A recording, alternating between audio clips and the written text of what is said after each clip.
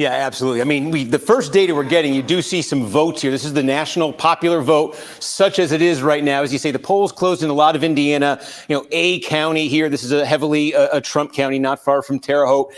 In Kentucky, we've got Kenton outside Cincinnati, Floyd, Coal Country, a couple counties. It's just a scattering. That's what's going on right now. But the action is going to start less than an hour from now, and it's going to start in a big way. 7 o'clock, the first battleground state poll closing. That's going to be in Georgia. And let me just give you a sense. This is going to fill in all night. But let me just give you a sense of a couple things we're going to be looking for in Georgia and beyond. So here's what happened in Georgia in 2020. I think we all remember Joe Biden won the state, first Democrat to do it since 1992. He did it by less than 12,000 votes. So what are we looking for when Georgia closes at 7? We expect a ton of vote. Like 80% of it in that first hour, 7 to 8 p.m. One place I'm going to zoom in on, I call it the blue blob. In fact, I'm going to zoom in on it right here. It's Atlanta, in the immediate Atlanta metro area. These are 9 core counties, exploding population, dramatically moving towards the Democrats, diversifying in terms of demographics. More and more Democrats drawing their votes out of here. Joe Biden got almost 70% of the vote in here in 2020. More than 40% of all the votes in Georgia are going to come from this blue blob. Key question when Georgia comes in.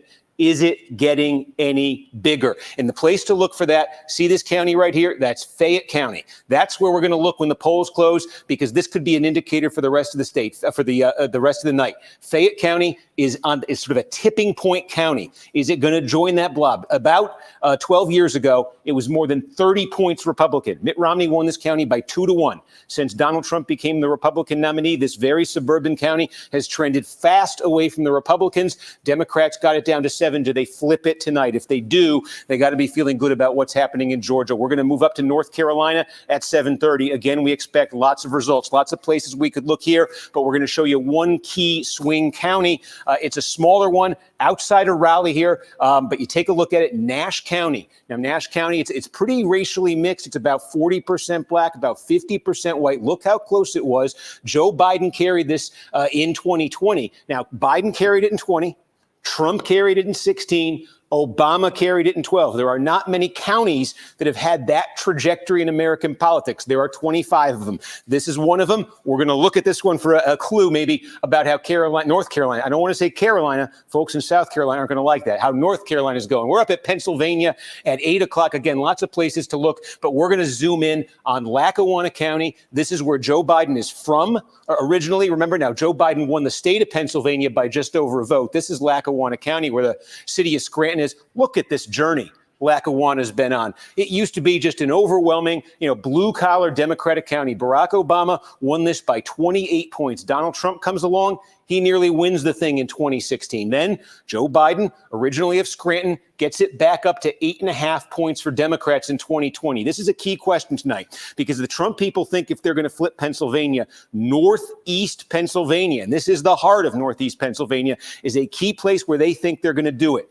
Is Trump back to his 2016 level? Is he flipping Lackawanna County? That's where the Trump campaign wants to be. Are the Democrats holding the Biden number? That would be an extremely good sign for Democrats right there. Now we'll go over, moving to west here to Michigan. Michigan, by the way, it was very slow in 2020, as you may recall. They have early in-person voting now for the first time. They also have pre-processing of mail-in ballots. That's a key thing. It's a technical term, but it means they're going to count things a lot faster, we think, in Michigan. So again, Biden won this by 2.5 points. There's a lot of places to look. We're going to talk a lot about Wayne County and Detroit, but I'm going to look immediately north of Wayne County for a test I'm going to be returning to throughout the night. Call it a tale of two counties.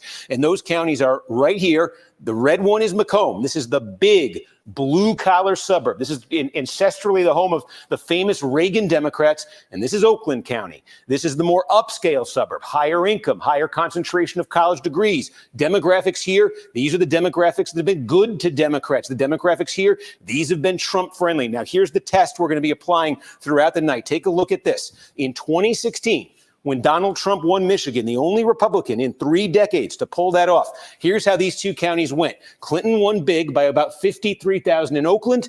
In Macomb, Trump won by 48,000. The key, basically, Trump's Macomb number canceled out Clinton's Oakland number, and Trump won the state by about this much. 2020, look at this. Joe Biden ratcheted up that Oakland number. He almost doubled the Democratic support here, the percentage. 108,000. Meanwhile, Trump lost a little ground in Macomb. There was a 70,000 vote gap. If there's a gap like this, Democrats are feeling good. If Macomb is more balancing out Oakland, advantage Trump. We're going to be watching that one throughout the night. And then let's head to Wisconsin. We'll get to the Western stuff later, but we're just taking you through the East and the Midwest closings right now. Wisconsin, again, a lot of places we could look here, but the word I'm going to use, if this is a word all night in Wisconsin, is bow wow. And what I mean by that, we got the three counties in the sort of the Fox River area here. B, Brown County. O, Outagamie County. That's where Appleton is. And W, Winnebago County. That's where Oshkosh is. And then right here, the Collar County, sort of around Milwaukee, three core Republican counties. That's Ozaukee County. That's Waukesha County. That's Washington County. Wow and bow. You got to go backwards to get the bow there. But the importance here is these two collections of counties tell two stories that are going to be key to the outcome in Wisconsin. Let me just show you again. These are the bow counties, and what's happened in them, they're very demographically similar here. They've got the same sort of about 85% white, a lot of blue collar white, the median income about at the statewide average in these places. In 2016, Trump brought the Republican number up. This collectively in these counties, he got it up to 10 points. That was a big improvement for Republicans in 2020. He gave back some of that improvement. This dropped from 10 to 7. Given how narrowly perched Wisconsin is in terms of the result, this was a very significant drop in support for Trump. So the Trump campaign wants the bow number back at 10, wants the bow number higher than 10. They need that tonight. Now, the wow number has been diminishing for Trump and has been diminishing for Republicans since Trump came along. You can see in 2016, Trump held more of the Republican support, almost won the wow counties by 30, lost 5 points. There's a lot of population in these counties. Waukesha County's got 400,000 people. These are places with large concentrations of college degrees, higher incomes. These are suburbs. Again, this is an area that's been good to Democrats nationally. The suburbs of Milwaukee have stayed a little more Republican than other suburbs nationally. Can Democrats make another big cut in this Republican margin here? That would be a very good night. That would give Kamala Harris a great chance in Wisconsin. Steve Kornacki, I know this is the start of a lot of talking that you're going to do. I have a lot of information you're giving us. Thank you for that outlook on what we're going to be looking for and sort of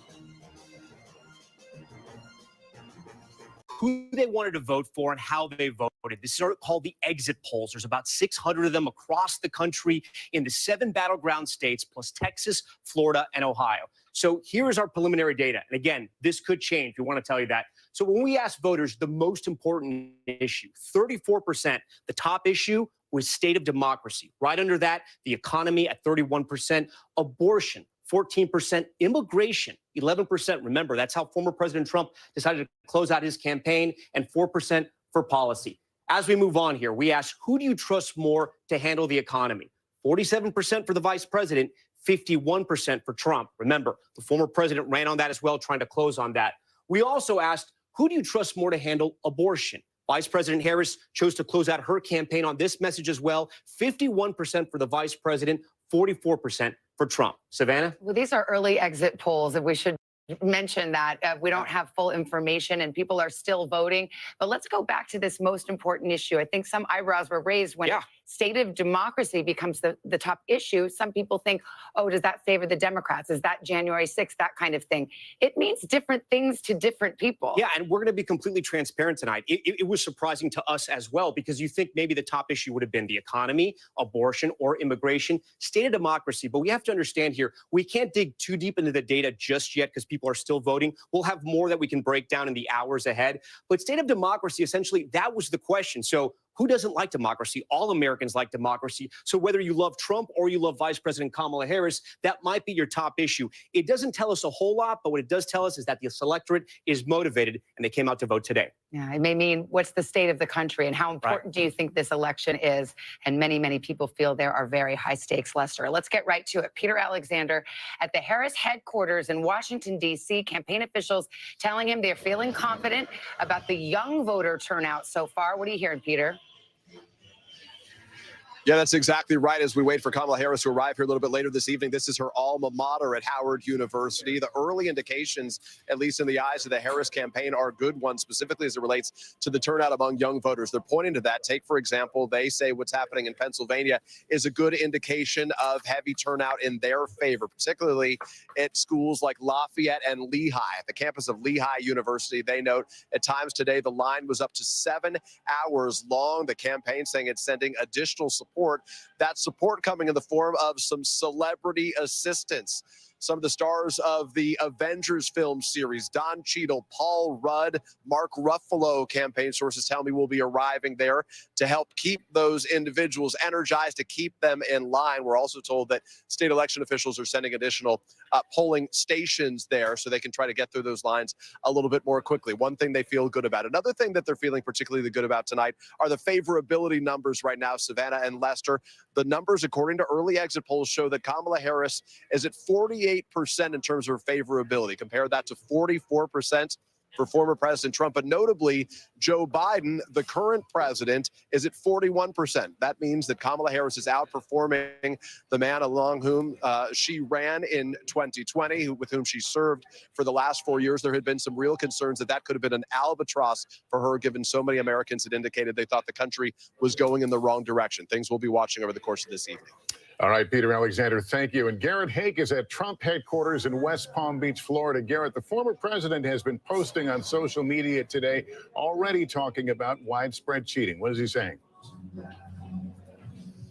That's right, Lester. And his posts running contrary to the campaign's spin, their official statements at the moment right now. Listen, they came here tonight expecting to throw a party. I'm on the floor of the Palm Beach Convention Center, an absolutely massive ballroom that they have booked out, ready to throw a huge victory party, something that didn't really happen in 2016, a race that's victory surprised even Donald Trump, and of course didn't happen in 2020 when they lost. I just got off the phone with a senior Trump campaign advisor who told me they are cautiously confident in what they've been seeing across the battleground states so far today, and that the former president is trying to run through the tape, making calls to radio stations in Pennsylvania and Wisconsin, urging his supporters to go vote, stay in line if they're already there, and trying to focus on an economic message, something that they've always felt is better for them on sort of the broad spectrum of issues in this race. All of that said, the former president's social media posts seem to undermine the confidence he is projecting. Just a short time ago, posting without any particular evidence that we can find about massive cheating, in his words, in Detroit and Philadelphia. Obviously, places where Democratic turnout is expected to be very high. And ironically, places, at least in the case of Detroit, where he actually performed better in 2020 in a loss than he did in 2016 in a win. Trump has said for the duration of this campaign, and especially in its closing days, that he believes the only way he could lose is if there is some kind of cheating out across these battleground states. We'll be watching to see what else he has to say about it tonight. Lester? Okay, Garrett, thank you. We're going to go to battleground Pennsylvania now. NBC's Jacob Soboroff is in Philadelphia, where they've actually added 2 extra voting machines at one polling station because of the huge crowds. Jacob. Yeah, Lester, good evening to you. That's absolutely right. We have been here all day long. We've been watching the line at Temple University. As a matter of fact, it used to stretch all the way down to the next avenue over here. Now the line, which was about 2.5 hours long, is quickly moving inside ahead of the 8 o'clock poll closing time here at Temple University. This is one of 1,703 different election divisions all across the city of Philadelphia. That's the same jurisdiction as the county of Philadelphia, 700 polling places. About 500,000 people were expected to vote in person today. Some of those students who had been waiting 2.5 hours are quickly inside right now. As you can see, they're coming out at a pace that we haven't seen all day after they added those 2 machines you referenced. It is, as you said, a positive sign for the Harris campaign. But of course, until all the ballots are cast and counted, we won't know that for sure, Lester.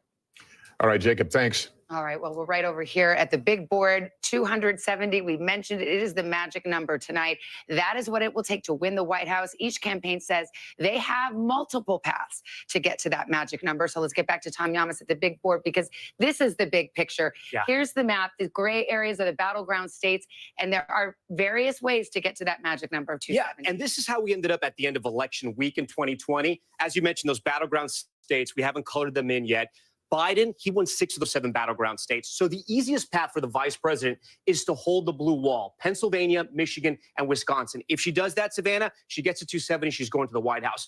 But if she's having a terrible night tonight and there's an emergency, she doesn't win Wisconsin, Michigan, or Pennsylvania, the blue wall collapses, she has an emergency route through the Sun Belt. If she can win Nevada, win Arizona, remember, Biden won those, keep Georgia, and flip North Carolina, she gets to 275. But if this is the path of the Democrats, they're going to have a few heart attacks. Well, I was going to say that's a much tougher path, and polls bear that out. Let's talk about the Donald Trump path. Okay, just think about the east side. This is the easiest way to understand Trump's path. If he flips Georgia back to red, holds North Carolina, and then turns Pennsylvania red, he's going to the White House again. But if he can't win Pennsylvania, he has to win somewhere else in the Midwest. Donald Trump tonight cannot get to the White House unless he makes a crack in the blue wall. If he wins Michigan, he holds North Carolina, he flips Georgia, he can do it with just Nevada and those 6 electoral votes. But if he can't win Michigan and the blue wall comes down to Wisconsin, he has to win down in Arizona to get those 11 electoral votes. And that's what we're going to be doing tonight, counting up electoral votes. Tonight, maybe tomorrow, maybe tomorrow, the days ahead. maybe next week. We shall see. Lester, let's go over to you. You two are terribly optimistic. Thank you. Let's bring in Kristen Welker now, moderator of Meet the Press. And Kristen, what are you looking for tonight? Some early indications that suggest one or more of those paths we just talked about are real. Absolutely, Lester. I'm looking for a couple of things. First of all, let's talk about the historic gender gap that could be one of the big stories of this election. We've seen it in polling leading up to tonight. Vice President Kamala Harris has a significant lead with women voters. Former President Donald Trump has a real lead with male voters. So we'll be watching those early returns to see how that bears out, to see how the split actually falls. Abortion on the ballot in 10 different states. So that will be notable, could potentially drive up turnout. Early bellwethers, Lester. Virginia in particular, there's a key race for Congress there. Virginia 7, Eugene Vindman running against Derek Anderson. This was a Democratic-held seat. Do Democrats continue to hold on to this seat, or do they lose it to Republicans? If they lose to Republicans, that could spell trouble for Democrats early on in the evening. And then this is a really fascinating one, Lester. Split ticket voters. In 1988, you had 17 states that voted opposite parties for president and Senate. In 2020, down to 1 state, Maine. What do we see tonight? It's really been dwindling over the years. All right. Thank you, Kristen. Let's go over to Savannah now. Poll closings are about to start in 7 o'clock Eastern time, including in the battleground of Georgia. And if you've ever wondered how we're able to call some of these races so quickly, stay put. We're going to take you inside. We'll show you how we do it right after the break.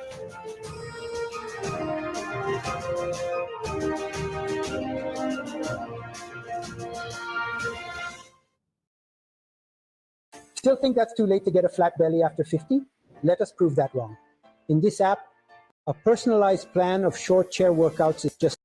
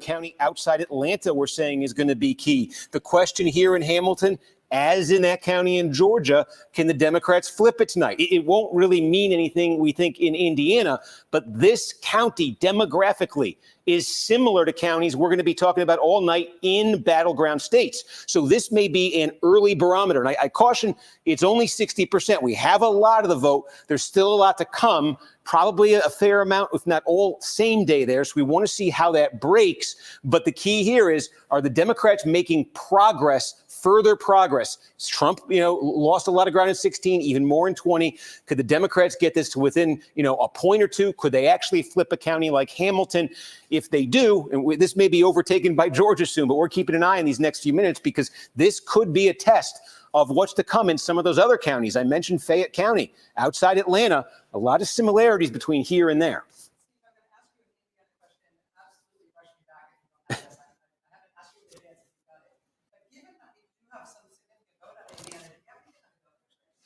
We can call it up right now, as a matter of fact, and that's the Hamilton County governor's race, not surprisingly. So, yeah, you've got 50. This is the first time I'm seeing it, actually, but Mike Braun, the senator, leading the Democrat here by 15 points, just so we can compare that to the presidential race. So you got 15 there for Braun, and he's running about 4 points behind Trump's number statewide right now, which, again, given where the expectations are, we'll see where it shakes out in Indiana. But given where the expectations are, the Democrats would probably need more separation from the Trump-Harris race if they're going to win Indiana than 4 points.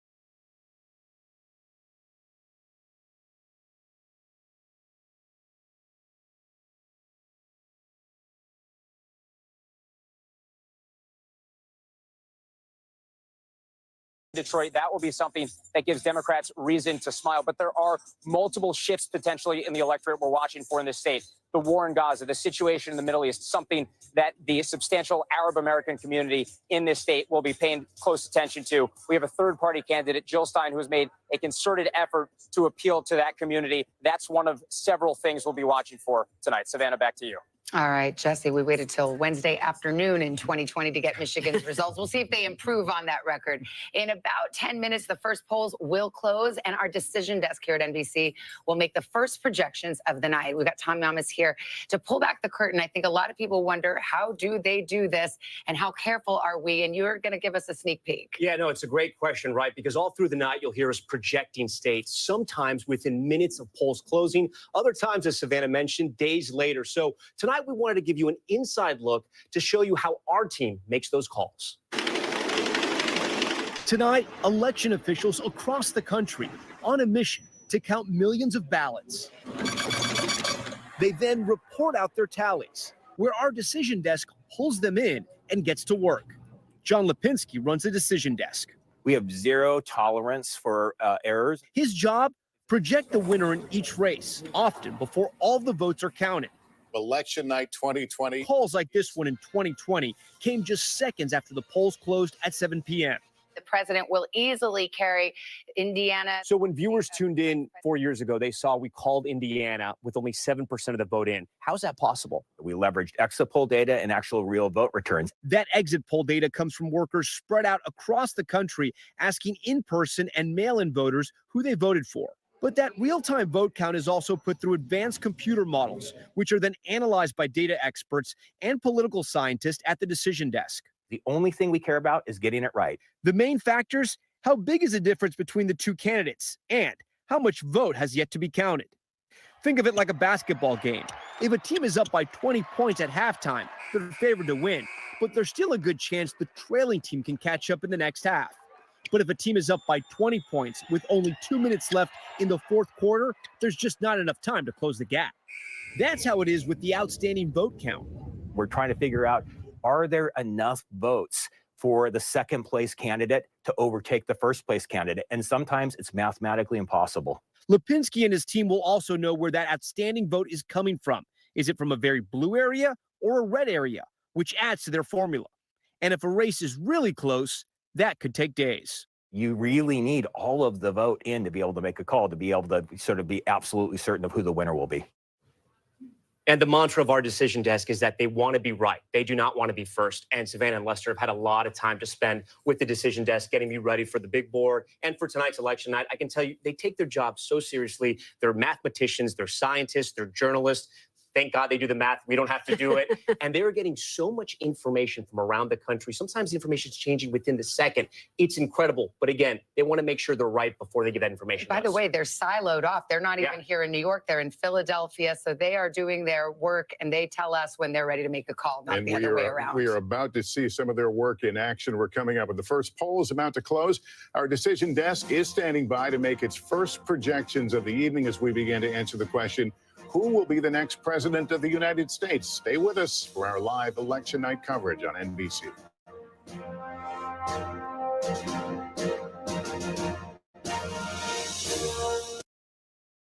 When the sun is rising in the east, night falls in the west. Stay on the lookout because markets never sleep.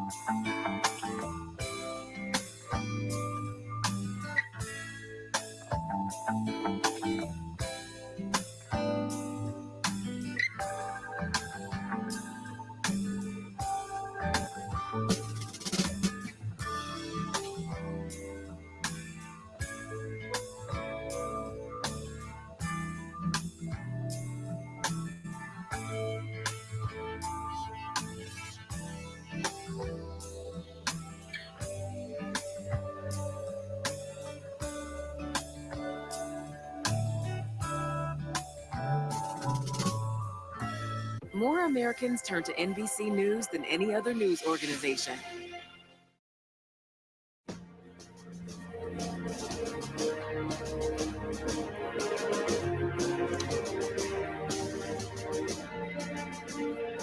All right, we're back at 6:55 in the East. We are just minutes away from the first poll closings of the night. And that also means we are minutes away from our first calls of the night, including one of the biggest battlegrounds of all. At the top of the hour, the first polls close. Our decision desk able to make its first calls of the night. 6 states and 60 delegates up for grabs, including one of the biggest battleground prizes in the South, Georgia. The polls showing a race down to the wire, the state key to former President Trump's strategy for victory. We are going to win the state of Georgia. And if Vice President Harris wins it, the path to the White House runs right through this state. she opens up another path to the 270 electoral college votes needed to take the White House. We are standing by for the first vote count and new exit poll information from this critical battleground as our decision desk gets ready to make the first calls on the road to 270. So let's get to it. Who's ready to count some votes? Blaine Alexander is in Union City, Georgia for us tonight. Polls just about to close in that battleground. Hi, Blaine. What are you seeing? Well, Savannah, really, this is the nerve center for Fulton County elections. This is the elections hub. I can give you a quick look inside right over my shoulder. This is where we're going to see the tabulations. And I spoke with a top county official who tells me how this process will unfold through the night. Basically, what happens when the polls close here in Georgia, about 3 minutes from right now, poll managers are going to take the memory cards and they're going to take the paper ballots. They're then going to drive them to one of 7 check-in centers that spread throughout the county. And then all of that information, all of those things are going to come right here. It's going to be an interesting thing. We're going to see each one of those precinct managers walk in escorted by a law enforcement officer to bring those memory cards and the paper ballots, and that's when the tabulation process will begin. Now, of course, the big question is how long is it going to take? Well, we know that Georgia law now requires them to start being uploaded, the early voting ballots and the absentee ballots to be uploaded within an hour of polls closing. So around 8 o'clock, we're going to start to see those results. They'll be shown on a big screen that's not too far away from where I'm standing. And certainly all of this is going to start to come alive once the polls close in about 2 minutes, Savannah. All right, Blaine, thank you very much. Now to our panel. Hallie Jackson is our senior Washington correspondent. Kristen Welker is host and moderator of Meet the Press. Hallie, let me start with you. We're about to get our first characterization. Finally. What are you thinking? Listen, Georgia is going to be a critical state here. This is a place that had a very, very close razor-thin margin back in 2020. So what happens in Georgia is going to matter. A couple of things that I'm watching as I'm digging into those exit polls, which we'll get to after the polls close. Independents, who's doing well there? Non-white voters, Black and Latino voters, especially when you're looking at places like Metro Atlanta. We're always looking at young voters, and we are always looking at the gender gap, of course. We know that that is one of the dominant storylines. The night. Yeah, exactly. And so we'll see if it continues to be. I think a real tell for that is going to be after 8 o'clock when polls close and we can start to report out more. Georgia was one of those traditionally red states that Democrats had thought about and dreamed about for many years, and not until 2020 did they finally get it. It was the swingiest state of the 2020 election. Trump won it by 200,000, I think, in 2016, and then Biden barely eked by. So what do you expect tonight? Well, I think there has been so much focus on African-American voters and Black men in particular. I think about former President Barack Obama, who was out on the campaign trail with that very blunt message for Black male voters. Don't sit on the sidelines, get out and vote. So we will see if in a place like Georgia, the Atlanta suburbs, that paid off. All right, we are have an election alert now as we approach the top of the hour, and things are about to start getting interesting.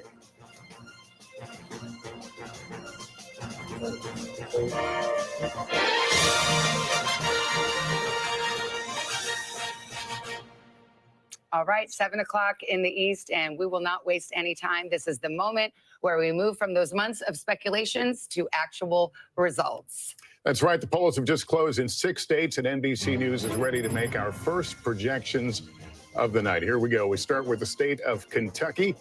NBC News projects that Donald Trump will win in Kentucky tonight. Let's move to Vermont. NBC News projects that Vermont will go in the Kamala Harris column this evening. This is where it brings us on the road to 270 right now. The early start, Donald Trump out in front with 8 electoral votes, 3 for Harris. A long way to go to get that 270, but that's where we are right now. Well, polls closed in a handful of states, and these are the ones we haven't called yet: Indiana, South Carolina, Virginia, and that all-important state of Georgia. And here's how we're projecting it right now. Too early to call. It may come tonight, but it's not coming this exact moment. So we will continue to watch.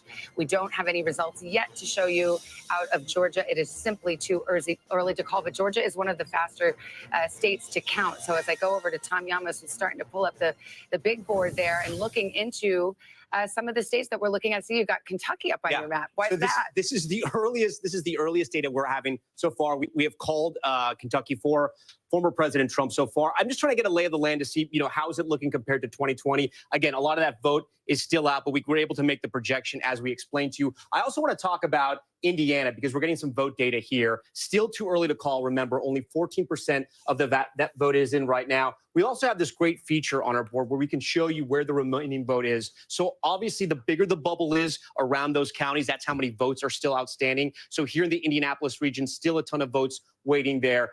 This is a state that Republicans have really done very, very well in elections past. If you go back here, Trump in 2020 won by about 16 points. Before that, it was even higher against Hillary Clinton. This is a state that Republicans are going to be safely in the win column, most likely. One of the places we can start to get data from is Hamilton County with 60% of the vote in. This is not a great sign for Trump right now. But again, I want to be very clear. It's only 60% of the vote in. And this is what I'm talking about. 52% is what he won in 2020. She's on top right now with about 50% of the vote. There's about 1,300 vote difference right now. Again, still very early, but this is the first data we're getting tonight. So we're kind of parsing what we can so far. There are big areas like South Bend, Pete Buttigieg, who is the mayor there, obviously, where Notre Dame is as well, and the big city of Indianapolis, Evansville. There's a university down there. If we look at the map in 2020, these are mostly rural counties, red counties where Trump can really run up the vote. But again, in some of these smaller counties, he wants to be 60, 70% to make sure he can overcome what she's going to get in Indianapolis. But still very early tonight, Savannah. We're going to get a lot of data as it's coming in hot and heavy throughout the night. But right now, still very, very early. This is when we get the tea leaves out. This is the tea leaves portion of the night. And, you have a red state. You know that Indiana's that Trump will prevail most likely. Same thing with Kentucky. But sometimes we can look into those counties and particularly the suburbs, because that is where we're starting to see a trend. Did I read your mind? Savannah, we're mind melding because I'm looking at Hamilton County and I'm going, okay, people at home are probably going, wait a second, Hamilton County, was I supposed to know about that one? Was that one of the big ones? Here's why it's so interesting. It's because of the tea leaves, Savannah, and because of the trend lines as well, right? This is a county where Republican margins have been shrinking over time. Democrats have been making inroads. It is a suburban county. It is something similar that we see in places like Georgia, right? In some of these places in Pennsylvania and elsewhere. And that is what's so interesting about Hamilton. Let's not over-index on it. It's early, so that's why we're interested in it, because it's at least some data that's coming into us. But that's part of the story here. You can see the importance of some of these places by how many times the candidates have visited. Donald Trump, 8 trips to Georgia, 7 for Kamala Harris. I mean, we cover it every night, them in this state and that state. But when you see it laid out, it's quite amazing. It really is. And when you think about the state of Georgia, we'll be looking at those Atlanta suburbs. What types of margins do we see there? That's how President Biden wound up eking out a victory. And then the exurbs, that's where Donald Trump does well. Forsyth, Cherokee, can he run up the margins there? If he's going to win the state of Georgia, he'll do it in those territories. Let's take it a step out, because these are themes that will run throughout the night. Kamala Harris has to get the turnout up in the cities. She has to get her margins even higher in the suburbs, and why she has to make up for the rural vote that is expected for Donald Trump. And he has been very good in past elections at finding these voters who aren't traditional voters who come and vote for the first time. Absolutely. That's where the ground game is so significant. And tonight will be, to some extent, a test not only of their campaigns, but of the ground games. Was the Trump campaign able to get out some of those voters who don't typically go out and vote? One note about Pennsylvania, one of the biggest states we're going to be watching throughout the course of the night. Joe Biden won it, not just by running up the margin in the Philadelphia county, but in the suburbs of Philadelphia, those collar counties that make all the difference. Hallie and I are both in Pennsylvania. That's our Bucks County in the House, folks. Yeah, what do the exit polls tell you? Okay, so let me disengage myself from the chair here, because we can start to get into some of the vote breaks here in Georgia. And here's what's really interesting. We've talked about people who identify as independents. This is a category, right, of a voter that Vice President Harris really extended an olive branch to. She wanted to win them over. But look at this. Based on our exit poll data, it is Donald Donald Trump winning independents, nearly a double-digit margin over Vice President Harris in the state of Georgia. Here's your grain of salt caveat. These are early numbers. They may shift a little bit throughout the night, but this is really interesting here. And if you're wondering, well, how does this compare to 2020? Let me pull that up here because he is overperforming. Donald Trump is overperforming his numbers with independent voters in Georgia this cycle than he did last cycle by a significant margin, by about 10 points as well. The other piece of this, too, let's look at the gender gap in Georgia. The gender gap, it exists here, folks. We are seeing, and we'll pull up this board in a second here, Kamala Harris winning with women, Donald Trump winning with men. And I'll tell you, as I walk back over to the table here, that is something else we'll be watching here throughout the night. She's got to do really well with women. He wants to do really well with men. And in my conversations with campaign sources just in the last couple of hours, they're looking at that as well. We've called this election perhaps the battle of the sexes election, so we'll see how that plays out. I think we've got a winner to announce, key projection in the state of Indiana. And no surprise here, Donald Trump will win that state again. Here's the data that's just coming in. See if we can get some numbers.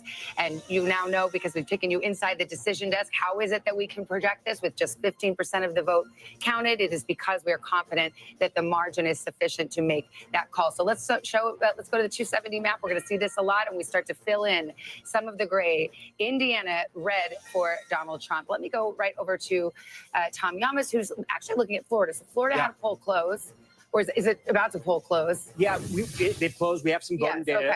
And we have in Osceola County. I wanted to show this why this is important. So here in Florida, we have the I-4 corridor, right? And this is kind of the central part of the state. It cuts right through here. When you think about Florida, you can think about it in three parts. The Panhandle, it's very red. That's Trump country in a lot of those counties. South Florida, usually reliably Democratic, but Republicans have made some inroads. And it's this I-4 corridor that is really the swing region. It's also the area where you find a large number of Puerto Rican voters as well. So when we come into Osceola, I wanted to highlight this because we have 71% of the vote in. This is usually a reliably blue county for Democrats. Again, not all of the vote is in. It is still early, but you can see Harris is underperforming in what is historically a blue county for Democrats. 56 for Joe Biden in 2020, 51 for Harris right now with 71% of the vote in. Again, it's still very early. So how is Trump doing? Well, in a county that he usually does very well in, Volusia County on the East Coast here, 56% in 2020 with 70% of the vote in. He's now at 59%. So he's overperforming.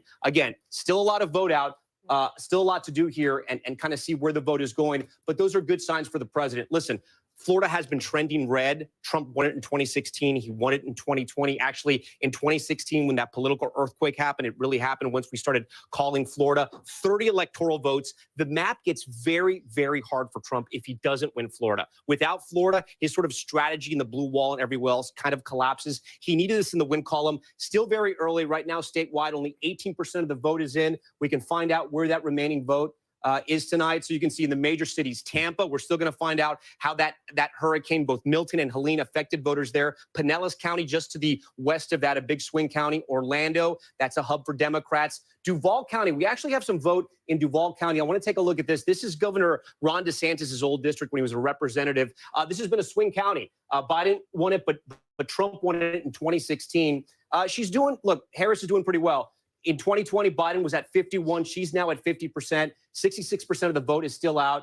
This is a county that Republicans had hoped to flip. We're going to have to wait and see. But again, that vote's trickling in, but we can start to kind of read those tea leaves, Savannah and Lester, and kind of see where the vote's going. Again, still very early, but this has to be a win for Trump. If not, it's going to be a very long night for Republicans. And a rapid pace there as well in the counting. We're seeing that in some places tonight. We anticipate, of course, as Tom's just saying, that Florida is a good state for Donald Trump. It is also the first test of Trump's strength. So that is why all of those areas that Tom is just laying out, these are, again, very early data so far, but significant nonetheless, because it will help us once we get in more understand how strong he's. Fun fact alert for those who remember the hanging chads of 2000. Oh, yes. Florida, in the wake of that debacle, has some of the fastest vote counting in the country. So I tell you, you will not be waiting for Florida for very long tonight. They really get that vote counted very, very quickly. They have the modern machines. They're allowed to pre-process the ballots. So you won't have to wait too long for that. At this point, are we seeing anything unexpected, though? So far, I do think the independent numbers are going to be really interesting to watch throughout the course of the night, especially in what we saw in those early national exit polls that a lot of people were identifying not as Republican, not as Democrat, but as independent. So that's a storyline to watch. I'll tell you another trend as we're talking about Florida. Osceola County has a large Puerto Rican population, the biggest of any county, I believe, in Florida. And this is something that I've heard in my conversations with Democratic campaign officials and those close to the campaign, that they feel like that is a part of the Latino population that they can really try to move the needle with here after those controversial comments from that opener for former President Trump. Well, actually, let's go over to Tom on that. I should say the polls close at 8 o'clock in Florida, but you do get some information for 7 o'clock poll close timings. I think that's part of the confusion here. But talking about this Osceola County, it's a third Split Puerto poll Rican. close, right? Yeah. Right. So it's interesting because you have the Latinos down in Miami-Dade. I know. Yep. Go ahead and give your shout out. Miami-Dade is the greatest. Just the greatest county, greatest Yes, people. yes. I mean, I could keep going. But obviously, this isn't, Latinos come from different backgrounds Yes. and have different Yes. voting patterns here. Yeah, it is not monolithic, just like really every minority group. It is not monolithic. The Puerto Ricans have tended to vote more Democratic.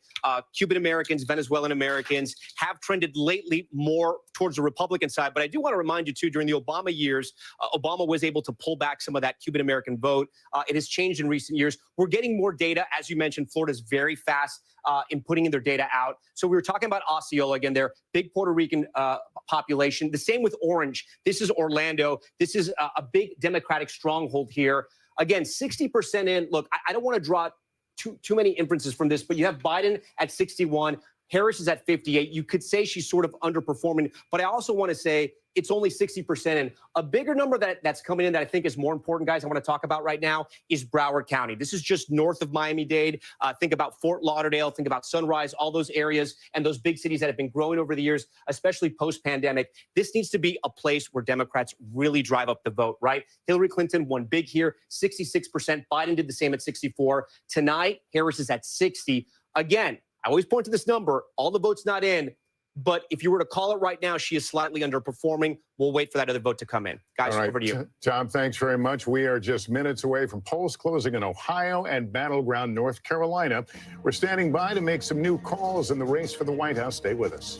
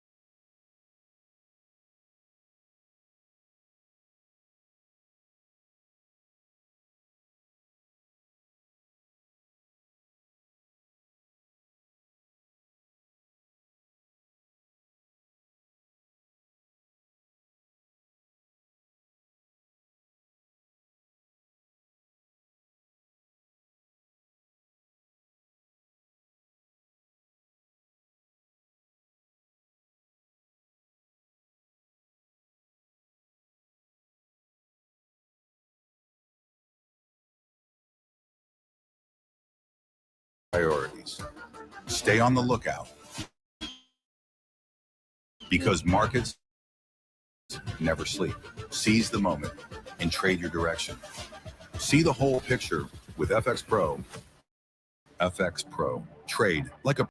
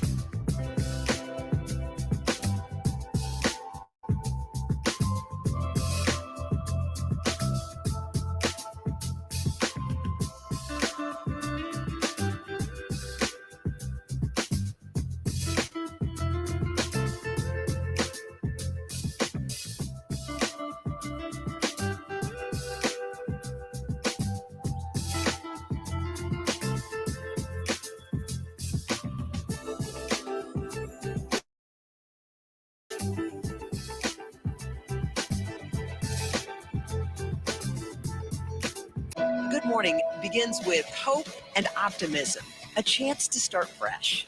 We want to welcome you in to share a moment that brightens your day, because every day deserves the best start.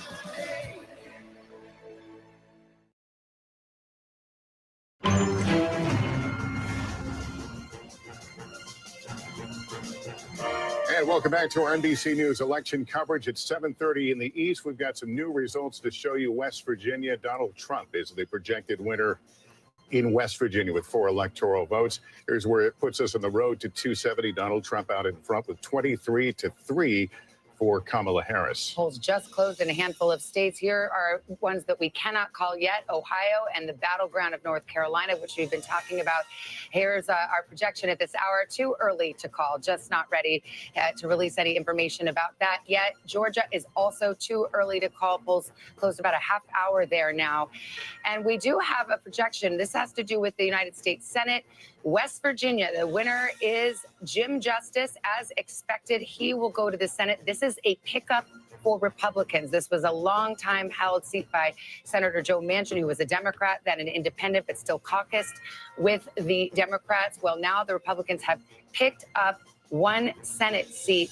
As I turn to the table here, and Kristen, just so people understand, right now it's Democrats who hold a very narrow lead in the Senate, but they're looking to, the Republicans are looking to flip that tonight. They need a net pickup of 2 seats. They just got 1. They just got 1, so it is significant. We are looking at, and this was expected, as you say, Governor Jim Justice winning that seat. So they now turn to the state of Montana. They turn to the state of Ohio. Sherrod Brown looking for a 4th term there. He has gotten a pretty fierce challenge from a Trump-backed former car dealer, Bernie Moreno. So we'll see how that pans out. But one of the things, just zooming out a little bit, a lot of these Senate races have gotten a lot closer in recent weeks. Democrats who felt somewhat comfortable as we've gotten closer to Election Day have seen that margin really narrow. And again, this brings us back to this discussion of split ticket voters. In 1988, 17 states had different people vote for president versus Senate.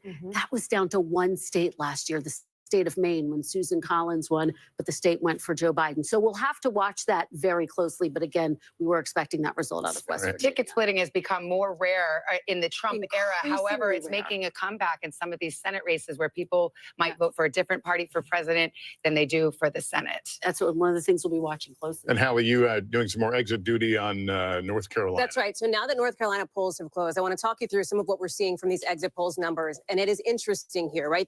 First, we're going to take a look at the non-white vote in North Carolina. These are the black voters, include Latino voters that Tom was talking about in some of those key counties in North Carolina. As expected, Vice President Harris is winning non-white voters based on these early exit poll numbers. But take a look at Donald Trump here. He's got that 25% slice of the pie. Let me show you the comparison. He is outperforming where he was 4 years ago with non-white voters in North Carolina. He was at 19% in 2020. However, two things are also true here. Let me show you white voters here, and we can take a look at the comparison here. You can see that it is former President Trump winning with white voters at 61%, Kamala Harris at 39%. But again, take a look at the comparisons to 2020. She is actually outperforming where President Biden was back in 2020. She is doing better with white voters in North Carolina. So you might look at that and you might go, as we take a walk back to the desk here, you might go, okay, well, those two things, do they balance out? Not really, because white voters make up a larger share of the electorate in North Carolina than non-white voters. So she might be willing to make that trade, essentially. All right, Hallie, thanks. I want to go back over to Tom. Tom, you've got some more information in Florida, but before you get into that, just to be clear, there's 2 poll closing times in the state of Florida. Yeah, it's what we call a split poll closing. So on the eastern portion of the state, we have data coming in because the polls have closed there. We can tell you about the data. And some of the further parts of the panhandle, they haven't closed just yet. So we won't be giving you that data just yet. We'll probably wait another 30 minutes. I want to show you something that's somewhat surprising. It may surprise you if you watch presidential elections and you follow election nights like this one. So Donald Trump right now with 73% of the vote in is up 55% in Miami-Dade County. Again, this is where Democrats find their votes in the state of Florida. Biden won Miami-Dade County by 53. They've now flipped those numbers. This is pretty astonishing when you think where Hillary Clinton was in 2016, 63%, 53. Now tonight, 55. Again, there's still 73% of the vote left. This shouldn't be a complete shocker because Governor Ron DeSantis won Miami-Dade 2 years ago by about 11 points, which was a surprise at the time. But this shows how Republicans are expanding the map and how Florida is becoming more and more red. I do want to show you some potential good news, possibly for the Harris campaign, if they're watching tonight. So we're watching some of the vote come in Georgia. Remember, I told you more than 50% of the vote from Georgia is going to come around the Atlanta metro region. Let's take a look at some of these counties around Atlanta. 74% in Douglas County. Look at her number, 65%. Biden was at 61. So this means she's overperforming in the exact counties where she needs to find those votes. Let's look at another county here. Right now we have Gwinnett. We don't have any vote just yet in Rockdale County. This is another big one. She's at 75%. Biden was at 69. So she's overperforming right now in some of these counties in the Atlanta metro region. Again, guys, this is where she has to drive up her vote. If she can expand the map, scale the Democratic vote there, they can hold Georgia. You remember this was such a close race 4 years ago. Any votes they can find in that Atlanta region is going to help them. Guys? All right, Tom, thank you so much. We've got guests over at our Insiders desk today. And we also want to ask them what they're thinking of some of these early returns. We're starting to see some themes come out. We've got Cornell Belcher. We've got Mark Lauder. Cornell, I'll ask you what you think about what Tom just talked about. You had the story in Miami-Dade where it's potentially a big victory in that county, signs perhaps that outreach to the Hispanic vote is working for Donald Trump. And yet in Georgia, you're starting to see some of that suburban vote really being ramped up for Kamala Harris. No, I think that's right. Look, Florida is I think Democrats are going to look back at how we've not invested in Florida. Since the campaign I worked on, the Obama campaign, we've not invested in work Florida well. And Florida's like a country; it's really big, expensive state. I think we've taken those resources and we moved them more to battleground states like Georgia and North Carolina, and where you see a sort of a difference. But Florida, you know, is a state that Democrats did not invest a lot of money in, did not run a lot of advertising in, and it shows. Let me bring in Mark Lauder, Director of Strategic Communications in the Trump 2020 re-election campaign, former spokesperson for Vice President Pence. Mark, give us your view as we wait for a call in North Carolina. What is the Harris camp right now thinking? Right now, they're looking at turnout. I think, and really for both sides, it's going to be all about turnout. Do you get your voters out? I've seen some and heard anecdotally from some of my colleagues on the campaign that turnout is not where it needs to be in the urban areas for Kamala Harris. It's overperforming in some of the rural areas, including the hurricane impacted areas. So I think that's a good sign for President Trump, but we're going to have to see how that plays out. Another thing I'm watching, and I know Tom alluded to it with Miami-Dade, but I also looked at Hillsborough County, Tampa Bay in Florida. It was both Hillary and Biden, both a +7. Right now, it's only Kamala +1. And Hillary Clinton actually did some campaigning there for this particular election as well. Mark and Cornell, thank you. We'll be back early and often as we go along here. And we will take a break here. I think we're going to come back with more on the make or break state of Pennsylvania as the polls get ready to close there.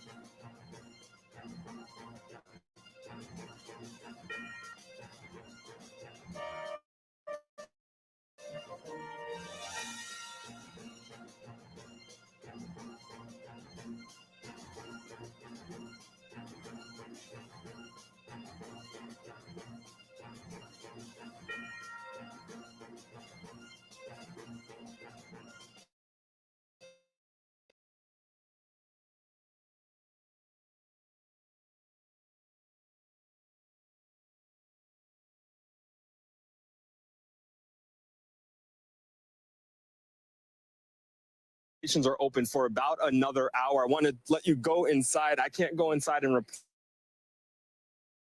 report, so I'll let our camera go inside there now, where we've seen a steady flow of people at the location. There was from more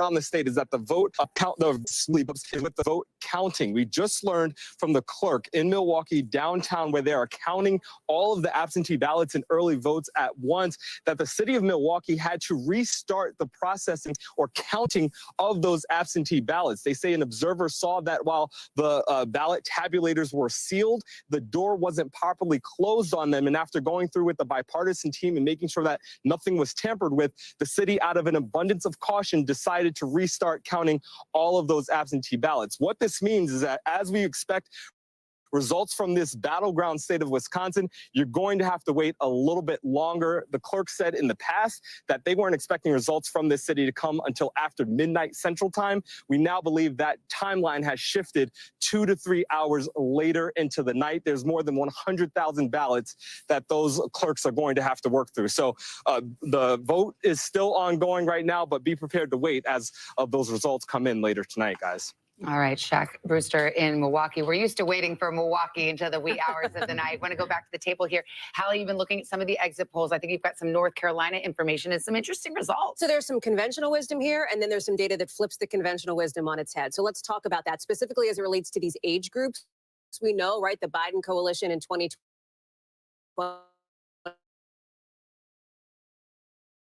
that propelled him to the White House involved young voters, right? And for our planet, you can see that for older voters and senior here, former president on those older voters. That is not unexpected. His campaign has long thought that he would do well with seniors. But here's what's interesting. Look at Vice President Harris. She's got 40% of the senior vote. She's doing better where he was 4 years ago. And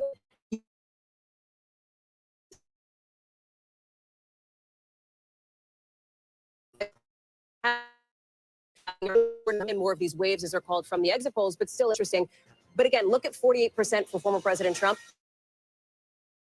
He is outperforming among young voters in North Carolina. So you have that kind of wisdom. They're overall sort of winning the groups, at least to a degree that we thought they'd win. But each of them are overperforming on the sort of flip end of that. All right. Well, Savannah Sellers is here to talk about a huge role that the youth vote could play in this election. What do you on the poll tonight? Yeah, I absolutely have. And first, I want to dig in a little for North Carolina and what Hallie just said, because if we dig even deeper in and we talk about gender in that it's similar to trends that we've been discussing. Trump has improved what he did.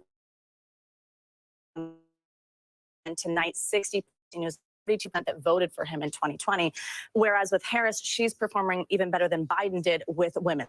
65% saying that they support Harris in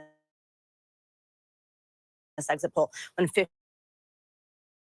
58% actually supported That's just North Carolina. North Carolina exit poll. Democrat and Republican presidents on campuses there. But the college Democrats were so organized in this state. Like, what they did on these campuses was really amazing. They lobbied the state to have more polling places on campuses. They even had it be made that the student ID could be an acceptable form of play out to be right. What we're seeing with that young men appeal for Trump seems to be working in some places. I'm interested to see if that continues throughout the night. We heard Gotti mention like those podcast appearances earlier in the night, Joe Rogan, Logan Paul, things like that. This seems to be where he is gaining that ground. I'm interested to see if it continues in other battlegrounds. And just underscoring how important the young vote is, the Harris campaign tonight touting the fact that they have Paul Rudd, for example, out trying to energize college voters in Pennsylvania, Jennifer Garner as well. Keep them in line. Stay in line. Mark Cuban is FaceTiming voters in a 4-hour line at UNC Chapel Hill right now. To how close this race continues to be as these results come in. On the other hand, you have the Trump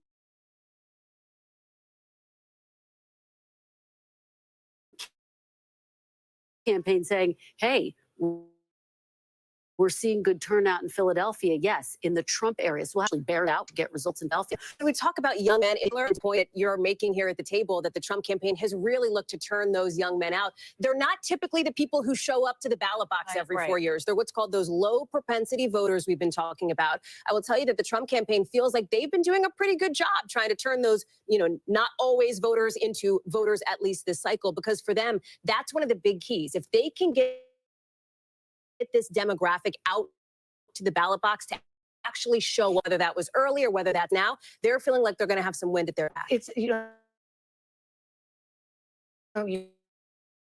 take a step back, the story of this election, all of sides, years. It's turns out more men. He wins if Kamala Harris turns. She does. It's kind of as simple as that. No doubt about it. So that the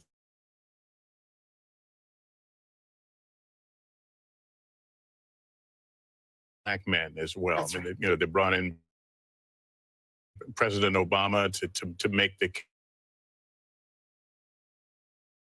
case. Any evidence right now how that appeal has votes just as much as Joe Biden would have. That's why you saw her. We talk about podcasts doing like an MBA, those young women. That's the name of course, that very popular podcast with women. But she also was trying to extend an olive branch to men. I would just say this. Two things are true. Right? Kamala Harris, this way, Donald Trump is doing better with men based on public polling right now than Kamala Harris is doing with women, though that gap exists. But also remember that historically, women have turned out more than men in every election dating back to 1980. And so that is going to be one of the big key factors into tonight. And that's why that moment with former President Obama was so significant when he called on them. The poll closings at 8 o'clock Eastern time, including the one that everybody has been watching, Pennsylvania, and we'll be right back.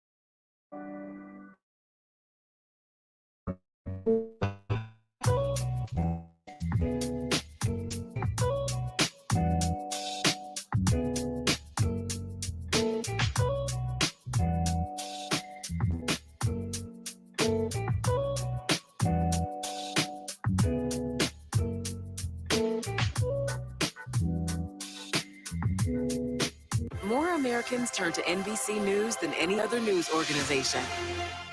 News lives in the now. Look at this. You can't even see anything anymore. Let's break down what we know. You gotta see this. News for the generation of now is NBC News Now.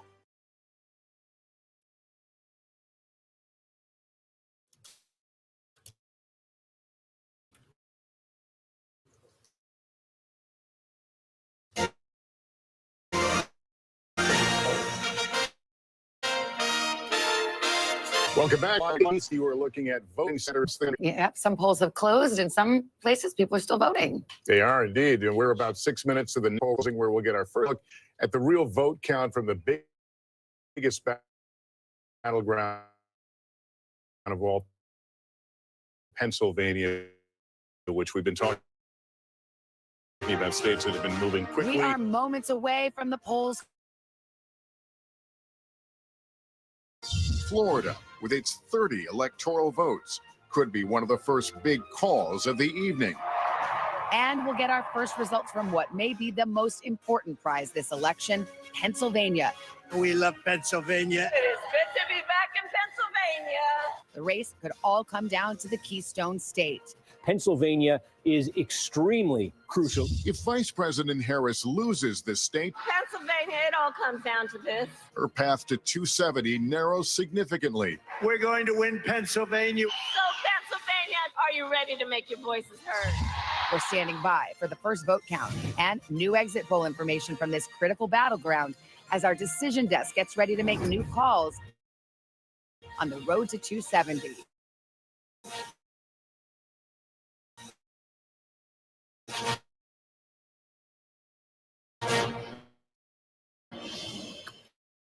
All right, getting ready for Pennsylvania. And what are you seeing? Northeast Philadelphia. This is kind of a working class, diverse community. People still getting in under the wire in these last few minutes. But the big question, Savannah, afterwards is how long is it going to take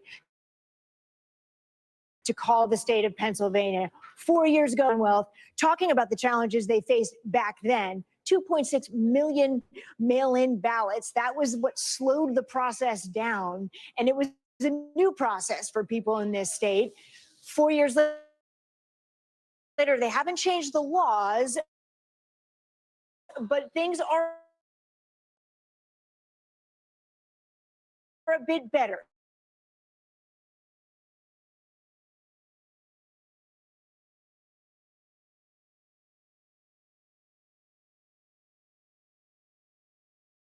And if this race is as tight as it was 4 years ago when Joe Biden won by about 80,000 votes, those mail-in ballots will be crucial to make the call here. So we're Stephanie, now they have election workers who are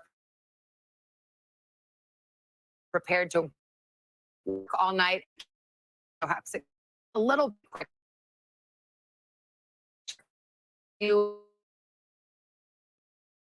We have got Thomas over at the big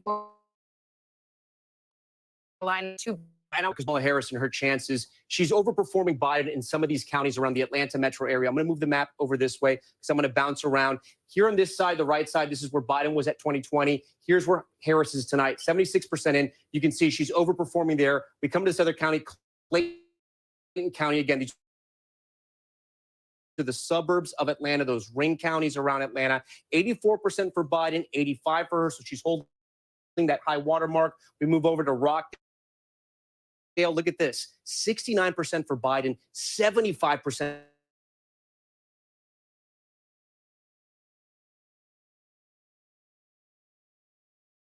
A lot of vote out, but they're looking at these numbers tonight. 5% of the vote is in. Remember, we can show you.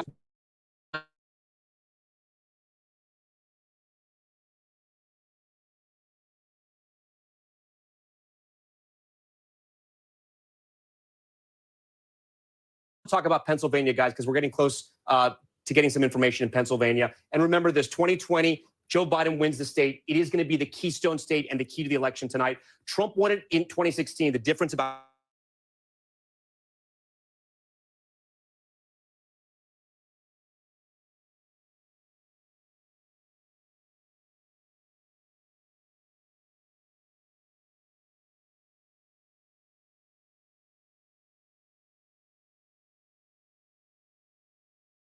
up about 30% of the vote for Pennsylvania. We're going to be watching what happens here. What's interesting that happened here in 2020, so Biden actually underperformed Clinton, but he overperformed in those suburbs. So we'll be watching what happens there. You also have these swing counties here, the Lehigh Valley, Monroe County, part of the Poconos, Northampton, and Lehigh. Lots of Hispanics there. We're going to see what happens. And we're so honored to have both Kristen and Hallie, people who know about Wawa. They know about Eagles fans. They know about steaks. Come on. How good is Wawa? Phillies. Wawa's Always, the best. always. But Tom, you forgot to ask them Hoagies. cheesesteaks, wit or wit out? Wit. Okay, Whiz without, babe. Okay. Whiz went out. All right. Well, we have a lot of time just to do Philly talk. We won't leave Pittsburgh out, but we got we're coming up on a poll close. Yeah, here. 21 seconds until the top of the hour. Another poll close, and we're going to hear from about 17 states here coming up at the top of the hour. And there's our election alert as we stand by, and the drama building now because as we've been talking about, we're going to see Pennsylvania. Those are the other states that the poll closings are about to occur in fact about 1 second, and we'll be able to get some characterizations for you here in just a moment with those 8 o'clock poll closings. Here's an NBC News projection. State of Florida, NBC News projects that Donald Trump will win Florida and take its 30 electoral votes. The state of Massachusetts, Kamala Harris, the projected winner tonight with 11 electoral votes. Donald Trump, the projected winner in Tennessee tonight, 11 electoral votes there. In the state of Maryland, NBC News projects that will go in the Kamala Harris column. We move on to the state of Missouri. NBC News projects that Donald Trump is the victor in Missouri when all the votes are counted. Here's what Alabama looks like. That will also go to Donald Trump. State of Oklahoma, this will be projected to go to Donald Trump. And in D.C., District of Columbia, 3 electoral votes at stake. NBC News projects that Kamala Harris will win there. So where does that leave us now on the road to 270? Here it is, 90 for Trump right now, 27 for Harris, 270, of course, the magic number and the keys to the White House. But we await calls in those all-important battlegrounds, and there are still outstanding states. Just as polls closed at 8 o'clock, we will wait for New Jersey, Illinois, Connecticut, and of course, Pennsylvania as well. Let's show you we can't right now in Pennsylvania.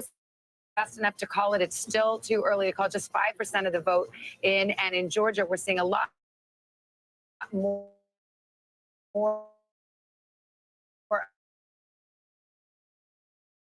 of the vote, but still too early to make a projection. Let's go to Tom, who's starting to look at some of the numbers here. Come from these northern suburbs. It's a good barometer to know also how Harris is doing with suburban women. So let's go to 2020 to compare here. So Prince William County, it looks like Harris is slightly down with 75% of the vote in. This one stood out to me. 95% of the vote is in Loudoun County right now. Biden was at 61%. Harris at 56%. Again, there's a difference about 35,000 votes. 95% is in. We can actually see how much of the vote is left. Only about 3,600 votes remain in Loudoun County. So she's underperforming a little bit there. As we keep going here, Fairfax County, 45% in. She's at 68%. Let's see how Biden was doing there. 69, about the same. Something else that's interesting that's happening in Virginia, Virginia Beach. This is a swing county. Trump won it in 2016. Biden was able to flip it. Tonight, Trump is on top, but only about 20% of the vote is in. A lot of the western part of the state, as we know, is going to be more rural. Some of that coal mining country, it's going to resemble West Virginia. We have some of the vote in a county like over here, Wise County. This is a good Trump barometer. He's at 78%. He was at 80% in 2020, but 41% of the vote is out. He's underperforming slightly. I guess the thing that sticks out to me, which it's too early to know if it's a red flag, but Loudoun County, again, this is a place where Democrats want to run up those votes in Virginia. Not that Virginia is in danger for Democrats because they were able to run up the score in 2020, but Trump in 2016 got close. He got within 5 points. A number like this, it's going to worry them a little bit, but I know you guys know much more about that area than I do. Well, actually, we're honored to have a resident of the Commonwealth of Virginia with us, Chuck Todd. So, I mean, you look at that, those suburban collar counties around Washington, D.C. very well. Is that a warning light if Kamala Harris is not performing as well as Biden did in some of those suburban, exurban counties? It could be if we're going to see that if it's moving. Virginia is sort of the gateway now to the north rather than being, I always joke, it's sort of seceded from the Confederacy. Right. It is the one southern state that has been consistently a Democratic state, not even a swing state anymore. So if that is consistent, yes. One thing I've learned, though, with the Northern Virginia vote, you may have 95% of the vote in, that 5% can account for a lot more uncounted vote than people realize. So, and there is a sense, so that's a wait and see. Look, the bigger thing that I've taken away so far is we've been in the middle of a political realignment for a decade. And every one of these presidential elections, we're like, hey, look at this. The fact of the matter is Donald Trump's makeup of his electorate this time is much different than it was in 2016 or 2020. And I think we're seeing it both break on ethnicity and geographically. So it looks like that Donald Trump's going to be stronger in the Southeast. Why? Because he is doing better with Hispanics. That's right. And there is a larger population of Hispanics in the Southeast and the Southwest than any other part of this country. The exit polls indicate that she is going to do better with older white women. I've been messing around with Indiana. Indiana's not going to, it's a red state. Yeah. Donald Trump's underperforming about a point or two in almost, even in the rural counties. Indiana's a very white state. That's a tea leaf. Yeah, I just throw it out there. It's a tea leaf. They obviously border where those voters go. No, that she's performing a couple of points better. So clearly there are some older whites, and we could really see this country divided by regions where she's stronger in the north because she's improving with white voters, and he's stronger in the south because he's improving with voters of color, in particular Hispanic voters. We're not seeing as much evidence among African-American voters, but definitely Hispanic voters. It's not just Florida. I think in Georgia, we're seeing it as well. Well, we're seeing it nationally, too. When you look at some of the numbers here, he is plus 10 specifically with Latino men, according to our exit poll nationally. A demographic group that Joe Biden was plus 23 with 4 years ago. So it is definitely one of the headlines. And we see that, I mean, the Latino vote is not just concentrated in the Southwest. That's exactly right. It's not just the Southeast. It's also in Pennsylvania. There's a huge Latino population in Pennsylvania. We have been talking about the ground game quite a bit. It's been heavily focused in Pennsylvania on trying to energize Latinos on both sides. Kamala Harris and former President Donald Trump really focusing on that in places like Allentown, in places like Reading, Pennsylvania, trying to make sure that they are getting them out to vote and flipping them if necessary. And let's not forget Kamala Harris wrapped up her campaign last night in Philadelphia, showing once again demonstrating the importance of that state, as we are going to find out here in the hours to come and perhaps days. And Hallie, you've got some more from your exit polls. You know, it's interesting. Chuck's talking about the graceful removal from the chair. Thank you all for bearing with me. Chuck's talking about the realignment here and where people are sort of politically. One of the things we're watching on that front is this idea of independent voters. We know that they are going to be potentially a crucial voting bloc here. Vice President Harris had made overtures to this group in the closing weeks of her campaign, really trying to win them over, to get them over to her side. Look at how they're breaking nationally here. She is winning independent voters nationally, 51%, Donald Trump, 44%. Here's the thing. Nationally is not how you win or lose the White House. You win the White House in the battleground states. And look at the state of states, Pennsylvania, right? The most key battleground this year. In Pennsylvania, it's the opposite. It's former President Trump who is actually leading with independents over Vice President Harris in this really important state where the margins could be really close here. You can see it here. He's at 50%. She's at 44%. Again, that's in Pennsylvania. So you might ask, okay, well, how does that compare to how he did 4 years ago? He is overperforming generally with independents now in Pennsylvania. You see in 2020, 44%. He's doing a bit better now in 2024, 50%. And Savannah, Lester, Chuck, Chris, and I'll toss it back to you at the table. This could be really interesting as we watch this develop throughout the course of the night, not just in Pennsylvania, but in some of these other key battlegrounds as well, like Michigan and Wisconsin, which we'll get to later. Actually, I think Chuck wanted to weigh in. Just think we are seeing of a country sour about our huge development. Independents are the fastest growing flock. Now, it's very rational. If you don't like the direction of the country, you don't like what's happening, and you think there's a threat to democracy, do you have a lot of faith in the two major parties? But the lowest share of major party, people identifying with the two major parties in at least 4 elections, it means these independent votes are going to be the whole ball game. They're going to decide who's president. We are keeping a sharp eye on the state of Georgia.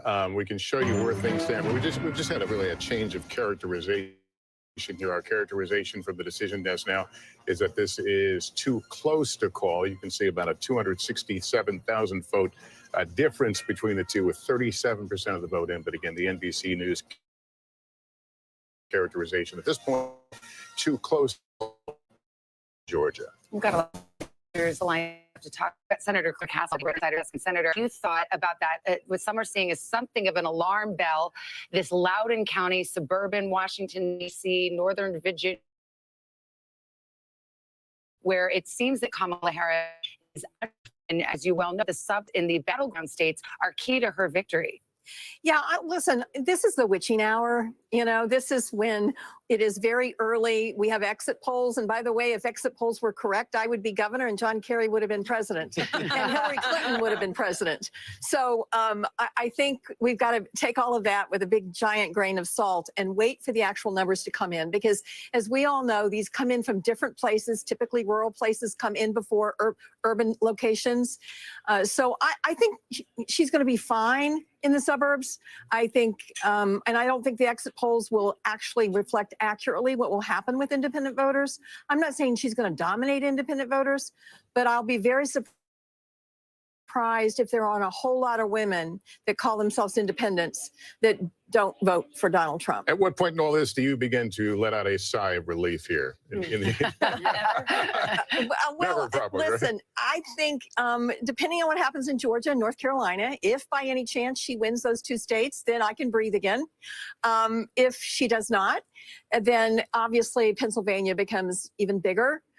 And let's don't sleep on Nevada. I think that may be the closest margin in this race. I think it may be literally maybe 500 to 2,000 votes separating the two candidates. I think it's that close in Nevada.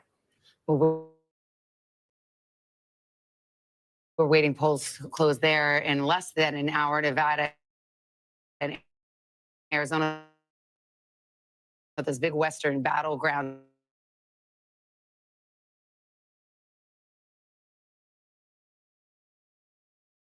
Republican campaigns. And again, with all the caveats, we are reading tea leaves right now, Sarah. What are you looking at? What are you noticing? And how do you see this shaking out? So if you look at Florida, you look at Atlanta, where I should caveat that less of the vote is in. He's running 1 point ahead in Georgia. He's running a little behind in North Carolina, where he did in 2020. And that says to me, perhaps, that the Harris GOTV effort is quite strong, that she's pulling her votes out in places where the campaign organized. So she's holding that.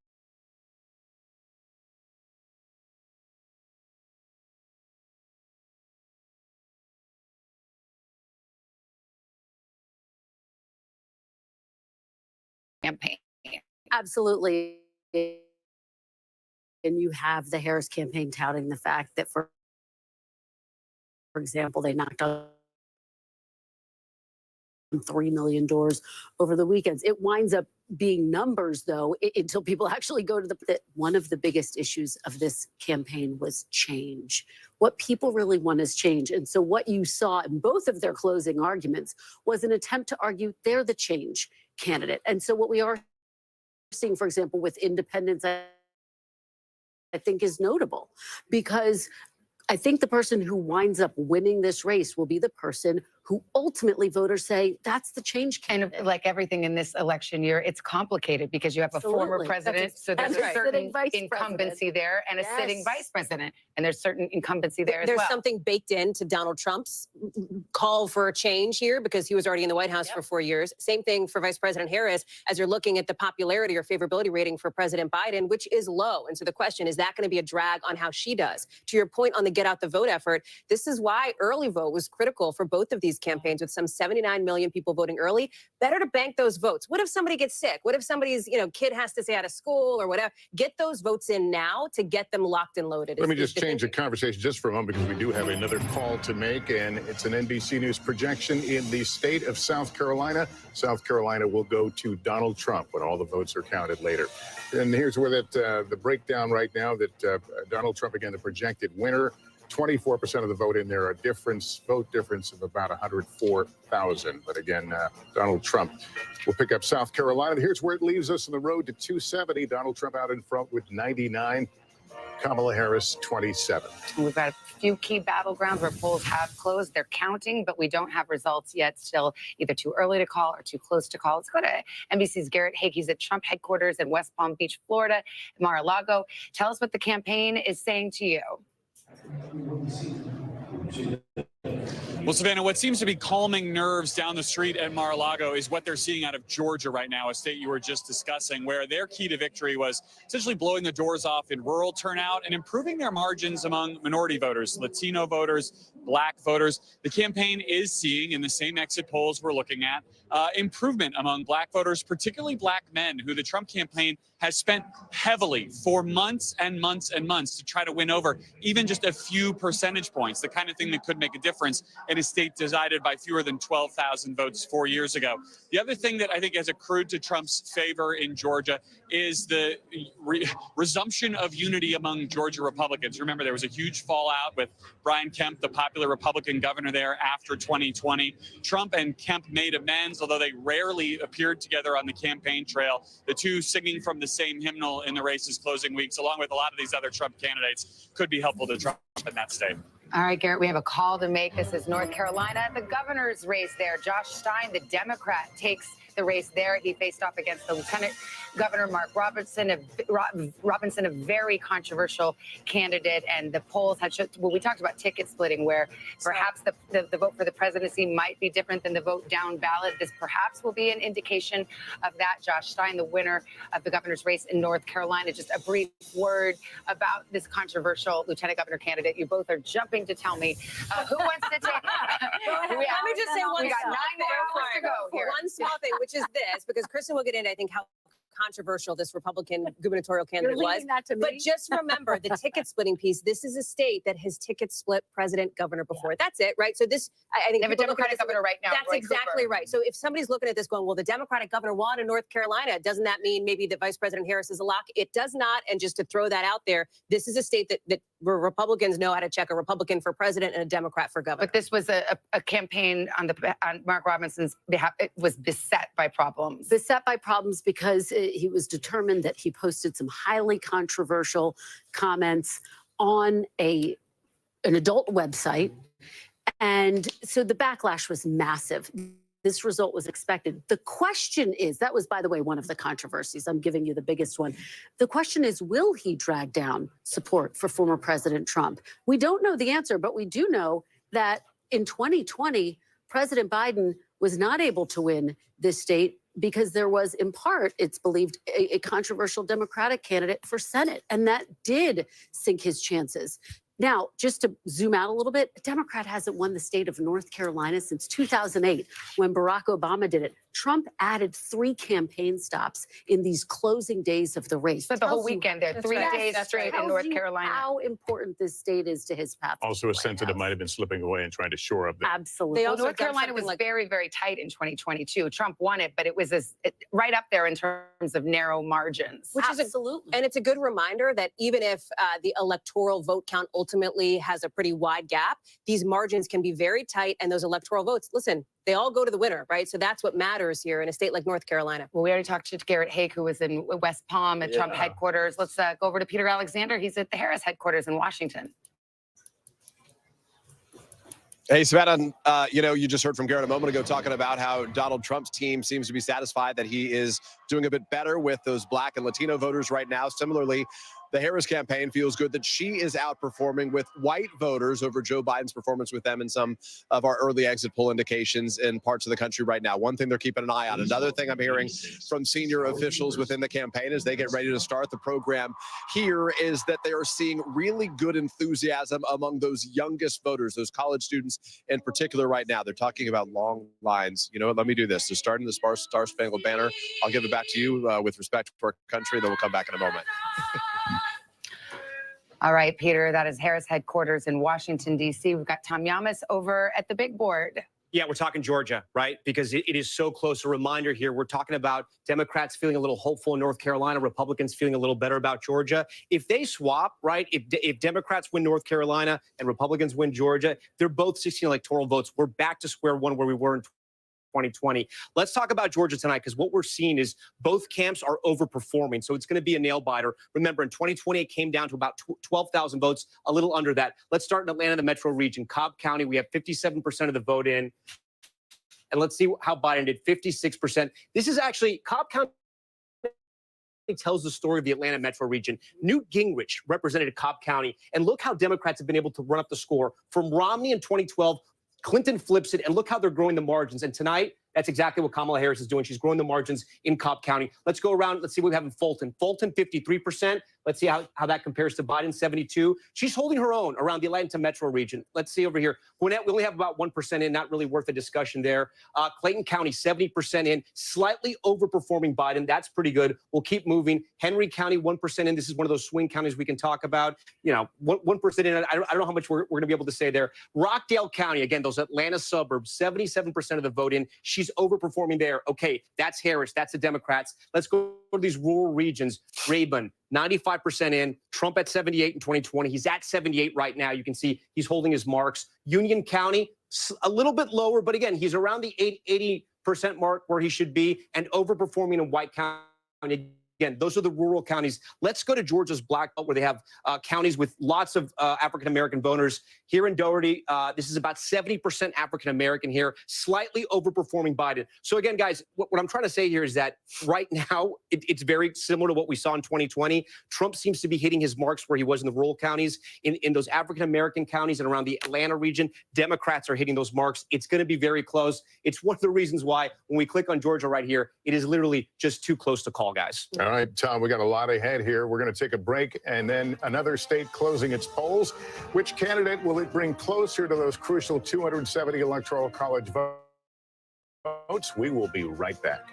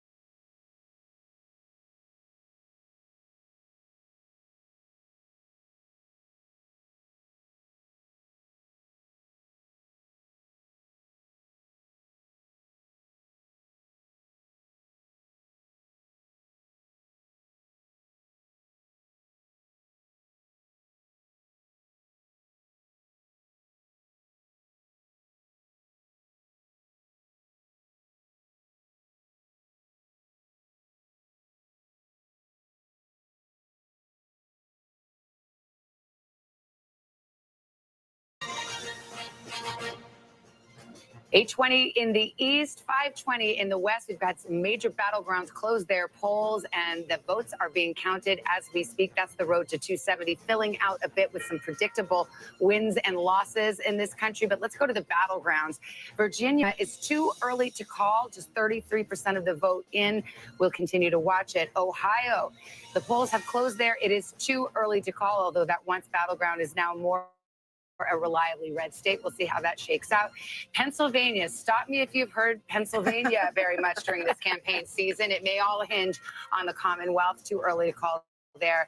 And in Georgia, we have characterized this as too close to call. So we are about halfway through the vote counting there, 50% in.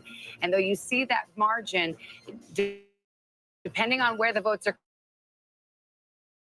coming from, it is our expectation that right now this vote is just too close to call. All right, let's go over to Hallie Jackson with some new exit polling information on the gender gap. So this has been a storyline we're talking about all night, right? We say it, Savannah, Lester, you both said it, the battle of the sexes, men versus women. It gets a little bit more complicated at that, but let's start with the gender gap nationally here. And you can see it absolutely still exists. So these are our exit polls nationally based on gender. You can see, obviously, this is just the vote here. Women, 53%, 47% men. Typically what we might see. When you get into vote break, I'm going to ask our team to pull that up. You are seeing that more women are backing Vice President Harris. More men are backing former President Trump. More women, 55% for Harris. Trump, 43%. We'll go to men, and you'll see it flips, right? That red slice of the pie gets a little bit bigger for Donald Trump when it comes to men nationally, and we'll pull that up so you can see it.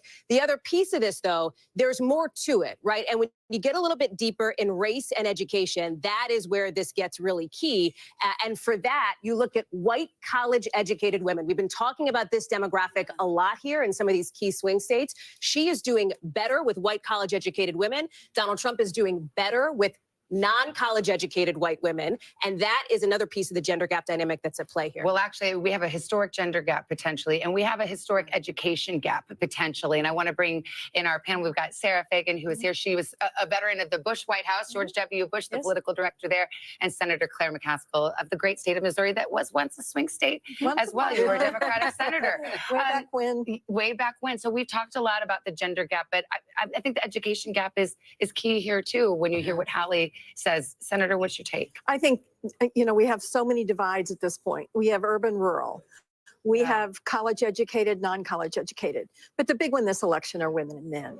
And yes, there is a difference between college educated women and non-college educated women. But the support for Harris is so big among college educated women. And the key in this election, I think, is are they going to drag their husbands, their sons, their uncles with them over to the Trump side? Because these are my peeps, Are right? those the shy Harris voters? College-educated older women. Yes. I mean, I live in that place. Is this the battle of the sexes, or is that being overplayed? Well, I do think that college-educated women are a critical, if not the critical, voting bloc in this election. And Hallie, you pointed out that according to the exit polls, it's 53% of the electorate. In 2020, it was 52. Now, 1 point doesn't seem like a lot, but if Kamala Harris drives up her results among women in these close contests like Georgia and Pennsylvania, like that could be a deciding factor. I can't believe we haven't actually talked about it yet tonight. Reproductive rights. This is the first presidential election post Dobbs, the decision that overturned Roe versus Wade. We've seen the potency of that issue. Abortion rights measures have passed every time they've been on the ballot since the Dobbs decision, but we haven't yet had a presidential election. Right. Do you think that issue still has its potency and is a weak spot for Republicans? I think it has its potency for sure. It definitely cuts both ways, meaning, you see about 10% of the electorate on both sides of the issue for whom that is the most important issue. But there's no question among younger voters, especially younger women, that's an issue that is driving them out. And so the question is, really, is that the main issue they're voting on, or is that one of many issues they're voting on? Yeah, I think, frankly, when we look at this, if Kamala Harris wins the presidency, we're going to talk a lot about how the women got her there. But I don't think we should ignore the fact that college students are playing a big role today. The lines, the overperformance at college campuses right now, whether you're in North Carolina or Pennsylvania or Wisconsin or Nevada, on the ground, I've talked to the team that's running the ground game in all of these states. They have never seen this kind of response on college campuses. So we may have a divide there between kids in college that are voting age and kids who aren't in college that are voting. Is that playing out just in a few states or across all the states? In all of the states, they're exceeding their model on how many people are voting at these college places that are primarily college. Yeah, we can put up the Florida abortion ban. Remember, there are 10 states with abortion on the ballot tonight, and we can show you how Florida Amendment 4. This, by the way, requires a 60% to reach the 60% level. So right now, not there yet. We're not making a call, but that's It's been interesting to see these ballot measures. We have one in Florida. You mentioned there are abortions on the ballot literally in 10 states, 2 of them battlegrounds, Nevada and Arizona. Some of the battlegrounds, Michigan, for example, had abortion on the ballot 2 years ago, lifted Democrats' prospects in Michigan. Now, is there a question in your mind, Senator McCaskill, whether or not Democrats who might have been motivated to go to the polls on the abortion issue feel like, oh, well, it's already taken care of. People are kind of in the middle thinking, I can vote for Trump even because I think I've already taken care of this abortion question with regard to the ballot measure in a battleground like Michigan. I don't know. I think ProPublica has done such an amazing job of publicizing the deaths to women because of Trump really extreme abortion bans that are in many, many states. And Texas isn't a battleground state, but there's a Senate race out there that I've got a half an eye on tonight. And I think when you have women dying who want to have the children, who are suffering a miscarriage and can't get the health care they need, that takes it to a different level. And I don't think we had very many of those stories out there in 2022 like we have in 2024. And I think the campaign has certainly emphasized those stories and the brave women telling them. And I also think that this is an issue that Republicans have struggled to find their footing on. Sarah and I have talked quite a bit. Let me just pick up that thought a moment. We have an election alert now. This is a poll closing here at the 8:30 hour in the East. Arkansas will be closing here momentarily. We'll perhaps get a characterization. That's the only one at 8:30 we're going to see. And here's the projection. NBC News can project that Donald Trump will win in the state of Arkansas when all the votes are counted. 6 electoral votes. Here's where we are on the map to 270. That leaves Donald Trump with 99 electoral votes, 27 for Harris. Again, the goal, 270. All right, let's go to the battlegrounds. Georgia's race for president too close to call at this hour. 53% of the vote in, just too close to make a prediction there. Pennsylvania too early to call. They're just getting started in the Commonwealth of Pennsylvania. And North Carolina also too early to call. We do have more vote there, but we're just not in a position yet to call those races. However, Tom, as I go to you, these are some of the races. Georgia and in North Carolina, these are fast counters. And we may be able to make a call by the middle of the night or in the early hours this morning, and that would be quite telling. Yeah, our decision desk guidance is that Georgia and North Carolina both improving the way they tabulate votes. We should have a projected winner some point tonight. Those will be the 2 first battlegrounds that we hope to project and we hope to call at some point earlier tonight. But we'll have to wait and see. We're ready for anything. We could be surprised by anything. I want to talk about Virginia for a little bit and a caveat here. As Chuck Todd reminded us, Northern Virginia, the suburbs, they do sort of report late. That vote is still coming in, but we still see some troubling signs for Kamala Harris, at least in some of these counties. So Biden was at 61%. 95% of the vote is in. And I just want to highlight this. There's only about 2,800 votes remaining, so not a lot of votes going to come in. She's at 56%, 57%. 61% was where Biden was. As we keep going around, my team flagged another county. Fairfax County, she's doing fine. Prince William, though, underperforming here as well. 80% of the vote is in. Biden was at 62. She's at 58. Again, these are suburban women, highly educated, college degrees, sort of your establishment Democrats. These and a growing area of Virginia as well. A lot of people move here for the jobs, to work in government as well. Again, it's still very early. We're still waiting for all the votes to be called in Virginia.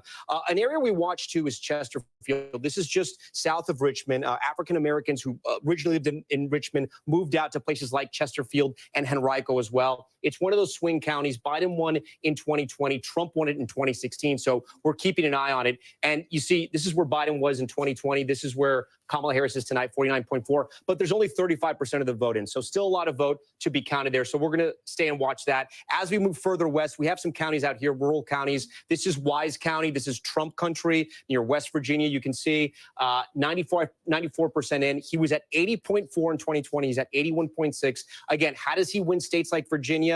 They're going to run up the votes in the suburban areas, the Democrats. He runs up the votes in the rural areas. So that's going to be good there for the Republicans if they want to hold those marks. Virginia Beach, this is another area we're going to be watching. Again, an area that sometimes tends to swing. Trump with 48% in 2016.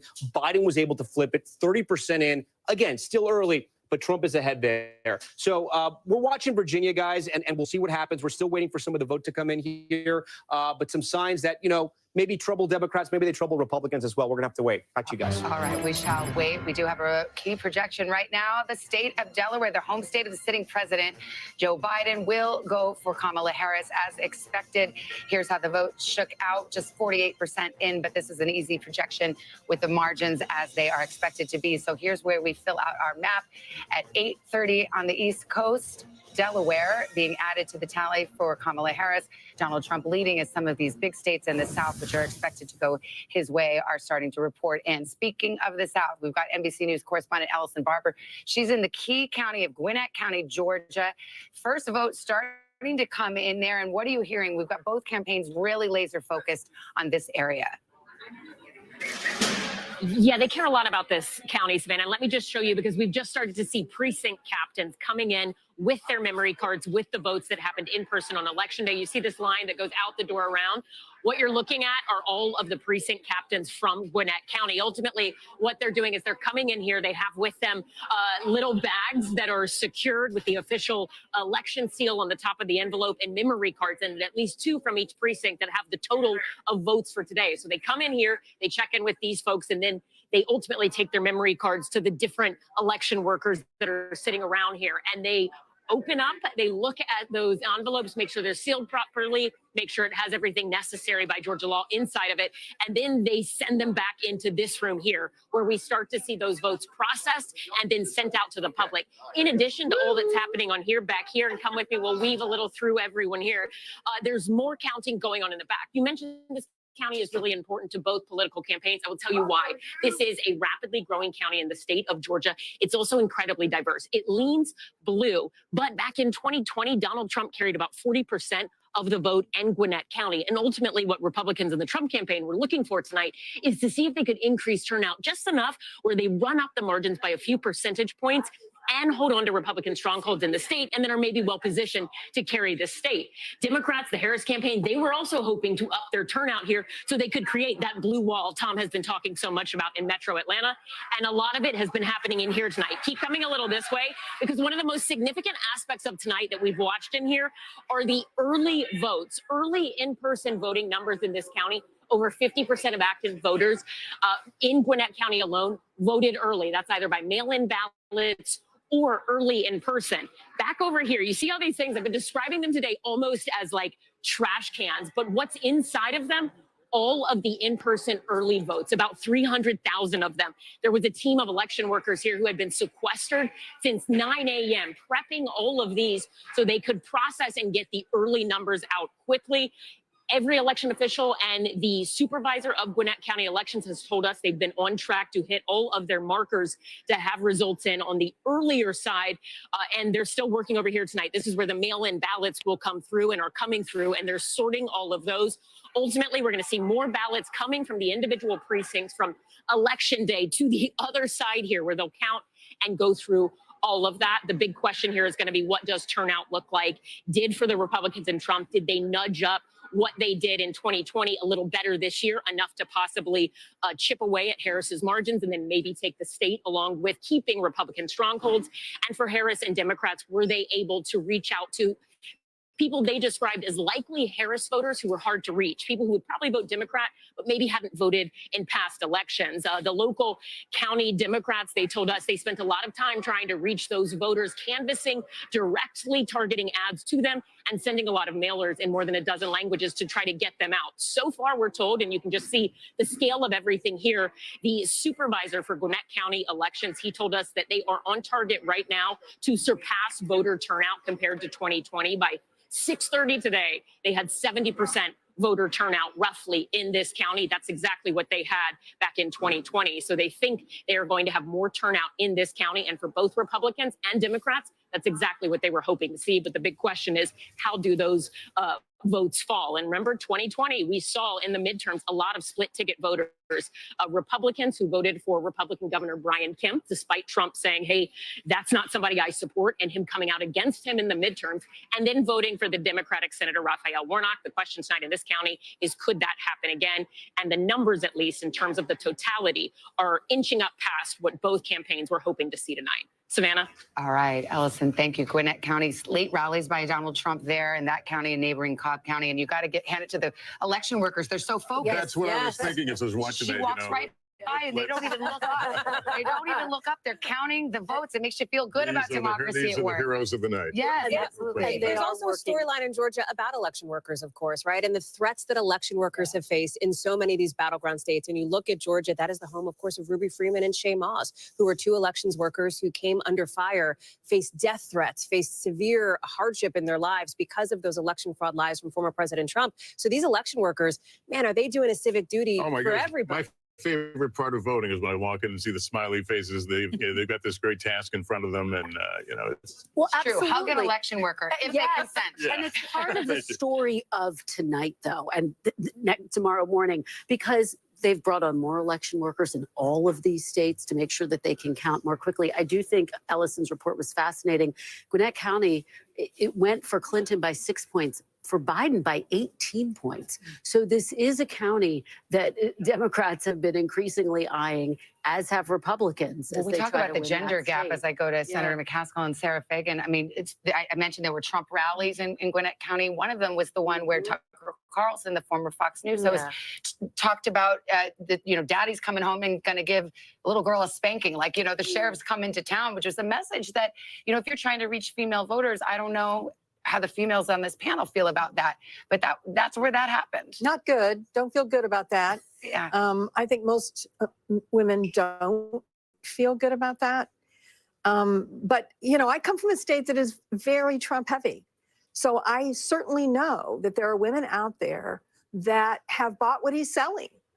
I like to say I think there's about a third of the Trump voters that don't believe a word he says, but they really like the idea that their tax cut's going to stay in place, and they think their business interests are going to be better protected with less regulation. And then 2/3 of the Trump voters who believe every word he says and like it just fine. Sarah, I want to get your thought on something at work right now. And there was a bit of a mixed message in the campaign, the Donald Trump's campaign, about early voting. Yes, do it, don't do it. How do you think that is playing out tonight? Well, if you look at some of the early vote returns, certainly we saw higher numbers of Republicans voting early. It looks to me like a lot of those were election day voters previously who voted early. Okay, great for the Trump campaign. They banked votes. They can focus on those who haven't voted. So to me, what I'm going to be looking for is his share of the early vote higher than it was in 2020? Democrats dominated the early vote totals in 2020. And, Donald Trump in most of these states was doing 35, not even higher than 40% in any of those states, these target states we've been talking about all night. So does he do 42, 43, 44%? I mean, in 2020, we were in the midst of a pandemic. Donald Trump was actively telling people not to vote early or not vote by mail, saying he was suspicious of it. To Lester's point, he changed that tune. Now they're actively encouraging Republican voters to go in and early vote, and Republican voters seem to have answered that call. That's right. It was a huge strategic blunder in 2020 to have done that, particularly in a close race. Had he not done that, perhaps he would have won. So I think he learned that lesson. And also, if you just look at the trends in early voting and the trends in absentee by states, it's a prudent thing to do. To be clear, the Republican apparatus absolutely made a big push this cycle to get voters out to vote early. Donald Trump himself was all over the map on that. You see it at his rallies. He talks about at one rally, he would say, go out and do it. At another rally, he would cast doubt on the validity of ballots that were put in through the mail, et cetera. Some of that likely seeped down to some of his voters in some of these key battleground states, as we heard from talking to voters in some of these battlegrounds. Remember that this is a former president who, over the summer, you look at, let's say, 20 rallies, at 5 of them, he cast doubt on the results of the election even before votes were counted. That ramped up in just the last month. At 14 of 20 rallies, he did the same thing. So he has not been super consistent on this. Let's go to Tom Yamas right now. Tom, as we speak, North Carolina, Georgia, and Pennsylvania are counting votes right now. Yeah, and we're getting ready for poll closings in places like Nebraska, and Nebraska could be the key to it all. And I know what you're saying, Nebraska, yes. So when you look at our beautiful map here, you see the maps, the states that are red, the states that are blue, and our battlegrounds here that aren't colored in. And then Nebraska and Maine, they have this kind of where's Wall effect. When we hit it, here's why. Nebraska and Maine, they both give out their electors a little differently, their electoral votes. If you win the popular vote, you get 2 in Nebraska, and then they give them by congressional district as well. Trump is going to win 2 of the congressional districts, most likely, in the popular vote. But Congressional District 2, CD2 in Nebraska, is a battleground district, and the entire election, I say, could come down to this. Let me explain why. So let's take you to Nebraska and show you where CD2 is. It's essentially the city of Omaha, right? I'm going to draw it for you and then show you the congressional district. It's the city of Omaha, a little bit of Saunders, and then a little bit of Sarpy as well. I should say all of Saunders as well. That's essentially the way it looks, right? I'm going to give you the congressional map so we can cut it out a little more. So this right here, that's Congressional District 2. It's a swing district, as I said. 2016, Trump wins by 6,000 votes. In 2020, Biden wins by 20,000 votes. So why is it important? Because if we come down to that scenario where it's 269, Savannah, I gamed that out. It's going to come down to Nebraska, too. So every vote does matter. It matters so much that we spoke to people in Omaha, asking them about what this campaign was like. They say they've never seen anything like it. They've been inundated with ads saying on the television, on the radio, people calling them, unlike anything they've ever seen before. Again, it likely won't come down to Nebraska too, but it might, and that's why every vote matters. Again, Omaha, the biggest area of Nebraska, fastest growing area, and tonight we'll be watching it. Tom, you promised me you would not raise the specter of the 269 to 269. It could happen. We're ready for it. It could happen. The Constitution has provisions for it, but can we just all agree? Let's hope we don't get there. Is that Chuck Todd's music? No, is that Chuck Todd's head exploding? Yes, perhaps it is. But it's interesting to see these are such contested races, and it's actually nice to see. I think we've divided our country so much into red and blue. It's nice to see that once you get on a county by county level, all of these states they're not monolithic. There's more to it. And we still do live right next to each other. And Nebraska, too, is a very good example of that. Yeah, but I would say you're right. We live right next to each other. But the folks that live in Omaha, I guarantee you, some of the folks that live out in a very sparsely populated rural county don't relate to some of the same issues that the people in Omaha think are important. It's much more of an urban area. There's also a hot Senate race there right now where the Republican was expected, you would think, will just cruise to re-election there, but there's an independent candidate, Dan Osborne, who's really giving a run for her money for Deb Fischer. Yeah, and I will say that one of the things about the urban-rural issue is when you think about the ground game, I don't think we talk about this enough. The ground game for the Republican Party is much harder. Going door to door in rural communities is a much different operation than going door to door in a densely populated area. It's not as efficient. It's more difficult. Frankly, a lot of folks out in the rural area don't want strangers knocking on their door. They're not used to having people they don't recognize coming up the driveway 2 miles down from their nearest neighbor. So it is harder for the Republican Party to do the ground game, the GOTV, as you talked about earlier, than it is for the Republican Party. But it'll be interesting to see how this independent does in Nebraska. He says he's going to be independent. He won't caucus with either party. He won't vote for either leader. He says his job would be to try to bring the two parties together. It's probably a winning message right now. I just don't know if Nebraska's pretty red. Yeah. All right, well, the drama is continuing to build. 3 big battlegrounds closing at the top of the next hour. Don't go away. We'll be right back as we count down the road to 270.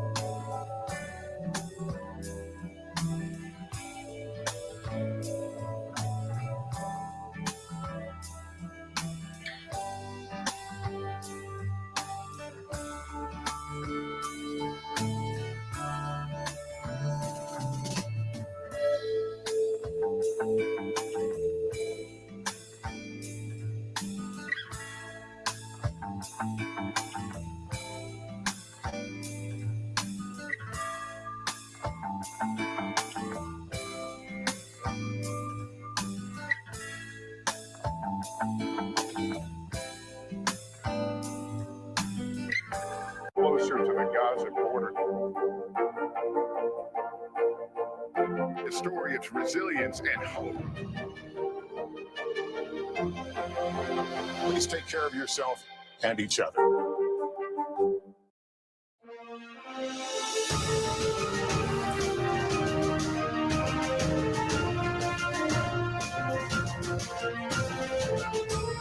Welcome back. It's election night in America, and we're just getting started. Almost 9 o'clock here in the East. We're going to have a bunch of poll closings, 3 big battlegrounds that will close. They are make or break races on the road to 270.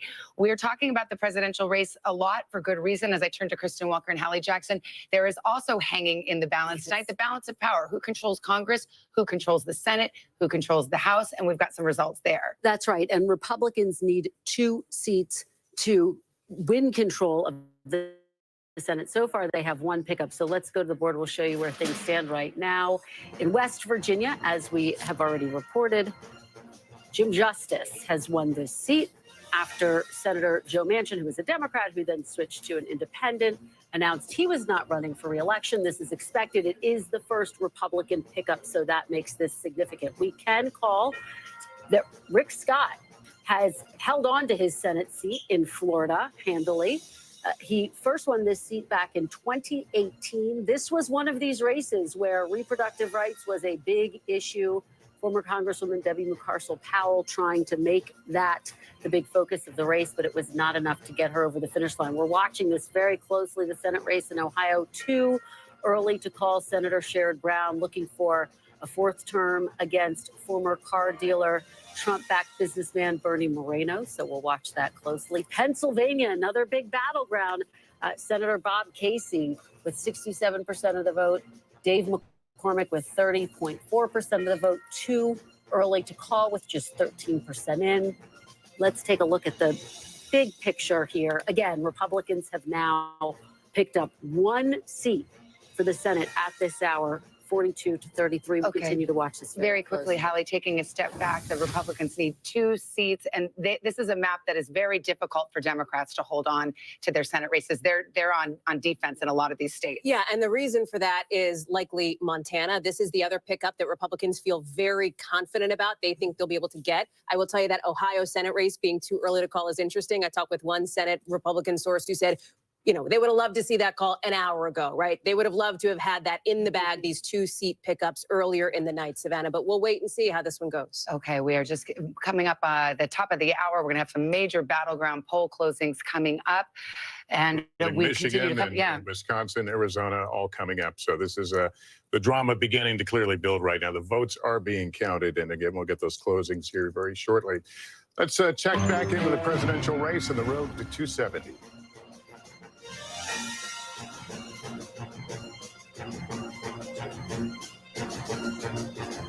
All right, it is 8:51 in the East, and here is where we stand right now on the road to 270. And it has been a night of big surprises so far, with more to come. We're now just minutes away from additional closings. Yeah, we are, and we see that map starting to fill out. So we will watch for those next poll closings. It's in all corners of the country now, almost at 9 o'clock in the East Coast, and they're some of the biggest states to close yet. At the top of the hour, a major round of poll closings with the most battleground states of the entire night. 15 states and 163 electoral college votes up for grabs, including 3 critical swing states. Will Vice President Kamala Harris hold on to the blue wall that cuts through Wisconsin and Michigan? Michigan, we are not going back. Or will former President Trump break through like he did in 2016? We are going to win Wisconsin. Plus, the first Western battleground, Arizona, moments away from closing. A very big hello, Arizona. We love you, Arizona. Arizona, we need to fight this battle on every front. We are standing by for our first vote count in from these make or break states as our decision desk gets ready to make new calls on the road to 270. Many votes to be counted, battlegrounds all coming in. Michigan has 15 electoral votes up for grabs, a key state, and Jesse Kirsch in Detroit for us today. Jesse, the polls are just about to close, moments away. What do you expect? What are you hearing? Yeah, so Savannah, statewide, they close at 9 p.m. Eastern, but here in Detroit, in the East Coast time zone, the polls have been closed for almost an hour. You can see this ballot drop box is sealed off here. However, despite all of that, we're going to move down the block here. This is the city elections office, and what we've got going on here is people who have been in line well past when the polls officially closed to continue registering to vote. And inside, it appears we do still have some people in that line. We had people telling us they'd waited in line for around 4 hours. One young woman told us that she almost got out of line because of that duration, dealing with logistics as well as just waiting to be able to register to vote, but was ultimately able to do so. Someone else told us that they got out of line because of the wait. If people got in line by 8 p.m. Eastern time and they closed the doors here at that time, people were going to be allowed to go through the registration process. And it seems people are still going through that at this hour. This is a traditional Democratic stronghold, the city of Detroit. However, when we've spoken to GOP operatives in the state, they tell us that they see Vice President Harris's base as, quote, crumbling because of various headwinds. However, there are other potential headwinds that could send traditionally Republican voters toward the vice president. We will have a clearer answer as those results start coming in at 9 p.m. Eastern. Savannah, back to you. And we'll get a better idea about turnout, too, which is all important for the Harris campaign in Detroit and also those collar counties. We want to switch over. Let's go to Arizona. The Mountain West polls closed. Gotti Schwartz, they're outside a polling place. Have you seen a lot of crowds? Yeah, polls close in about 6 minutes here. This is the end of the line, and this is about a 60 to 70 minute wait here. So you got the people that are at the end of the line right now, probably about 300 to 400 people in front of them. You're noticing a lot of MAGA hats here talking about the gender divide. Gender divide is very much in play here at Arizona State University, and there's been so much talk about low propensity voters. One of the things that we've been noticing here and talking to students about is the involvement of fraternities. Normally, fraternities, they may not be organizing and may not be turning out to vote as much as you'd expect. But here at the ASU campus, it does seem like the fraternities have been involved in turning out the vote. And those that we've been talking to say that they are turning out for former President Donald Trump. We've also talked to a lot of other students that have been coming out for policy issues. There are several props. The issue of abortion is extremely important in turning out the vote. Immigration is also important, but I gotta say, just eavesdropping what people have been talking about in line, it's been surprising how often the topic of the Joe Rogan podcast keeps coming up.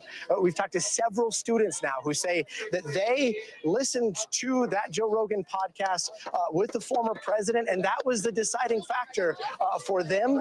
And they've also said that if the Kamala Harris, the vice president of the United States, would have appeared on that podcast, they may have had their vote skewed. It's really interesting because, you know, some people are talking about policy. Others are talking more about kind of like vibes. Well, I like the vibe of Trump, or I like the vibe of Kamala Harris, but it's not so policy specific. But that's just some of what we've seen. We're almost to the end of the line. We just wrap around this corner. But again, right now we're in Maricopa County. This is a county with 2 point something million voters. ASU has 74,000 students here, most of them voting age. So what we see here at Arizona is going to be very important in this election. Back to you guys. All right, Gotti, thank you so much. Abortion on the ballot in Arizona, also Florida. Lester, I know you got a key call here. Yeah, we do have a call here in the state of Florida that abortion, that would restore the constitutional right to an abortion there, but had a 60% threshold. It will not clear it. So amendment for right to abortion will go down in defeat. 86% of the vote in there. Let's This is super interesting. I'll just drop in here to say this. Okay, it was yes to protect in Florida, but you were seeing it needed a 60% threshold, as you said, Lester. This would be the first ballot initiative that we've seen anywhere in the country since the overturning of Roe versus Wade that has failed. However, but it had a higher bar. The other ballot initiatives were not this high of a threshold here. And I see you want to jump in. No, it's just the same number. Right, it was 57, 58 in Ohio, 57, 58 in Kansas. I mean, I think we know what the number is. Ironically, I've talked to some Florida Republicans who secretly had hoped this would pass, because now Florida elected officials in 2026, which is their big election year, they will have to face the voters on a 6-week ban, and then suddenly that will sort of upend just the state's politics. Yeah. But Ron there's clearly DeSantis actively campaigned against this amendment which is and he used the government power. It's going to create an interesting, there's going to be a fascinating if the Democratic Party ever wants to have a chance in Florida again, they're going to get an opportunity, Well, ironically, because this thing went down tonight. Think about how complicated this was for former President Trump. I asked him about this. He said it went too far. And then he was asked about it repeatedly throughout the course of this campaign. Well, how are you going to vote on this? And he was shifting his positions in the weeks leading up to this very vote. So it sort of underscores the point that Chuck's making. This is a very complicated This issue has for Republicans in knots and Donald Trump in knots, and now it lives to see another day in Florida. And this is why the vice president and her team have been pushing on this issue. It is on the ballot as well in Arizona and Nevada. Trump orbit folks that I'm talking to think that there is a likelihood of perhaps ticket splitters in those states, people who will back these abortion ballot initiatives, but who will also back former President Trump. But you have seen the vice president hammer this in the state of Georgia. She went to the state of Texas, which nobody really thinks is going to flip blue on the presidential race, but she wanted to use it as a stage to highlight that state's controversial restrictive abortion law. She did it in Georgia with Amber Thurman, and in Florida, she talks about it as a place that she is concerned about. We don't have a ton of time because we're coming up on a poll closing, but in Iowa, whose polls are going to close, there was a late election poll. Iowa just had a very restrictive abortion ban passed. And this shock poll on the eve of the election had Kamala Harris carrying a red state. So it's just a very potent issue. Not to overread into it, but it is an indicator perhaps. And the pollster there, Gold Standard pollster, thought perhaps the abortion issue was motivating these older white women, right? A demographic we've been watching tonight. And Chuck, well, let's go to the election and we'll move right here. As we get some more poll closings here, we can give a few more characterizations. In just 3 seconds, all of these states will see their polls closed, and we'll begin counting the votes. Here is state of Texas. We were just talking about Donald Trump will win in the state of Texas when all the votes are counted. NBC News projects that Donald Trump will also win in North Dakota tonight. South Dakota, same story. That will also go into the Donald Trump column this evening.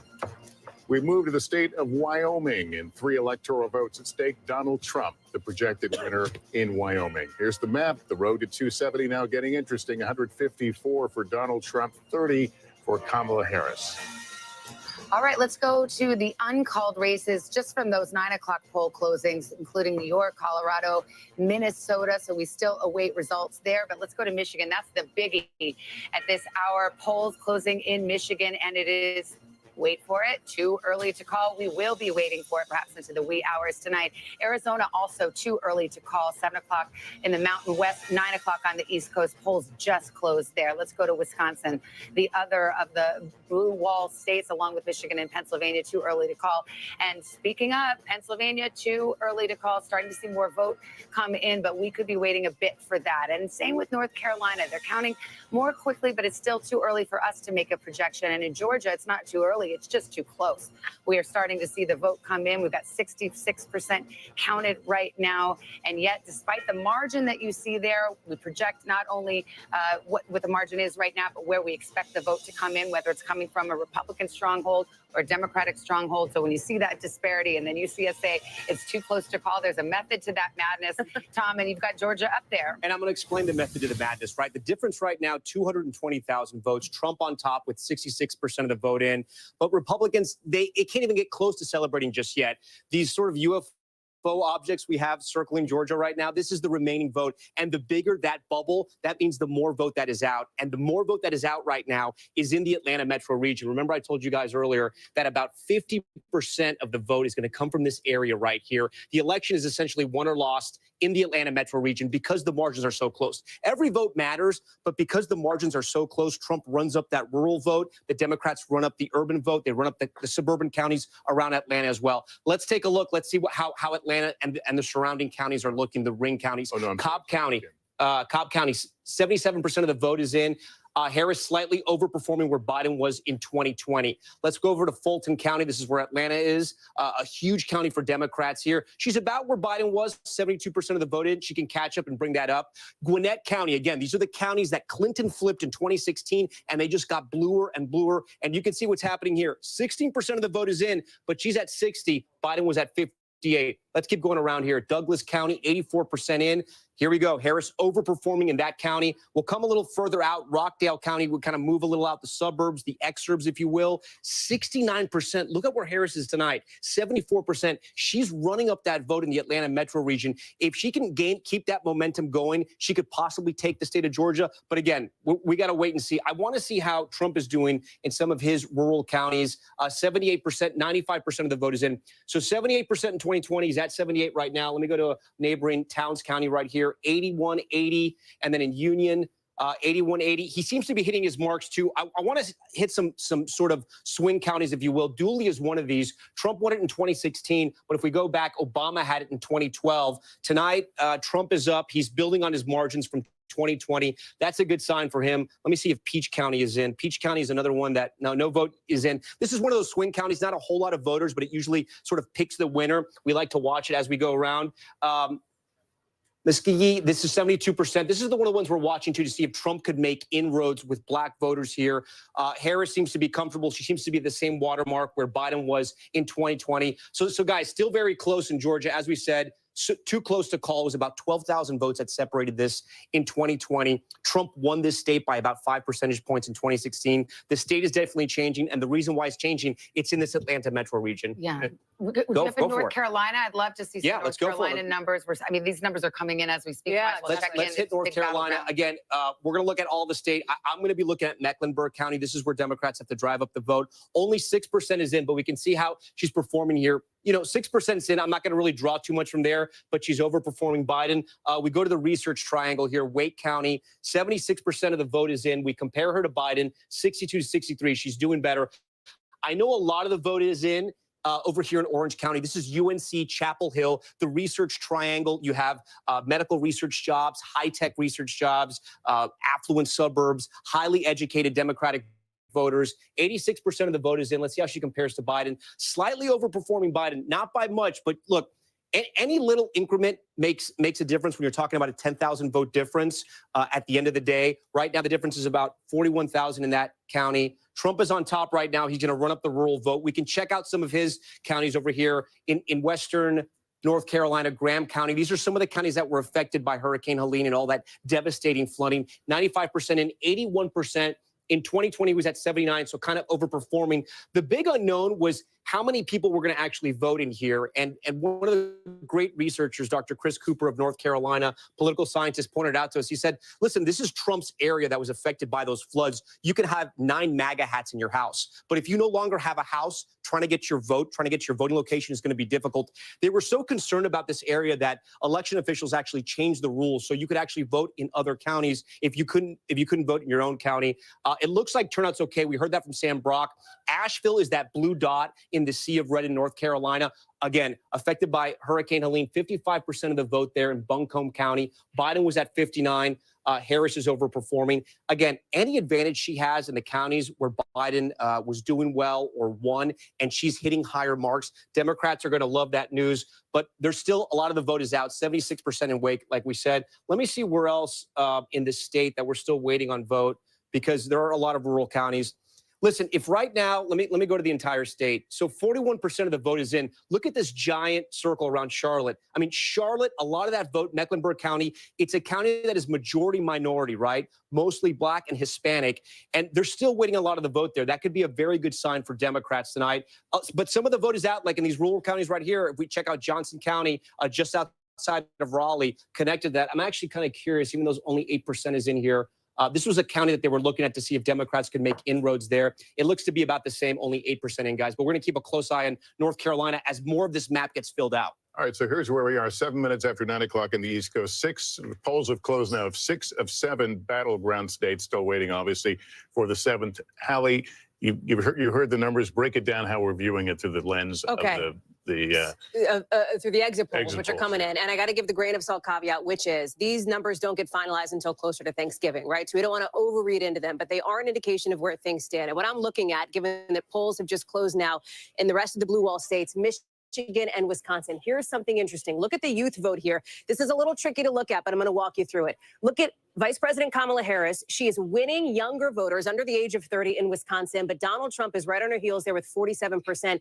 He is actually winning younger voters in Michigan, 51% to 46%. And if you take a look even further into this, you can see that he is overperforming where he was among young voters in the state of Wisconsin, 47% now. That's a double-digit increase from where he was 4 years ago. It's a similar story in Michigan. And I will also tell you, it is a similar story in Pennsylvania as well. You see the Michigan numbers here. Similar story in Pennsylvania as well when it comes to young voters. Now, we've been doing a lot of counterpoint tonight, so let me fill you in as I walk back to the desk. One of the counterpoints here is in Michigan and Wisconsin, Vice President Harris is doing better with older voters than she was relative to 2020. So there's some interesting dynamics at play here. Well, it's interesting because we saw Gotti Schwartz in Arizona on the campus of Arizona State University, which gives me personal pain as a graduate of the University of Arizona. But I mean, he may be in ground zero of this very thing that exit poll is showing, which is young voters, young male voters, which the Trump campaign worked very hard to turn out,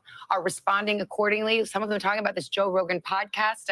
Can't say I'm a regular listener to it, but he endorsed on the eve of the election, and that was extremely influential. It could be very influential. And remember, in some of the states, you have same-day voter registration, and who takes the most advantage of it?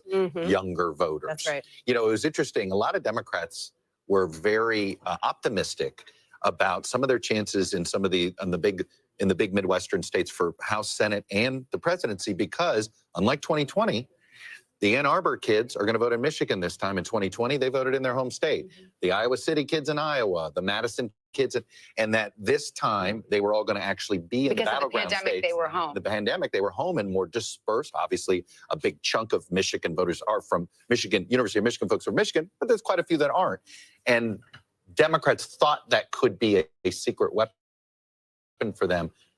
If the young men are pulling Trump, then it's not as much of an impact. Still, there's a massive gender gap among young folks. Let's not. In fact, it may be bigger among young voters young than men any young other women. age group. And then we've seen as Laura Jarrett joins the table here, and I know you're looking into some of the legal issues, but also following these ballot referenda, including the abortion measure that needed a 60% approval, didn't quite get there, 57%, so it went down to defeat in Florida. But to carry on this conversation, young women have been highly motivated by this issue of reproductive rights. Women of all ages motivated, young and old. And obviously, it didn't work in Florida, but the threshold was higher there. And we are still looking at a number of states, including places like Arizona, Missouri, Nebraska, South Dakota, all of which would change the right to an abortion to be enshrined in the Constitution, not something that you could take away easily. Once it's there, it can't just be wiped away when the change of legislature happens. And in those cases, it's a much different situation where you have to just get over a 50% threshold. And so it'll be interesting to see whether they can carry the ballot initiatives in those states, even if the former president is going to win in some of those states. We've seen these ballot measures, pro-abortion ballot measures, even in very red states, pass, and sometimes pass with 56, 57% of the vote, which, by the way, is what they got in Florida. There has been a significant shift in the electorate, if these exit polls bear out to what we see right now, into how people feel about abortion rights and abortion access since 4 years ago. I would suspect it is entirely probably because of the overturning of Roe versus Wade. In 2020, 51% of people felt that abortion should be legal in all or most cases. You know what it is now? 66%. That is a significant jump. Let me just quickly interrupt and go back to this second, but I believe we have another call to make, and this is in the state of Mississippi. NBC News now projects that Donald Trump will take all 6 electoral votes and will win in Mississippi. There is the breakdown right now, 21,000 vote difference, 10% in, but again, Donald Trump, the projected winner in Mississippi. Here's the map. Here's where it leaves us on the road to 270. Donald Trump well out in front with 160. Kamala Harris now with 30. Let's expand the conversation. Simone Sanders Townsend, former spokesperson to Kamala Harris. I wonder what you're seeing in these numbers. I assume you have good sources inside the campaign. What are you hearing? Greetings, everyone. It's good to see you. So what I am hearing is that Democrats writ large in all of the battleground states, and I've been talking to party chairs, folks within the campaigns, but also the organizers on the ground, they're feeling encouraged by what they're seeing from college campuses specifically. In Wisconsin, for example, in the 3rd Congressional District, there are 2 large college campuses in that state, and as one individual in Wisconsin told me, that they could flip a House district seat. In Philadelphia, the turnout in Philly specifically has surprised some Democrats. From in Baltimore, D.C., New York, there were buses that left early this morning of strategists, organizers, even some donors, and they all went down and knocked doors in Pennsylvania, in the Philadelphia area and Philadelphia suburbs. Well, the numbers coming out of places like Temple University, where the lines were so long, people were standing in lines for 3 hours, college campus, they had to add more voting machines. They were not expecting that, Democrats, particularly in Pennsylvania. So they're encouraged, what I'm told, by the raw data, emphasis on the raw data they're seeing. So they don't want to speak out of turn, but they feel all right. Yeah, Simone, what is worrying the Harris camp right now, looking at it from the other end of the glass? Well, the lines are very long, and they want people to stay in line, Lester. I'm told that actually in Pennsylvania specifically, celebrities are FaceTiming in to the people who are in line, encouraging them to stay in line. So the organizers are out there with the phones saying, hey, so-and-so is on the line. There are concerts actually happening. They are looking at Pennsylvania very closely. And as the time that the vice president spent in the state, in the Commonwealth of Pennsylvania, I think is also indicative of where they see some gaps. Also, obviously, DeKalb County, in Georgia, the lines, the polling locations were staying open longer because of the bomb threats that were happening there and the evacuations that had to happen, encouraging people to know that it is safe to vote, stay in line, make your voice count. I think they want to ensure, they feel like that they can eke it out if people turn out to vote and stay in line. All right. Simone, thanks very much. We want to turn now to Garrett Hake. He's at Trump headquarters in West Palm Beach, Florida. And we just got the inside scoop from the Harris campaign. So what are you hearing from the Trump campaign about what they're seeing in these battleground states in the early going? Savannah, the Trump campaign is very buoyed by what they've seen out of Wisconsin, specifically among black voters. They're pointing to our exit poll, which shows Donald Trump more than doubling his support among African Americans in Wisconsin. I cannot emphasize enough how much this has been an emphasis for the Trump campaign to try to improve their margins. So they got blown out with African American voters in 2020. If they were able to move the percentage that they got from 8% to 10, 12, 15, in this case, based on these early exit polls, getting 20% in Wisconsin, that's the kind of thing that could make a huge difference in a race that might be decided by 15 or 20,000 votes in those states. They spent heavily on television. They spent heavily on African-American media, trying to find celebrity validators for Donald Trump, and particularly to reach out to young men. If Trump pulls this off tonight or in the days to come, those small changes at the margins among African-American men, I think, will be a huge part of this story. All right, Garrett, thank you. I want to go over to Peter Alexander at Harris headquarters, Washington, D.C. And how's the feeling there? What's the vibe?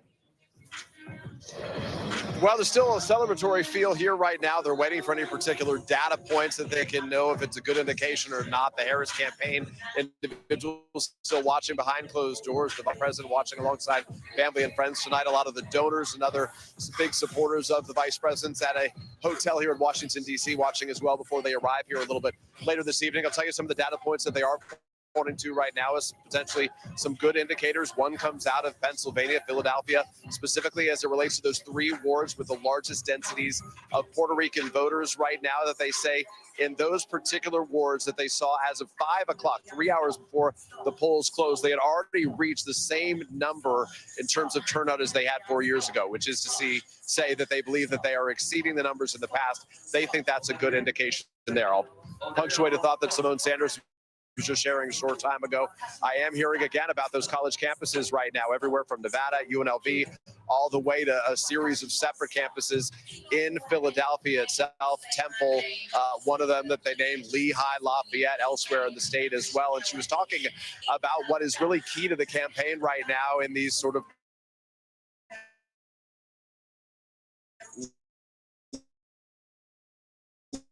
late evening hours, even after the polls have closed. They don't close if you were already in line. It's a message that they're sharing.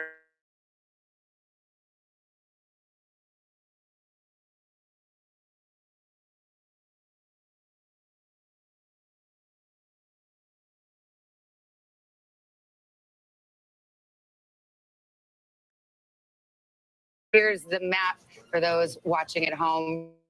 The South, of course, reliably red for Donald Trump, and at this early hour, he is far out in front. But we await those key battleground states, and I think we've got Tom over there talking the great state of Ohio, a former battleground. Semi-battleground, right? We got exit poll data out of Ohio as well. 17 electoral votes, about 55% of the vote is in. Trump is on top by about 266,000 votes. I want you to remember that number. Write it down if you can. I know it's kind of a big number, 266,000. The reason why I want to highlight that difference, because when we punch up Ohio here, so that's the spread, 287. It just changed. That's how fast voting data is coming in.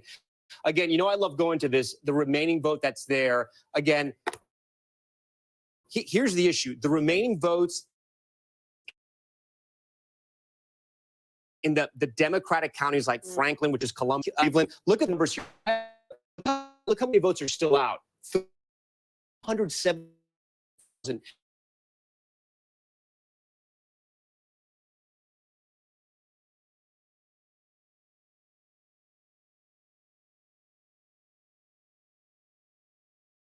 That's in. And then again, 266,000 remaining. So just those two counties, we're talking about more than 500,000 votes. And that's way bigger than the spread for the entire state. Hey, Tom. Yeah, go for it. I mean, when you talk about some of her overperforming in those areas, the reason we expect Ohio likely goes red, but let's talk about the Senate race there. Yeah, because we have the control of Senate hanging in the balance right now, and it hangs on this Senate race. Yeah. Bernie Moreno, the car dealer, versus Sherrod Brown, the incumbent. What are you seeing? Yeah, so look at this, neck and neck. The difference here, only 74,000. So what does that mean? That means the Republican in this race is underperforming Trump. There could be a split ticket issue here. Again, way too early, 56% of the vote in. But look, the difference here is 74,000. Remember that number I was telling you to remember? It was over 200,000. So that means that Trump is overperforming right now. Bernie Moreno is underperforming the Republican candidate. The incumbent is Thomas. I'm going to look in one more spot here. Let's get back to the president's race in Hamilton County, which is Cincinnati. She's at 62%. Biden was at 57. Again, look, this could be some of the early vote that's come in. It could be some of that blue mirage. Again, we're prefacing this is all early, but I'm going to get back over to you guys because there's a projection. Yeah, Tom, we got a projection in the state of Rhode Island. NBC News projects that Kamala Harris will win in Rhode Island when all the votes are counted. 4 electoral votes for her. Here's where the breakdown is. 31,000 vote difference. 74% of the vote in, but again, Kamala Harris, the projected winner there. Let's pull up the map. The road to 270. There is now to 34 electoral votes. Number 270 is the prize that we're working our way toward. We'll take a break here. It's 9:30 in the East. The vote counting coming in. Our decision desk standing by to make more projections just ahead.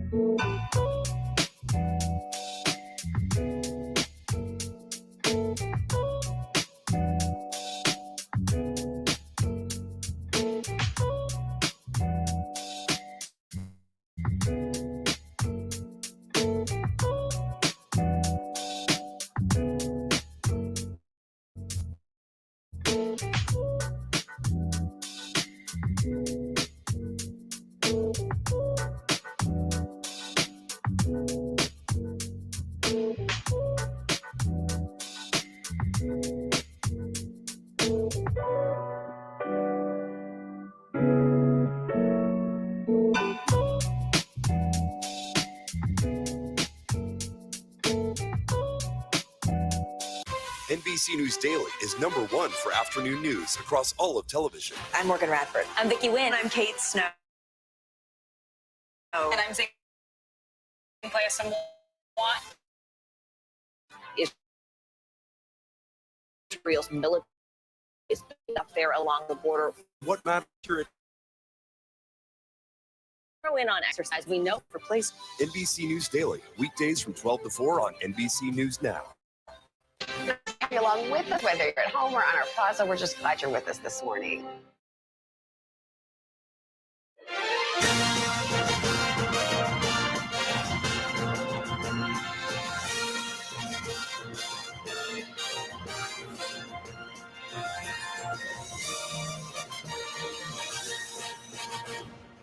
Welcome back on this election night. The road to 270. You can see Donald Trump out front with 168 to 34 for Kamala Harris.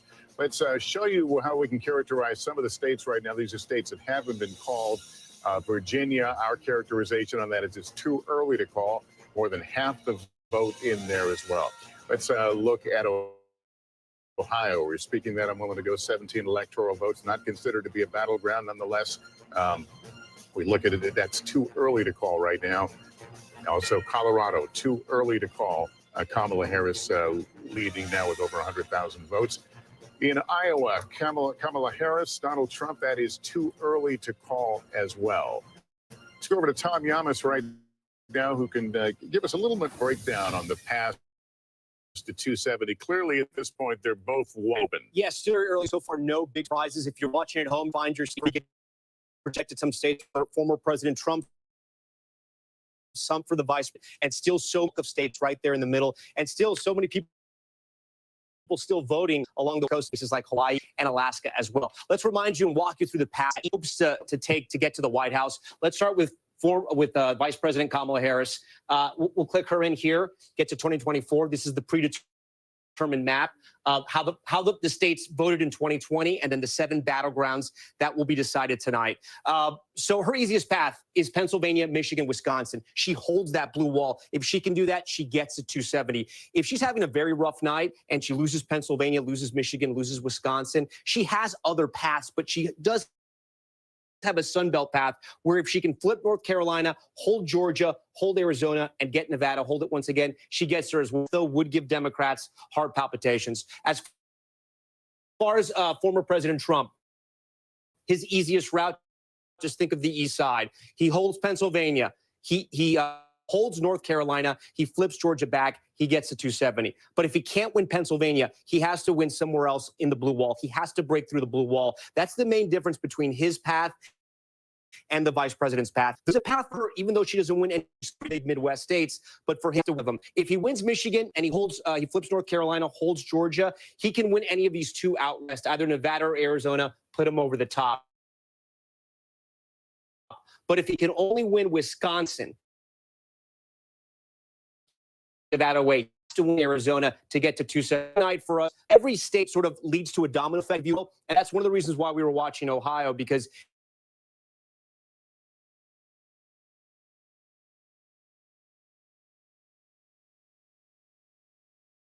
Pennsylvania. There's a reason that the campaigns spent more money there, spent more time there. It may well, at the end of this night, or perhaps it will be Saturday morning, like in 2020, it will all come down to Pennsylvania. It very well could come down to Pennsylvania. 19 electoral votes. It is the biggest battleground prize out there. And part of why we're watching states like Ohio so closely, like North Carolina as well, Pennsylvania, not because those collar counties. One more point just to mention as we watch all of these returns come in. When President Biden was at the top of the ticket, a state like North Carolina was out of reach for Democrats. The fact that we're talking about it right now, the fact that there's been so much play in North Carolina, that former President Trump spent so much time there in more paths, and we'll have to see if that was effective. I want to ask a little bit about Michigan. We haven't really talked much about the Gaza war in Gaza and how that might affect the vote, in Detroit and in parts of Michigan. Are we getting any read there at all? Well, it's going to be something that matters, right? Because we saw that uncommitted vote. We know there's an Arab American population in largely Wayne County. It's only about 2% of the population, but it could be potentially significant here. You saw Vice President Harris, as she was on the campaign trail just in the last few days here, begin her rally speech, one of them in Michigan, by referencing, of course, Israel, Gaza, what was happening. She doesn't typically start off her campaign stump speech today.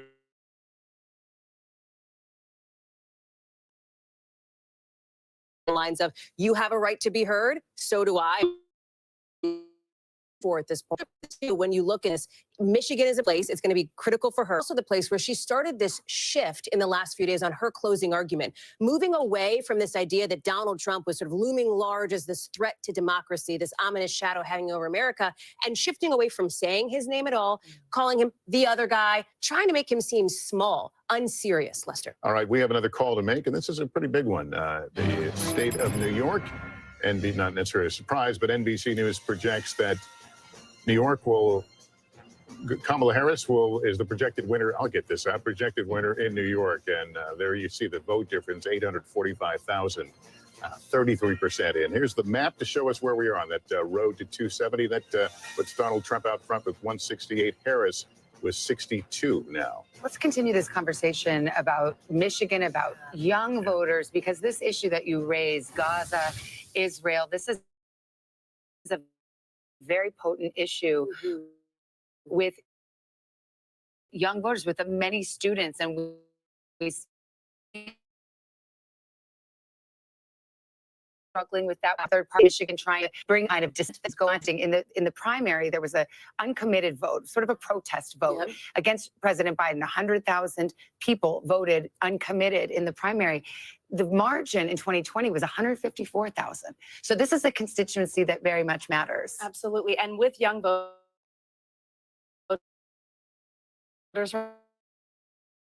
right now, we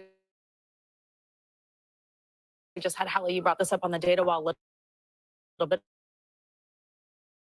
ago. Trump is leading women to close those margins. The other thing that's interesting about Michigan, of course, there's a 52,000 person campus, University of Michigan. Back in 2016, Trump only won by about 11,000 votes. On that campus, I actually anecdotally heard students energizing other students by saying, if only a fifth more of this campus were to have come, could have made a difference. So what does that look like now? Who does that mean? Just as if we saw in 2016, sorry, Helen, Hillary Clinton, she did the mortem of her campaign. She didn't spend enough time. And so what we've seen from that is, and Trump has certainly 14 been events. there. From the mistakes of the past, Trump is very focused on that area as well, because he knows he's got to. Well, just to demonstrate how complicated politics is, Harris is on defense to over with Gaza and Israel, the Biden administration stance in Michigan, but then also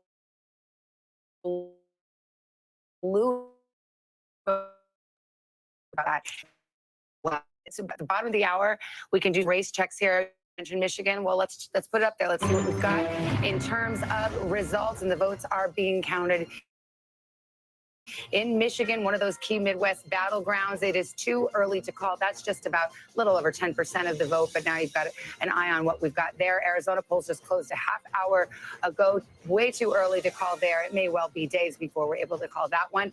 Wisconsin, another in the industrial Midwest, too early to call. Just starting to get the votes counted. Pennsylvania, stop me if you've heard it before. It may all come down to Pennsylvania, and it is too early to call, but we're about 30% of the vote there. North Carolina, also too early to call at this hour, and staying down south in the Sunbelt state of Georgia, which President Biden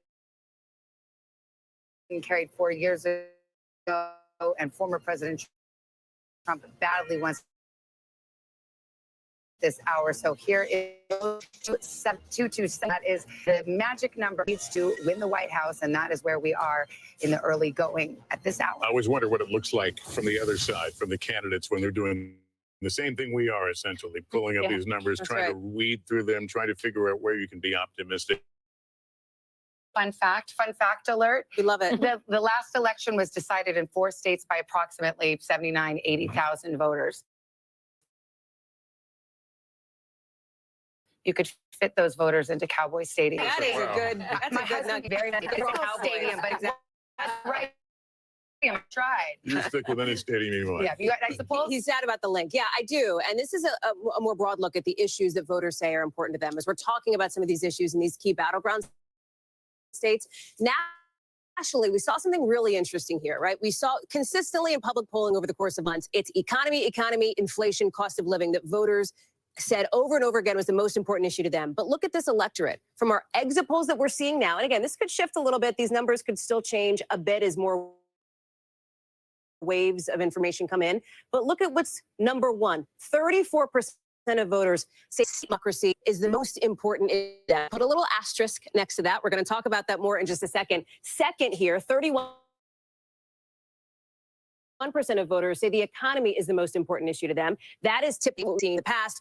I will the top. It doesn't mean that they would win the election. Abortion is right there at 14%. Immigration trailing at 11%. And why do I bring that up? That was key to former President Trump's close. When you look at the vote breaks for this, which just means who people supported when they said this was their top issue, on state of democracy, voters broke for Kamala Harris. So she leads on that issue. More people who said that democracy was their most important thing backed Kamala Harris than did Donald Trump. She is also leading on abortion as well. It's the flip when you look at economy and immigration. More people who said that the economy or immigration were their most important issue backed former President Trump. That is not altogether shocking, right? Those issues, economy, inflation, immigration, it largely tracks with what we had been seeing over the course of many months since Kamala Harris got into this race in public polling. But here's what's interesting, and let me walk back to the desk with you to talk through some of these democracy issues here.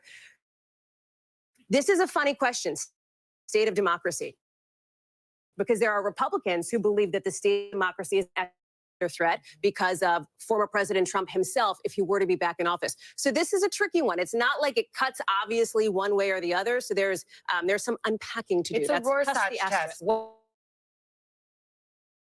What is the state of democracy? That's exactly right. It would probably be better framed as, what do you think the state of the country is or die? Is it existential? I think that's what people are responding to, and perhaps why we see that being the top issue. Well, and it's so mirrored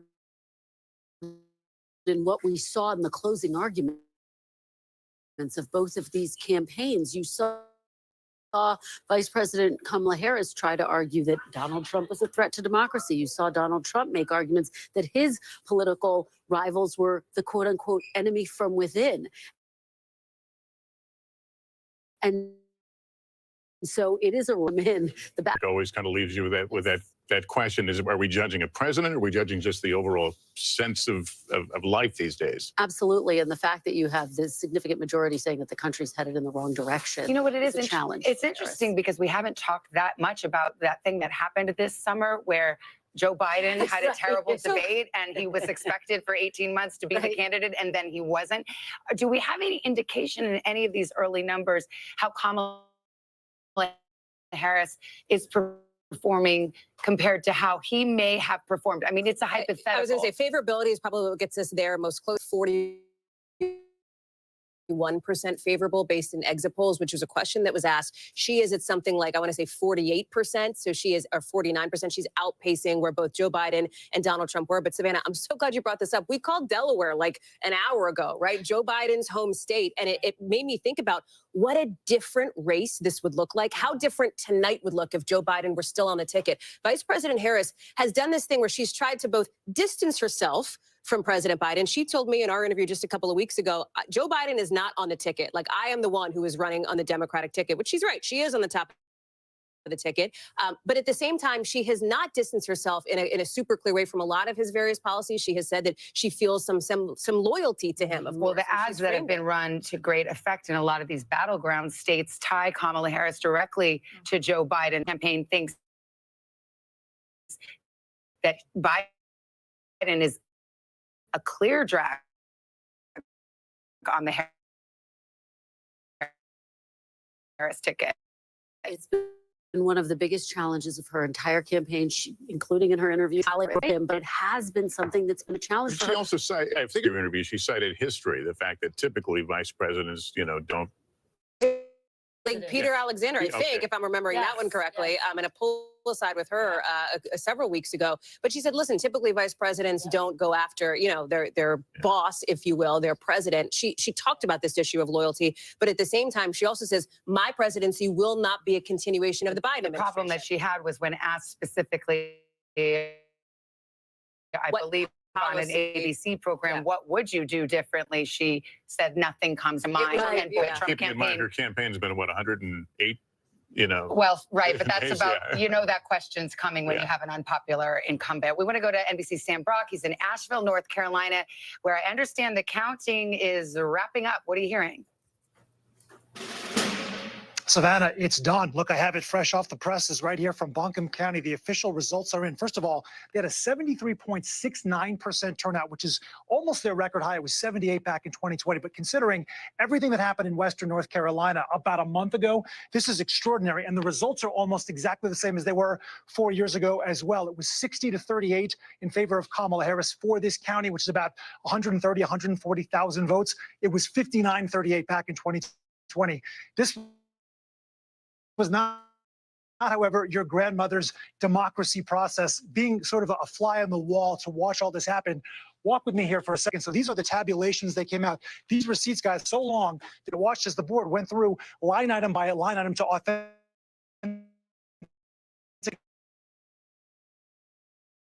it for the unofficial results. There's basically thick who I'm told has been here in Buncombe County for generations, 70-something-year-old woman, takes the flash drive out, comes in here and brings it into this room. It's an encrypted room, and then all the day of votes get tabulated over these machines. Fast to watch is actually now done. Here. All right, Sam, thank you very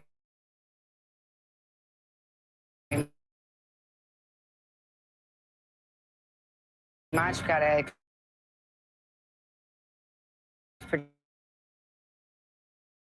projection to tell you about. Kamala Harris takes to the state of Illinois going to Kamala Harris. Let's go to Tom Yamas. You're in North Carolina, where we just heard straight from the horse's mouth. Buncombe County right there. Asheville has been through so much with Hurricane Helene. And Sam Brock had the poll results in his hot little hands. But were you calling him a horse? That's like, I'm not sure if you were or not. Sam's a tall drink of water, but he's no horse. He's a handsome man. So listen, along the lines of from what he was reporting, and I just checked out those Hurricane Helene counties. We can show you the ones that were affected by the floods. Let me go, hold on one second. Here we go. So these were all the counties, the 13 counties that were affected by the floods, where people could vote in other parts of the state if they weren't able to vote in their home county. It's interesting. I was going through the numbers. It doesn't look like there's any kind of drop off there. That's actually better news for the president, because there are more Trump voters out there in the western part of the state, with the exception of the blue dots like Asheville, places like that. Here's where a lot of the vote is still out: Charlotte, Mecklenburg. Look, Trump is on top right now statewide. Mecklenburg is the place where Democrats, I'm going to keep going back to Mecklenburg when we talk about North Carolina. This is Charlotte and then the surrounding suburbs. They need to drive up the vote here. It is a majority minority county. Hispanics and African Americans, they have to drive up the numbers here. When they lose races like Senate races, it's because the turnout is not where it needs to be in Charlotte. So not enough vote there. But the good news is there is vote in other places. Wake County. This is the capital. Raleigh, part of the research, you can see Kamala Harris slightly overperforming.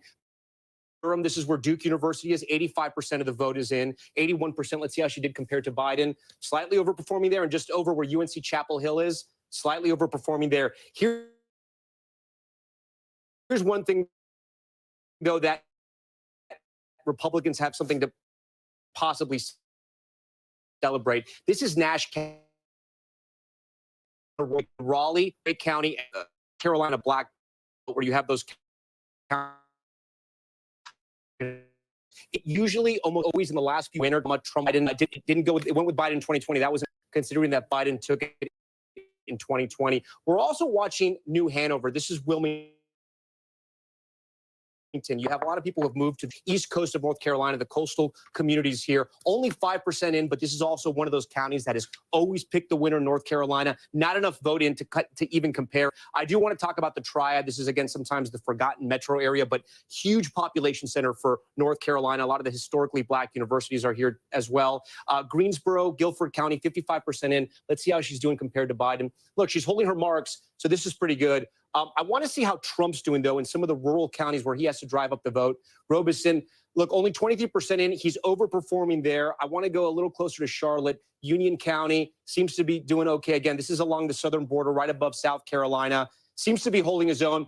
Anson, 92% in. This is actually a big flip. Let me see what this looked like in 2016. So this is interesting. Clinton won in 16. Biden won in 2020 with 92% of the vote in. Trump is on top right now. Again, not a large county you're going to see. There's only about 10,000 votes here, but we're kind of reading the tea leaves and seeing where everything's at so far.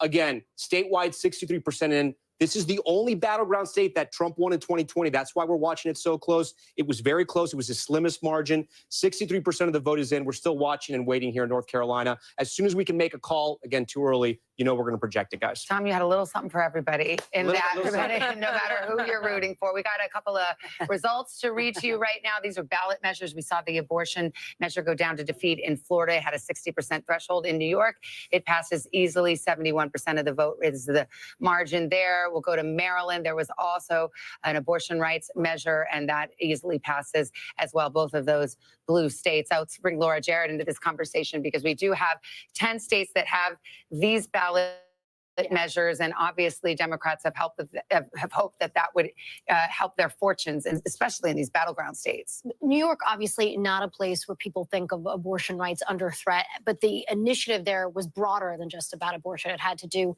with anti-discrimination principles more generally, reproductive health care a part of that, but it was also about pregnancy and the like. And so that's why it was even on the ballot in a place like New York.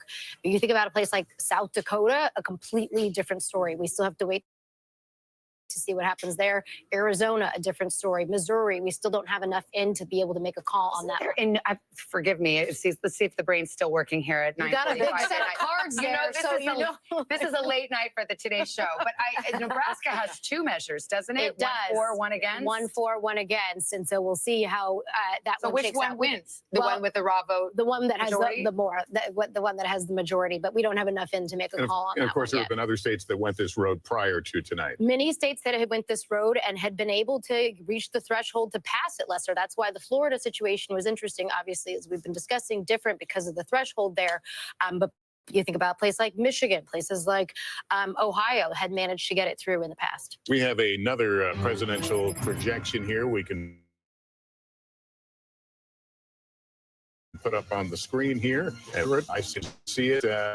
NBC News projects Donald Trump will take the state of Ohio with 17 electoral votes. There is the breakdown of 441,000 vote difference now. 64% of the vote in Ohio. And again, Donald Trump is the winner there.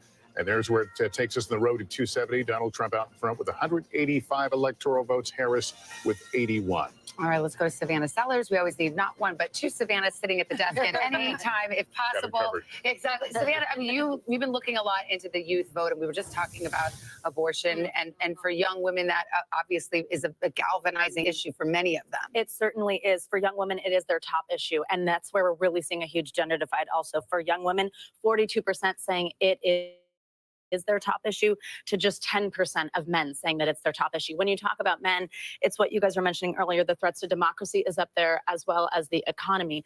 There are certain states, too, where we are seeing, I know we were talking about North Carolina a moment ago, where we are seeing Trump improve specifically with that young men, the under 30. In North Carolina, when I came to set just a little bit ago, 60% said they supported him. That's up from 42% that voted for him back in 2020. So continuing to watch that. Abortion was also one where I saw a lot of activation on those college campuses. State of the issue being attached to Harris, and within Michigan, as well as in Arizona. Arizona's an interesting one, though, because, of course, as I'm talking to expert when it comes to Arizona. Here, and we have a new coach. State of Wisconsin, our desk now calling it Kamala Harris out front right now. 23% of the vote in there, but again, too close to call in Wisconsin. Our election night coverage continues next with another batch of poll closings, including a critical swing state. We hope you can stay with us.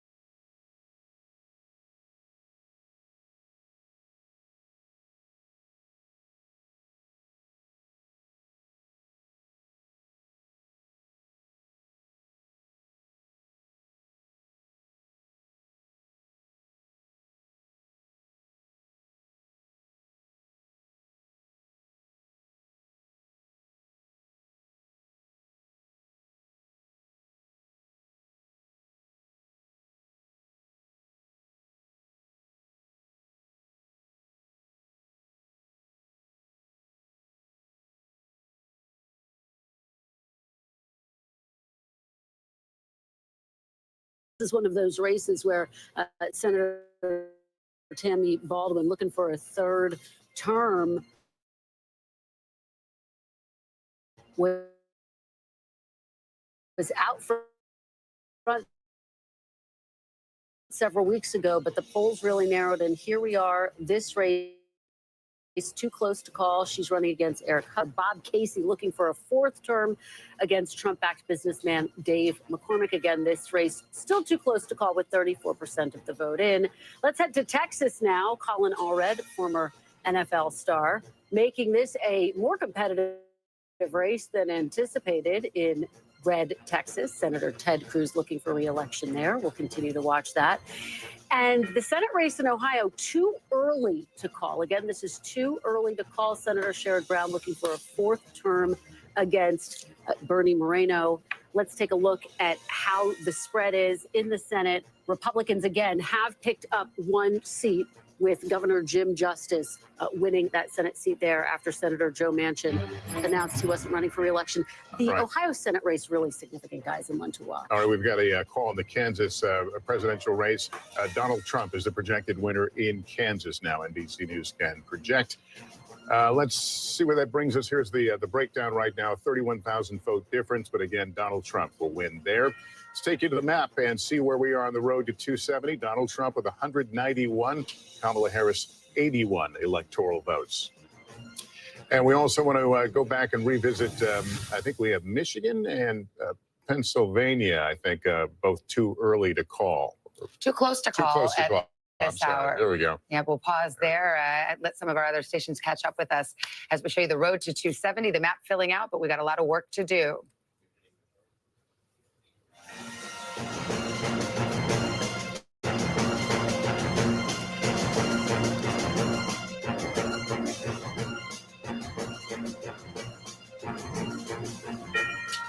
All right, welcome back.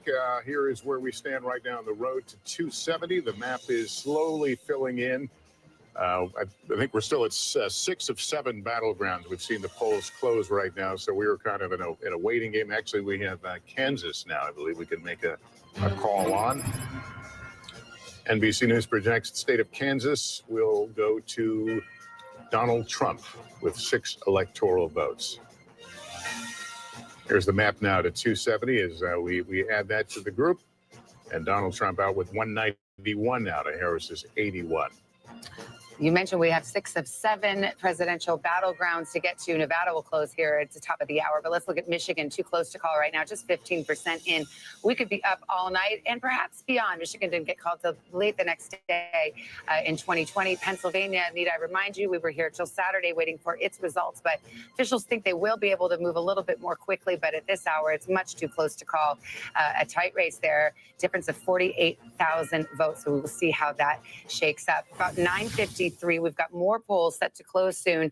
Candidates hoping to strike gold in the Silver State, Nevada, rolling their dice. We're heading into the final stretch. More poll closings across the West, including another battleground state. Nevada and its 6 electoral college votes could be critical. Nevada, get out and vote. Nevada, ours is a fight for the future. Both sides going all in, trying to win the state by targeting its large population of service workers. No tax on tips. We will continue our fight and eliminate taxes on tips. We're moments away from the first results from Las Vegas and the rest of the state as our decision desk gets ready to make new calls on the road to 270. And that brings us to NBC's Steve Patterson, who's in Reno, the biggest little city in America, and a key swing county there. Hey, Steve. Hey, Savannah, I have some bad news if you like to sleep in this state. We're maybe about 5 minutes before the polls close, or do they? And I say that because the lines are still ridiculously long. I'm in Washoe County, as you mentioned, in Reno. This is the Washoe County complex. It's like where all the government buildings are, the county clerk's office, registrar of voters. If you come this way, you can see this line snakes beyond the county recorder. That county recorder means you have 40 minutes to go left if you've reached this point. Meanwhile, though, we're hearing about lines that continue to be long all across the state, southern Nevada. There's a place called Nye County where we're hearing lines are up to 3 hours long. They don't have enough machines per people in that county. What that means is, unfortunately, because they cannot really release the data on how many people have voted, who has voted, some of the returns until the last person in line across the state has voted, it means numbers are going to be very slow. They can obviously tabulate sort of in person, they can tabulate the early voting, they can tabulate the mail-in ballots, but they can't release any of that data until the last person has left the line, which means it's going to mean a lot more coffee tonight for people that are trying to watch the vote. Also, one thing to keep track of, the nonpartisan vote. That's the reason why we're in Washoe County. This is an incredibly purple county. People vote the issues, they vote their feelings. They don't vote party line, which leads us to talk about nonpartisans. It is a third of the electorate in this state.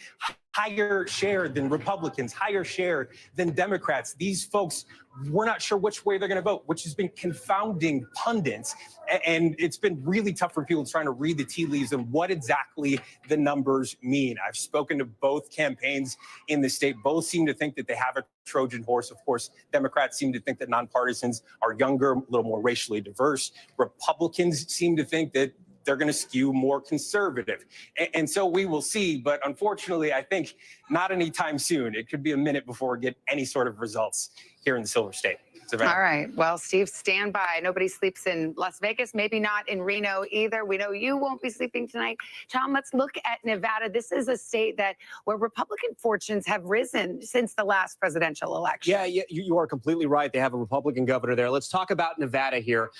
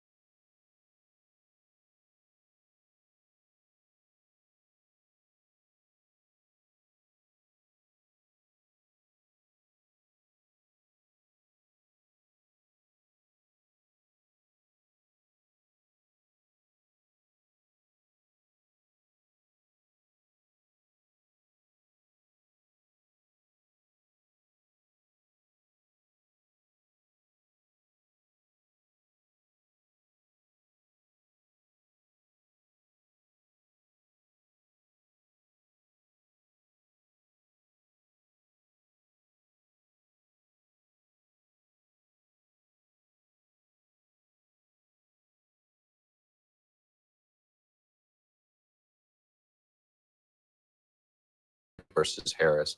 This really is an indictment of the Democratic Party for the last 3 years.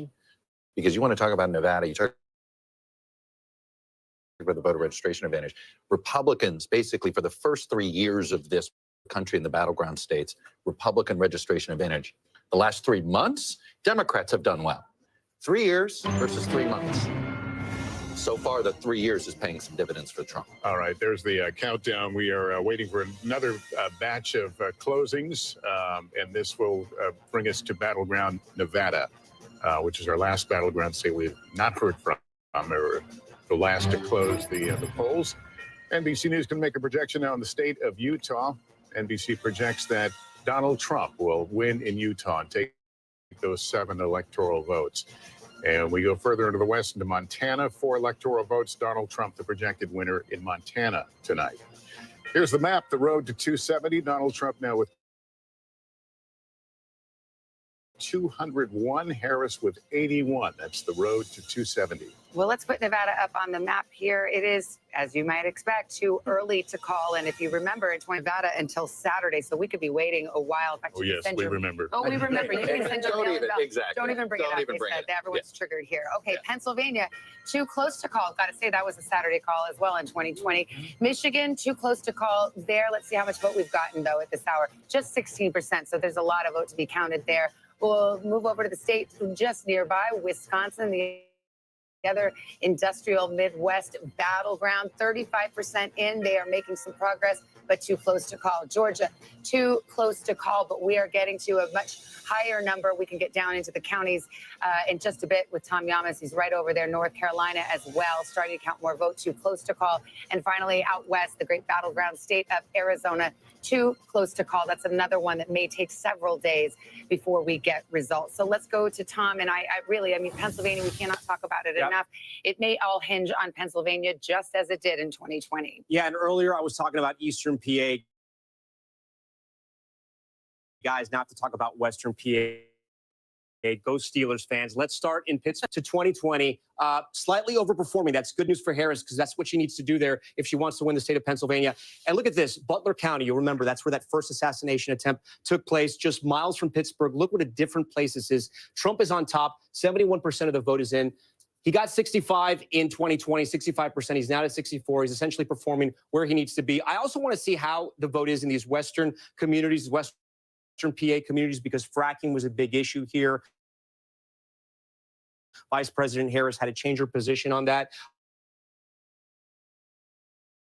Washington County, right here on the border, Trump with 60% of the vote. Let's see how he did compared to 2020. What's up against Allegheny County? 47% of the vote is in. He's at 65. So he's kind of where his marks were in 2020. Remember, he has to do a little bit better. Erie's the one that we're going to be watching. This is the big swing county. We only have 1% in. The reason why we're watching this is because Erie almost always picks the winner of the election here. But we only have 1% in Erie County, but we'll be watching that. Let's move east now because I know we have a lot of people from the Philadelphia area on the anchor desk tonight. See what's happening over there. Let's start in Chester County. Okay, so I'm going to give a quick whip around here. 2020, remember. So Harris has to drive up the vote in the suburbs just like Biden did and try to turn out that vote in Philadelphia County. So Chester's one of those ring counties. Let's move over to Delaware County here. She's overperforming there. Only a quarter of the votes in. Let's get to Philadelphia County here. 79%. She's going to want to increase those numbers. Again, we're still waiting on a lot of the vote. It's still very early. Remember, some of these counties are going to report late. Monco, 28% in, 69% overperforming there. This is where Governor Shapiro is. You may remember that. She closed out her final ad sitting right next to Governor Shapiro, making sure the people of Pennsylvania saw that. And then I want to park on Bucks for a while, and then I want you guys to talk a little bit about Bucks. 24% in, but this is the county, the ring county around Philadelphia, one of those collar counties that Republicans thought they could make some inroads here. More working class in some of those neighboring suburb areas, counties. They say Southern Bucks might be a little bit more Trump country. That may have changed this election. We're going to have to wait and see. But you can see here the numbers aren't as high as they were with 24% in, 56% of the vote. Trump's going to have to try to run up the vote a little bit here if he wants to do better. I'm going to look at one more area before I send it to you guys. This is the swing. Northampton almost always picks the winner in Pennsylvania. This is Easton. This is Bethlehem. That's that whole Lehigh Valley area there. Biden was at 49. Harris is right there. Look, guys, it's tough to draw any kind of information on who's on top or who's lower right now. Still too close to call. Trump's on top, but only about 17,000 votes. You remember the spread in 2020 was about 80,000 votes. So a lot of votes still out here. One thing I do want to mention, there was an exit poll out of Pennsylvania on Latino voters, and they broke for Trump in a major way. That could possibly be a deciding effect here in Pennsylvania, because you're talking about 600,000 Latinos that are registered to vote. Guys, back to you. Can we talk a minute about the amount of money that has been spent in some of these races? Pennsylvania, I'm looking here, Pennsylvania, Biden, Harris, plus the DNC, $131.7 million. Yeah, 314 million, I think, overall, when you add both campaigns together. $1 billion if you throw in the Senate race. That's right. That's right. No, on one state. I remember making a big deal like 12 years ago. We had $1 billion presidential campaign. One state. Isn't that so funny? Because it started out as a tie, and now tonight we're ending up, and it's a tie right now. But we'll see what happens. Yeah, we're going to be living and breathing Pennsylvania. That's interesting, though, what Tom just mentioned about the exit poll. And again, do your caveats, but for Trump to win the Hispanic vote in Pennsylvania would be pretty huge, because there's a big Hispanic population in Pennsylvania, especially in that Lehigh Valley. That's right. There's a big Puerto Rican population in Pennsylvania too, the most of any battleground. So let's talk about where that is. And I want to start with the national Latino vote here in Savannah. Love you for the grain of salt caveat. We know that these exit polls could shift a little bit, but here's what's so interesting here. It is Kamala Harris, of course, the vice president, who is winning the Latino vote over former President Trump, 53% to 45%. This is nationwide. But the number that you want to look at is this 45%. That is because of the overperformance of former President Trump nationally among the Latino vote. And you can see it here. He's 45% this year. 2020, I mean, this is a double-digit plus overperformance from where he was just 4 years ago. And if you get into some of these key battlegrounds, Tom mentioned Pennsylvania. We were just talking about Nevada, looking at my clock where the polls closed like 7 minutes ago. It is a similar story here. If we can pull up Nevada, you can see Latino voters, about 17% of the electorate there, broke for Kamala Harris, 48% to Donald Trump, 46%. But again, it's about the overperformance. He is doing better with this group than he did 4 years ago, again, by a double-digit margin over the course of 4 years. So as I walk back to the desk, I will tell you, this is something, and Chris and I know will back me up on this, as we've been talking to our sources around the Trump campaign. What did we hear again and again? That they thought they were going to overperform with Black and Latino voters. Latino men, an interesting and important story here tonight, guys. I want to bring in someone from our insider's desk right now. Jim Messina was campaign manager for President Obama's reelection in 2012. Jim, what are you seeing here right now? And what are each of the sides telling themselves based on this data? Yeah, it's a great question. So Tom just showed the most important two counties that I'm following in Pennsylvania. Early vote in Allegheny County, Pittsburgh, better for Harris than expected. Then you look at Bucks County. When I was Obama's campaign manager, I was obsessed with Bucks County. And so far, it's looking like very early numbers, but she's doing really, really well. We talked about the Latino vote. That is a very scary number for the Harris campaign, and they're going to want to do better. But the thing around the exits that we haven't talked enough about is really the senior vote. Kamala Harris is doing better with white seniors in the exit polls and in some of the early results than expected, than a little bit better than even Joe Biden. You'd rather have those much more high propensity voters and a lot of a bigger overall number with those seniors. So those are three things that I'm seeing very early that make her campaign pretty happy. But in general, Trump is running up numbers in rural better than he did in 2020, which has to concern the Harris campaign. And we talked a lot about young men who were breaking for Trump. We saw the MAGA hats and some of the long lines at the universities. Yep. Is that unexpected, the level of the lines you're seeing? I think both sides have a little bit of excitement here. I've talked to Harris officials in the last hour who said, look at the lines in Penn State, look at the lines in Arizona, look at the lines in the Philly college campuses. They feel really good about their ground operation. They have the best ground operation person in American politics, and Jen O'Malley Dillon is the chair, who has built a $1 billion field campaign for this moment. And they're really going for it on the college campuses, and they kind of need it right now. Jim Messina, good to see you. Thank you. All right, we've got a winner to announce. Kamala Harris takes Colorado as expected. It used to be a battleground years and years ago, but has really trended to the Democrats in the last couple of presidential cycles. And here's how it shakes out. With 54% of the vote counted in Colorado, they vote by mail, and those ballots get to be counted quite quickly. So we see that Kamala Harris will take Colorado. So we can fill out the map just a little bit more as we lay out the road to 270. But those big battleground states, we have yet to call one of the battleground states for Kamala Harris. Right now, her best path remains those 3 industrial Midwest states, Pennsylvania, Michigan, Wisconsin. Donald Trump flirting with Georgia and North Carolina and perhaps Arizona and Nevada. It'll be wild before we get results there. We've got Garrett Hake, who is at Trump headquarters in West Palm. And Garrett, what's the mood there? What are you hearing? Savannah, I've been talking to Trump campaign officials, and look, we all know the cliche on election days where you hear campaign sources say they're feeling cautiously optimistic.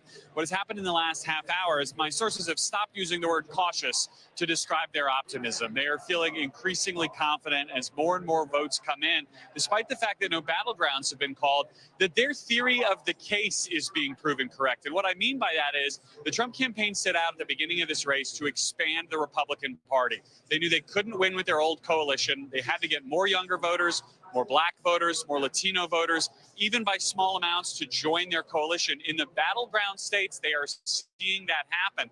And if it does happen, it would be a historic realignment of the parties. Now, again, none of these battlegrounds have been called, but with all the battleground, states now closed, the voting is done, except for the folks who are waiting in line. They feel like there's not much else left for them to do but watch and wait in an increasingly optimistic atmosphere, both here at West Palm Beach and at Mar-a-Lago, where Trump and his closest allies, friends, and family are watching the results come in. Savannah. All right. Thank you, Garrett. All right. Let's go with Peter Alexander now. He's with the Harris campaign in Washington, D.C. What's the optimism level there tonight?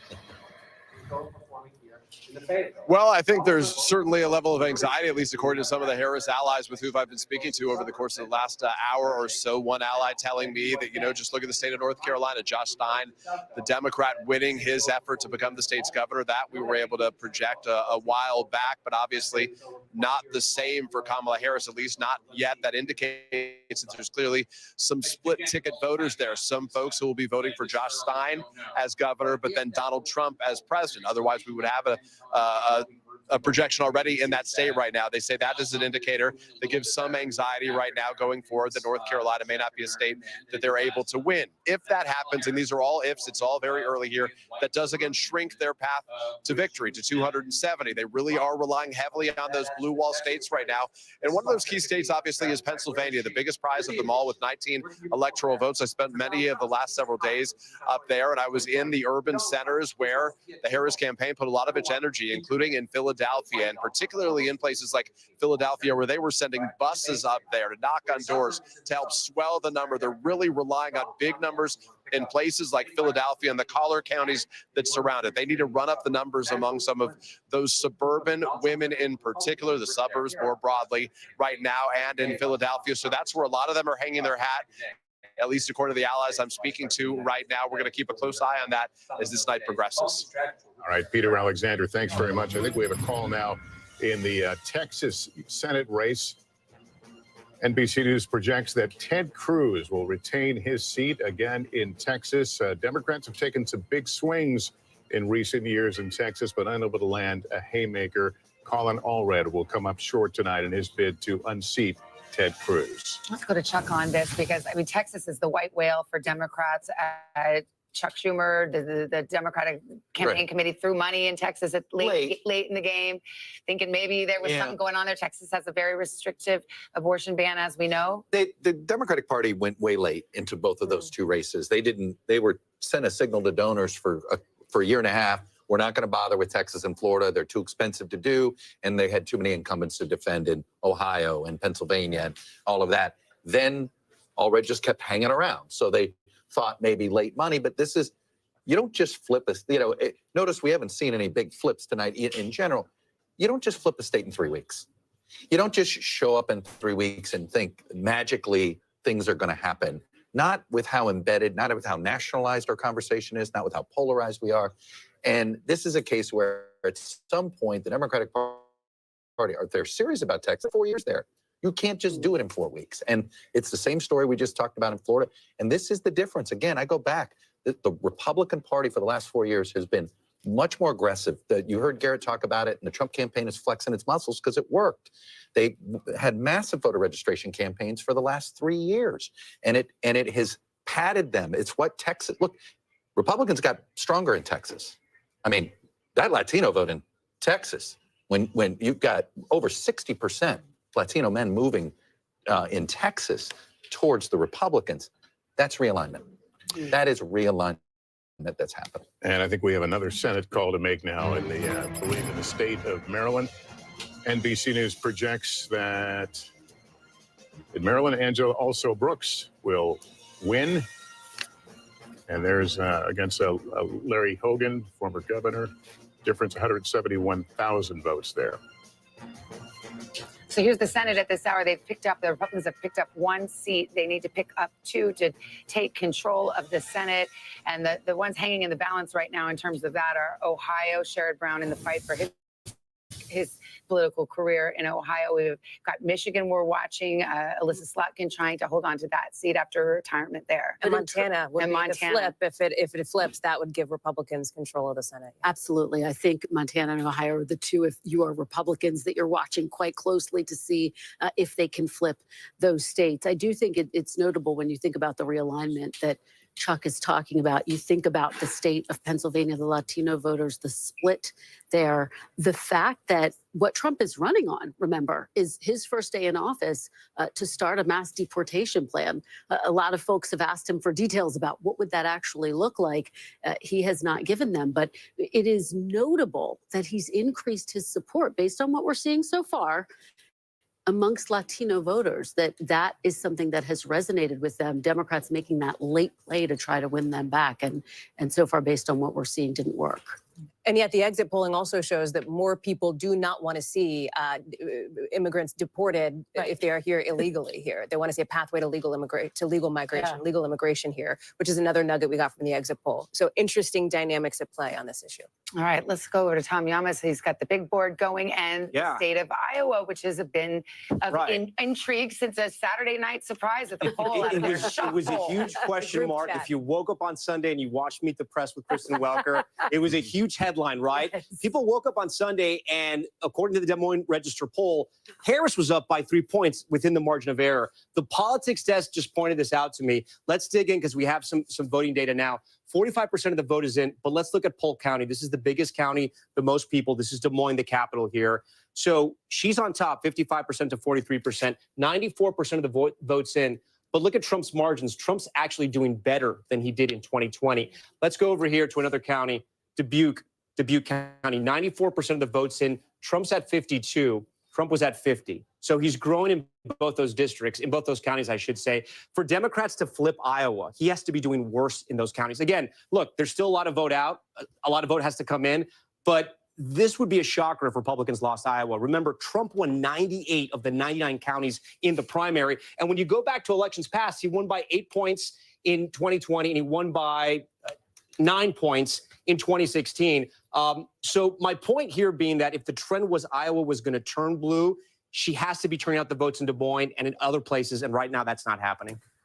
We actually have a call right now. Let's play the music here. Projection and Iowa will go red, as was widely expected until that poll.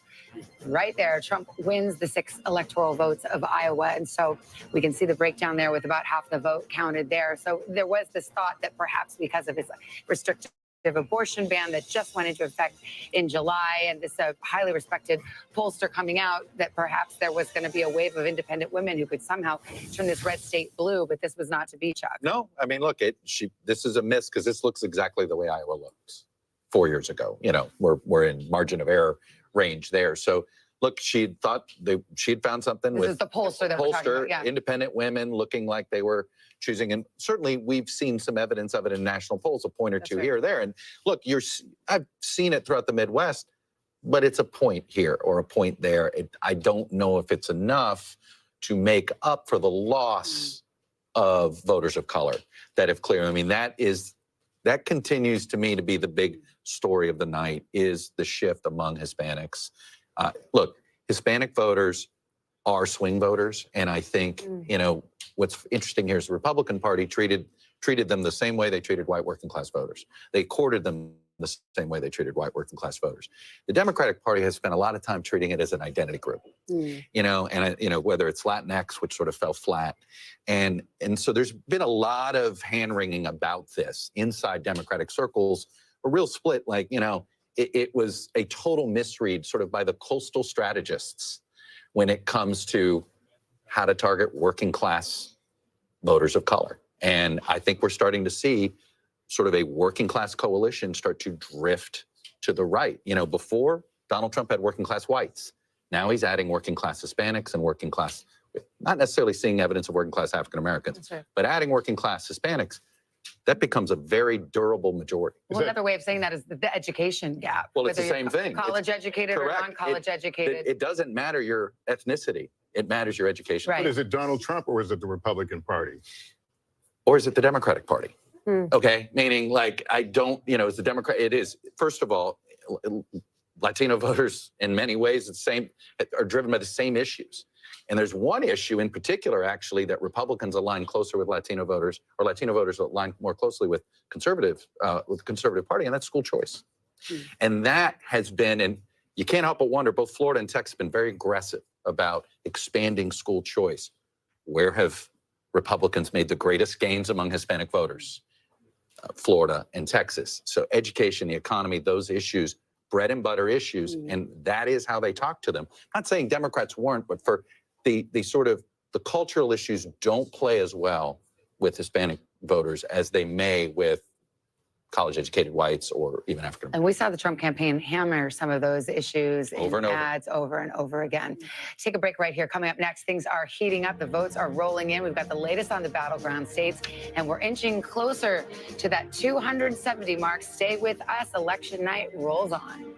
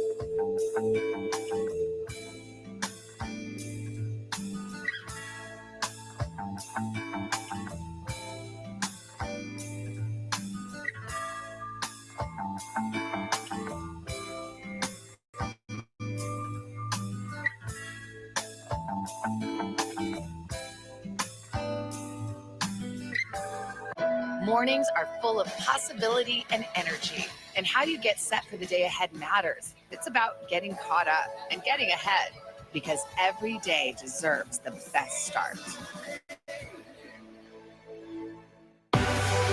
What's the message that you're trying to get out to young people? Know what is in the drug supply. We've got important news this hour about your money, mental health, big picture. Why is it so tough right now? News for the generation of now is NBC News Now.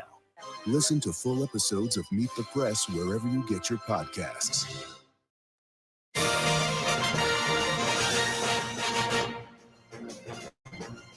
Welcome back to NBC News coverage of the road to 270 now. There's where things stand. Donald Trump out with 207.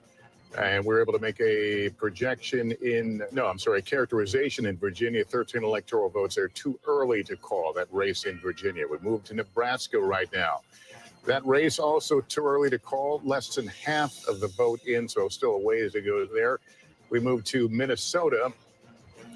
And Donald Trump and Kamala Harris right now, that's too early to call. Trump out to an early lead.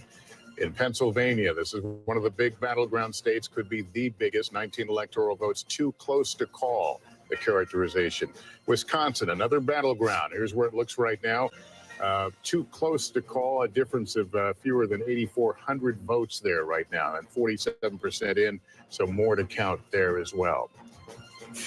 Brings us over to Tom Yamas, who's looking at Wisconsin. And what are you seeing in these early numbers? So a quick reminder, when you think about Wisconsin, think of 20,000. That was the vote difference in both 2016 and 2020. That's what decided the vote. Trump won in 2016. Biden flipped it in 2020. Right now, 47% of the votes in. We want to dive a little deeper and look at some of these counties. We're going to start with the biggest one, Milwaukee. Again, we're still waiting for a lot of the vote in Milwaukee. We're expecting this a little later in the night. 51% is in. Let's see how Harris is doing compared to Biden 4 years ago. She's down about 3 points, 3 or 4 points, 2 points, actually, we should say. But we're still waiting on the vote there. Let's go over to Madison. This is Dane County. This is where the University of Wisconsin is. This is one of the fastest growing areas of the state here. 75% for Biden in 2020. She's 2 points down, but again, 75% of the vote is still out. Let's talk about the Republicans now. We talk about the WOW counties. These are the counties around Milwaukee. First one, Waukesha here. Trump's at 59.6. 77% of the vote is in. He's slightly underperforming by a percentage point or two. Let's go over here to the O and WOW, Ozaki, 55. He's at 54. So, you know, a slight change, but almost around the same margins. And then Washington doing much better. 50% of the vote is in, 49. He was at 68 in 2020. He's now up to 70. The other part where they do well in the other part of the state, in Green Bay, it's called the BOW. So yes, it's the BOW counties and the WOW. Bow wow. I know that's pretty funny, but maybe it's not that funny. Anyways, Brown is Green Bay. It'll pass. It'll pass. Trump is 52%. He's up big time here. But again, only 33% of the vote is in. And there are a lot of Democratic votes in Green Bay as well. We're going to come down here to the O and BOW, Outagamie, 54-57. Again, he's overperforming there. And then finally in Winnebago, 36%. I want to show two more counties you guys may have heard of. You may not have. Racine, these are suburbs of Milwaukee, getting closer to Chicago. These were counties that Trump flipped from Obama, and then he held them 4 years later. 15% in. Trump was at 51.68. That's a strong number for him. We go to Kenosha, which has been in the headlines, especially after the George Floyd protests. 50% in 2020, 73% in. He's overperforming there. So if you're looking at Wisconsin right now, I mean, the Republicans have some sort of positivity here that they're looking at. Sauk County is one of these counties that we watch that usually picks the winner of Wisconsin. Sauk is one, and Dorr is the other one. You've probably heard of Dorr if you've been following the political headlines lately. Our data at a Dorr is a little skewed right now, so we're going to wait till the numbers get corrected there for right now. But Sauk County, we can look at 48% is in. Biden won this in 2020. Trump won it in 2016, 47-50. You can see Trump's overperforming there. But again, still a lot of the vote is out. We're going to have to wait and see and what happens. And in case you're wondering, Sauk County, home of the International Clown Hall of Fame. So if you ever want to go down there and you're near Madison, drive over to Sauk. We're getting to the witching hour. We Savannah. got the fact Fun alert. fact Fun fact alert from Tom. Welcome to the fun facts. Yes, exactly. Let's go to Stephanie. Gosh, she's in Philadelphia and Pennsylvania. A lot of hopes riding on Pennsylvania for the Harris campaign. What do you know? Yeah, there certainly are, Savannah. You know, we are here in Philadelphia at the tabulation center. This is where they're going through all those mail-in ballots. And, you know, we've been noticing in recent weeks and months kind of a lessons learned category from 4 years ago. And this place is a perfect example of some of those lessons that have been learned. You may remember in 2020, the tabulation of the mail-in ballots in Philadelphia took place in downtown Philadelphia, and it was basically chaos. Now they're in this entirely new building. It is secured by a fence with barbed wire, and they are doing tabulation inside here. We're actually not allowed inside, but it's going on as we speak right now. And one of the unknowns back in 2020 at the end of the night was, well, just how many mail-in ballots are there out there? We don't know. Well, tonight, right before midnight, we're going to get a briefing here from the city commissioner, from Seth Bluestein. He's going to tell us how many of those mail-in ballots from Philadelphia have been processed and how many they have yet to process, to give an idea of how much more time it would take. All of that, more transparency, this more security, so things go much more smoothly. Savannah? All right. Thank you, Stephanie. Back with our panel and guests, former Missouri Democratic Senator Claire McCaskill and Mark Lauder, former Director of Strategic for the Trump 2020 campaign. Good to have you both back.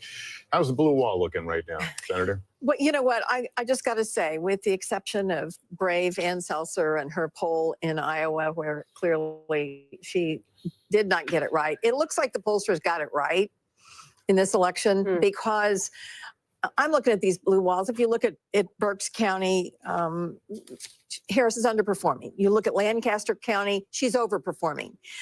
It's going to be razor close. I don't think there's any question. Now, what we're going to have to figure out is, do we have a country where an election can be close and people can accept the results? That's the question that I'm beginning to worry about, that if these are all really close and they go the way of Donald Trump, I don't think there'll be any problem. Well, Mark, we live in a 50-50 world. I mean, we do. I mean, We really do. And it's not going to stop after, Wednesday or beyond. No, and one of the things I'll tell you I'm looking at right now is Philadelphia itself, because while Kamala Harris has her margin, the numbers aren't there. She's about 2 points behind right now of where Joe Biden was, but there was a 471,000 vote difference to offset the rural areas. Right now, with 50% of the vote in, the last time I looked, she's on pace for maybe 390,000, maybe 400 or so thousand. That's if the current margins hold, and that's a projection. She needs to be above 450. Yeah. And if we're down there in that right, because right now it's about 190,000 vote difference with 50% in. It's early, but I mean, it seems like what we're gleaning from exit polls and other data is that the Trump campaign is overperforming, doing very well with Hispanic voters and young men. That Joe Rogan army appears to be real in a lot of these places. Is that what you're seeing, Mark? No, absolutely. I think they're very excited by that. And they also see that they're overperforming in rural areas. I think they're trying to cut their losses in the urban areas and in some of the suburbs. It's not always working, but I think in some of these key battleground states, it's panning out right now. Claire, what are you hearing from the Democratic side? Well, first of all, I think that there's a lot of people on the Democratic side that are paying a lot of attention to what's happening with Sherrod Brown and John Tester right now. How about that? Yeah. Because the fact that it's been called for Trump in Montana and it hasn't been called for the Senate race gives you an indication. Same thing in Ohio. And I think everybody needs to remember what Lester just said is true. It's a 50-50 country. Let's assume for purposes of this conversation that in fact they take the Senate. And let's assume for purposes that Trump wins the presidency. They're not going to have more than 51 votes in the Senate, maybe 52. And you have a couple of Republicans that are not all on board with some of the Trump stuff, like Susan Collins and Lisa Murkowski. You could actually have a situation where the Senate is frozen in either administration. Depending on how it goes. So now's a time that I think that regardless of how this turns out, I think the leader of this country needs to realize it's time to quit dividing and It is voters under 30, as you talk about. It is independents. Doesn't mean he's winning them, but he's doing better than he was 4 years ago. Here's where her improvement is, and this is interesting. It's with seniors. It's with voters over the age of 65, and we're starting to see that trend for her. You pointed to me when you said no, seniors. oh my gosh, Savannah, and I just want to let everyone know that we noticed. It's reflected off your shoulder. Full disclosure, we talked about it in the commercial break like 2 hours ago, so it was more of a callback to something that I forgot we didn't say on the air because we're chit-chatting constantly. But the seniors piece of it is interesting because think about who actually gets out and votes, right? Who is more likely to get out there and vote? It is seniors. So there's some fascinating dynamics at play. And as we're all talking about, 10:40, we're only on our first cup of coffee. I think one of the dynamics at play as we watch these results come in that's so fascinating. You think about how close, what a tough slog Pennsylvania is as we watch this come in. And you think about that decision that she made to have Walz as her running mate, as opposed to Governor Josh Shapiro. So as we watch this come in, and even on the day that she made that announcement, a lot of people questioned, what would Pennsylvania look like with Shapiro on the ticket? And Governor you have Shapiro, to think folks are thinking. Well, I mean, if she loses Pennsylvania, you can guarantee that story is already being written. I mean, Senator McCaskill, Josh Shapiro has, even in pretty red counties, is a very popular governor. He is, but so is Tim Walz in the Midwest. And I think what her decision was, one of judgment, where she looked at somebody who had a resume just like hers, and she looked at someone who was much different. He wasn't Ivy League. He wasn't all smooth. He was relatable and a coach and somebody who really kind of oozed Midwestern relatability. And I think she thought was an add plus as opposed to just a mirror of who she was. And, I don't know if it was the right call or not. I think they're both terrific people. Either way, they're going to be around. Shapiro's not going anywhere. You may see him on a ballot in the future. Yeah, I'm just going to call it out. You sound like you see the end here. I don't. I do think that, obviously we're disappointed about North Carolina and Georgia because there was a real feeling that there was such a good ground game compared to what the Trump And to be team clear, was we doing. haven't called those. No, we haven't. But I'm looking internally at the numbers, Sure. and they're not as hopeful as I would like them to be. I still think we have a path, obviously, in the blue wall states. And I don't think anybody knows how Nevada is going to turn out. And I think that is another one. We could have 4 states that determine the presidency that are all decided by less than a half a point. Yeah, okay. Thanks for that. That's so 2024, Senator. How's that? Let's go to NBC News correspondent Ellison Barber now in Gwinnett County, Georgia. Ellison, how are things going there? Hey, Lester, so we're starting to get initial numbers from the early voting in this county. Initially, they were a little delayed in uploading some of those to the public because they said they were having difficulties with their software of getting a clear image. They were going line by line with a Republican watcher, a Democrat watcher, and other election officials getting those votes up. But now they have those reported, and based on the percent of early votes that are out, Harris is leading in the early votes that they have tabulated in this county so far, but still they haven't counted any of the precincts that reported today. That process still happening here. So you see these people coming in, they're all people who have come from the different precincts in this county. There are 156 precincts in Gwinnett County. What they're dropping off right now, you see these purple bags here. Those are provisional ballots in addition to a lot of blue bags. And the blue bags, I'm told, have official election material that had to be returned, pamphlets, things that sort of gave directions to the election workers, all of that stuff coming in now. It's coming in waves. The first wave of stuff that was brought in from precinct captains on were the memory cards with the vote. That's something that election workers tell me is a way a thing that's changed over the years. They said they used to get everything, the election materials that had to be returned, provisional ballots, and the memory cards with the votes all at once. And because it took a while to clean up, it would take a little longer for those memory cards to come in. Now they get the memory cards first, then the rest of the materials. The memory cards, they're actually in all these little bags. You see them unzipping there. Those are from 156 different precincts. Each precinct has at least 2 memory cards that have the vote count from today on them. They go in here, they get processed, and they go out to the public. So they're still deep in that process right now. But let's go again to the back, because this is where we see a lot of activity happening on and off, whether it's the early votes being processed and scanned and tabulated, or mail-in ballots being opened and sorted, or provisional ballots being reviewed. So remember, the thing that we were watching in this county was what would the margins be like, because it leans Democrat. We expected Democrats to carry this county, but ultimately back in 2020, Donald Trump got 40% of the vote in Gwinnett County. And what Republicans were hoping was if they could notch that up by a couple percentage points, they could cut in to Harris's margins. And then if they also did well in Republican strongholds, could potentially carry the state. What we're seeing in turnout is turnout so far has exceeded the turnout numbers in 2020. And right now, based on what has been entered, Trump is holding at about 40%. So right now, those extra percentage points haven't come. Could that change? Yes, that's Tom Yamison's lane. We'll leave him on that. Over here, though, is where they're going through some of the different election material. And they've also been sorting provisional ballots. You can see them in the back here, Savannah and Lester. They're just busy working. They will be here late at night. They expected the last bit of stuff to come from the precinct to get here at 11:30. Savannah.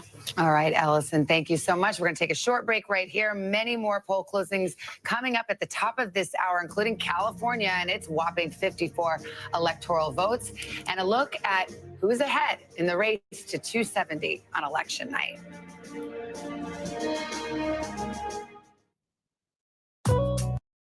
The best side hustle to do in 2024 is to get a fully remote online job that takes 2 hours a day to do and that pays $6,000 to $12,000 a month. Yes, an actual job. I know it sounds crazy because you've been bombarded with all these online business opportunities from all these gurus to, teach you how to make money on the side on the internet. But the best way to actually do it and actually make some money instead of just trying 1,000 different business opportunities with no results is to get a job like this. I have a job like this myself. I've had it for almost 3 years, and I just recorded a quick presentation on my website where I go over exactly what this job is and how you can get one yourself. So if that sounds interesting to you, click the link below and watch the presentation. I believe you'll like it.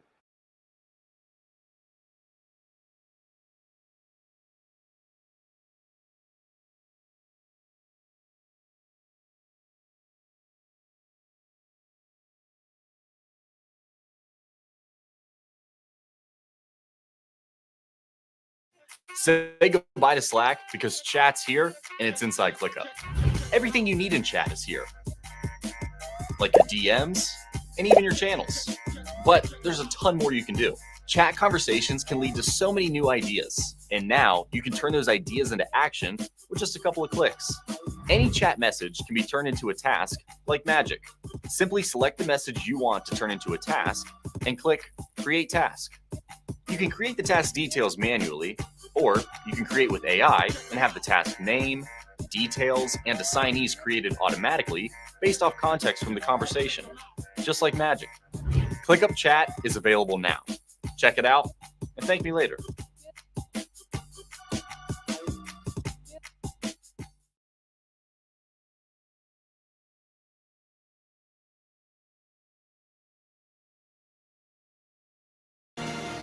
So far, no calls in any of the battleground races. As you see Rockefeller Plaza here on this election night. The big prize, of course, the presidency, but also the balance of power in Congress. Kristen Welker's here with more on that. Hey, Lester. Well, again, just to recap for everyone, Republicans do have one pickup so far tonight. That's in West Virginia. No surprise there. Let's take a look at Arizona. Ruben Gallego, Kari Lake, too early to call right now with 51% of the vote in. Let's head over to Pennsylvania now, one of the most competitive Senate races. This race, too close to call. Dave McCormick with 49% of the vote. Senator Casey trailing there at this current point. Too early to call right now in Montana, one of the biggest potential pickup opportunities for Republicans there. So we watch that closely. We're watching Ohio closely as well. This race too early to call. Senator Sherrod Brown looking for a fourth term against Bernie Moreno. Let's take a look at the Senate map now. Take a look at where things stand. Again, as you can see, Lester, Republicans with one pickup, but we continue to watch Montana and Ohio so closely. Again, could Ohio be a state where we see a split ticket? Split tickets, as we've been saying throughout the course of this evening, have been diminishing. Democrats came in with a tough map to defend. Very tough map to defend, bracing for potential losses. And again, Republicans don't need many pickups. They need 2 seats if Vice President Harris wins the White House. They really need 1 seat if Donald Trump wins. So right now we're looking at 1 pickup. Just put it this way, right? If Republicans don't end up winning control of the Senate based on how this map looks, it would be a shocker, right? That's a huge storyline of the night. I mean, it's a big storyline either way because control of the Senate matters for a lot of the reasons that we've talked about. But that's how the map has been looking. And so we're waiting on these 2 outstanding states. And they're already part of the way there. They already have this pickup in West Virginia. We cannot stress enough. If Vice President Harris were to win the White House, it would be incredibly challenging for her to get judicial nominees confirmed, to get her cabinet confirmed with the Republican Senate. So here we are, we're nearing the top of the hour, but we're still no calls in any of the battleground states. Are you surprised we are where we are right now? No, because as Claire McCaskill has said so accurately, what we are seeing has been reflected in the polls. The polls maybe were right. Leading up to this evening, it looks like the polls were right. This is a 50-50 race. And so this is going to go down to the wire in all of these battlegrounds. Close race means a long time. We can put it that way, right? I mean, I think that's generally the vibe. We'll see how it goes. I think everybody's looking towards Pennsylvania just in chatting with All right, well, let's check back into the presidential race, and we'll take a look at the road to 270.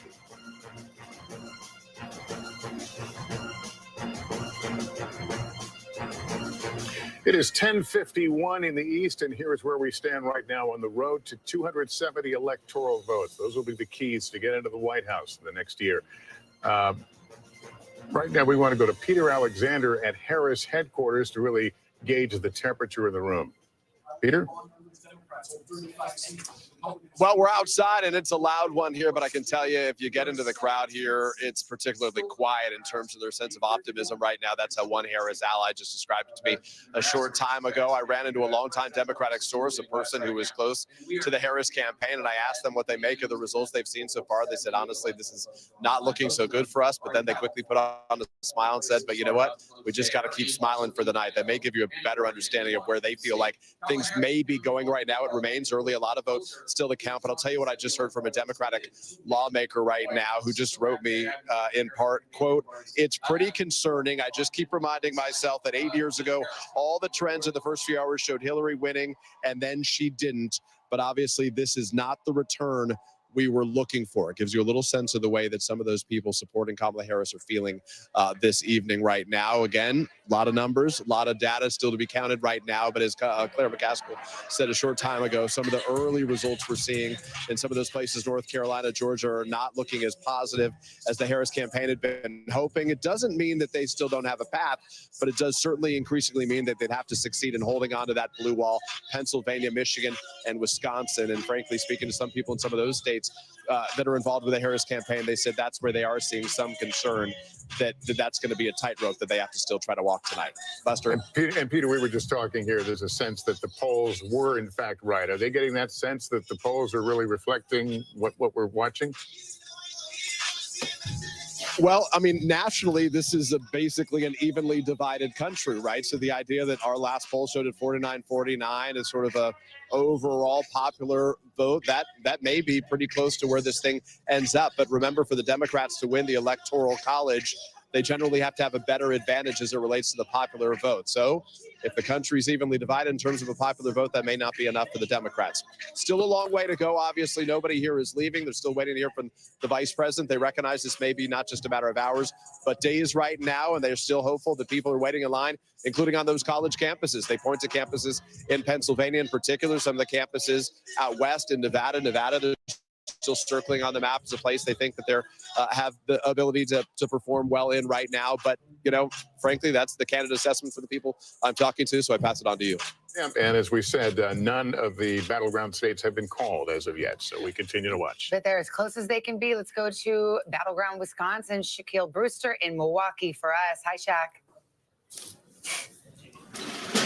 Hi there, Savannah. And, you know, one thing that we're hearing is that just heard from the Milwaukee elections clerk, and they're saying that they are processing these absentee ballots. All of the early vote, all of the mail-in vote is counted here in this warehouse. And this update is despite the fact that there was a little hiccup that we saw earlier today. I'll show you what happened. It was on these tabulators that we see. And if you look closely at that red sticker there, they say that that flap was not locked. The tabulator was sealed, but the actual flap there that opens up, it was not completely locked. So what they did is they got a bipartisan group together. They went through to all of the 13 tabulators, high-speed tabulators in this entire facility, and they went through and emptied them out and restarted the count of some 30,000 ballots. Now, despite that, they say that they're moving along fairly well. When you look around here, you see at each of these stations, the election workers, the election clerks are counting those ballots. And, you know, when you talk to operatives in the state,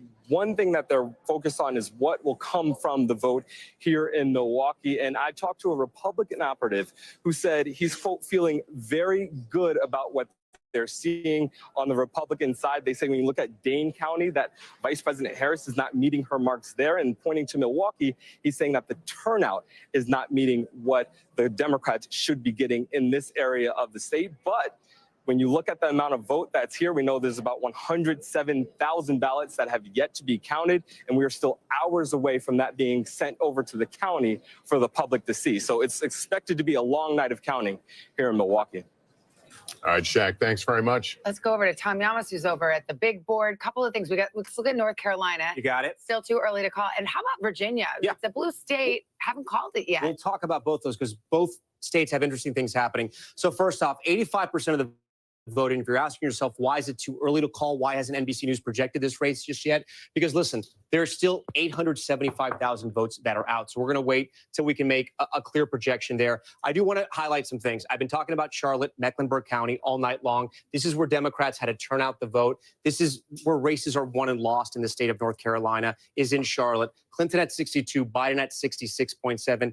Harris is at 65. Remember, she has to win this state because they lost it 4 years ago. She has to be doing better than Biden. And now I want to take you to the Black Belt. Again, these are the counties that there's not a ton of people, but they're largely African-American counties. And I'm going to go to compare this to 2020. And I want you guys to watch these numbers. Remember, the number on the left, it has to be higher. The number on the left has to be higher. So we're going to lock this in. Let's go through here and just watch. Every county, she's underperforming. With a lot of the vote, there's still some vote out. But in almost every county, she's underperforming. Again, this is the Black Belt, high proportion of African-American voters here, and she's underperforming. Not a population center, but if she wants to win North Carolina, she has to be doing better there. I know you were asking about Virginia. Savannah, let's take a look at Virginia. We haven't called Virginia yet, and if we, just to give you context, the last two elections, it came kind of close in 2016, about 4 percentage points, 4 or 5 percentage points. In 2020, Biden grew that lead much more. It was about 10 points there. Tonight, here's where it's at. 77% of the votes in. There's about a 2% spread. I'm being told by our politics desk, a lot of the vote that is out is still in the Northern Virginia suburbs. This is the Democrats' sort of their sweet spot where they're going to drive up the votes. Also, Richmond County, a lot of African-American voters there, too, that could possibly vote Democratic. But listen, Republicans have been making inroads in there as well. We can take a quick gander. How much time we have? About a minute? 2 minutes. Now we're going to say goodbye. We'll come back. We'll dig into those northern suburbs in just a minute, Savannah. Let's do, because northern suburb resident Chuck Todd says you can't count. We're waiting on that vote. You're waiting on that vote, but I want to go to Mark Lauder on this. Also, I think a Washington D.C. former area resident, so you get to weigh in on this too, and you too, Senator. I mean, would you have expected that Virginia would take this long to call? I mean, is this concerning? Does it give you any other trend lines? No, I mean, I saw a lot of energy, and I live in Northern Virginia as well. I've seen a lot more Trump signs in people's yards where 4 years ago, 8 years ago, you would have never dared put one up there. So I think there was a little more of an emboldened activity, but you know you're not going to win that area. But I think this does point to what we were talking about. We see going on in Philadelphia, which we see going on in some of the other Charlotte areas. She's underperforming in the metro areas, which is where she needs to overperform. I think when it's all counted, when everything comes in Northern Virginia, and Chuck's not here, so I'm a little nervous. But I think she'll end up winning Virginia by a comfortable margin. And I think when you actually analyze the data, what you're going to see is there was more enthusiasm in the rural areas of Virginia than there was for Biden. I mean, I think we need to start saying out loud that, what is different between Joe Biden and Kamala Harris? Everybody thinks they're exactly the same on policies, but one is a woman of color and the other is a white man that everybody was really comfortable with, that were moderates and knew him well and had known him for decades. So I think you're seeing more Trump support in some of the areas where Biden could cut in, and you're not, but Virginia's going to be fine. She's going to win Virginia. But you might see that maybe in like a Lackawanna County or something in Pennsylvania, that same dynamic that you're talking about. Yeah. We shall see. Okay. We want to pause just a moment. We've got a lot more to get to. Top of the hour, we're going to have the big poll closings in California. Got an election alert. Poll closing in about 20 seconds or now. So there'll be some biggies out there to talk about. Yeah, you see California, Idaho, Oregon, Washington. Those will all be closing here in about 10 seconds. And then, of course, we'll have the latest characterizations. We're going to pause for a moment while some of our East Coast stations go to their local news now.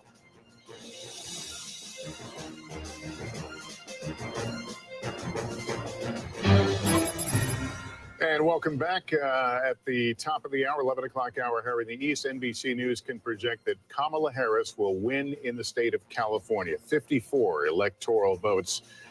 In the state of Idaho, NBC News projects Donald Trump will win and take those 4 electoral votes in Idaho.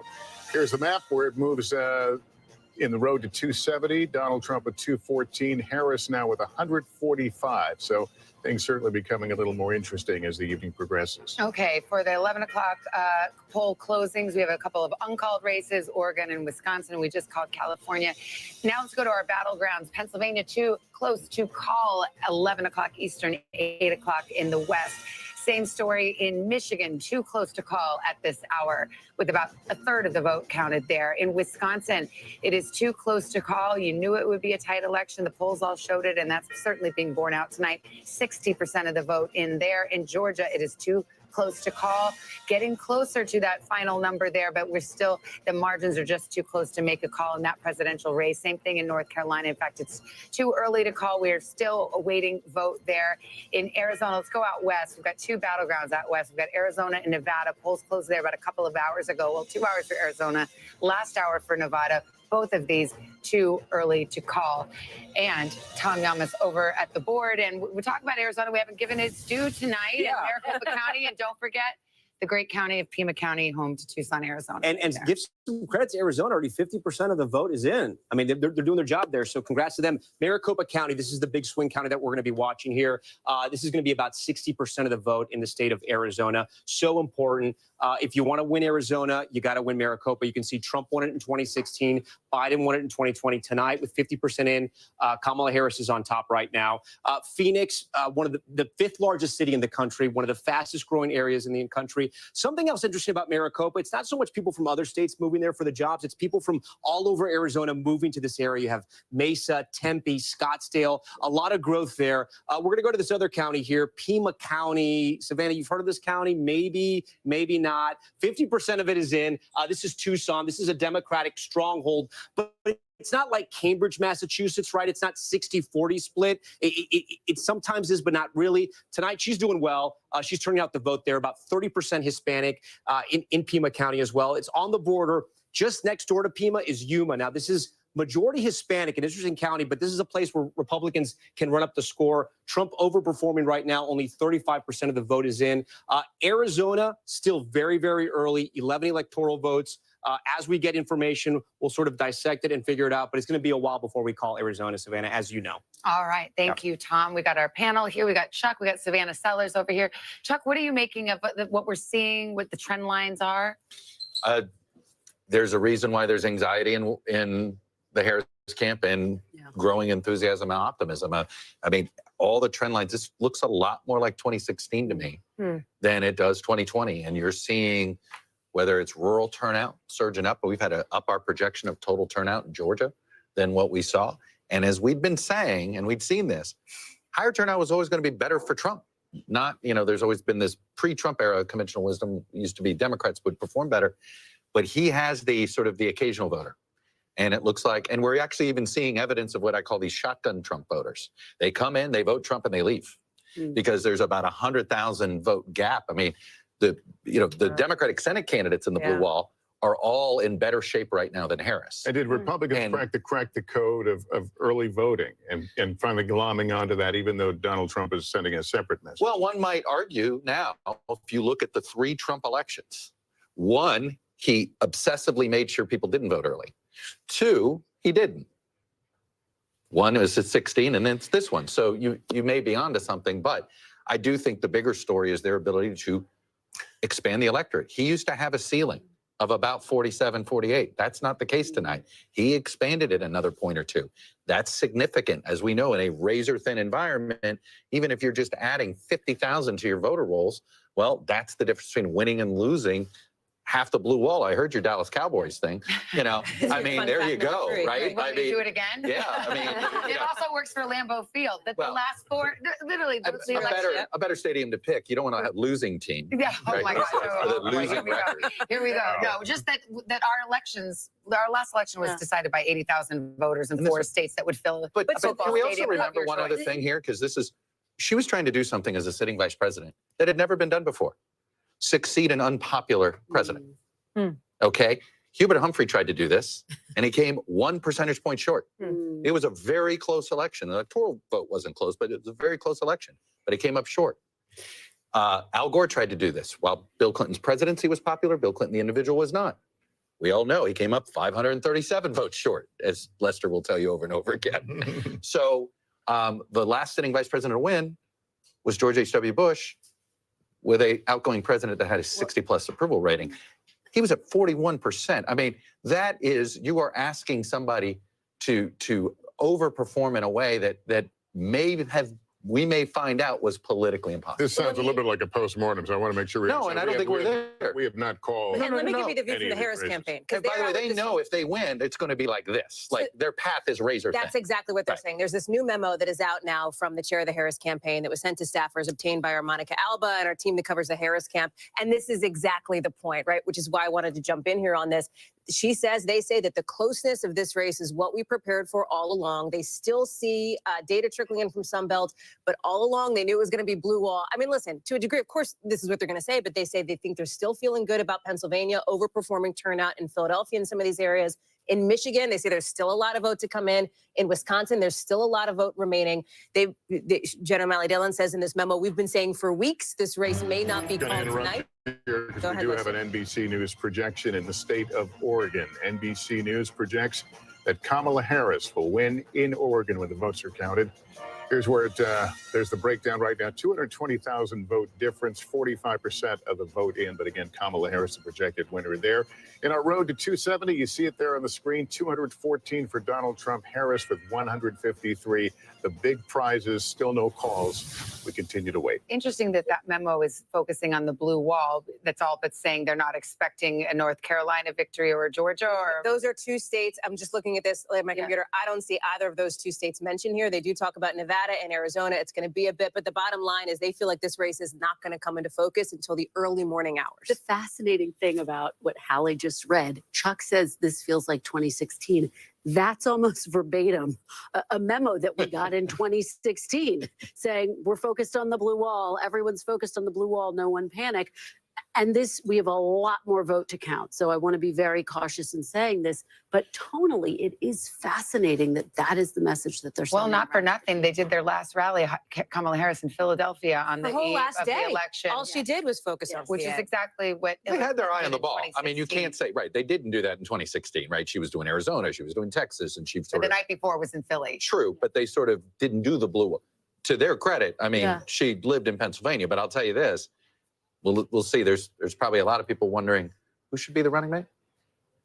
Who should be on this Democratic ticket? We had that discussion. Some people will, if she loses Pennsylvania, there'll be a lot of... that's the only state, right? That'll be the hand ring. But because Josh Shapiro is a very popular Democratic governor who was on the short list for vice president. Let's bring Savannah Sellers into this. I mean, what are you reading out of the exit polls? Are you seeing any trend lines? I know you've got your brief. You really look at young voters and you've got your finger on the pulse there. What stands out? Absolutely. I'll start with some numbers and then give you some anecdotal information. First, let's talk about first-time voters. This is not just young voters, but that's 57% of these first-time voters are under the age of 30. They are breaking for Trump. That is a major reversal from 2020. 53% for Trump right now, 46% for Harris.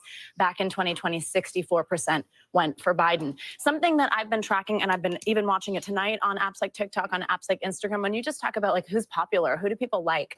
The Harris campaign had such a robust internal social media play. They had this team of 20-somethings. They had very little oversight. They were allowed to kind of post what they wanted, react in real time to trends, to the news cycle. We remember Brad Summer and the whole Brad. They co-opted that immediately, exactly, which, by the way, is a compliment to say Brad now. But for the former president, there wasn't so much going on internally. It was not as robust. He had this sort of grassroots organic catch-on TikTok. I heard so many young people say to me in a positive way also, he is a meme. His things travel far. It's objectively funny when you see this information. So many young people, therefore, on these apps were served content straight from and straight about the former president. And we are hearing so much right now. I'm hearing that in lines in Arizona. Gotti was mentioning that earlier. It's so much. It was because I heard him on a podcast. It was because of this thing I saw on TikTok. I also heard from a voter in almost every single swing state and multiple in several of them, including Pennsylvania, voters who were eligible in this age group to vote in 2020 who did not. And they came out tonight to vote for the former president. I'd be so interested. He's winning the youth vote in these exit polls. I'd be fascinated to see what the gender breakdown is there too, because this poll with young men, and that was a concerted effort by the Trump campaign, and the Joe Rogan and the bro wave seems to be real. I have two Gen Zers, okay? I have one who votes and one who's going to be voting next year.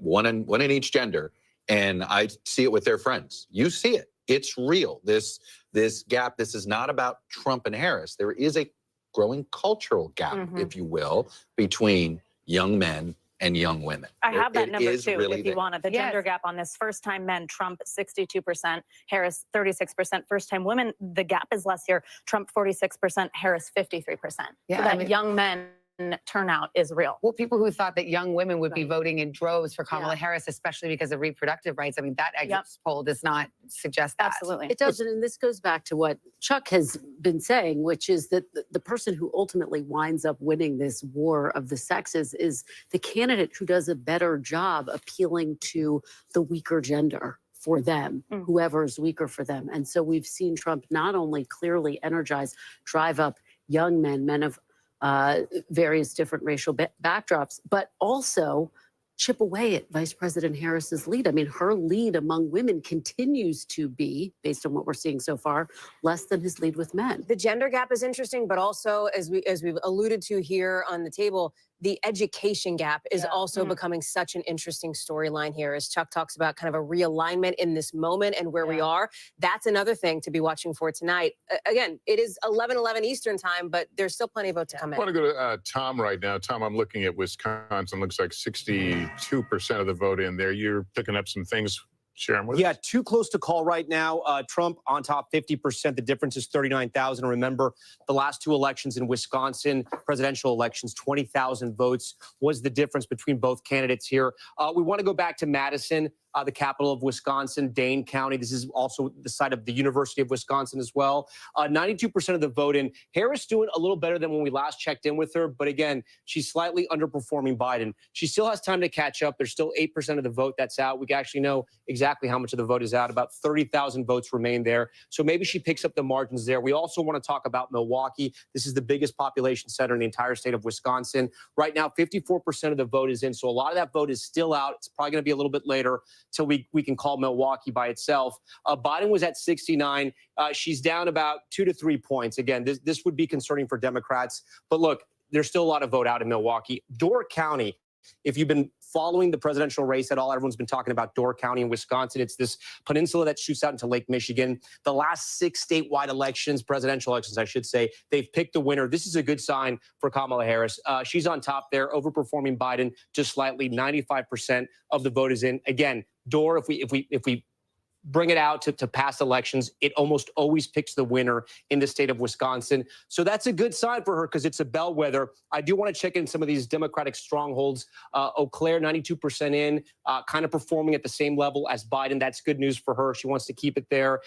We don't have any data there. What else we have? I think here in La Crosse, this is another Democratic stronghold, 92% in. Biden was at 53. She's 55, I should say. She's slightly underperforming. So listen, still a lot of vote. Let me see how much vote is still out. Still about 40% of the vote. But here's what's tough for Democrats in Wisconsin. Of the battleground states, each of those blue wall states is different. But of all the battleground states, Wisconsin is the widest. So they can drive up the margins with at least African-American voters and some Latino voters that are going to stay loyal to the Democrats in this election. What they can do, there's about 100,000 college students in the state of Wisconsin, and they usually fare better, much better with those university students. We're going to have to wait and see, as we say right there, too close to call. All right, we got a big projection to give right here. This is the Ohio Senate race. It was a hotly contested race. Bernie Moreno, the car dealer, Republican, will pick up that seat, unseating the incumbent Sherrod Brown. This is quite a moment because, barring any unforeseen circumstances, it appears that Republicans, with that victory, will take control of the United States Senate. Again, it's not an official projection at that moment, but if things happen as expected, it would look like a two-seat gain here in the Senate. And so this is a hugely consequential vote here. Sherrod Brown, in a red state, was fighting for his political life. He's pulled that rabbit out of the hat a few times, but not here tonight. 3 times, Savannah. And he has been someone who's been very adept at straddling that line, reaching out to working class voters throughout his state. His father was a doctor, grew up in Mansfield, really had that working class appeal. And yet this Trump-backed candidate, Bernie Moreno, a car dealer, able to topple him tonight. Again, we've been looking for ticket splitters. Didn't find one here in the state of Ohio. Again, this in line with what we've seen, which is that ticket splitters have been diminishing. He only overperformed, Sherrod Brown only overperformed Harris by about 2 points. And he needed to overperform about 4 or 5. But this is no longer about, Democrats knew they probably weren't going to hold the Senate. The question was, can they limit the Republicans to 52? Because if they can limit them to 52, then you can find 2 or 3 seats to pick up in the 2026 midterms. But if it gets to 53 or 54, right, which is very possible tonight. I mean, they've got Montana, which Republicans are favored. They've already held their 2 vulnerable seats. Nebraska's sitting out there, and it's really is a coin flip race right now. That's a unique situation. But they could get to 53 or 54, which could put the Senate out of reach for Democrats for 4 years. So at this point tonight, it's about whether Democrats can hold enough of their seats this cycle so they actually have a shot at winning back the Senate, can be competitive in 2026. Sherrod Brown way outspent Bernie Moreno in Ohio, too. Just dumped a ton of money, pro-Democratic allies in the state of Ohio. But remember why the Senate matters, not to give a civics lesson here, right? But the Senate can act in some ways as the brakes or the accelerator for whoever ends up in the White House. They can either get a president's policies moving to a degree if the House is the same party, or not, right? And that's what this comes down to here, is how much, if it is Donald Trump in the White House and a Republican Senate, what could they do for his policies? If it is Kamala Harris in the White House and a Republican Senate, how does that interplay work when it comes to some of the issues? I have to say, the House is much more important, though, at this point, if the Democrats are not going to win the White House, they have to have that. I mean, if you win the White House, you want your party to have that. If you're going to not have a chamber, don't have the Senate. It's the House you really worry about, because the House has subpoena power. And so if the House is of the same party, you can navigate Washington a lot easier. The Senate's not easy, but you can find bipartisan coalitions in the Senate. And this is what the House looks like right now. The House, at this point, whoever wins the presidency, you want your party to have, because if you don't, then it's subpoena, and then you can be tied up. Your entire agenda can get tied up. But unlike the Senate, Correct. We're not talking about the House tonight, and almost. No doubt, we might not be talking about the House until we go to Savannah's for Thanksgiving. And even then, it may be the Friday after. At your own risk, I think you all know how I cook. But I mean, the House was not expected to track the presidential. And correct, so because Senate, of New York and California. Yes, exactly. And we'll be waiting New York and California, some of these tight races. It could be weeks. It was weeks in 2020. But I mean, the prospect is there. If are we going to have divided government? As Americans have so often chosen divided government, they seem to like it. Chosen or stumbled into it. Yes. Well, and remember, Democrats only need 4 seats to take back control of the House. And so they like their chances there. What's so interesting is that we're covering all of these various battleground states, Pennsylvania, and all of the blue wall states.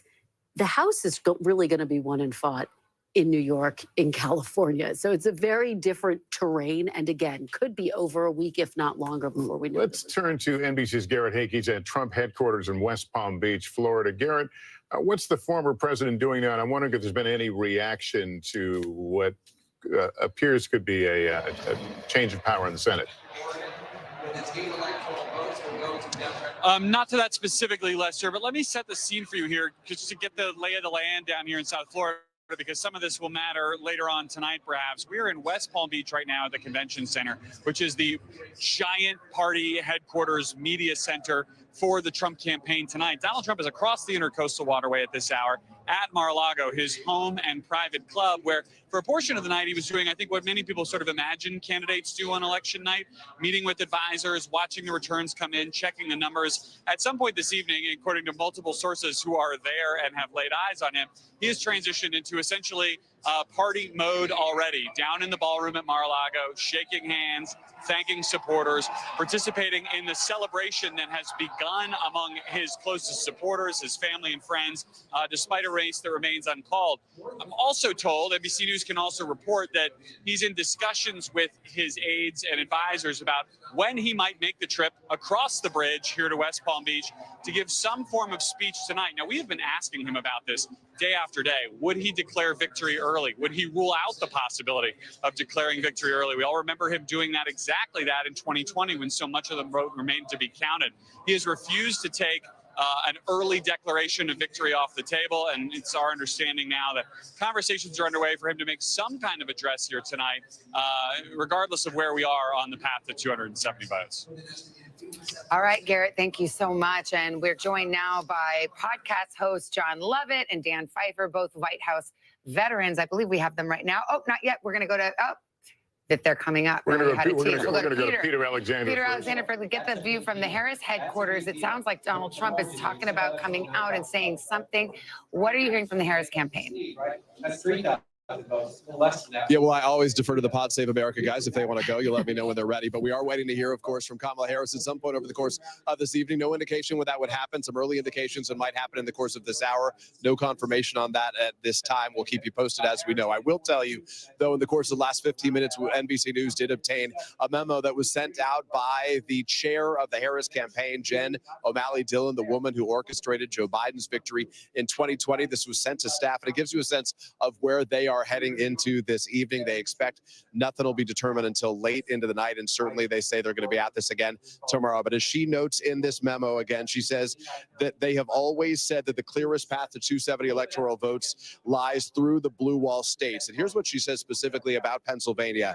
She says that we overperformed turnout expectations in Philadelphia and overperformed in our early vote expectations in Bucks County, one of those key collar counties, those key suburbs of Philadelphia. She says we don't have election day results from Philadelphia, but we do know that we overperformed turnout expectations there and have seen especially high turnout in places with non-white and student populations. One thing they're keeping a close eye on right now. About Michigan particularly, they say the city of Detroit won't be reporting out until roughly midnight, but that they have seen strong turnout from early vote and election day voting in other parts of the state. And finally, in Wisconsin, where they're keeping a close eye on that blue wall, that they do not expect complete results from Wisconsin until tomorrow morning between 3 a.m. and 5 a.m. But the biggest takeaway perhaps from this memo is the sense that as the chips start falling, it appears that they are leaning heavily into the blue wall, which started and may be ending as their best path to victory here. In spite of some numbers that show they still have some ground to make up, there's still a lot of data out there. And that's where, at least according to her memo, which effectively said goodbye to the staff for the night, said we'll do it again late into the night and start again strong in the morning. That's where they are as this night heads toward midnight. All right, Peter, thank you. Now, without further ado, let's go to the hosts of Pod Save America, Democrats John Lovett and Dan Pfeiffer, both White House veterans. And Dan, I know you to be a number cruncher, and I wonder what you're thinking about the numbers that you're seeing. You just heard what the Harris campaign is saying, but the vibe check is that this path is narrowing significantly and that it's blue wall or bust at this point for Kamala Harris. Yeah, that seems right. And you look at the numbers, it's very clear that Trump is overperforming in rural counties, and Harris is overperforming in suburban counties. And what is going to maybe the deciding factor here is primarily going to be what is the turnout and the vote margins coming out of Milwaukee, Philadelphia, and Detroit. And if they are what we think they are, then she has a very clear, albeit narrow, but clear path to be the next president of the United States. John, let me ask you about what we've been observing. Young voters, particularly male voters, who seem to be breaking for Trump and him, in fact, winning the youth vote, according to our exit polls. Does that surprise you? What's your take on that dynamic? That would be surprising. I think that's another reason to drink. But I do think that I think drinking it's alone, pretty John. early. I think that's fine. That's fine. I think it's pretty early to be drawing conclusions based on the exits and trying to figure out what happened with specific demographics. I think where we're at is this was always going to be close. It is close right now. I think there was some hope based on vibes that perhaps this wouldn't be as close based on some late polling and some late momentum and a terrible event at Madison Square Garden. Could we hope that maybe this night wouldn't be as long? And the answer is no. The polls largely were showing a very tight race, and that's what we're kind of living through. Dan, do you think it will ultimately come down to Pennsylvania? I mean, that certainly has been what's been telegraphed for all of these months. It is the essential state, because if Georgia and North Carolina, she does not win, and there's still a lot of outstanding vote in Georgia. It's once again a narrow path. But if those do not end up in her column, there is no math without Pennsylvania. You can replace Wisconsin with Arizona. You can replace Michigan with Arizona and Wisconsin, but you need Pennsylvania. And so it will come down to Pennsylvania. All right, Dan Pfeiffer, John Levitt, thanks for your time. We'll talk to you soon. Thank you. And we have another call to make. I believe we're going to get a state of Washington presidential call. Let's see where we are. NBC News now projecting that Kamala Harris will win the 12 electoral votes in the state of Washington. Here's how it breaks down right now. A difference of about 473,000 votes. In the road to 270, that leaves Harris with 165, 214 for Donald Trump down. Let's go to Republicans Mike Dubke, White House Communications Director under former President Trump, and Sarah Fagan, a former aide to George W. Bush. Mike, first of all, give me your thoughts here. We've had no calls in battleground states so far. Is this a matter of viewing pieces through a microscope right now to try to understand where this is going? Well, it sounds that way from the Harris campaign, but I want to stick with the vibe comment that John Levitt just made, because I really do think that what we're seeing now is this coming to fruition, this vibe versus issues election that we've had. The Harris campaign really put on the vibes, the joy, and all of that. And I think the Trump campaign tried to stick to issues, immigration, inflation, instability around the world. And if you look at the exit polls that you all have been talking about today, you really see that Americans think that the country's on the wrong track. We think the economy, we were better off 4 years ago than we are today.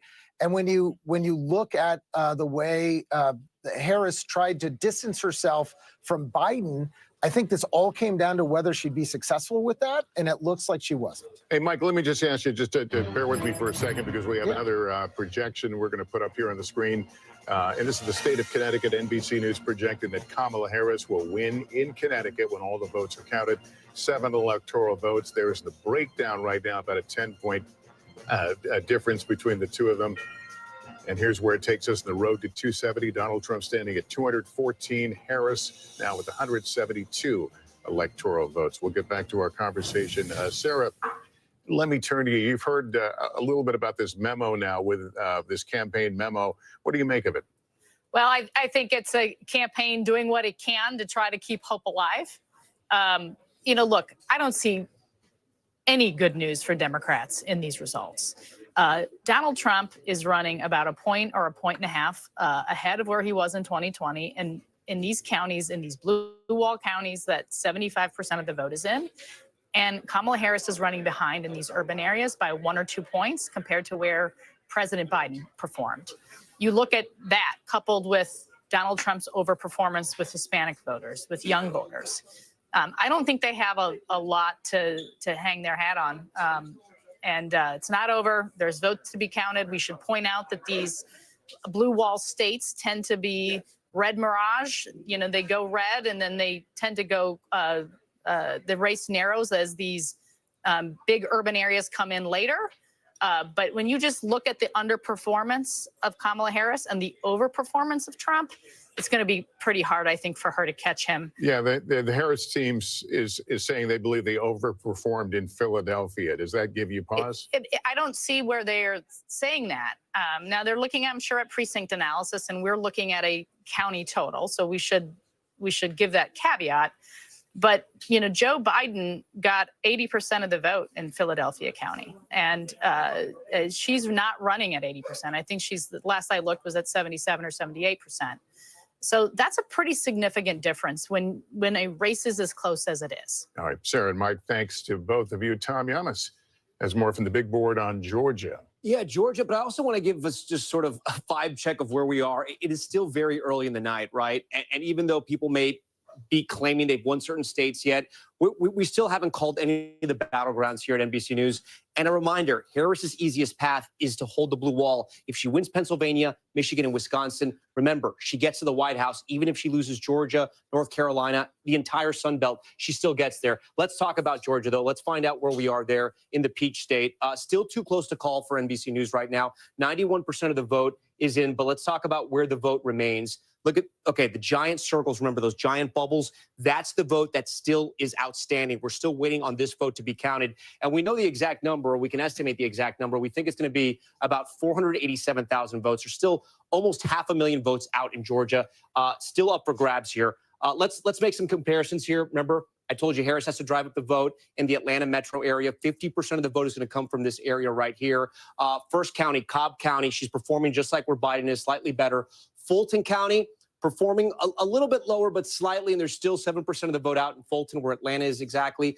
Gwinnett County, 80%'s in. Look, she's holding the same marks of where Biden was. She's overperforming in Douglas County as we move further south. Look, she's almost exactly where Biden was all around the ring counties of Atlanta. That's good news and overperforming in Rockdale County. But if Democrats wanted to expand the map, we're not seeing that tonight. A place like Cherokee, we're going to see if they could make inroads there just north of Atlanta. It touches those ring counties.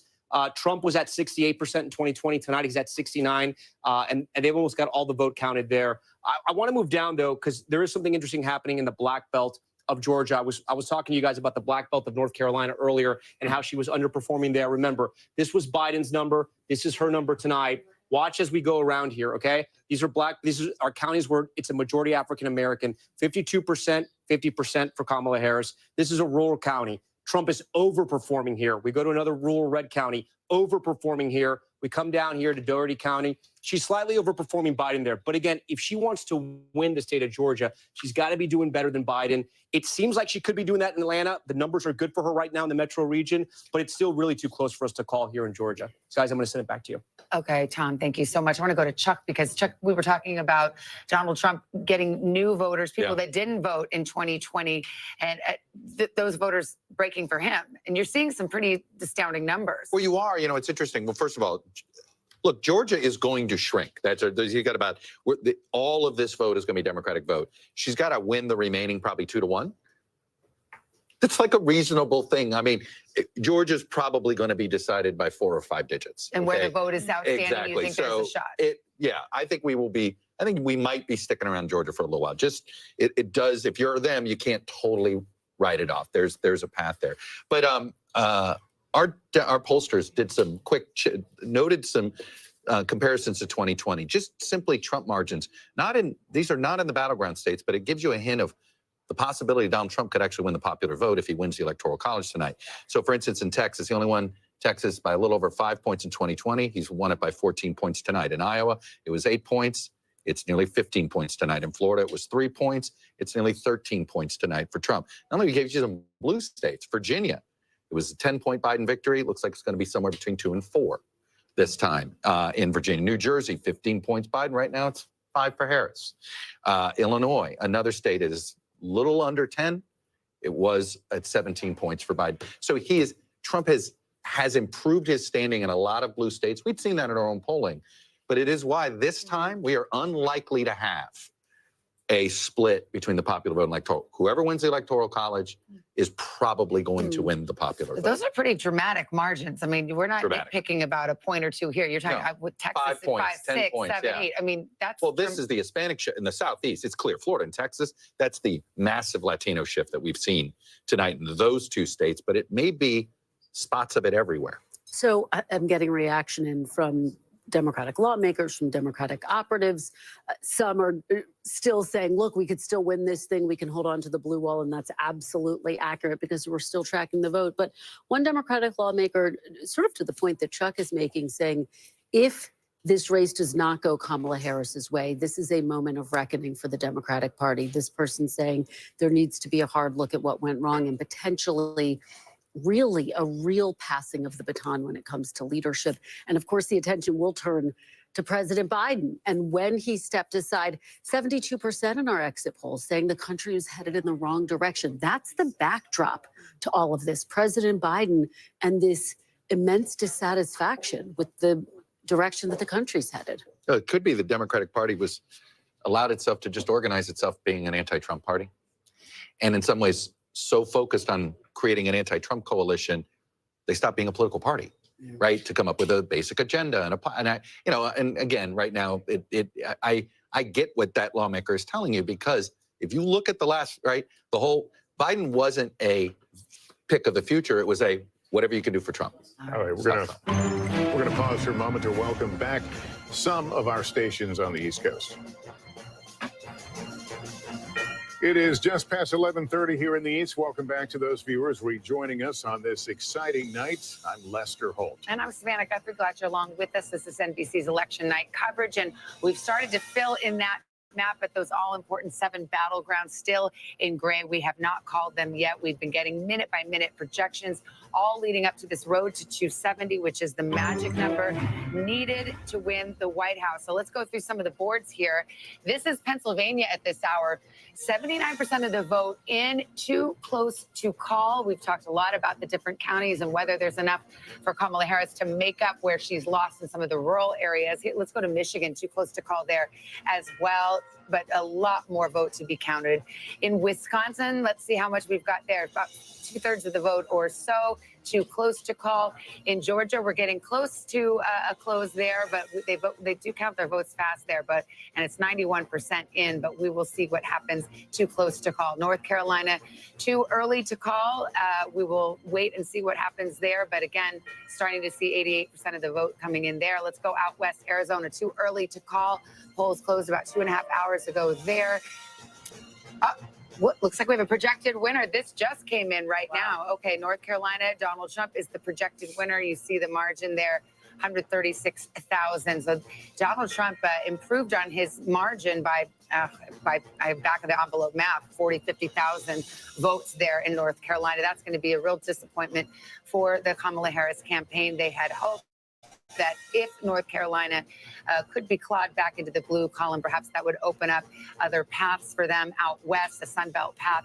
It is looking like blue wall or bust. That is where it stands right now, 172 electoral votes for Kamala Harris and Donald Trump in the lead right now. Let's go to Tom right now and talk about now what this does to Kamala Harris's paths to victory. Yeah, let's show you real quick how Trump wins, right? How we project that he wins. Robinson right now, 64.9%, 30% in. You can see how Trump's overperforming here. As we go along these rural counties, you can see Trump's numbers are increasing. 63 4 years ago, 66 tonight. We'll keep moving along here. 50%, 53%. So Lester, you asked, how does this affect him in the race for president? Let's go back out to our big board here, the road to 270. When we started out tonight, right, the paths to victory here, Trump had 10, Harris has 9. That's because we just called North Carolina. We can't even remove it anymore. This number before we called North Carolina, Harris had more paths than Trump did. But this is essentially where we started the night. This is the way it ended in 2020, right? He won North Carolina. President Biden had won the rest of the battleground states. But this gives the Republicans and former President Trump some hope.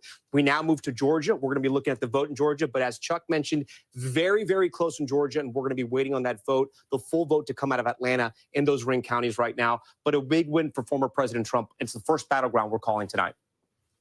All right, Tom, thanks very much. Remember, there was some late polling in the state that came just over the weekend that suggested that perhaps Kamala Harris was surging in North Carolina, that maybe she was making gains among some of these voters. That is clearly not turning out to be the case. That said, you've seen the reporting from her campaign that they are looking at the all-important blue wall. Of course, the question is, if Georgia goes, and you and Chuck were just talking about Georgia, but if Georgia does end up in the red column, it is Pennsylvania, Pennsylvania, Pennsylvania. Well, to that point, the Secretary of State in Georgia, Brad Raffensperger, who people are familiar with from the last election, has said on the record that Trump has an insurmountable lead in Georgia with the number of votes outstanding. So he's the Secretary of State. I think he knows what he's speaking of, but we will continue to watch. We've got another race to call, another presidential call. This is in the state of Virginia. This call coming a little later than many people might have expected, but Kamala Harris will win the 13 electoral votes in Virginia. There's the breakdown right now, 134,000 vote difference, 84% of the vote in. That, of course, goes into the Harris column. Here's where that leaves us in the road to 270. Trump with 230 now, 40 from his goal. Harris with 185 electoral votes. Okay, let's bring Jen Psaki in, former Biden White House press secretary, and Mark Lauder, who was joining us earlier. Jen, we haven't had a chance to talk to you. I mean, look, it's getting to be a narrower path for Kamala Harris, no question about it. It's the blue wall or bust at this point. What do It's math. Yeah, it's math. Ultimately, look, I think that Jen O'Malley Dillon email that NBC News obtained that you've talked about a little bit tells you a lot about where the heads are of the people on the campaign. This is the chair of the campaign. The chair of the campaign. She was also the campaign manager when Biden won in 2020. And basically, they did not talk about it. I know NBC has not made a call in Georgia, but they did not mention that Georgia is not a part of that email. Neither is North Carolina. You just made a call on that. It's about the blue wall states, and she warns that Arizona and Nevada will take some time. What does become challenging, I think part of the purpose of an email like that is also to buck up the troops inside the team who's been working so hard for months. That's part of it, and also to send that note to supporters. But yes, it becomes, as the path becomes narrower, there's no more margin for error. Or no more margin for something going a different way than you hoped it would. And right now, what the Harris team is doing, which happens on every presidential campaign, as you know as well, is sitting in what you call the boiler room, which is kind of an intense word to use, but that's what it's called. And they're looking at their vote goals in these counties and how the outcome aligns. And you look at everything from, did they get what they needed in the big cities? In Philly, there are some cities that haven't fully come in, so they're waiting for those, but also what the margins are for Trump, which are higher, as you've been reporting, and we've been talking about over on MSNBC, in some of the rural counties, meaning he's getting more votes there that they need to make up for in the cities. So it's a numbers game in each of these states. But even in reliably blue states, we're seeing narrowing margins. We just saw it in Virginia. We called it. Kamala Harris won it, but I believe by a smaller margin than she did, or that the Democrats did 4 years ago. I want to show Minnesota right now, which we are calling too close to call. And this is a reliably blue state. Let me show you what the numbers look like, the breakdown. Half of the vote in. It's called too close to call. Again, when you see that wide margin, you were thinking, what are you guys talking about? It's because our decision desk is crunching the numbers. They know where those votes have come from, whether they're reliably Trump districts or reliably a Kamala Harris or a Democratic area of the state. And on that basis, they're saying too close to call. Does that surprise you? Minnesota is a close state. It often is a close state. It's one certainly that the Harris team would love to have been in their win column earlier. But again, I think for them, what becomes harder and harder is as you get more vote total in, and the path becomes narrower and narrower and narrower. And that's a bit where they are at this moment. The sitting governor, Tim Walz, on the ticket. Minnesota's governor, Tim Walz. And a pretty popular governor in Minnesota. And there's a lot of things that bend the mind a little bit if you're the Harris team, including that. I don't know that they're overly worried about Minnesota, but certainly, yes, would have liked to have that and Virginia in their win column earlier. I've heard a lot from people on the left who have asked over the last several weeks, how can this be a tie? What's your answer? I would ask that. I would have asked the same question. I mean, I think under the same scenario. Because obviously with the economy, with the 2/3 of the American people who think the country's on the wrong track on the immigration, like all of the issues in kind of general polling would suggest that this would be a runaway for the Republican or for the non-party in power. The fact that it's not, I think there's obviously a lot of. Do you think if any other Republican were on the ticket, you'd have much greater margins in terms of a Republican victory? That's difficult to answer because Donald Trump brings out such a passionate base where you might have a problem getting that overperformance in rural areas because he is so animating, especially on the right. Now, he's equally animating on the left, which turns out that opposition. Or you might get suburban women on the side of a different kind of Republican. Jen, has the conversation begun yet about Joe Biden and about the decision to ask him to step aside? It will begin. It will begin depending on the outcome. And obviously, there hasn't been a race called yet. If this is not a Harris win, that will certainly be part of the discussion. She's run a campaign over the course of 107 days. That is not something we've seen in history. And there'll be lots of questions about exactly that, the timing and the impact of that. Well, Chuck was bringing up the history. I mean, in terms of vice presidents trying to win the presidency with a unpopular president, he said it's bordering on politically impossible. And this gets back to something that we talked about. The favorability rating for President Biden is low. And you look at some of these numbers on how people feel about the country right now, and about 3 in 4 Americans in the exit polling say they feel angry or dissatisfied. And that is something that may end up being critical in this race as well. And one of the things that I think is so notable heading into tonight, I think one of the big questions, would the economy be the top issue, as Mark is talking about, or would reproductive rights, given that abortion is on the ballot in 10 different states, Would that be the biggest energizing factor tonight? What we are seeing is that right now it seems like the economy and immigration continue to be the most motivating factors for people. And I'm almost interested to see, though, because we did see, especially using Florida as the example, it was not close in Florida, whether at the presidential level or with the Senate. But at the same time, they're sending Rick Scott and Donald Trump. Obviously, they barely defeated a constitutional amendment on abortion. So they almost, like we would say split ticket voting with Senate and Congress and president. They kind of split their ticket going, no, I don't like this, but I do like them. And that's not something that is captured necessarily, because polling doesn't function this way in polling about abortion rights, right? That there are people who could vote for Trump and also vote for protecting abortion rights. Arizona is another interesting state to watch on that front, as you know, Arizona native, because I talked to Senator, or maybe we'll see, Congressman Gallego the other night, and there are people who could be Gallego, Trump, abortion rights voters, which bends the mind a little bit, but that's where maybe we don't entirely understand how the electorate comes down on these issues. Well, It maybe feels people conflicting, but maybe it's not for them. Neatly categorized as political journalists would like to believe. Yes, that's true. Well, we're just moments away from midnight here on the East Coast. What are you guys doing tomorrow? I'll tell you what you're doing. Right The here. battleground states, they have not been called yet. Stay with us. We will be right back after a quick break.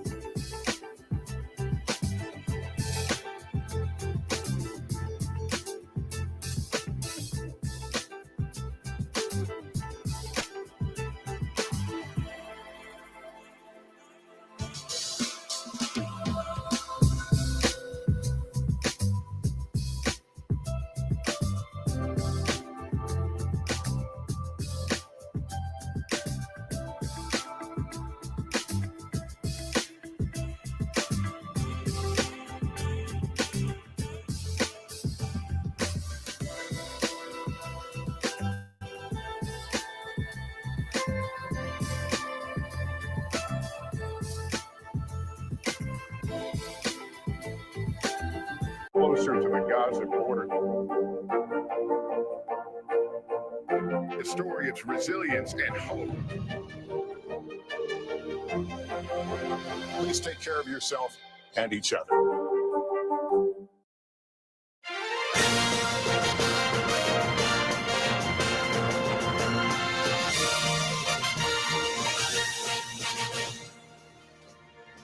Well, election night is about to be election morning as we creep up on midnight on the East Coast. Glad you're with us.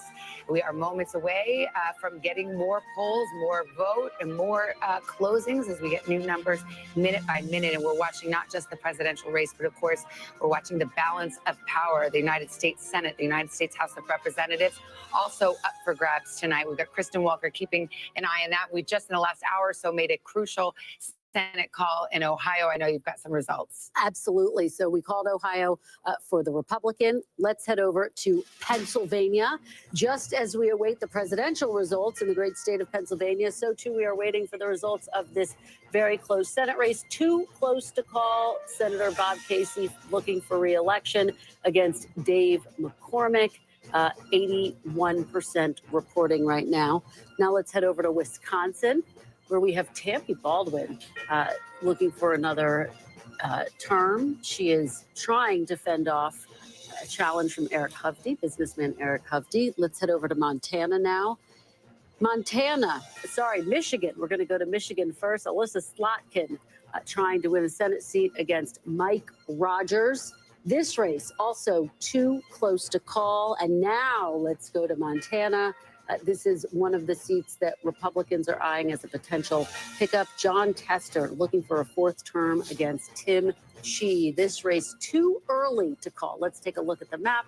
Overall, again, Republicans have now picked up 2 seats, which is a very good night for them, potentially putting them on the path to take back the Senate, Savannah. Well, if everything holds and they had a 2-seat net gain, they would take control of the Senate. There's one race out there that's an odd one because you have a Nebraska Senate race where you have the Republican incumbent Deb Fischer up against an independent Dan Osborne, who is interesting. If you read into, he has his views talking about not putting people into categories. He's got an array of views. He calls himself independent. He appears to be, he says he won't caucus with either side, and he's giving her a real run there in Nebraska. He's giving her a real run. The polls have tightened in recent days, and I think you hit the nail on the head with what makes this so complicated and fascinating. He's saying he's not going to caucus with the Democrats. So what exactly does that mean with independent Senator Bernie Sanders, for example? He does caucus with the Democrats, just to give people a sense of what that looks like functionally speaking. So we continue to watch that race very closely. All right, well, let's take a moment right here. We want to let some of our other stations catch up as we put the map up. Let's look at the road to 270, and we will wait a few moments and let some other stations join us.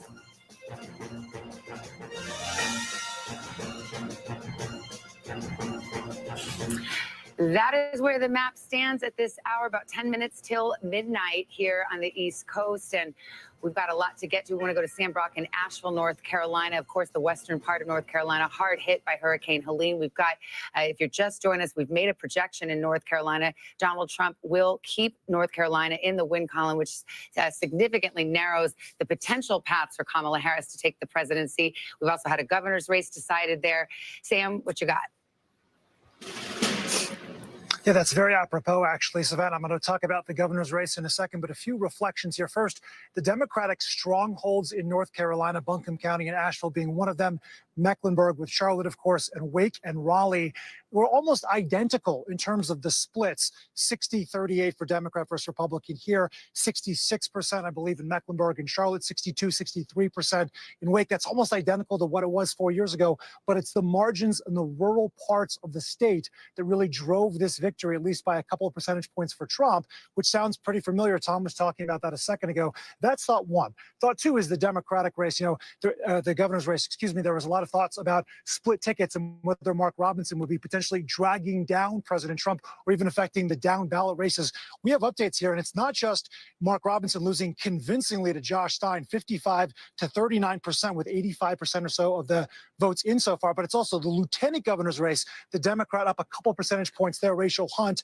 Jeff Jackson, the AG, he's up a couple percentage points over his Republican opponent. So you're seeing truly Republican or voters here in North Carolina going across the board for statewide Democrats and then also voting for Donald Trump. So we're seeing that sort of as a microcosm of this overall picture. And then lastly, you have roughly 37% of the electorate in North Carolina that is unassigned, right? Not Democratic, not Republican. Democrats, registered Democrats in the state had gone down about 80,000 or so, I believe, votes from the previous election. Republicans had gained 100,000 plus registered voters, but the reality here is now 400,000 new unaffiliated voters, and we were wondering where will they fall? What is the fault line going to be for those folks, especially these hundreds of thousands that are moving in from out of state? North Carolina gained the third most amount of people post-pandemic after Texas and Florida. How would they play out, especially in the suburbs of these large, Democratic cities, by and large?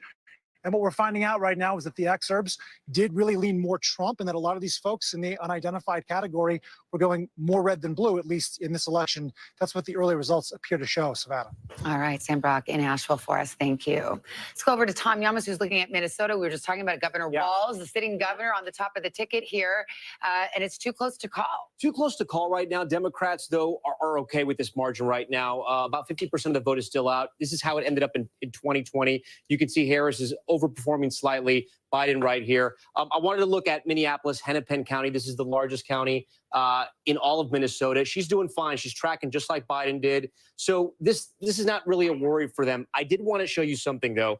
Blue Earth County, okay? So this is a county that Trump is on top right now. Biden won it in 2020. Why do I want to show you Blue Earth County? Well, besides having the coolest name in the entire country for a county, this is where Governor Tim Walz is from. This is where he taught with his wife. This is where Coach Walls is from. Right now, Republicans are winning his county. It just goes to show when you talk about how Trump may or may not win this election, he's driving up votes in rural areas. I'll show you another one, Stearns County, which actually has a large Somali American population. 95% of the vote in, he's overperforming there. So again, Minnesota, it doesn't look like it's in trouble for Democrats right now, so 50% of the vote is out. But when we look at those rural counties, he's overperforming even in a place where Governor Tim Walz is from. Guys? All right, Tom, thanks very much. Let's bring in NBC's Blaine Alexander, who was in the Atlanta area tonight with some developing news. Yeah, we have heard some notable remarks from the Georgia Secretary of State, Brad Raffensperger, concerning the race here in Georgia. Now, before I say them, I want to make it clear, NBC News is still characterizing Georgia as too close to call. But I want to let you know what Raffensperger said not too long ago in a news conference. He said that he believes, looking at the numbers, Donald J. Trump has a, quote, insurmountable lead with the number of votes outstanding. He later goes on to say, it looks like this is pretty much done, and then says, quote, I think the results are pretty well baked in based on where the leads are right now. He's talking about the state of Georgia. Now, again, NBC News still characterizing this as too close to call, but we're talking with Brad Raffensperger. Of course, he is in the control center in his Secretary of State's office, watching those results come in, watching the numbers, and also where those votes are coming in as well. Now, I've spent the evening talking to some of my Republican sources throughout the state, and I asked them the question. I said, you know, one, how are they feeling? They were all optimistic, but I said, if there is a lead from Donald Trump winning here in Georgia, what would be different from 2020? Of course, we all know that Georgia kind of shocked so many people around the country 4 years ago by flipping blue and helping send Joe Biden to the White House. But they said, again, across the board this time, that it was the push toward early voting by Republicans that they believe has really made a difference in the Peach State this time around. You remember 4 years ago, Donald Trump was really waving people off from voting early, telling them to go on Election Day. This time we've seen a very different message. His surrogates have been preaching a very different message. Even Governor Brian Kemp and other top Republicans in the state have been pushing that early voting message. When I spoke with one Republican source earlier tonight, he said, looking at early voting, he was optimistic. Also, the fact that Republicans tend to turn out more on Election Day, he was feeling good about the way things were going here in the state as well. So several sources telling me they believe that early voting did make a difference, guys. All right, Blaine Alexander, thanks very much. You know, I was going down, as we bring the panel back, I was going down the most important issues from the exit polls. Yeah.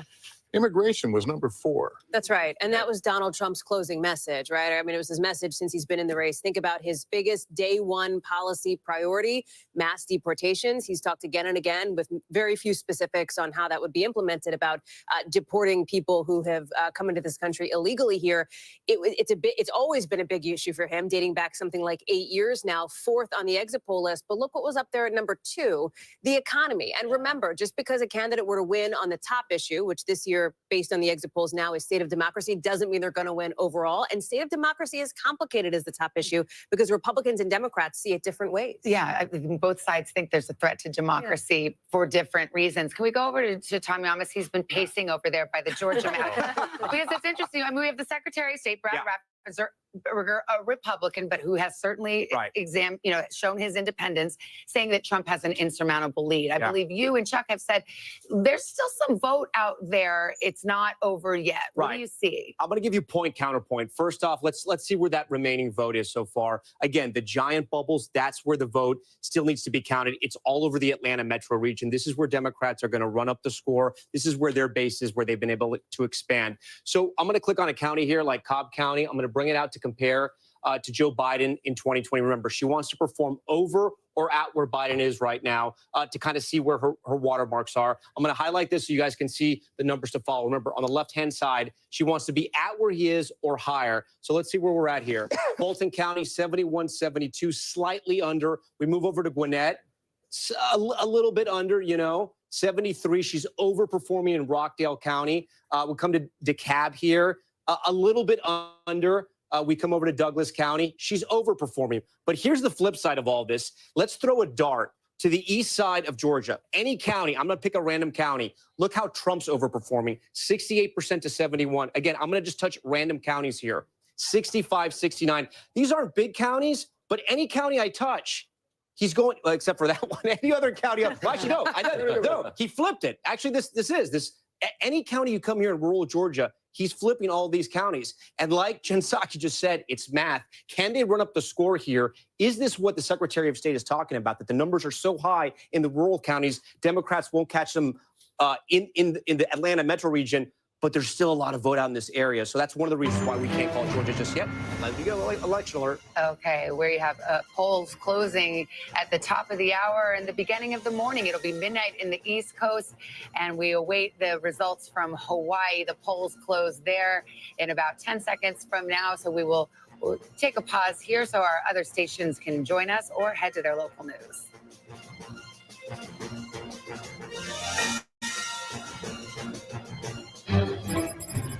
And as we hit the midnight hour here in the East, the NBC News now making a projection of the state of Hawaii that Kamala Harris will win those 4 electoral votes in Hawaii. That's the only poll closing at the midnight hour here. The road to 270, Harris now with 189, Donald Trump still leading with 230 electoral votes. All right, we've got quite a few battlegrounds still pending tonight. Pennsylvania, the biggest prize, 84% of the vote in. It is too close to call. In Wisconsin, same story. Here we go. 75% of the vote in, a difference of 87,000 votes. Michigan, too close to call at this hour as well. Midnight on the East Coast. 15 votes up for grabs. They're too close. Arizona, too early to call. Just been counting for about 3 hours now. Out west in Nevada, also too early to call. And in Minnesota, we have too close to call.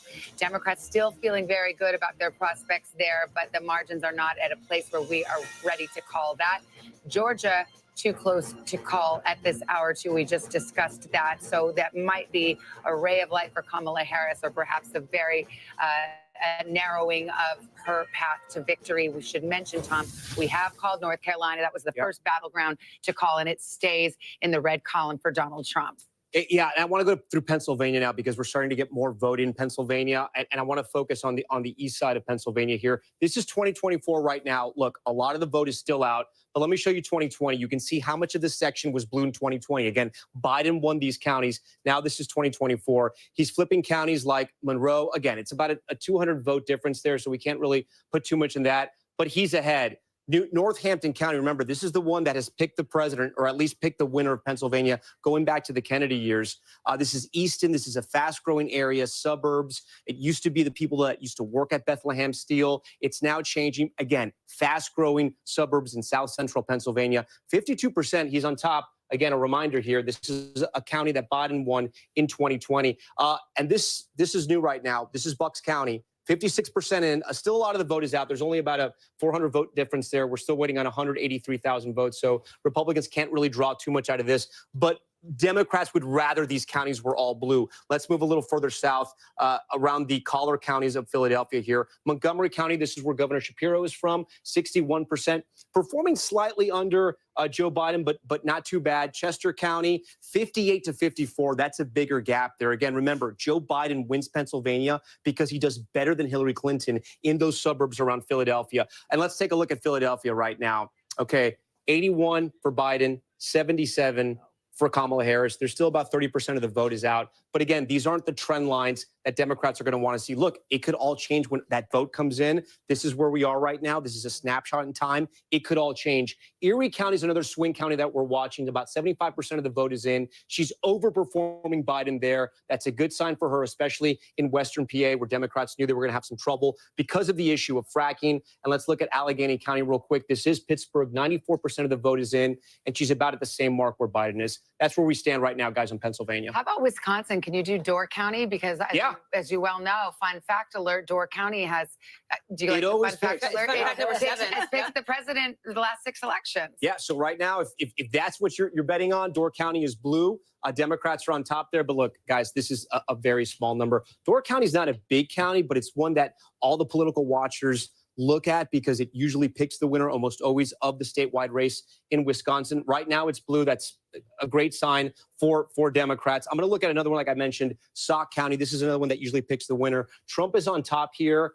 Biden won it in 2020, so he's really overperforming, going from 48 to 52. But again, there's still about 30% of the vote that's out there. So we got to wait and see. The big ones we're watching in Wisconsin, as you know, Savannah, Dane County, University of Wisconsin here, the fastest growing area of the state. 75%. She's slightly underperforming there. Again, she has to turn out in these cities because, like the other battleground states, I should say, unlike the other battleground states, there are not large minority groups in Wisconsin. It's the widest of all the battleground states. And then Milwaukee, again, we're going to wait till late to get all the vote in Milwaukee. She's at 66%. 4 years ago, Joe Biden won Milwaukee, and he won the state of Wisconsin with 69%. She's going to have to turn up that vote and hope her voters show up. Guys? Yeah. We got a lot of vote to count there, though, in Wisconsin. You could call it the battle of the bellwethers if that's what you're looking at here. I also think Bucks County, I will take my Bucks County native privilege as somebody who grew up there. It's an interesting one because you've got lower Bucks, central Bucks, upper Bucks, and it looks different in some of those areas. You also have plenty of It's Starbucks. after midnight. It happens. Here it comes. I love it. I know. Get the M&Ms ready too. Yes.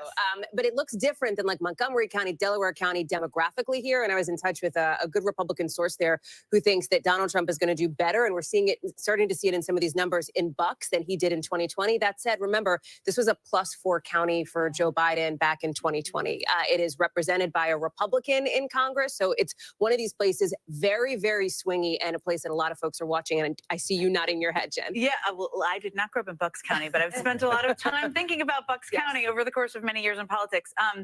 You know, looking at county, as Tom was going through it, one of the things that we're seeing over and over again is that she's underperforming where Biden was in 2020. It doesn't mean that's where Biden would have performed, where he's still the nominee, but it does, and that's not just in Pennsylvania, where you're seeing it in Wisconsin, you're seeing it in other places.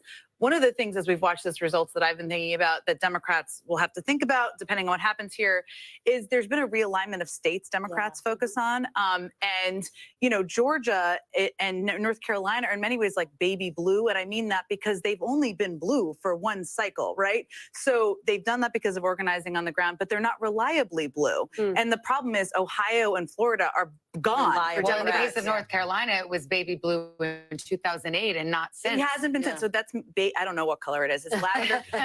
So yes, exactly. So I think one of the things that they will need to think about, regardless of the outcome, is where the states are that they're going to play. They would love to have Texas, of course. Texas didn't turn out for them to work out. Maybe it wouldn't for 8 years. But with states off the map, it's like, is it Georgia and North Carolina? Are there places they need to invest? That's one of the challenges too, I think. Point, I'm getting an increasing number of texts from Democratic sources who are looking at these returns come in, the fact that she's not meeting her benchmarks in these various counties where she needs to, who are really starting to take that reflective tone of Democrats and thinking about the next election cycle need to think about how to better meet voters where they are. Again, we still have a lot of vote to come in. We still have to see what happens with the blue wall. But the fact that this is such a fight for them, the fact that this is a tied race, it's also taking a step back.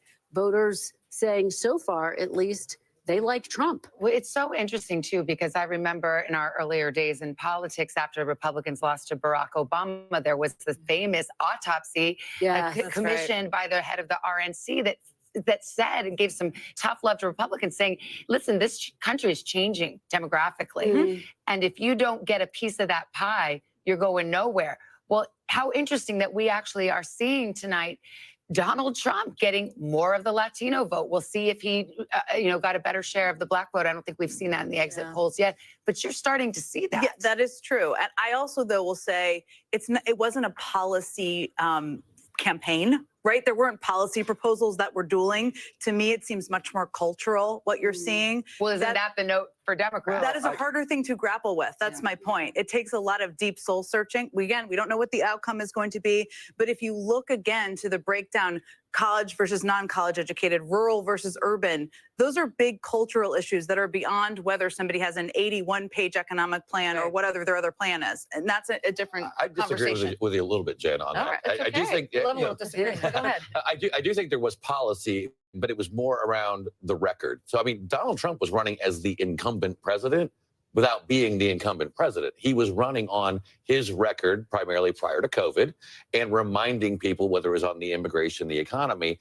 I mean, I remember when I was on the 2020 campaign prior to the pandemic, I think we were down for a Democrat debate in Atlanta, and an African-American gentleman came up to me and looked around and said, I like your guy because everybody's got work and our paychecks are going up. Now, COVID scrambled everything. But I think a lot of people, especially in those communities that are moving over, they're doing it based off of, well, I remember whether it was the border was secure, the economy was better, prices were lower under Donald Trump. So it was an incumbent campaign without being the incumbent. With the benefit of 4 years, and people do that's it. right. Yeah. It's a bit of a revision. We don't have to argue about No, this I now. There's will. other issues, but it's a bit of a True revisionist. argument. It is a revisionist. So to me, that still is a messaging cultural thing and not actually a policy debate. Okay, that's I'll give you what I that would part of it. lightly Yeah. dispute. All right. Well, Okay. Garrett Haake is at Trump election night headquarters in West Palm Beach, Florida. How's it going there, Garrett? Lester, there's sort of a barely contained sense that the party is really going to get started here at any moment at this Trump election headquarters. Every time a new result is announced on screen behind me, there are huge cheers from a crowd that has been filing in here, drinking beer, wine, and cocktails for some time now and is ready to celebrate. And I'll just say, anecdotally, it is a younger crowd. It is a younger crowd than other election nights I've covered, other Republican events that I've covered. And I think it reflects something that we've seen in the exit polls, this so-called shift of the bro vote in particular towards Donald Trump, the young men who he has put so central in this campaign.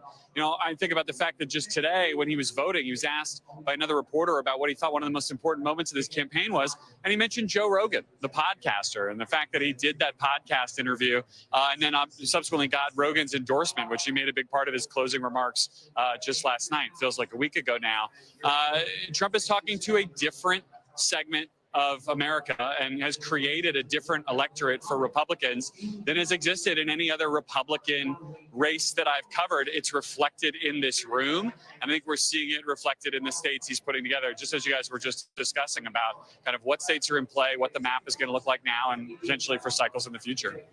All right, Garrett, thank you. I want to go over to Peter Alexander, your counterpart over at Kamala Harris headquarters in Washington, D.C. So what is the mood there? Well, you can hear the music blaring, but within the crowd right now, it's pretty silent. A lot of glum looks on the faces here over the course of this evening. They've been playing as the returns were coming in on one of the cable channels, and frankly, they weren't the returns that most of the people here in the room wanted. So you start hearing several dozen people start chanting, "Music, music." They muted the TV and blasted some music so they could sort of lift the spirits of some of the folks here this evening. I'll tell you, based on an attendee who was at one of the Harris events taking place at a hotel not far from here, the situation there, the scene was described as that of a funeral right now. Now, that doesn't mean this thing is over, but it does give you a sense of the way people are feeling right now. I was with Kamala Harris just yesterday as she was traveling through Pennsylvania at that late night event. Actually, it was just 24 hours ago that she was with Lady Gaga, Ricky Martin, Oprah Winfrey, and she said to the tens of thousands gathered that momentum is on our side, but clearly there was a different message being communicated now in the form of that document that was obtained by NBC News, the statement sent by the campaign chair, Jen O'Malley Dillon, saying basically that we always knew this race was going to be tight, and increasingly it appears that they believe the blue wall states are their best path going forward at this time. That's what it seems to be the way this night is going to go for most folks here. It's not the end of the road. Jen O'Malley Dillon also saying we're going to keep at it tomorrow, but we wait to hear from Kamala Harris, of course, in the course of the next couple of hours. We'll let you know. Jen, how important are notes like that? Not for our consumption, but for the consumption of the campaign. Hugely important. I think people forget. I've been on winning presidential campaigns and losing ones. It feels better when you win. Just to state the obvious. But I agree. you know, there we go. We can agree. But you know, this is a team that has been, many of them through a massive transition just 107 days ago, where many of them signed up to work for somebody slightly different. And Joe Biden, you know, it's been. They've been working 20 hours a day. They've been eating bad pizza, drinking bad beer, all of the things, and it's just to keep them rolling, But at a keep moment them like going. this, but a moment like this, now we know earlier in the evening they were trying to keep them in line and all this, but now you're at a point where you have no control. You don't, but you need to keep the campaign team's spirits up, because they're continuing to talk to voters and counsel people who may have questions, and they're still a part of this big team that's been working to elect Kamala Harris. They don't have control, but the end has not happened yet, and so they need to keep them all their spirits up. That's the goal. You say the end hasn't happened yet. I mean, do you still hold out hope that there's a path? I mean, a reasonable path? Well, look, I think it becomes, as I said earlier, more and more challenging as more results come in, and you see that the blue wall looks like the primary possible path, and as you see her underperforming Biden in a number of these counties, that makes it more challenging. Now, there are still though, if you talk to Democrats, which I have, they believe there are votes that are still coming in Philadelphia. There are still votes coming in cities. That's often how these nights go. So I'm a believer you got to wait until you know. That's what happens internally here as well. But yes, if you're on the campaign right now, you're feeling pretty down because there are places you wanted to have in your win column to give you more space and breathing room, and you don't have them in this moment. As we talk about this idea of the Democratic brand, Jen, and as you've been having this conversation here, I just want to throw out a data point to the table here because there is a ballot initiative that has just passed in a state that enshrines a right to paid sick leave and a higher minimum wage, and it passed with 59% support.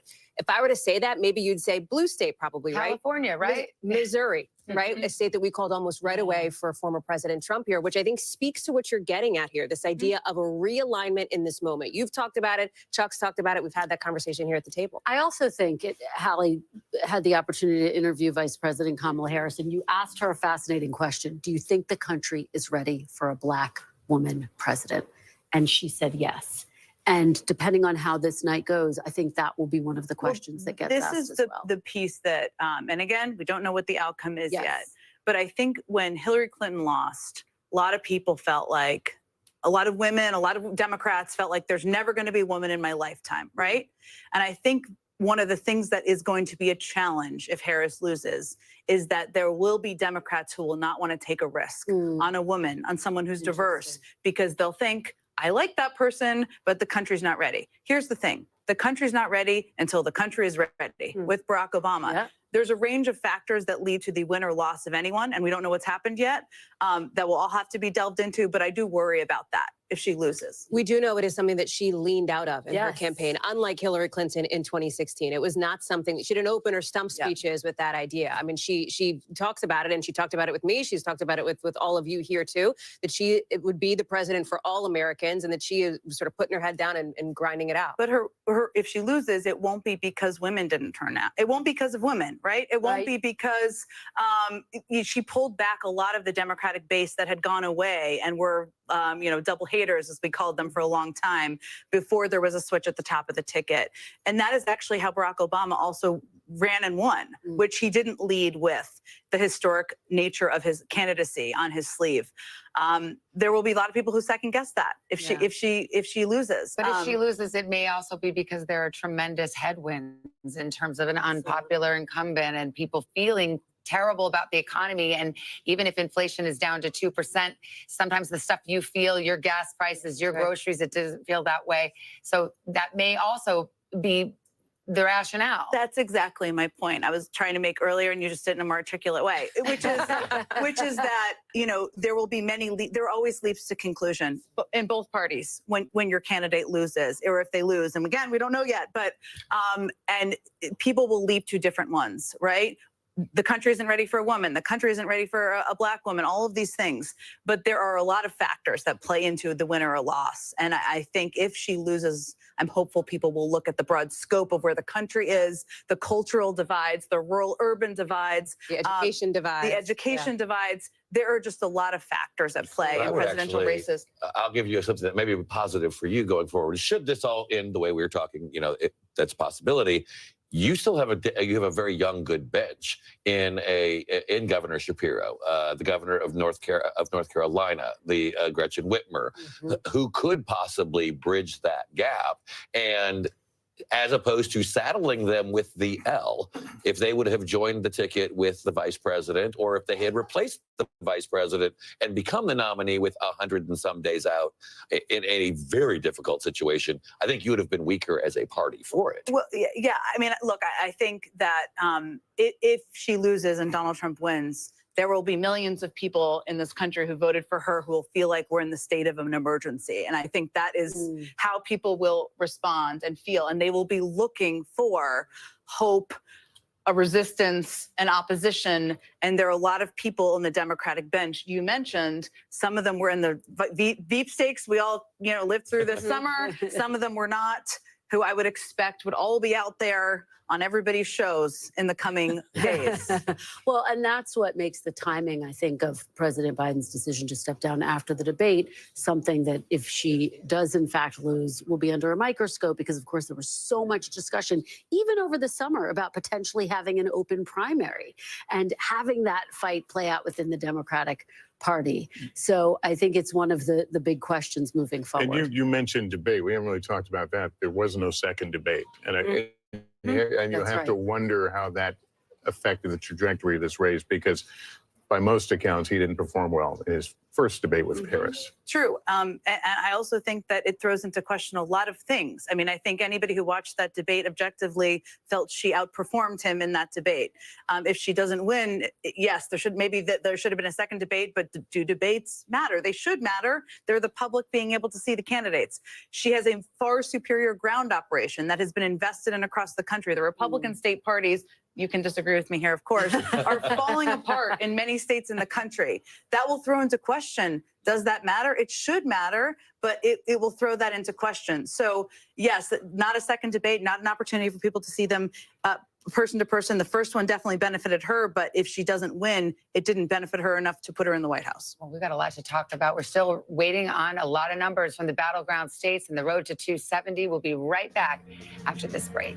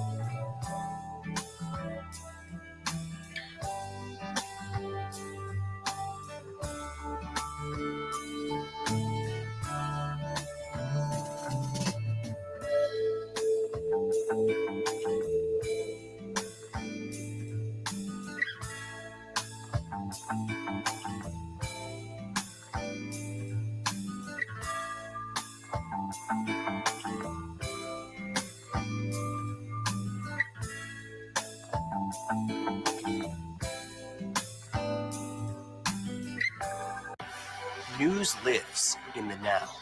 It's coming at us every second. News is more now than ever. This monster and historic storm is set to make landfall. Now is raw. What was your initial reaction? Devastating. Now is real. Voters are voting. It's here. It's happening. Now is constant. You gotta see this. Future is now. News for the generation of now is NBC News Now.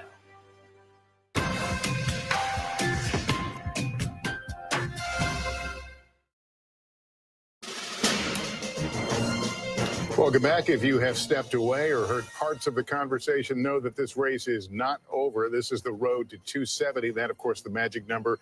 Donald Trump right now leading with 230, Harris with 189.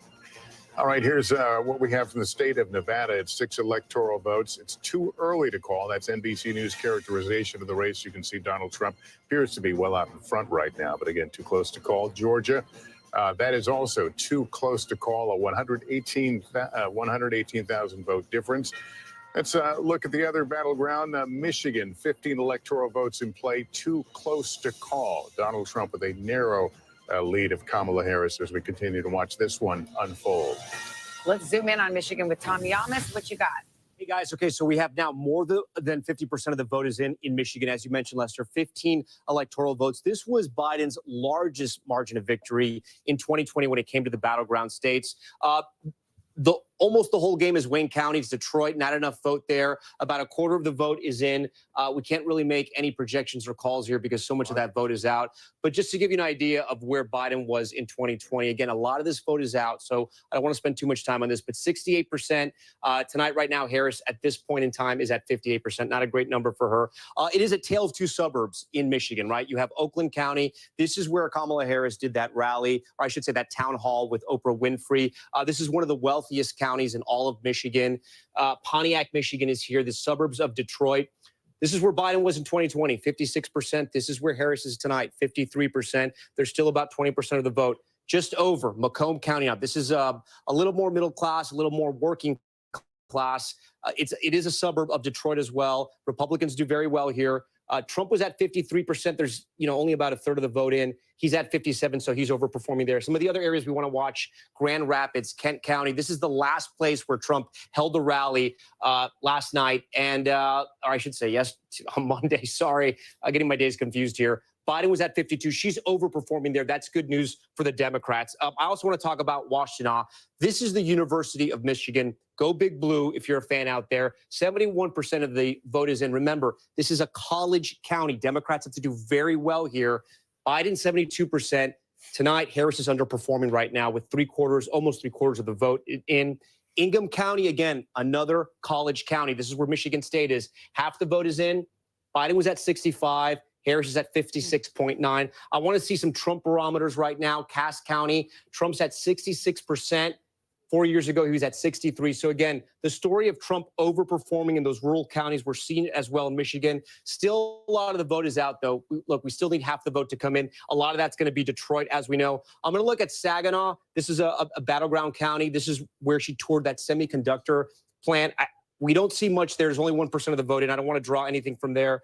We're going to check Kalamazoo. She appeared here with Michelle Obama. It was the Harris and Michelle Obama appearance. Only 13% of the vote in, and she's slightly underperforming. Guys, a lot of the vote is still out in Michigan, but the trend lines we've been seeing in the other states, we're sort of seeing in Michigan as well.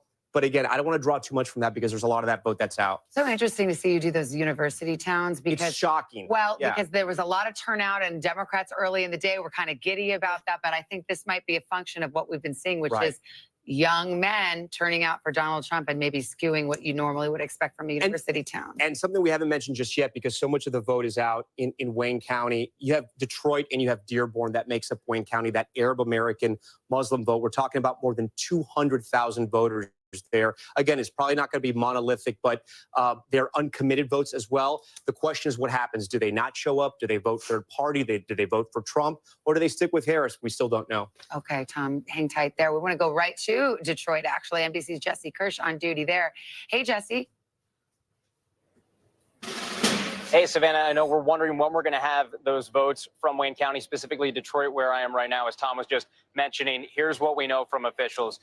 Here in Detroit, city officials had expected around midnight that the full tabulation would be completed. So we haven't received word that that has been finalized, but that was the estimate earlier in the evening. We know that absentee ballots, around 95% of that had been pre-processed before Election Day. So the overwhelming bulk of the absentee ballots were ready to be tabulated before Election Day. So that was what was the expectation heading into tonight. Just a short time ago, we heard from the Secretary of State here in Michigan herself, and she says that they are further along in tabulation, including for here in Detroit, than was anticipated. Her initial estimate before Election Day was by midday Wednesday. So today we would have an answer on the unofficial results. She says it could be sooner now. There is a caveat. Remember, in 2016, former President Trump won this state by around 10,000 votes. We are told there are around 6,000 ballots outstanding from military and overseas. If they're postmarked by Tuesday, they can be counted if they're received by a week from yesterday, which would be Tuesday, the 12th. Back to you guys. All right, thanks, Jesse. And in battleground Georgia, Ellison Barbers in Gwinnett County. Ellison, what's it looking like there? Hey, Lester, it's starting to get a lot quieter in this tabulation center, and that's because for the most part, they're almost done here. We're told by election officials in this county, there is one precinct that is still out of the 156, 155 have been counted. They're still counting one final precinct and a few absentee ballots. But voter turnout here has surpassed what we saw in 2020. That's something both Democrats and Republicans were hoping for. But what Republicans were hoping for specifically was that Trump could maybe get a couple percentage points above the 40% that he had in this state back in 2020, and that it would be enough to chip into Harris's margins and the Democrats' margins here and then carry the state. And right now, he's a little over 41% of the vote in this county. So it looks like what they were hoping would happen here in terms of those couple extra percentage points might have happened. I will remind you, when we're talking about Georgia, think of what happened here back in 2022 in the midterms, where you had Trump endorsing candidates in the Senate race, in the gubernatorial race, and in the Secretary of State race. All of the candidates he'd backed lost that election cycle. The state essentially seemed to be rebuking Donald Trump. Tonight, Lester, it seems like we're seeing a very different Georgia than what we saw in 2022. Lester. All right, Ellison, thank you. All right, let's go out west. Reno, Nevada. Steve Patterson is there in Washoe County. Tell us what you're seeing there. Democracy in action, Savannah. We're in the tabulation center. The machines are humming. The ballots are coming in from polling places all across the county, although it is now abundantly clear that the workers you see over my shoulder are going to be here for a while. That is because we just heard from an election official about 10, 15 minutes ago to say that people are still voting. It is, 2.5 hours past when polls were supposed to close. People that are still in line can still vote, and they are still voting. We're hearing that there's a polling place, a tribal community that has about 50 people still in line. It is going to take a while for those votes to get counted. In-person votes that come in today have to wait to be counted until the very last person in Nevada takes their turn to vote. So this is going to take some time. We're also understanding there was a University of Nevada, Reno, that took a while. There were about 50 people that still had to vote after polls closed there. That is because we're hearing same-day registrations were spiking at college campuses. College students realized, you know what, I think I am going to vote. And so they signed up to vote on the same day, clogged the system a little bit. None of this is to say that this is any indication that there's anything wrong, any indication of fraud. It just means that the system is taking a while. And as we often report in the Silver State, it may take a minute before we get totals here. Back to you. All right, Steve, thanks very much. NBC News senior legal correspondent Laura Jarrett joins us now. She's at the Vote Watch desk with an update on the abortion measures on the ballots in several states. Hey, guys. Yeah, we've been tracking these across 10 different states tonight. And at least so far, we can make calls for 4 different states. And it's worth noting here, the places where the abortion referendums have actually gone through and passed are places where abortion rights are not in jeopardy. Places like Colorado, where abortion is easily on the ballot there and has managed to pass. The first one, New York. Again, yes. Obviously, you can still get an abortion in New York, but there was part of a package of anti-discrimination laws to try to shore up these rights. Again, these are constitutional amendments. The next one, in Maryland, you can get an abortion up to the point of viability, around 24 weeks of pregnancy now. And it, again, will be enshrined in the Constitution. The big exception here, guys, Florida. That one was different because it required a supermajority to pass, 60% of voters, and it did not meet that threshold, falling just above it, just short of it, around 58%. So that one, the abortion referendum failed. It will not enshrine constitutional rights to abortion in the state of Florida, and the 6-week ban will stand there. Guys, we're going to keep watching other states like South Dakota, also Missouri, Nebraska. The referendums are still on the ballot there, and they're not yet at a point where we can project those. Send it back to you guys. All right, Laura, thanks very much. We've got a new guest on our panel. We've got former Housing and Urban Development Secretary, Democrat Julian Castro, and Republican Mark Lauder remains with us. He was the communications director for Trump's 2020 campaign. Nice to have you both with us. Congressman, I have to ask you about the Latino vote, because we're looking at an exit poll that shows Latino men broke for Trump by 10 points. They went for Biden by 23. That's a 33-point swing. How do you make sense of that? Yeah, I think all of us are trying to make sense of that. Look, this is one exit poll, so I'm not prepared to draw complete conclusions from this, but I think it's safe to say, right? We've seen enough evidence that there was a significant shift among Latinos. I attribute that to several things. I think that you were talking about divides earlier, right? There's this, in this Trump era, the rural-urban divide, also around educational background. I think that's true in the Latino community, too. If you notice, particularly in these places that are more small town and rural, he has picked up significant Latino support. I think we're seeing that in places like Pennsylvania. In addition to that, from what I could gather, the economic message really resonated. You have to remember, this is a working class community by and large, and all of those messages he stuck to about we had the greatest economy and, you know, look how bad inflation is and so forth. I think that played well this year. I'll be interested to see whether there's a difference in Nevada and Arizona. Those are states where the Latino community is much more organized and has been by Democrats for longer than in places like Pennsylvania or some of the other battleground states. We've got to make a call here, Secretary. This is NBC News projection in the state of Georgia. NBC News projects that Donald Trump will win in Georgia when all the votes are counted. There's the breakdown right now, 118,000 vote margin. But again, Donald Trump, the projected winner. This is a big call here on a night in which we've waited quite some time for some of these important battleground calls. Here's what the road to 270 looks like. Donald Trump drawing closer now to that magic number. He's at 246, Harris at 189. Well, this means it's boo wall or bust for Kamala Harris. It's Pennsylvania, Wisconsin, and Michigan, or there is no path to 270 for her. So we'll continue to keep an eye on this as we await results in those big industrial Midwest states, as well as the battlegrounds out west. We're going to pause a moment. We want to let the local stations hit their local news, and we'll be back in a moment.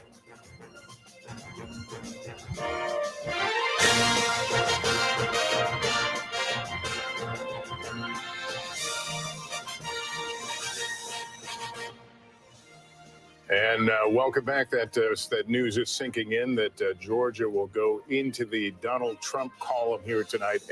Certainly a major piece on and putting Donald Trump even closer to that magic 270. I was just looking over at Tom, who's doing the back of the envelope math here. So I'm giving show up us our scenario map here. I just want to make this very simple for us here and also our viewers at home. So we projected Georgia and North Carolina for former President Trump to go back to the White House. Look at his number right here, 252. If he wins Pennsylvania, he's going back to the White House, 271.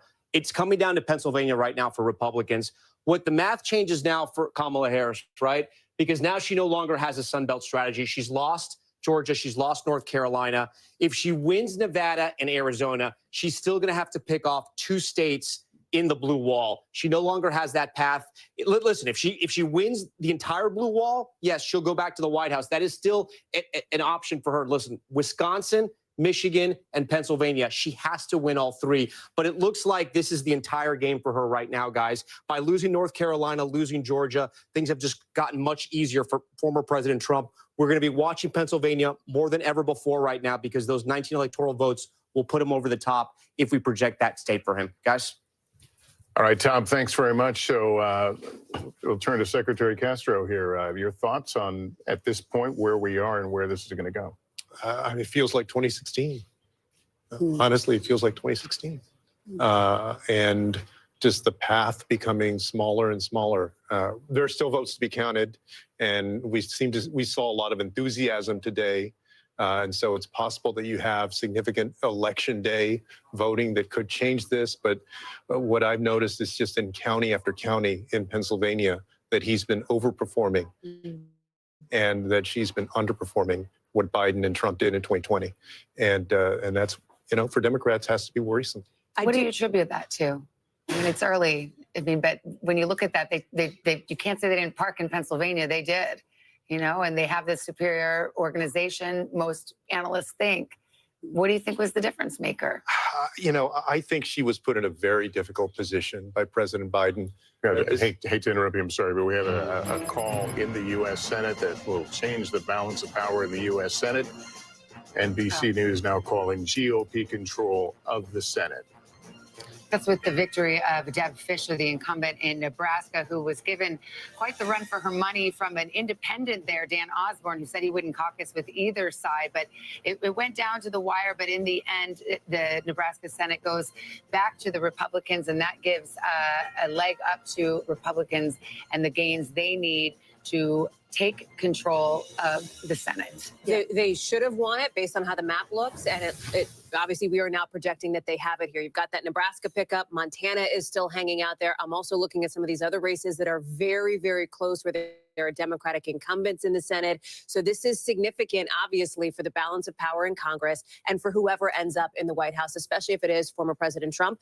A lot of eyes are going to be on what the House does, where the House goes here, with that landscape looking very different, of course, those critical races. Why don't we ask Ryan Nobles, our colleague who is here somewhere? He covers it. Go the He covers Capitol He Hill. covers So, it. Ryan, what we know now is the Republicans have control of the Senate. What we don't know is the margin, and you still have a very vulnerable Democratic seat out west in Montana. We wait for Michigan. We wait for Wisconsin. What are you hearing? Yeah, Savannah, I think of all the outcomes that happened here tonight, this is probably the least surprising. Republicans felt very confident about their chances of winning back the Senate, just given the map. There were 10 competitive Senate races across the country. 8 of them were held by incumbent Democrats. And the places where they were battling out these races were in places where the elections were expected to be very competitive. And we see that playing out here in a big way tonight. I do think perhaps the most interesting dynamic that's now playing out at this hour is that where Senate Republicans were confident of winning the majority, but they were very much talking to us about the idea of 50+1. They just wanted 51 seats to make sure that they would have the Senate majority leader, that they could control the legislation that came on and off the Senate floor. They're now talking about perhaps significant margins. They are now looking at that blue wall the same way that we are looking at the blue wall in terms of the race for president, and seeing real opportunities for pickups in places like Wisconsin, in places like Michigan, in places like Pennsylvania. These were areas where Democrats were hopeful because they had strong incumbents there, or they had strong challengers, people running in open seats like in Michigan, who they thought they'd be able to run ahead of Kamala Harris, even if the race was close at the presidential level. Donald Trump's margins seem to be bringing those Republican candidates along with him in states along that blue wall. And then don't forget, there's 2 other Senate seats that are still on the balance as well. I know you already talked about Montana, which Republicans feel very confident about, but we also have Nevada and Arizona. Arizona Republicans were not that bullish on. They did not have high hopes for Carrie Lake, the candidate there. The scenario in which they thought Carrie Lake could win is the scenario that we see playing out right now. And that was a big Donald Trump victory that would bring her across the finish line. So there's no doubt that there are a lot of very happy people in the Senate Republican caucus.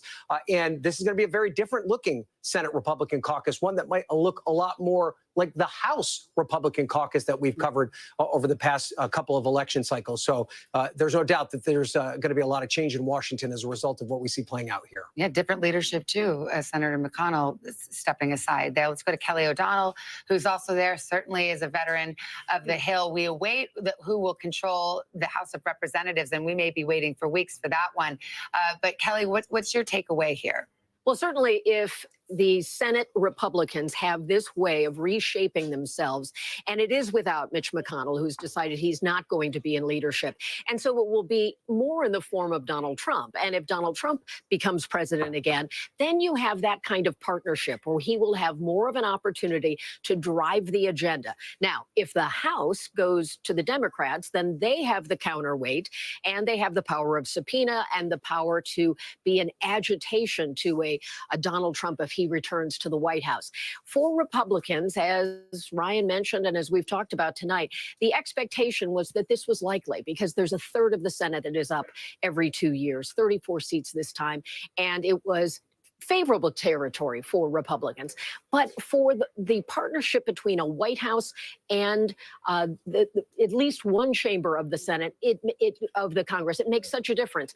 Now, Donald Trump has not always courted those Republicans. He has such a grasp over his party, not always wanting to work with them in terms of governing and getting things done. But he has infused his brand, his personality into this Republican caucus, and that will mean sort of a Trump-style reflection in the Senate, perhaps more than we saw in his first term, because you won't have Mitch McConnell in a leadership position. All right, we want to go to Harris headquarters. Cedric Richmond, who is, of course, the head of the DNC, about to address the crowd there. Let's listen in.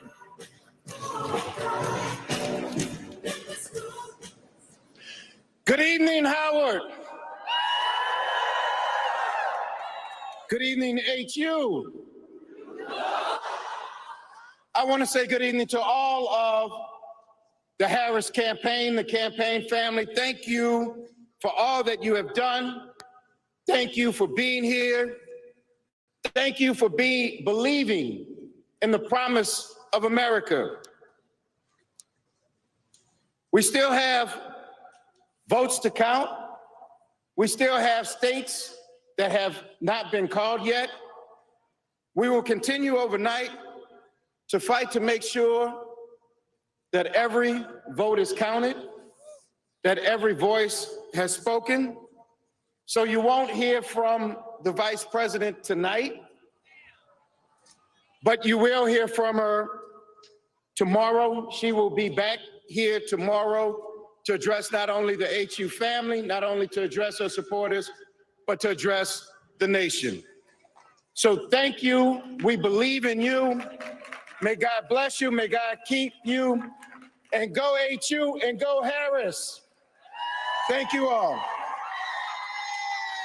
Richmond, who is, of course, the co-chair of the Harris campaign, and misspoke earlier. Apologies for that, saying that we will not hear from Kamala Harris tonight, but we will hear from her tomorrow. We've got Julian Castro here. What do you make of that? What are your tea leaves showing you? I mean, it reminds me of John Podesta coming out at the Jacob Javits Center around the same time. Maybe that was a little bit later in 2016. If I recall, the race hadn't been called. Had not been. He first came out. It was called probably an hour and a half later, if I remember correctly. Look, I think it's important to note this is a different year.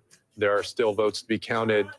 None of those battleground states have been counted, but it feels eerily similar to 2016. The parallels are really striking. If you were there at the Javits Center, which I was, to see not the candidate herself come out, but to see, in this case, Cedric Richmond, just as John Podesta came out. And again, I think the themes, one of the questions that we were looking at in 2016 was the fact that Hillary Clinton didn't visit Michigan, for example. This was very different. Vice President Kamala Harris went everywhere. She showed up in Wisconsin. Of the battleground states. But again, her messaging, and we all noted this at the time, her closing messaging really focused on the issue of democracy, when polls showed issues like the economy, like reproductive rights, are really the top issues for voters. So that's undoubtedly one although thing in our exit polls, threat to democracy is the number one issue. It's just that it's in the eye of the beholder, and it means different things. I mean, Mark Lauder's here, a veteran of Republican campaigns and the Trump campaign in 2020. I mean, a threat to democracy, I think, is, the pollsters, we're going to all have to come and workshop a different way of putting it, because for Democrats, it certainly means January 6th and some of those, extra legal, not legal moves to try to hold on to power in 2020. For Republicans, it might mean cultural changes to the way our way of life, things that threaten. There could be a number of cultural issues that they think are just as existential, and it's really about the direction of the country. Yeah, well, I don't speak for every Republican. I do think there are a lot, though, that believe the threat to democracy also is packing the Supreme Court. It is the use of the lawfare, whether it was in New York, whether it was the special counsel, for things that really, as we often describe it, the New York case was about accounting and a paperwork issue. And yet he was, fined hundreds of millions of dollars, faces jail time. So those kinds of things, I think, also resonate for many. But I know we've talked about a lot about the 2016, and I was on that campaign as well with then Governor Pence, obviously part of the Trump campaign. It reminds me of 2016 in so many ways because of the theory. It's not you have to win wow counties, or you have to do.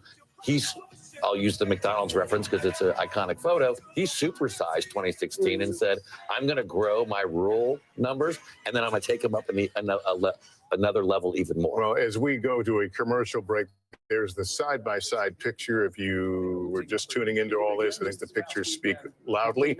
On the left, the Harris campaign headquarters for the night, as people are packing up and leaving, told they will not see the candidate tonight as they process some unhelpful trends for them. On the right side, the Trump gathering in West Palm Beach tonight, where we have seen dancing and celebration. Again, the race has not been called yet, but they, like everyone else watching, some interesting trend lines that seem to be pointing in that direction. We'll take a break here. Still be with us, and we'll be right back. About 60% of the vote in. I'm seeing a lot of red lining up and down Lake Michigan. And for a while, that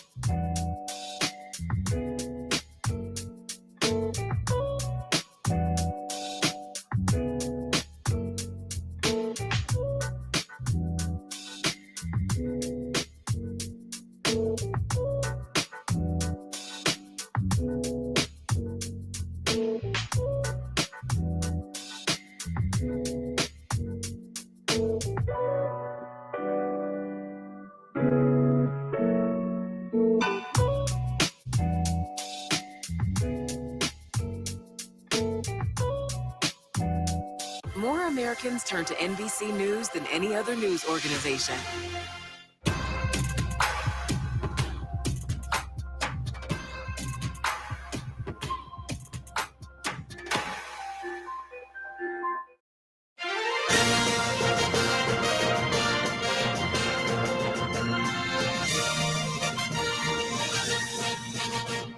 Welcome back to NBC's election night coverage. It is almost 1 a.m. here in the East with another poll about to close as we wait on numbers from some of the critical battleground states in the race for president. We're covering not just the presidential race, though, but also both houses of Congress just made a big call in the Senate. Kristen Welker on the balance of power there, and Republicans have officially regained control of the United States Senate. They've regained control of the United States Senate, which is a significant development, one that was expected. And now the question that we are asking is just how big will their margins be in the Senate? So right now it's 51-41. We're still waiting for a number of results. But among the top states that we're looking for, now that they have these pickups, which have given them control, Arizona, Ruben Gallego and Kari Lake, we still haven't called that race. The Montana race is such a fascinating one. Senator John Tester trying to win re-election against Tim Sheehy.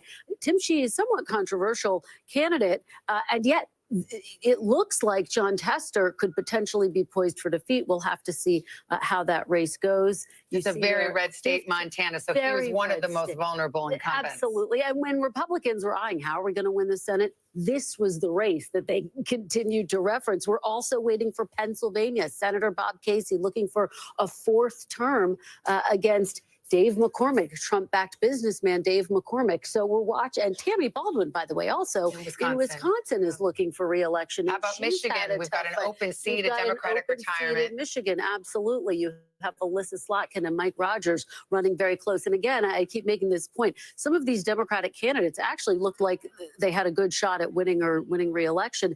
And then the polls have just completely narrowed, which is what we've seen at the top of the ticket as well. And we continue to ask this question, will we see any ticket splitters? The ticket splitter, which just brings me right to Holly. I think we were wondering if you might see, a Trump Slotkin in Michigan or right. Trump Baldwin in Wisconsin. We don't see a lot of ticket splitting in the modern political That's era. exactly right, but we because might people are divided. Let's see how this goes, though, because we haven't called some of these races, right, where these Democrats are vulnerable and some of these. I mean, listen, we're talking about the blue wall in some of these blue wall states. And remember why the margin matters in the Senate. Not just for funsies. It's because there's a couple of Republicans in the Senate who would be potentially likely to buck Donald Trump if he were to win the White House on some issues. I'm thinking Susan Collins, Lisa Murkowski.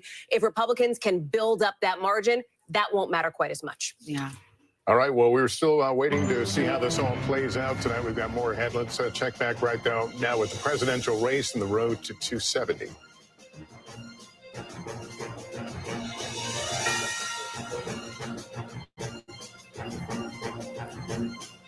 Coming up on 1 o'clock in the morning in the East, that's the road to 270. The map filling out 6 of 7 battleground states have been called. And we just got word from Harris headquarters and the co-chair of the campaign, Cedric Richmond, that we will not be seeing Kamala Harris tonight, but we will see her tomorrow. Let's go to Harris headquarters. Peter Alexander, our correspondent, right there. So what are you hearing? What is the decision-making process there?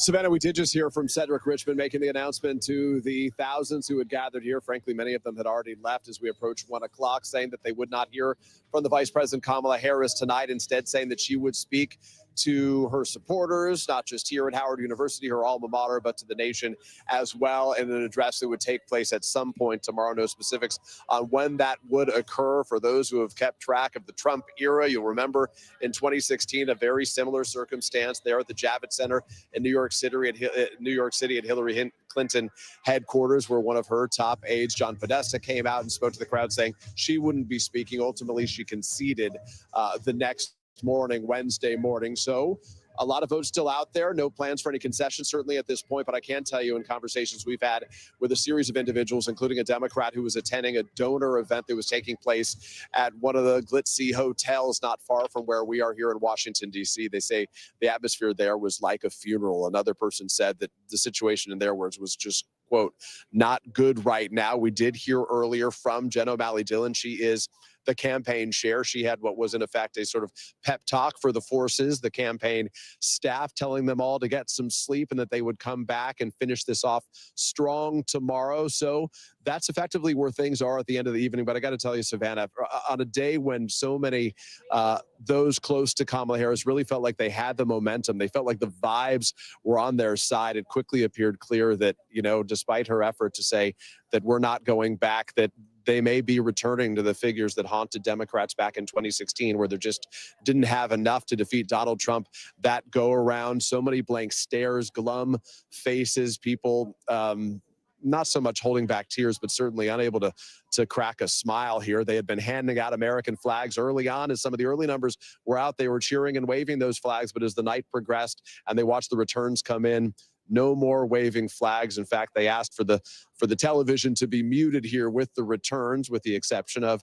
Hawaii, Colorado, other places that Harris won. They turned them on and got cheers for that. Instead, they blasted music to try to sort of distract from the situation, try to give a little pick-me-up to the people here.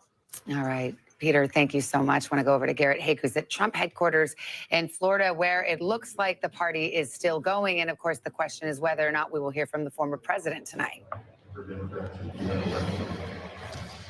Yeah, Savannah, Trump supporters reveling in the news that they're getting here in this ballroom just over the last half hour or so. Huge cheers in this room as the network's called Georgia for the former president, and a loud chorus of boos when Cedric Richmond took the stage in Washington to announce that Vice President Harris would not be speaking. There has been movement from Mar-a-Lago across the Intercoastal Waterway towards West Palm Beach of Trump supporters. The party there emptying out a lot of the folks he had been with, Governor Burgum, for example, other close Trump aides and allies making their way across the street. Still no sign of the former president here yet, Savannah. Okay, thank you. We've got another call to make here. I believe this is the state of New Mexico.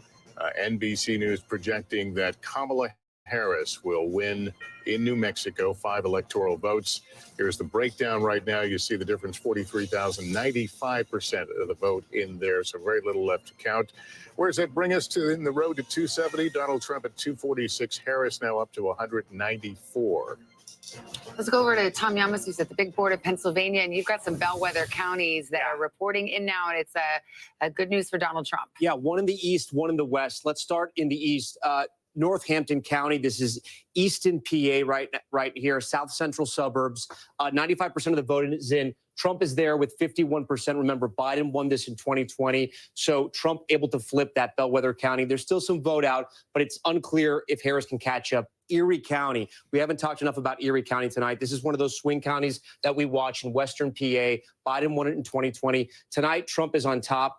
There's about 3,000 votes still left to be counted here. It's unclear. She's going to have to get all those votes if she wants to flip that county back blue. Let's go to the collar counties in Philadelphia. Let's talk about what we have here. So we want to compare to 2020 to see how she's driving out the vote. Underperforming right now in Chester County. Still 20% of the vote is out there. Montgomery County, 86% of the vote is in. 62% for Biden. Again, 60%. She's underperforming there. We move down to Delco. 95% in, 62.9, slightly underperforming there.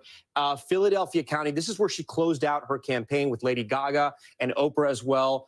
There's still a lot of vote left to be counted, 20% or so. 81% was where Biden was at. She's at 78. And finally, Bucks County here. Trump has flipped this right now. There's still about 30% of the vote is out, 69%. He had 51. Biden did in 2020. Trump tonight with 50%. Still some vote to be counted there. But those aren't promising numbers in the collar counties right now. And the bellwethers, one in the east, one in the west, showing signs that Pennsylvania could turn red. Still a lot of vote out, guys. But this may be one of the reasons, and we don't know why Vice President Harris decided not to speak tonight, but this may be one of the reasons why the trend lines in Pennsylvania, from what we're seeing, if she doesn't win Pennsylvania, there is no longer a path for her.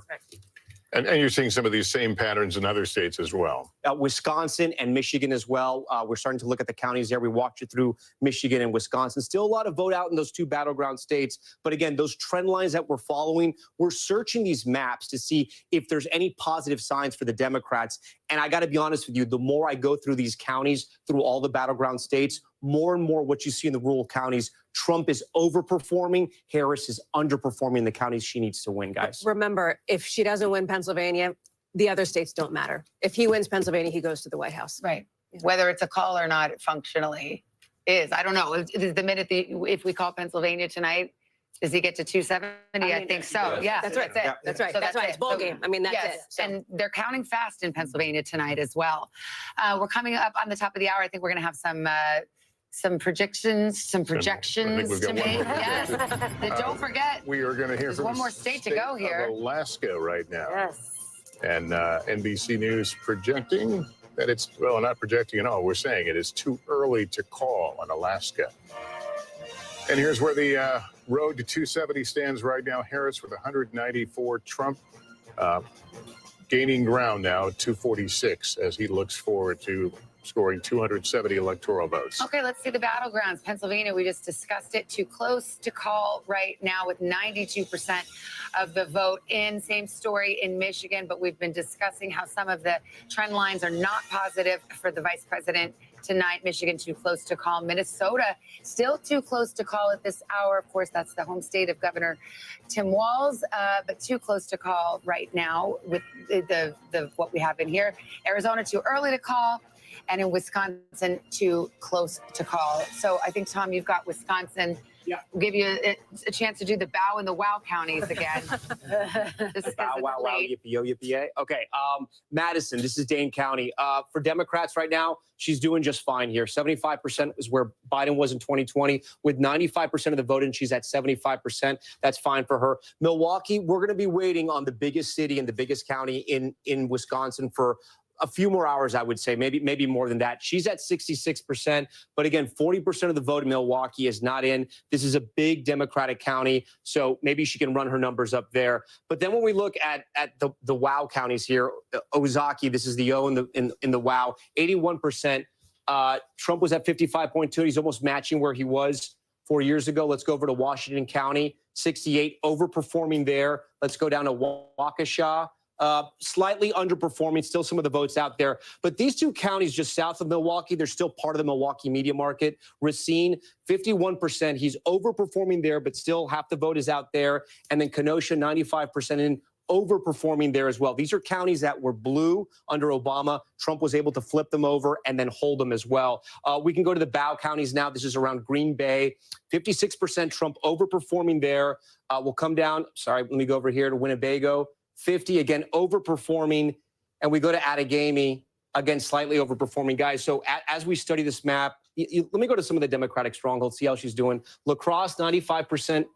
So look, it's a slight drop. But again, when we're talking about a margin of 20,000 votes, that's what it was in 2016 and 2020. You want to be on top. You want to be overperforming everywhere you look. She's about at the same mark, slightly higher, but not by much in Eau Claire. And then another one we're watching, Sauk. This is one of those bellwethers, 50%, matching Biden 4 years ago, 95% of the vote is in. And we'll look at Dorr. That's one we're watching. She's on top, but only by about 466 votes. It's unclear if he'll catch her. She may take Dorr County. It's still unclear in Wisconsin what's going to happen, guys. All right, well, back with our panel now, including our guest, Jim Messina, former White House Deputy Chief of Staff under President Obama. Mark Lauder remains with us. He was part of the 2020 campaign for Donald Trump. Great to have you both here. Jim, when you see those trends that Tom has been walking through, and there's a consistent of underperformance, what does that tell you about the Harris campaign? Well, the county that Tom just walked through that really scared me the most, I ran President Obama's campaign, and I was obsessed with Bucks County in Pennsylvania. Where Bucks County goes, we go. And we spent more time and resources there, and the Harris campaign did too. They had huge operations on the ground. The fact that they're not going to win Bucks County is really difficult and starts to say to folks, hey, you know, we have a problem here. The other thing is there just may not be enough turnout in Philly to get there. And I've spent my entire adult life waiting for Philly to come in. I just have anger. I hate the Eagles. All right, relax. Hey. But you know, every 4 years we're having this discussion. Usually it's enough. 6 out of the last 7 elections, Democrats have won Pennsylvania. Tonight, we're not sure there's enough out there. But we were having the discussion several times this evening about, you know, has there been a failure to recognize that the electorate is changing, that everything you think you may have known doesn't represent what we see today? Well, what those numbers show me tonight is Democrats have a rural problem. We are absolutely bleeding votes in historic numbers. Barack Obama did very well in rural America. It started with Hillary. Biden did a little bit better. But when you look at the numbers, what's happening tonight, the gender gap is there. Women are performing in the suburbs. That's not the problem. The problem is we're just doing 2 to 4 points worse in rural, and we're not getting the big turnout in the cities because we're bleeding some of the young voters you guys have been talking about. But also, Donald Trump keeps finding more voters in these rural areas. I mean, I think there's, you often hear in these political shows that you all host, you hear about the ceiling that Donald Trump has. Oh, he can't get over 48. He can't get over 49%. He's found more voters, and we're seeing it tonight when he's overperforming in some of these ruby red rural districts. Which, by the way, for the third time you run for president, that just never happens. And I really do think that his campaign has figured out a way to do this and really target some of these demographics. Obviously, the young white male was the right thing to do. Getting into minority communities was the right thing to do.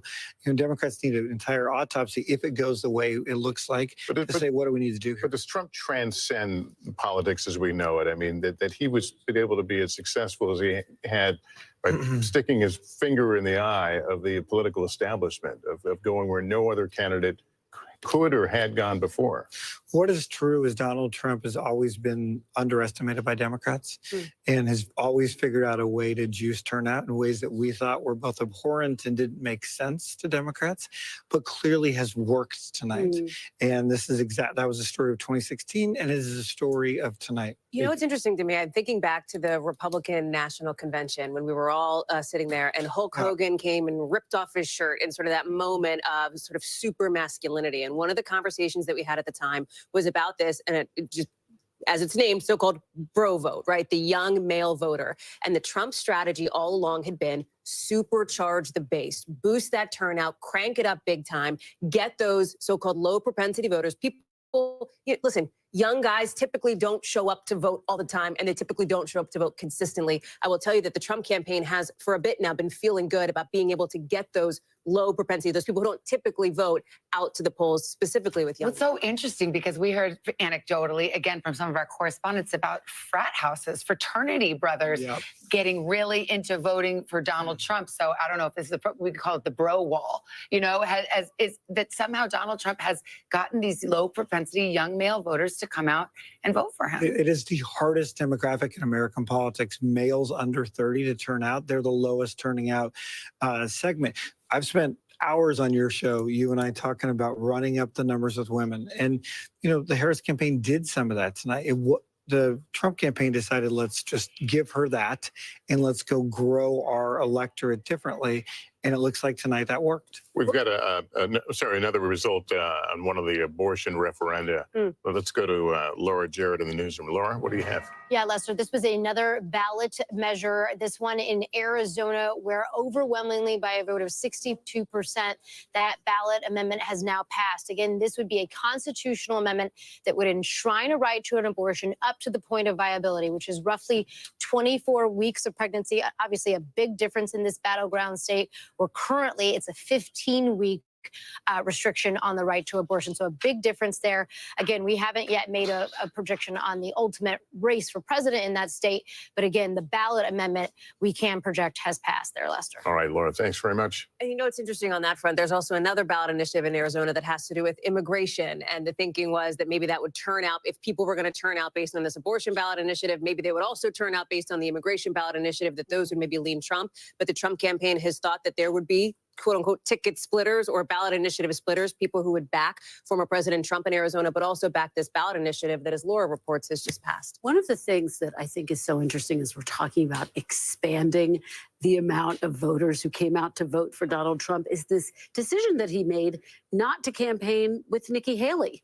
And a lot of people thought, oh, that's going to be a big misstep. To your point, Jim, it was his way of calculating, I'm going to focus on driving out the mail vote, because a lot of people thought, boy, that's a risky strategy. Why wouldn't you have Nikki Haley? But he also never made any overtures to Nikki Haley voters. Right. When Nikki Haley dropped out of the race, there was never a sense of, here's an olive branch coming to my tent. But there were a million people that voted for Nikki Haley in battleground states. And I mean, that's that's a real gutsy move to say, you know what, I'm not interested. But the true answer is you could have done both. Like he could have done both, like a good presidential campaign usually would.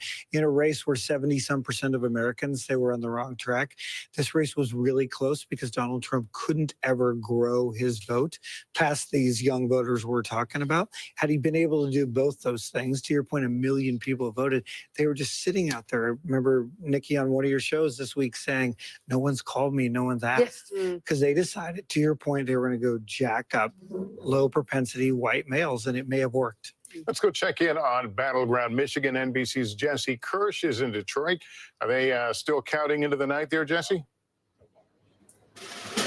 Yeah, Lester, we're trying to get some clarity. As I mentioned earlier, we were hoping we would have the tabulation from the city of Detroit around midnight. We have not gotten any confirmation at this point if that has been completed, but I do want to emphasize something that we're seeing coming out of the surrounding areas.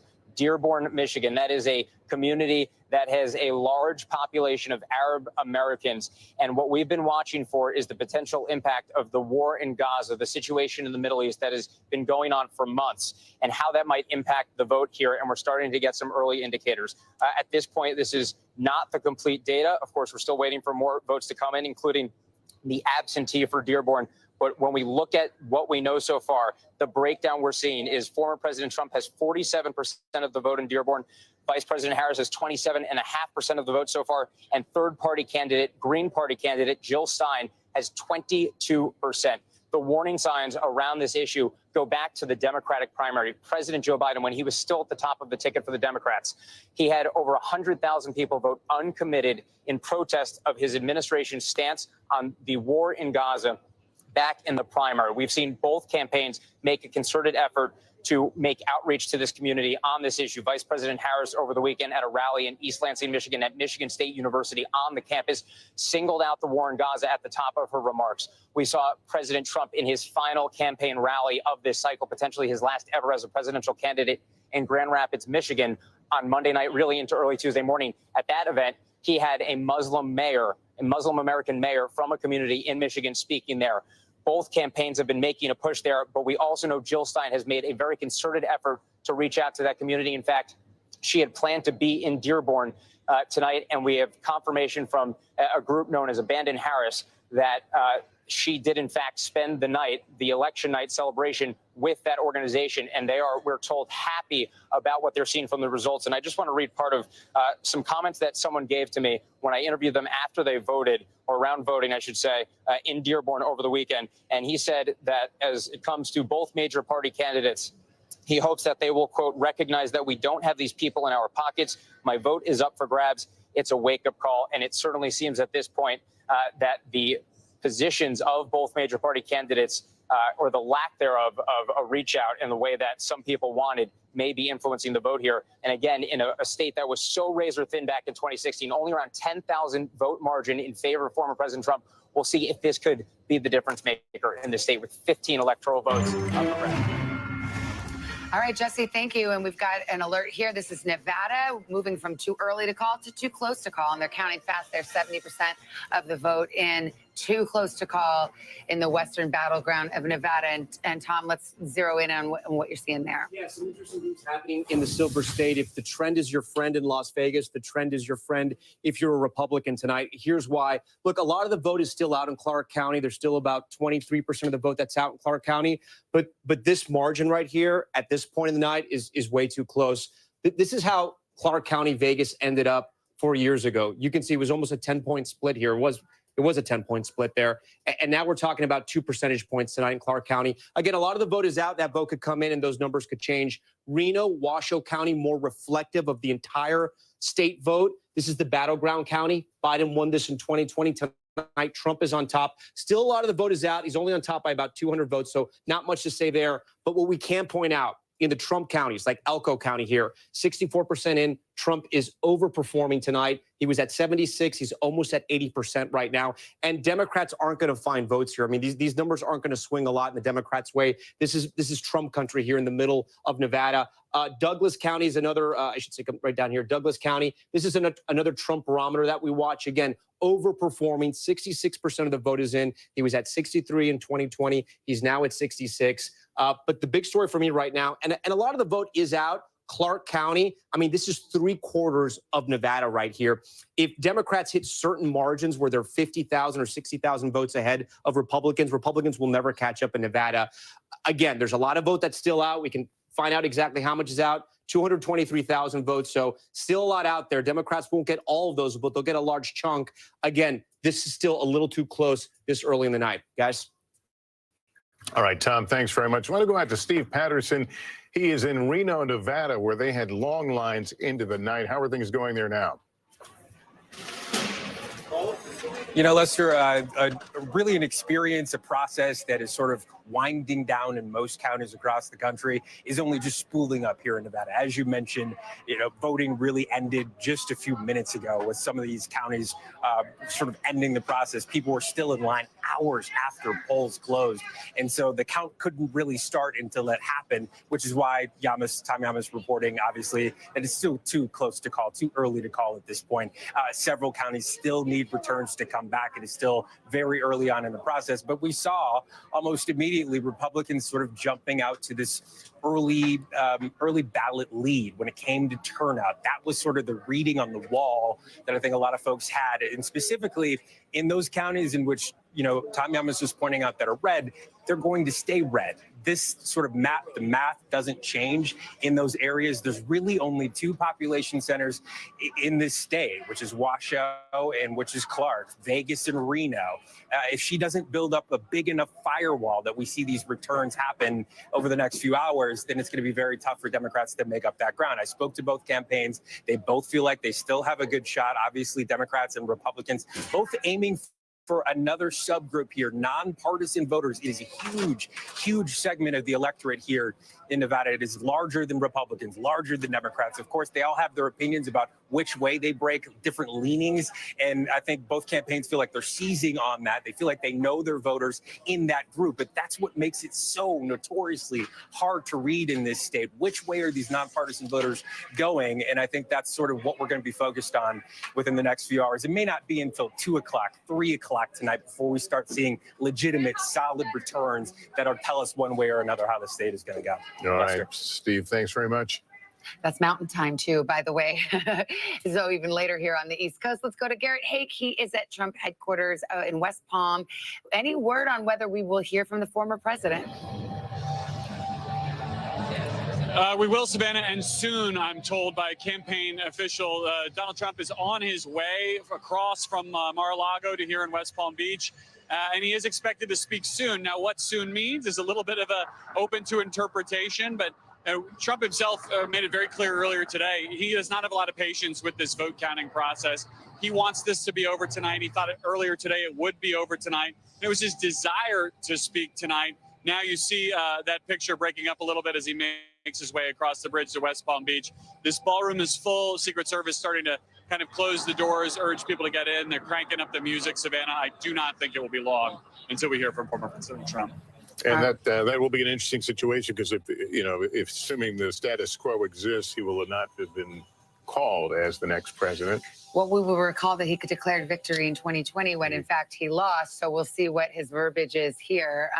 What are you going to say? I was going to say, I've been speaking to some of his allies, and there's sort of this divide about how he should approach this night. And some of them are saying you should be very aggressive. You should get out there and claim victory if, in fact, you think that's where this is headed. Others are saying, look, let's just walk a very fine line. I'll be really curious to see what he says, because this election, unlike 2020, the numbers are on his side.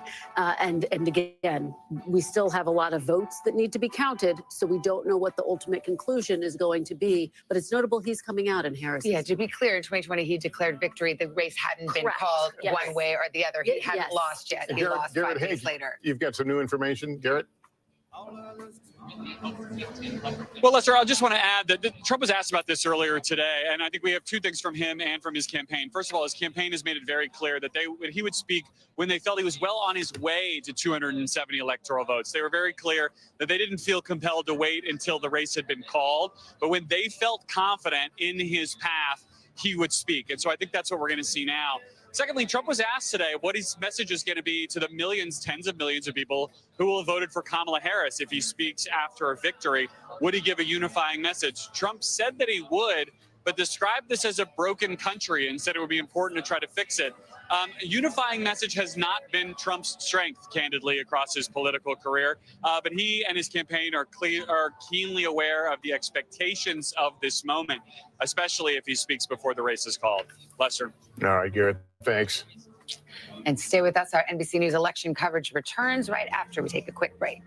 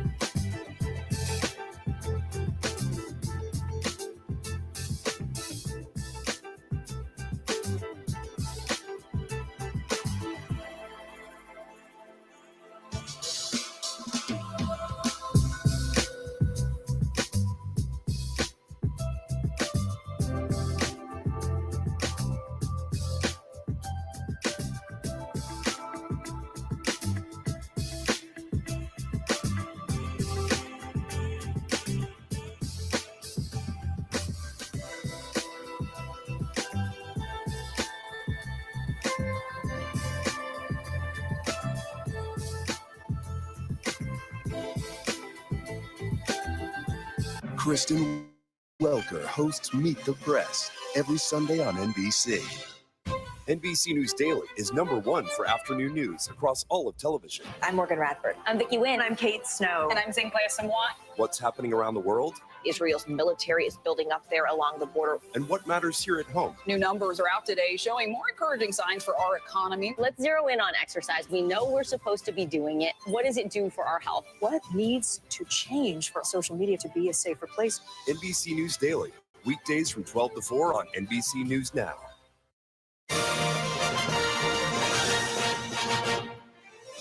Welcome back. Let's check in on the road to 270 as we put the map up on the screen.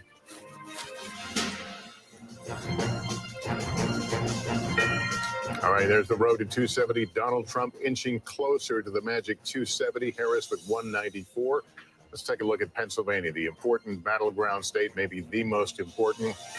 Donald Trump with a narrow lead there. That is still too close to call. 93% of the vote in Pennsylvania. This is what it looks like in Michigan right now. Trump out with a lead over Kamala Harris and a 225,000 vote difference, 67% of the vote in. That's too close to call.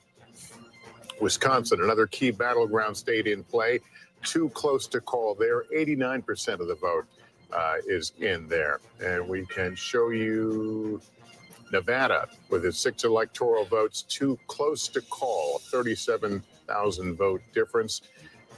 Minnesota, it is Kamala Harris leading, but that is characterized by our decision desk as too close to call. 85,000 vote difference in Minnesota. Tom, we'll send it back over to you. Yep, we're going to be looking at Arizona right now. The closest margin in 2020 at this hour, we have about 53% of the vote in. It's really tied up. It's pretty much 50-50 right now. Trump's slightly ahead by 16,000 votes, but it's still very early. Maricopa County, 60% of the vote. This is sort of, you want to win here to win the state. Harris is on top right now. We can compare her to 4 years ago. But again, half the vote is out in Maricopa County. But she's kind of where she wants to be. She's doing a little better in Pima County. Again, half the vote is out, but she's overperforming there than where Biden was 4 years ago. But when we go to the Trump counties, okay, places like Yuma, Trump is overperforming. 52% in 2020. Again, there's only 35% of the vote in, but he's at 64%. And we can actually, if we move the state over here, I'm going to pop over all the red counties and you can see how he's overperforming. 68, Now at La Paz, 71. We go a little further, Mojave, 75. He's at 76. We'll come over here to Navajo, 53. He's at 61. Still half the votes out over there. Finally, 58 and 60%. So you can see, I want to show you an interesting stat, though. So remember where this race is right here, right? It's neck and neck. Let's go to the Senate race here, and it's a much different story. Look how much ahead Gallego is over Kerry Lake right here. So you could have that split ticket voter effect in Arizona happening right now. Again, Gallego's at 52%, Kerry Lake's at 46. When we come back to the president's race, 50-49. So you can see what's happening there. We even heard Jen Psaki talking about this, right? There could be voters who, the border's important to them. The economy is obviously important to them as well. And they could be picking Trump for the presidency, but Ruben Gallego for the Senate, guys. I think the abortion ballot measure passed as well in Arizona. So, voters aren't always sticking to the categories people want to put them in. Can we see the Nevada Senate race? So if Gallego gets the Democratic seat, that's a hold for the Democrats, and Jackie Rosen trying to go back to the Senate and hold that seat. How's it looking, Nevada? Look, this is neck and neck right now. And Dems thought that they were going to have this, this was a lean Democrat. They didn't think this was going to be a tough race for them. This is a little tough right now. But again, a lot of the vote is still out in Clark County. Let's see. We can see how compared to Biden. She's slightly underperforming Biden. But again, there's more than 20% of the vote out in Clark County. I don't want to make too much assumptions about Nevada without sort of a majority, all of Clark County in, or at least 90% in. In Washoe, which is more reflective of the entire state, neck and neck there.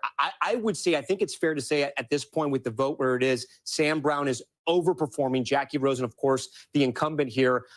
Not great news for Democrats right now, but it's still a lot of the vote is out in Las Vegas, and that's what's going to really decide this election, Savannah. Yeah, and we're waiting for the Montana Senate seat as well, where John Tester is looking to hold on. You can check in on that, report back. Oh, no, look, you're so fast on that board now. What do you say? Tim Sheehy, look at this. The incumbent John Tester is down. This was the most expensive Senate race, I think, maybe ever in Montana here. This was a huge fight, and we only have about 30% in, so we can't really draw too much from here. But we can see how, this is a very red state. Trump was at 56. He's performing at 51 right now, so he's sort of underperforming. But look, it's still early in the night. There's still 70% of the vote that's out in Montana. But this is one we're going to be watching closer there's still a lot of counties that haven't even reported vote yet. So still very early in Montana, but the Republican, Tim Sheehy's on top. All right, Tom, thanks very much. We're back with our panel now, along with our guests, Claire McCaskill, former Democratic Senator from Missouri, and Mark Lauder, Strategic Communications for the 2020 Trump campaign. Good to have you both here with us tonight. Claire, let me start with you. We may hear, Donald Trump sooner than later. What can he say that will make it a less bitter moment for those on the left? Oh, boy, that's a really hard question. First of all, do I think he will?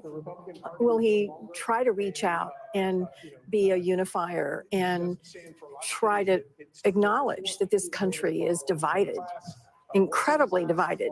I don't think he will. That's not who he is. That's not how he got elected. And I don't know him. You could probably answer this better than I could, but it doesn't seem like to me that this would be the moment where he would not try to be his authentic self, which is I'm a marauder, I'm a disruptor, I'm somebody who I'm going to be your fighter against everything you hate about government. I think he'll stay with that kind of theme tonight. Let me ask Mark, is that how he ran? I mean, has he, I'll stretch it one more question further. Has he made the process more coarse in general, the key to getting elected president? Well, I think obviously he's got his own unique style, and he speaks in his language. But I also think, when we were talking about this earlier, I think Jim Messina was talking about it, that Democrats had made the decision to basically just campaign to be anti-Trump. And for the last 10 years, it's been primarily anti-Trump. I remember coming down the stairs with him as president-elect the first time in 2016. And I thought actually he gave a much more open speech to bringing the country together, because that was his first moment speaking as president-elect in 2016 in the wee hours over here at the Manhattan Hilton. And so it'll be interesting to see if he's going to hit on his campaign themes. I mean, let's remember we have seen him on the national stage for 8 years. I mean, I covered him in the White House. We covered him in the White House together. We covered him in the campaign. We know who this person is. He's been president before. He's been a presidential candidate before. And we know what his message tends to be. He's done it over and over in this campaign. And that is a message that is darker, that casts America as a dangerous place, a place that only he can fix. Somebody who, as we talk about rhetoric, just called Nancy Pelosi as crazy as a bedbug just recently, right? So let's just remember that is, I think, some of the tone. Now, we may see tonight him look to make I'm not even going to say the word pivot, but perhaps extend an olive branch. Maybe. I mean, listen, I don't have a crystal ball, but I do think there's a pattern of history. To that point, I mean, remember after the horrific assassination attempt against him, the Republican National Convention, and all of the reporting, in fact, everything that he was saying was, He said it. He said it. Yes, he said, I am going to deliver a unifying speech. And it was for part of the speech, but then it quickly became a very familiar almost speech that you would hear on the campaign trail. Well, that's what he ran for, and is perhaps going to prevail on that very way of being. I don't know that he would have any incentive to change unless, he had felt in the moment some magnanimity towards. I will make one bold prediction, though, Savannah. Yeah. I predict that he won't say that anybody cheated. Well, remember, though, even after he won election in 2016, he still made unfounded claims of voter fraud. So win or lose, it is something that he has a pattern of doing. I remember in days after the 2016 election, he and his staff summoned network anchors, executives for an off-the-record meeting at Trump Tower, and it was off the record, so I won't go deeply into it. But to say we were under the impression it was going to be a reset meeting, it was not. Well, and that I think she got chewed out. You got chewed out. Sounds like it. Let me leave. I wasn't there. Between the lines on that one. Yes, we were kind of told what time it was. Yeah.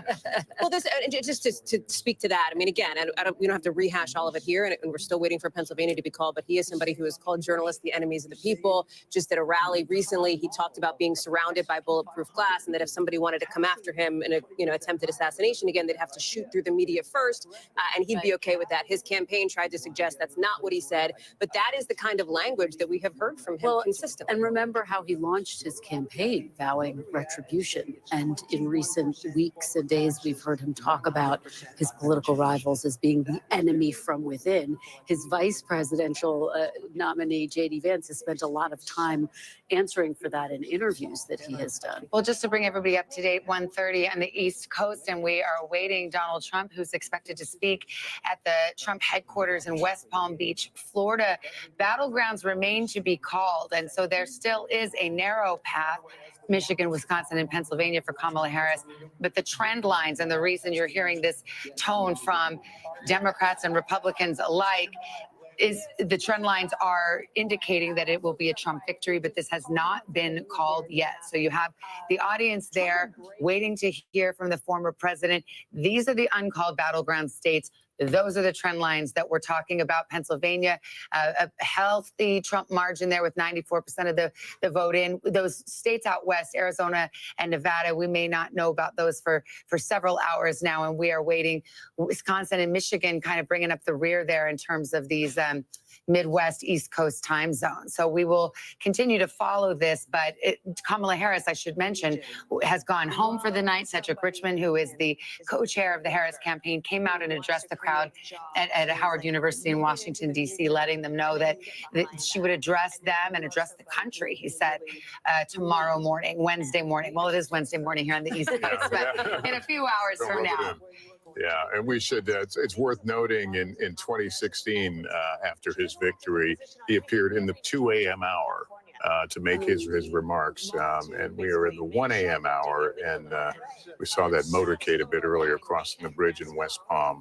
But we don't have any timing as to when we may hear. Well, we know we won't hit traffic because of the hour and also the motorcade, but we are expecting him. And we've been talking about, what tone he might strike. And also, I mean, Mark Lauder, you were there, you know him. If you, let's just pretend he listens to his advisors, what would you advise him to say tonight? I would outline what we have to get done. And first off, we have 74 days, if I'm going off my quick math, before you actually take the oath of office. So I would obviously want to get right to work. You would obviously praise your staff. Unlike what you would normally do in a traditional speech this way, you will have not talked to your opponent unless something strange happens between now and then, and she calls, they reach out and call. So you're not going to be able to say anything along those lines. And then ultimately, I think, especially if it looks right now, you may not hold, but you're leading in the national popular vote. That's something that you have not done. It's something only one Republican president has done this century. You have a mandate. And what is the mandate? Because he didn't run to the center. I mean, he ran to the base, and the base, it seems poised to elect him. So what would the mandate be if you're him? What is it the mass deportation? Is it the tariffs, for example? I mean, he's been very clear about his policies. I think first and foremost, it'll be energy, the economy, extending the tax cuts, and then I think you'll get you will get into illegal immigration. I think you will get into and some of those other areas. But ultimately, I think that's first where you go. Also, will depend on if you have the House. If you have the House and the House comes with you on this, then you have obviously both chambers. You'll have unified control. And that changes a lot. He will effectively be a one-term president. What does that mean in terms of how he would govern? You have, 8 months to get something done before they start running for re-election? No, I mean, in reality, you obviously you're going to have your 4 years, but as we both know, you get that 100 days, maybe that 6 months before Congress goes and starts acting in their interest for their re-election, their campaign interests. You're going to have what I assume would be a primary to be your successor, and then obviously the Democrats will have their primary. Claire, how would you see that? How would you see that rolling out? Well, I think it depends on whether or not the House is controlled by the Democrats. Remember when Trump got elected last time, he had the House and the Senate. He had all three, and there was he struggled. He got the tax cuts done, but that was really the only he didn't repeal Obamacare. He didn't build the wall. He didn't do a lot of the things he had promised to do, even though he had all three houses. So I worry that if the Democrats get the House, then whatever he doesn't get done will be Hakeem Jeffries' fault, as opposed to his inability to produce on the promises he's made. But if we don't take the House, then I think he's got a tall order, and I think he's got to do the tariffs. I don't, and he doesn't need Congress for that. He can do the tariffs right away. I've been hearing from my friends that are in Europe. They're very worried about the lines of those countries being redrawn fairly quickly. You mean Ukraine? Yes, and more. Orban and other autocrats that now will feel this is a green light. I think NATO will be greatly diminished. I think our European allies will be very, very nervous. So that's another whole piece of this. So I think it really is important for us to know whether the Democrats take the House before we start speculating too much. And part of me, I want the Democrats to take the House because I think there'll be a check. On the other hand, they also will be a scapegoat. Well, let's be clear. If the Republicans hold on to the House, they have the Senate. If they win the White House, you have an ideological 6-3 Supreme Court. You will have the Republicans in charge of every branch of government in this country. And not to raise this specter, but it is possible that if Donald Trump wins another term, if that happens, and we have not called Pennsylvania or the race yet, so big ifs here, but if that happens, you could maybe see some court retirements if there is a Republican Senate, Republican House, Republican in the White House as well, and then the court could become even more conservative. Again, potentially, I don't want to go too far down that road. Let's see how the night shakes out, but since you brought it up, Savannah, just to throw that in. Well, that brings us to Tom Yamas and the Commonwealth of Pennsylvania. We've been talking so much about those collar counties. I want to talk about the I-222 corridor, and I know we have some PA homies in the house tonight. I'm sorry if my highway is not exact, but it kind of cuts through here. And I want to talk about this because when we look at the counties and how Trump's doing here, this is where the Hispanics are. This is the Latino corridor, if you will, in Pennsylvania, because I want to show you how important this is. So when we start, we can start right here. We'll start in York County, overperforming in York County. As we move up, Lancaster, about even there. We'll keep going. Berks County here, overperforming again, almost all the votes in there. We go to Lehigh now. She's underperforming. Harris is underperforming from Biden. Trump is overperforming. And we finish over here in Northampton again, Easton, PA. Again, he flips this county, overperforming there. And then I want to show you the polls, guys, right? This was the exit poll that sort of, I don't want to say it surprised us, but this told us that the story was going to be different tonight. This is Trump's support among Latino voters in Pennsylvania. Look at this number, 2020, 27%. In 2024, 41%. It was just not Latino voters. And again, I know this could change. These are early exit polls. So look at the breakdown here. White, 55, 57. But even black voters, he grew his margins there from 2020 to 2024. And again, that Latino margin, that spread right there. And I bring this up because we were talking a lot about that Madison Square Garden rally, that joke that was made about Puerto Rico and Puerto Ricans and how it would affect the race and how it would affect what happened in Pennsylvania. So far, we have not seen it have any tremendous effect. Again, we'll get all the data post-Thanksgiving and we'll be able to sort of figure all that out. But right now, it looks like it's not affecting those Latino counties in Pennsylvania. I do want to get a check-in on how the collar counties are doing around Philadelphia. And we'll, again, Biden's number, where Trump is. This is statewide. We're going to start in Chester County. Harris is underperforming, still about 15% of the vote left out there. Montgomery County here, again, underperforming. We come down here to Delco. 62%, 61%, almost about the same. But again, if you want to win Pennsylvania, you have to be at the same mark as Biden or higher. And then Philadelphia right now, this is not a great number for her. This is pretty bad. Again, 15% of the vote, more than 15% of the vote is still out there. So she could claw that back. And I don't want to forget Bucks County here. This is the big one tonight when we talk about the collar counties in Pennsylvania, because Democrats need to win this. They need to win all the collar counties. Biden at 51 in 2020. Tonight, Harris underwater at 48 and Trump up at 50. He may possibly flip Bucks County. 75% of the vote is in. Hallie Jackson's the Bucks County expert here, so I'll leave it to her. No, correct me if I'm wrong. It was Biden County in 2016 as well, right? By a slim margin. It was Clinton County. I'm sorry, Democratic County, of course. Yeah, but this is the only collar county. Yeah, Hallie, you're right. This is the only collar county Republicans thought they had a chance in, or could at least claw back some of the vote, maybe peel back some of the Democratic support. And tonight it looks like it's happened. We're still waiting on a quarter of the vote. But that's a strong, when you see a number like that in Bucks County, you know it's going to be a tough night for Democrats. And as we talk about the education gap here in this race, I will just point out that Bucks County does have a bigger education gap than you see in some of those other Philadelphia suburban counties as well. You have an area like Lower Bucks, you see more of sort of that blue collar voter there. And the fact that Erie County also has gone for Trump, that's a huge bellwether in the state. And that's why Democrats who are texting me, you're saying all of these signs are just not headed in the right direction. Well, I mean, Joe Biden, of course, picked up, he did better, in some of those rural places. He, is sort of from Scranton or Scranton adjacent, grew up there, but then obviously went on to have Delaware as his home state. But I mean, he did better in some of these rural places that we're talking about. Well, what was interesting is that when Biden won it, when Obama won it, he drew out a very large African-American population and vote in the Philadelphia area. Yes, did well in the collar counties, but Biden really won it because of the collar counties, and that's what made his win in Pennsylvania so different. Everyone's speechless here. I guess it really is 1:40 in the morning, except for they're not speechless. They're cheering there at Trump headquarters. I think we can go West there. Palm, yeah. I think we must be getting close to that moment with Donald Trump. This motorcade, we saw it coming, so I think. Garrett Haake is there. Yeah, he's there. We can listen to him and hear what the crowd is hearing. Yeah.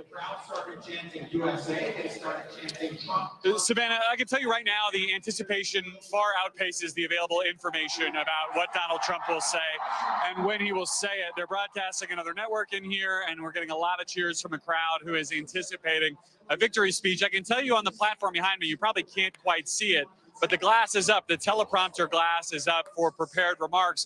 I think it's possible that part of the delay here may be that those remarks don't yet exist. Trump told reporters this morning after he voted that he hadn't written anything yet. He hadn't written a concession speech. He hadn't written a victory speech. He is something of a superstitious person, and it's possible he did not want to put anything on paper early, not knowing the results.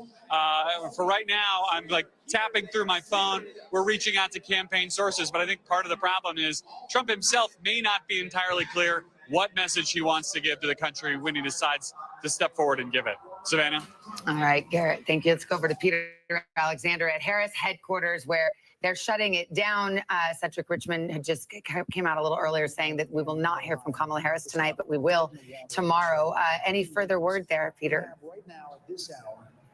Yeah, I think most accurate to say that we are shutting it down at this point, shy of 2 o'clock here. We're the only ones left, a matter of reporters here who are sort of bundling up their gear in anticipation of the vice president returning to Howard University, her alma mater, as we were told. I guess it's later today. She'll be speaking today, Wednesday, not just to her supporters, but to a national audience as well. Obviously, this thing isn't done yet, but certainly based on the expressions we saw, the information we're getting from those in and around the Harris campaign, it doesn't feel like a winning night for them, a successful campaign. We heard a funeral type atmosphere from those top donors who were gathered at a hotel not far from here. Kamala Harris never arrived at this location, not dissimilar to Hillary Clinton back in 2016 when it was one of her aides who came out and said she wouldn't be speaking, that she would deliver remarks the next day. Ultimately, it was then when she delivered a concession. So they're keeping close eyes on Pennsylvania. But the bottom line is, you know, there are key demographics and critical counties and crucial states where they're just underperforming.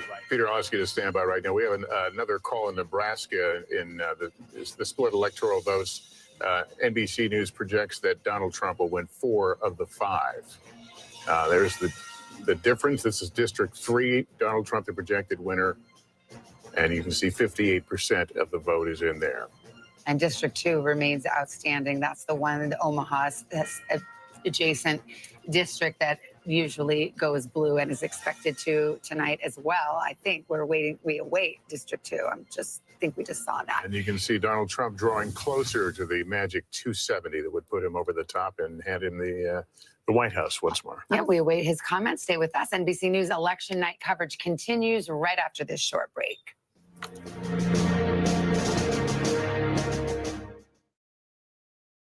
Hello and welcome. I'm Dr. David Costa, the Dean and CEO here at Robert Kennedy College in Zurich, Switzerland.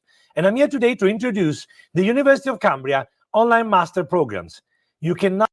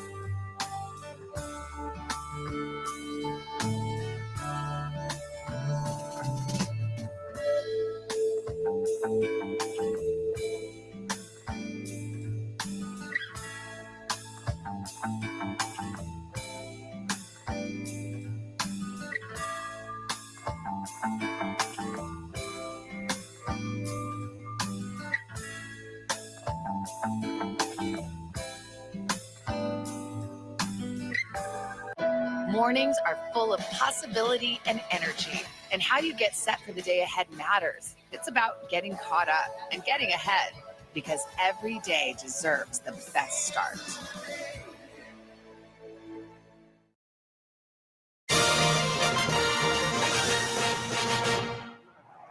Welcome back to NBC News election night coverage. It's nearly 2 a.m. in the East. We're looking at the scene in West Palm Beach, Florida, where supporters of former President Donald Trump are celebrating, early celebration. The race has not been called yet, but there is anticipation that the former president will speak here tonight, and so there is great excitement. Let me hand it over to Kristen Welker right now. We can talk about the other big headline of the night, and that's the balance of power. Yeah, Lester, Republicans cheering for this as well because NBC News has projected that Republicans will take control of the Senate after claiming 2 seats. Let's take a look at some of the races, though, that we're still watching. Let's start in Pennsylvania. Senator Bob Casey looking for his 4th term in the Senate. This race too close to call. His challenger is McCormick, and let's look, you can see right there, 51 to 41 so far. So there you have Senator Bob Casey trying to fend off a challenge from Dave McCormick. Let's go to Wisconsin now. Tammy Baldwin looking for another term in the Senate. She is getting a real run for her money from real estate and CEO executive Eric Hovde. Let's go over to Nevada now. Jackie Rosen.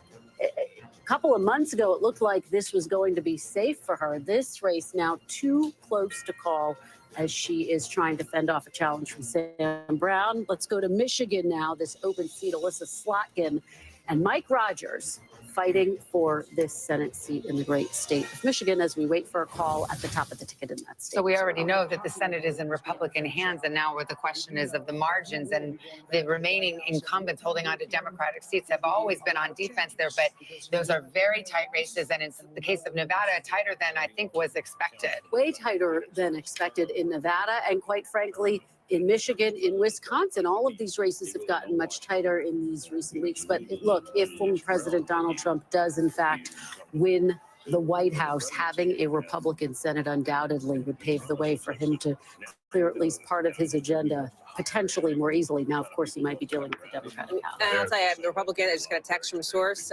Republican Senate source, they're feeling pretty darn good about tonight. Well, we have a few seconds here. We await the appearance of Donald Trump in that hall in West Palm Beach, Florida. We see a celebratory atmosphere there. People, cheering and hugging, and it looks like a victory party. And when the former president steps out, perhaps that's exactly what it will be. However, NBC News has not projected or made those final calls. Let's take a pause right here and give a chance to other stations to join. In the second administration, your thoughts, 30,000 feet of this win.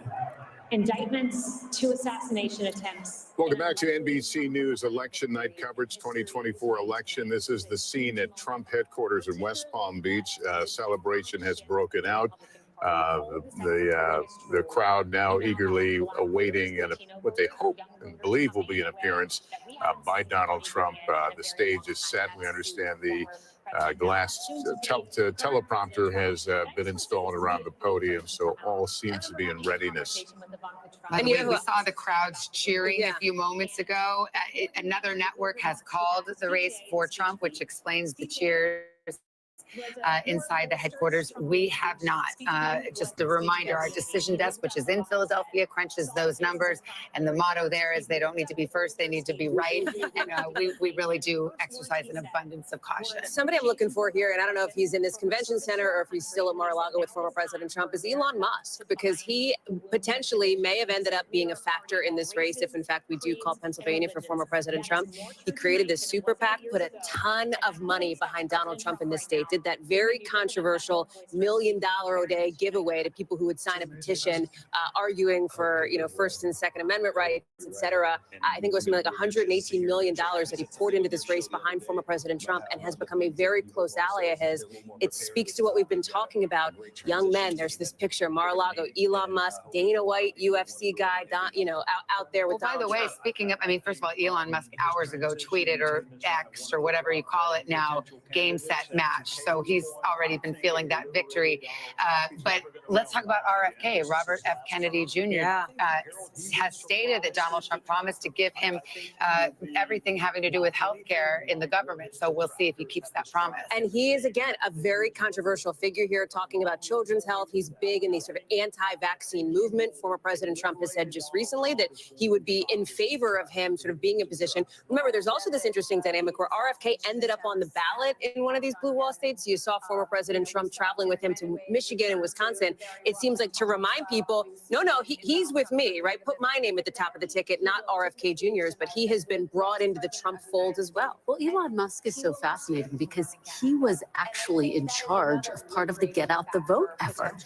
And Trump campaign officials, and I interviewed Caroline Levitt today and asked her about this. She said, look, it's unconventional. This is what we're doing. The campaign is also involved.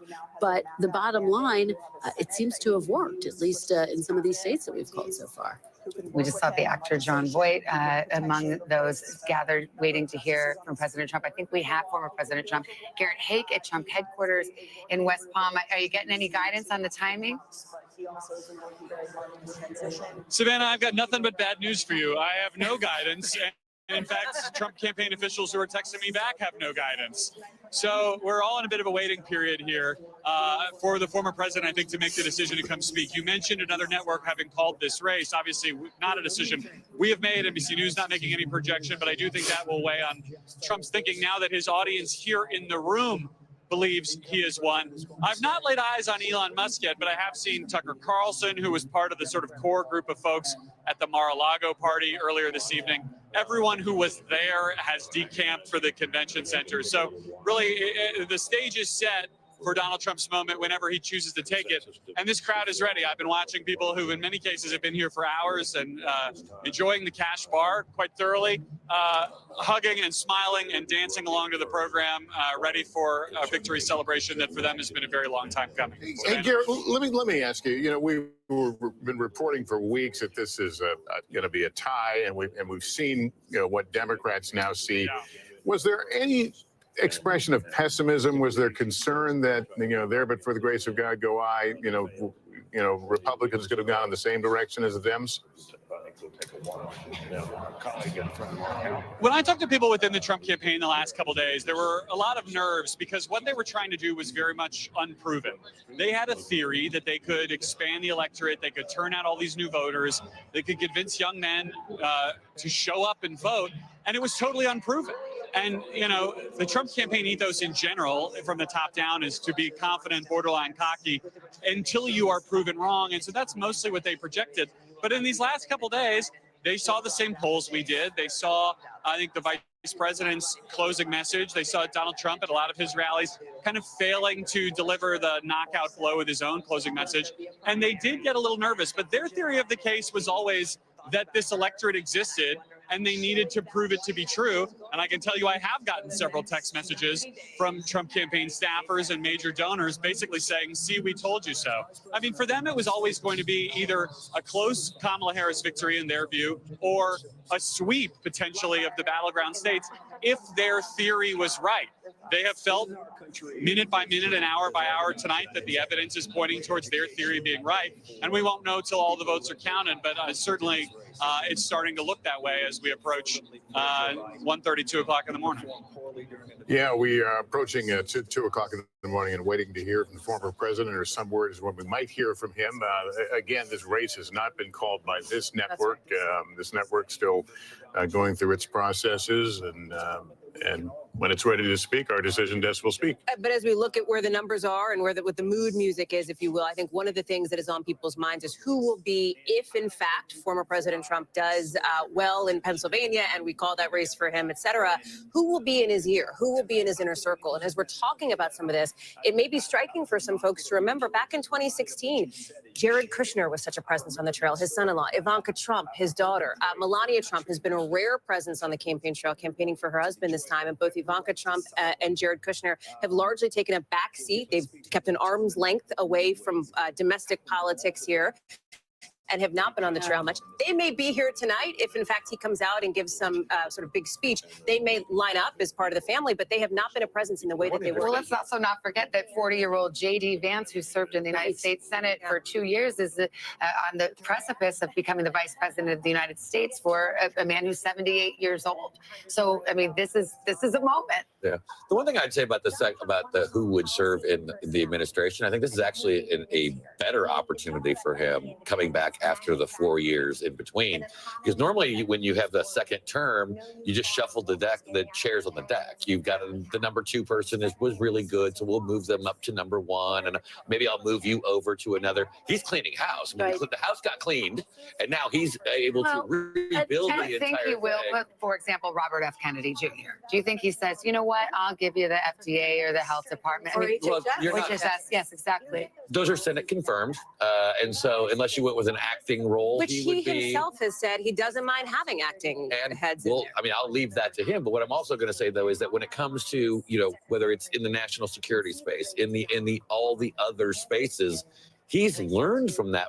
I was there the moment he walked into the Oval Office for the first time as president, about 7 o'clock p.m. on January 20th, 2017.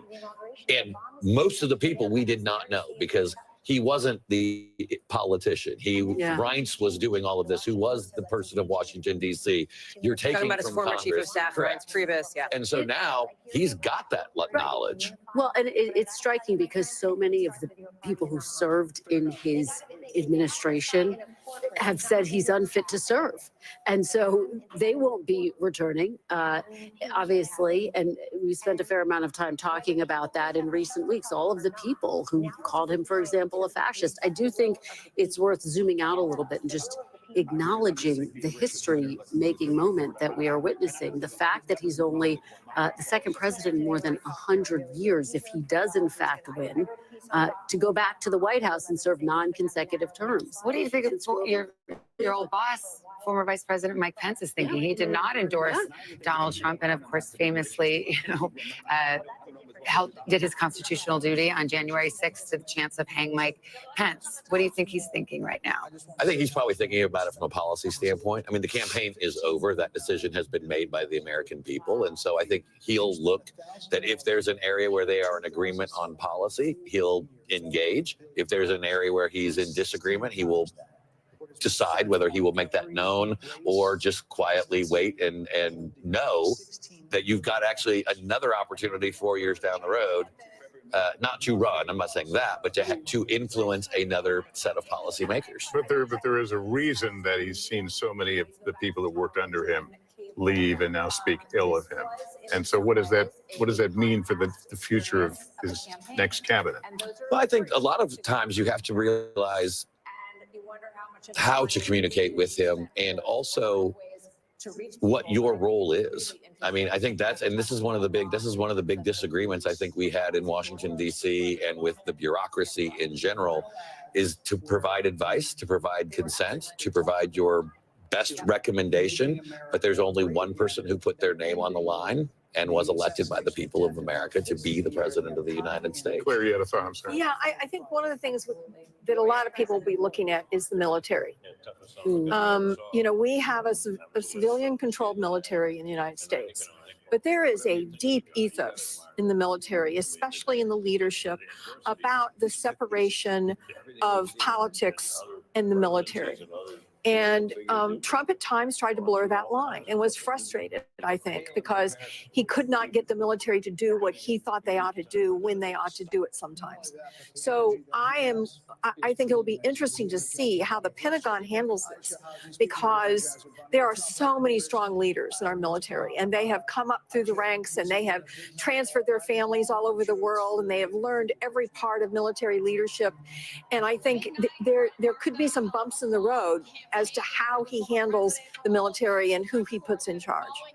Well, in his first term, there were a number of administration officials who were there because they felt as though they could say no to him.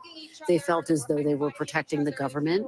And by all accounts, this will be a very different second term. He was doing an interview with Sean Hannity, and Sean Hannity asked him if he would be a dictator, and he said only on day one. And of course, some of his supporters said, look, that was hyperbole. It was a joke. But the reality is, I think this administration will look a lot different. There will be people there who will support. And the question is, how many will be able to question him, to challenge him? We know that he also has his eye on people like Governor Doug Burgum, Senator Marco Rubio, Obviously, Elon Musk, as we have discussed, as potential people who would return to a second administration. To sort of put it super simply here, this is the case that Vice President Harris made for the duration of her 107-day campaign, Right. which was that if Donald Trump gets back into office, her argument was that he would be potentially more dangerous in the first term, she said, because the people who acted as a check around him will be gone. And I think that's what we're talking about here. Who will be around him? Who will be those voices in his ear? Clearly, that is an argument that did not resonate with voters in Georgia. It did not resonate with voters in North Carolina. It did not resonate with the Latino voters that we've been talking about, et cetera. But that is the case that she had been making and was trying to make, bringing up these cabinet officials, other Republicans, people who had previously been allied with him that chose to break apart. Did he win a mandate? Listen, the House, I mean, the Senate is Republican now. He is on the precipice of potentially winning. Again, we have not called it, but winning Pennsylvania, which would be essentially ball game. And potentially the popular vote as well. Which for the first time, he's never had that before, right? And so, and we don't even know, could this be a sweep of the battlegrounds? That's a huge question mark too. So listen, he has been very clear about his policies, the things he wants to put in place. We talked about tariffs. If he has a Republican House and Senate, suddenly, perhaps that makes it easier to find the money that he will need, the enormous amount of money to carry out those mass deportations, for example. And so there are going to be some policy implications depending on which way Congress goes. Well, I mean, Project 2025, which the former president has disavowed, but it has to be acknowledged, has folks who have worked for him and people that he has consulted with all over it. And there's a lot of talk in that document about getting rid of the so-called deep state. And because the view from the Trump campaign and the Trump way of thinking is that deep state, these are people that were an obstacle to what he wanted to do inside the administration. Mark, how seriously do you think he will take that? Well, I think he will take. I don't speak for the former president or his campaign, and we've got an important call to make here. Moments away from calling one of the key told to stand battlegrounds. by. Yes, NBC News can now project that Donald Trump will win in the state of Pennsylvania. 19 electoral votes. Here's where it stands right now. Donald Trump out in front, difference of 188,000 votes, 95% of the vote in Pennsylvania, and that goes in the Donald Trump column. And with that, it's expected that he will have the 270 votes he needs. I see you puzzling over there. It's because of Nebraska. Yeah. I was looking there going, okay, am I going crazy? No. Because we haven't called Alaska yet, and that's why it's 266. But once Alaska gets called and Nebraska, you can see former President Trump, he had to get to 270. He's likely to get to 272, if not higher. We still haven't called Wisconsin or Michigan as well, but he is on his way.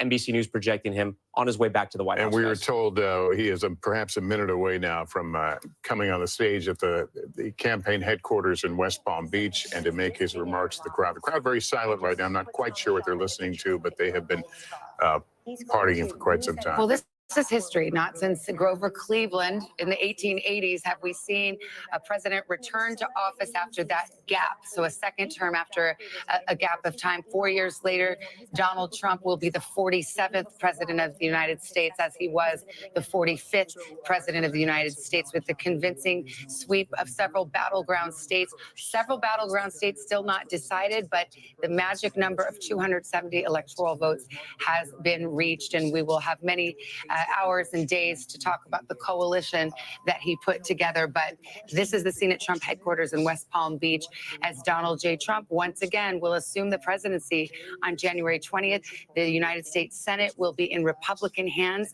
Democrats have lost control of the Senate, and the fate of the House of Representatives, currently in Republican hands, also in question. Democrats just need 4 seats to pick up to get control of the House. That would be the one check on Republican power, but it may well be that they sweep the House as well. So we have set the scene for you. This long campaign is over, and we await the former president to make his remarks. Tom, to be clear, how does he get to 270 now? He's at 266. Yeah, so right now he's at 266. If we fill in, and let me see, because sometimes when we get to a certain point, you can no longer fill in some holes here. But he wins Alaska, and then we go back. Oh, in Maine, there's a congressional district in Maine that we're still waiting on. You can see Maine is not filled out yet. There's a congressional district in Maine. Once he gets there, he'll get past 270, or he'll get right to 270, and that's where he'll stand tonight. And when we hit 2024, he'll likely get to 272 again. And we haven't called Wisconsin and Michigan, so it could grow from there. But as Savannah mentioned, he got to 270. That's the magic number. We're projecting that Pennsylvania is a win for former President Trump. He is headed back to the White House. This is all, of course, assuming that Alaska and Nebraska and the Maine district go the way that we expect them to go. So I think Tom is making an excellent point here that we haven't hit that magic 270 number just yet. But with the win in Pennsylvania here, the thing I'm looking for, a couple of things. What is the Harris campaign going to say and do now? Because the last that we heard from them, of course, it was Cedric Richmond taking the stage. That memo had suggested to staffers, listen, we've got the blue wall. We're going to wait and see turnout in Philadelphia. We have now called Pennsylvania. That is incredibly significant here. And so do we hear from, if not her, as we don't expect to, the campaign tonight? And then obviously, what are we going to hear when former President Trump himself takes the stage there down in Palm Beach? And will she call him to concede? I mean, that's my question. If you'll rewind back to 2016, former Secretary of State Hillary Clinton did, in fact, call Donald Trump that night to concede. And the next morning, she addressed- came before the Yes. cameras. It was, I believe, late morning, if memory serves. She did. And I think the Democratic the leaders have signaled that she will address the country tomorrow. And they certainly could read the tea leaves and saw which way this was headed. And so, we believe and project that he will reach at least the 270 votes that he needs. Well, and I remember talking to John Podesta in 2016 and saying, have you written a concession speech at the beginning of the night? And he said, no, because we don't even want to think about that. And you have to ask that question. Did Harris even have a concession speech, or is that part of what she's thinking through? What exactly? Well, I mean, going into a night where, the polls showed 49-49. I mean, I think Well, maybe someone wrote a concession speech. I think you wouldn't be blamed for being presumptuous to go out and write a. For all the talk about the 2016 vibes, and I'm sure it's in your text messages as well, yours, that this feels a lot like that. There is a distinction here, and I defer, of course, to the former Hillary Clinton campaign correspondent, but there was in some ways an air of inevitability around Hillary Clinton that just didn't exist around Kamala Harris. She wasn't even supposed to be on the top of this ticket 6 months ago, right? So it was a very different vibe coming into this. She talked about it, her campaign cast her as the underdog here in this race, not as the sort of heir apparent, if you will. So there are some distinctions here. By the way, this is the third straight election in which it appears that pollsters have underestimated the Trump vote. I mean, we will see. We don't have all the numbers here, and we can all do the comparison, but it does appear that he, at least, maybe it's not a polling miss, because those were, in most of these battlegrounds, dead ties, and within the margin of error. And if it's in the margin of error, it's not a polling miss. But there's no question, Tom, that in the counties that you have now memorized, that will be haunting you to the last of your days, that he was outperforming and getting new voters to the polls and squeezing out more voters, especially in those rural districts. We were looking in all those battleground states, and the pattern that we kept seeing was that he kept overperforming in the rural areas. She was underperforming Biden in those urban areas, in the blue counties she needed to win. I was signaling you, Savannah, because one thing I don't know if you guys have talked about it yet, but if former President Trump goes back to the White House, something else you guys, I don't think you've talked about it yet, is the Supreme Court. And what happens in the Supreme Court, and if anything happens there, we saw how he completely reshaped that court. And if he's reelected, and it looks like he's going to be, I mean, not that there's anyone sort of hanging on there at the Supreme Court, but it's something that Republicans are going to be thinking about. Well, and here's the other point to remind people of. The Supreme Court issued a ruling that gave him immunity from all official acts. Prior to tonight, Donald Trump was facing 3 legal battles and was also convicted. He's got a November 26th sentencing date. So there will be a lot of questions about how all of that will There are 2 state cases with sentencing case. The sentencing is in the New York State case. And then there are 2 federal cases which will functionally disappear. Go away. I mean, they'll go away. If he took office and they were still going, he could pardon himself. He could have a different attorney general. I mean, there's a million. They're gone. They're just gone. Yeah, and remember, he also said he would free all of the January 6th convicts. We'll have to see how that works functionally. And he'll fire Jack Smith on day one. And again, the deportation force, which he has promised to start on day one. So we'll have to see how that all unfolds. It's interesting. Very clear. Think about what Judge Merchan in New York State Court will do with the sentencing date before him, whether he just tables it or, but in any event. That could mean another Supreme Court intervention to try to find out It could. It'll be very what interesting. happens. Yeah, it's an experienced judge. I don't know what he'll do. He may just, recognize what's going on. And in the end, it is a business records case. So he may decide, okay, the conviction stands, but choose not to sentence to jail, which actually would be in line with similar situated defendants. Yeah, So you have so it would be surprising. your court TV hat back on. I know. It's like all that legal education put to use here at 2 o'clock in the morning as we await Donald Trump to take the stage here in West Palm. Yeah, we're in a bit of a holding period right now. The crowd is I guess, watching some speeches or videos right now, and they're waiting for the former president to come out. We don't know whether he will claim victory. Again, we have not made that call.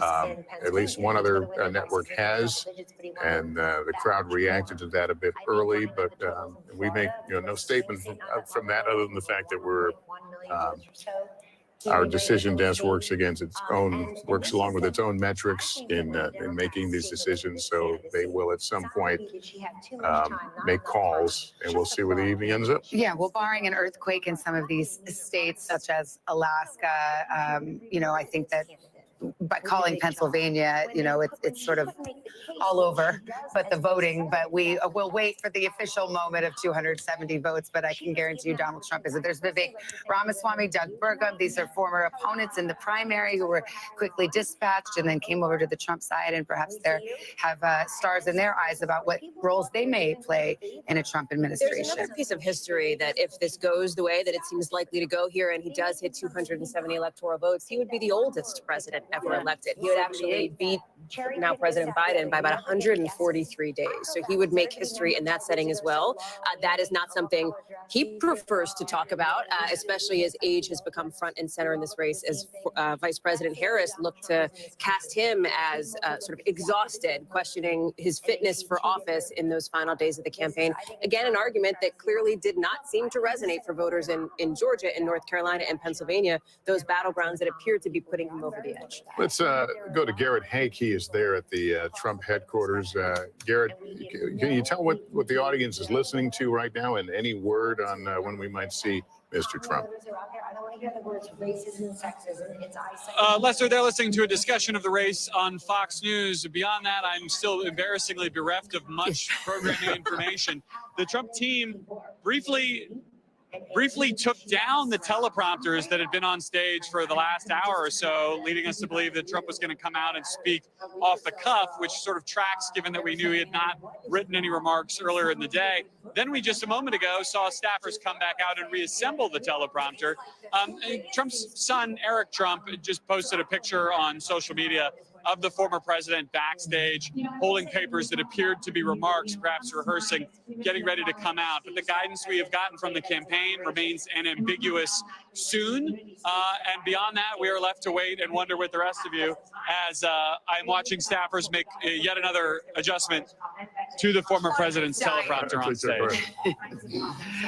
Yes, it's getting to be late here, and we are awaiting former President Trump, and we're just doing a switcheroo here with getting our Capitol Hill correspondent in position here. We can have a lot to discuss with him as we talk about and potentially a new Washington.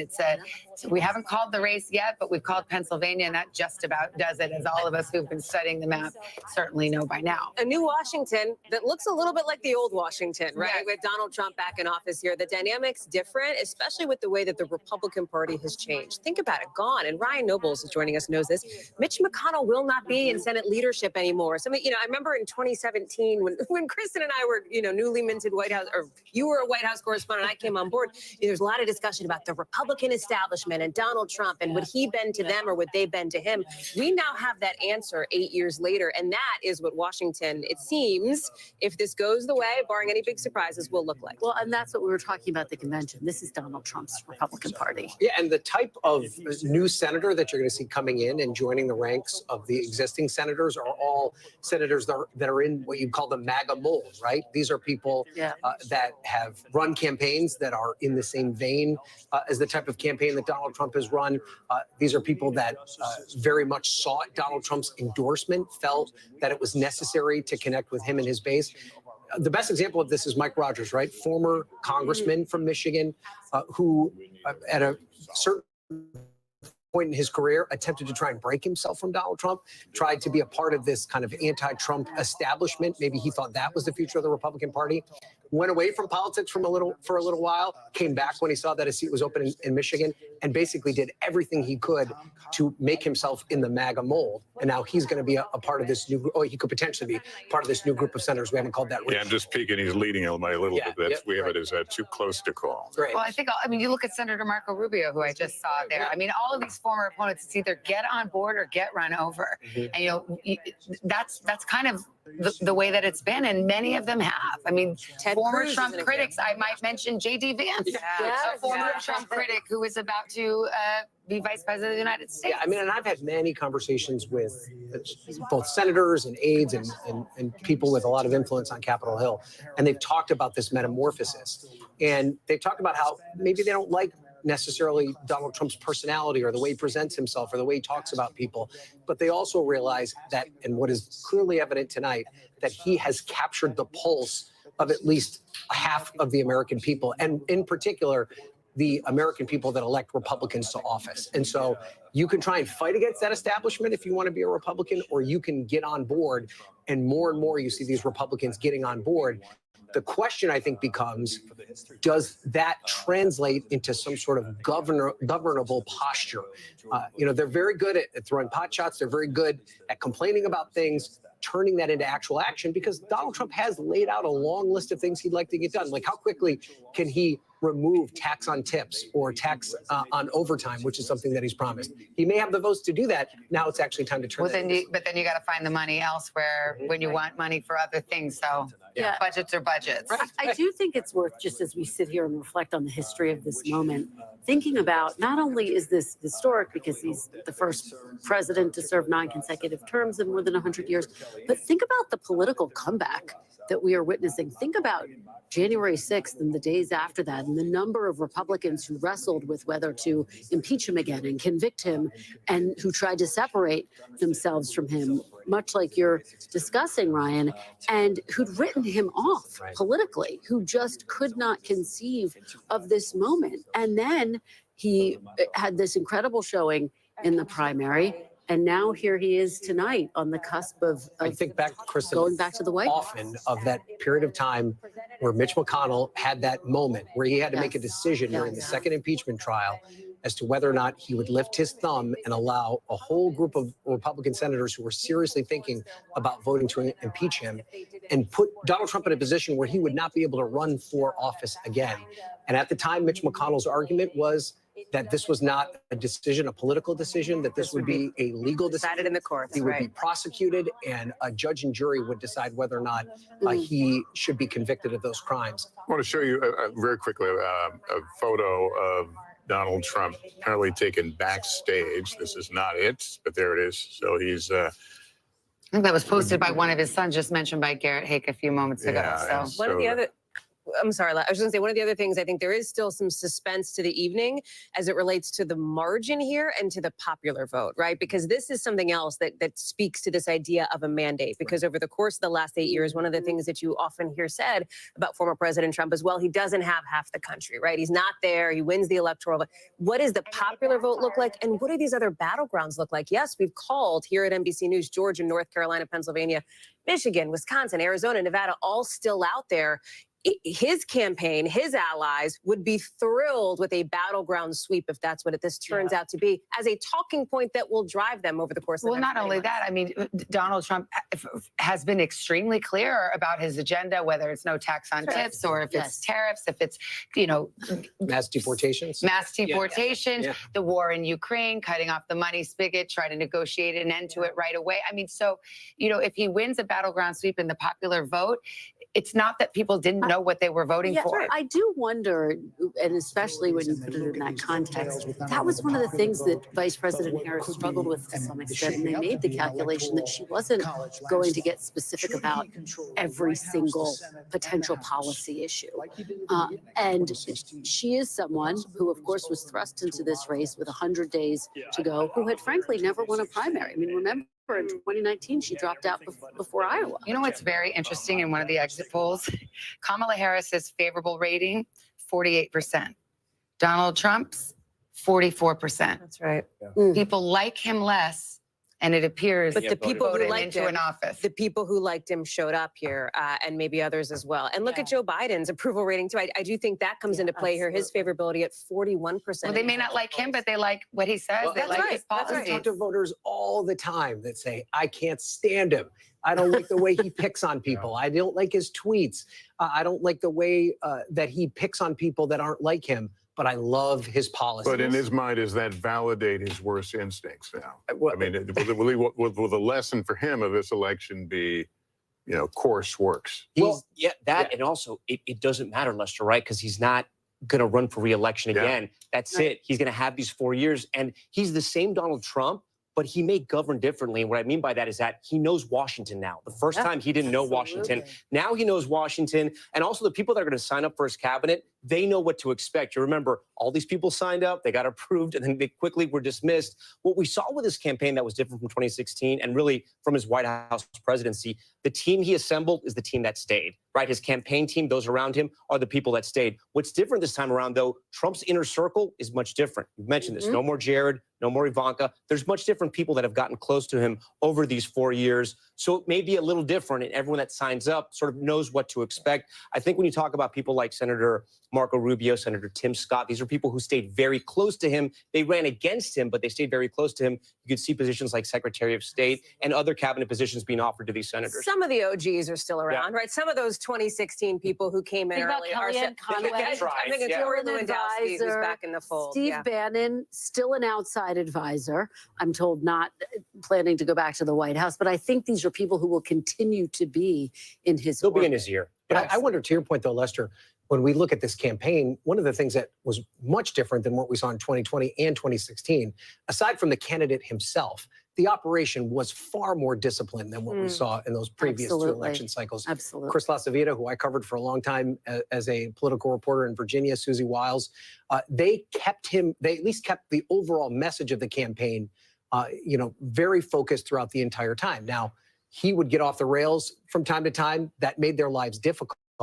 But you found them keeping everyone together and focused on a specific message. But look at the Donald Trump we have seen in just the last few months in terms of message and He's about to take the stage. Let's listen. Here's Donald Trump now coming out.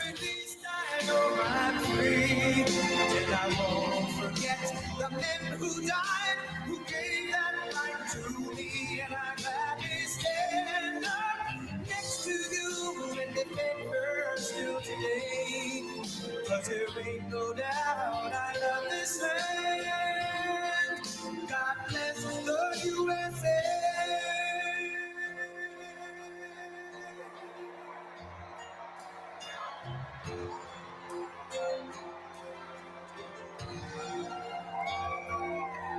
From the lakes of Minnesota to the hills of Tennessee, across the plains from sea to shining sea, Detroit down to Houston, and New York to LA, where there's pride in every American heart, and it's time we stand and say,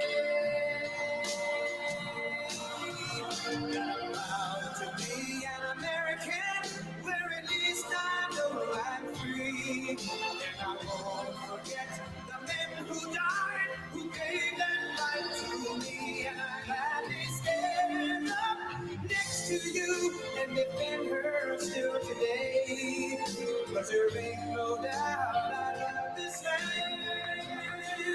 God bless the USA.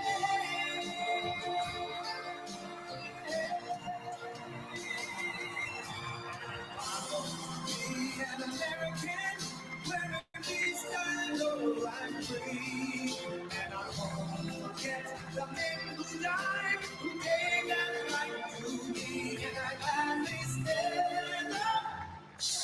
next to you and remember still today. 'Cause there ain't no doubt I love this land. God bless the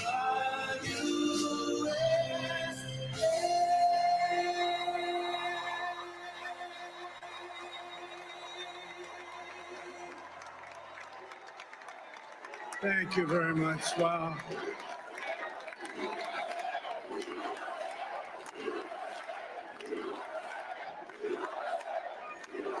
Well, I want to thank you all very much. This is great. These are our friends. We have thousands of friends in this incredible movement.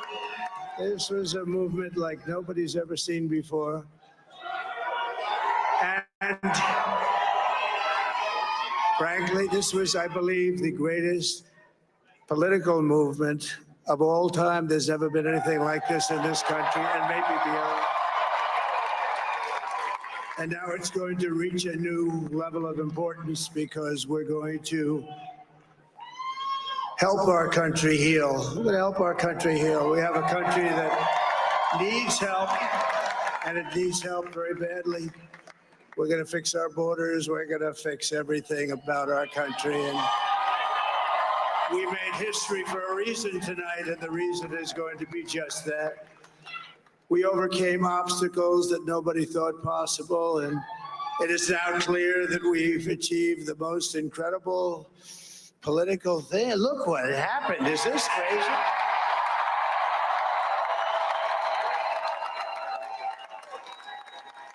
But it's a political victory that our country has never seen before, nothing like this. I want to thank the American people for the extraordinary honor of being elected your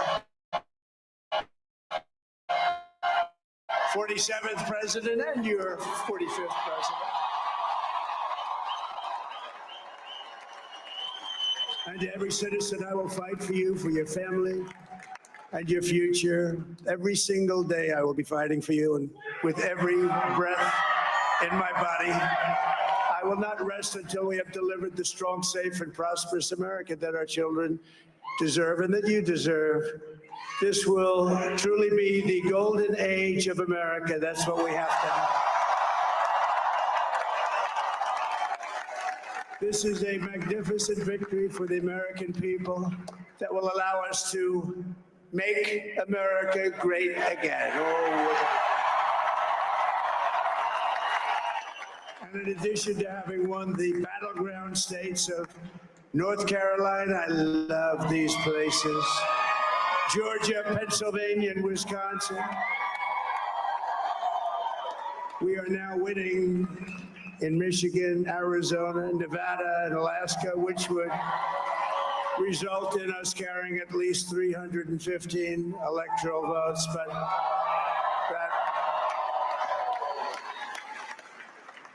But it's much easier doing what the networks did or whoever called it, because there was no other path. There was no other path to victory. We also have won the popular vote. That was great. I was proud of it.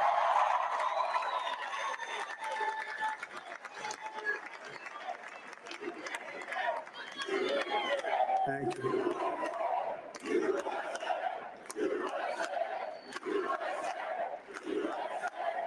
Thank you very much. Thank you. Winning the popular vote was very nice, I will tell you.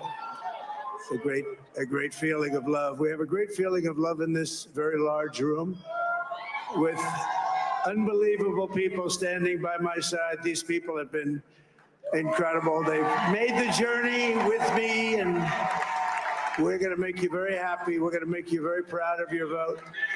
I hope that you're going to be looking back someday and say that was one of the truly important moments of my life when I voted for this group of people beyond the president, this group of great people. America has given us an unprecedented and powerful mandate. We have taken back control of the Senate. Wow, that's good. And the Senate races in Montana, Nevada, Texas, Ohio, Michigan, Wisconsin, the great Commonwealth of Pennsylvania. We're all won by the MAGA movement. They helped so much. And in those cases, every one of them, we worked with the senators. They were tough races. And I mean, the number of victories in the Senate was absolutely incredible. And we did tele-rallies. We did tele-rallies with each one of them. And sometimes we did 2 or 3 and it was amazing to look at all of those victories. Nobody expected that, nobody. So I just wanted to thank you very much for that. And you have some great senators and some great new senators. And it also looks like we'll be keeping control of the House of Representatives.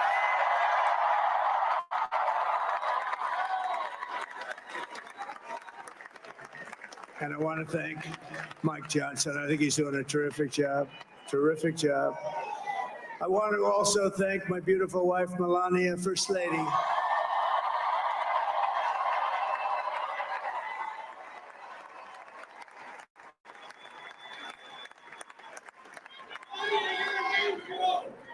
Who has the #1 best-selling book in the country. Can you believe that?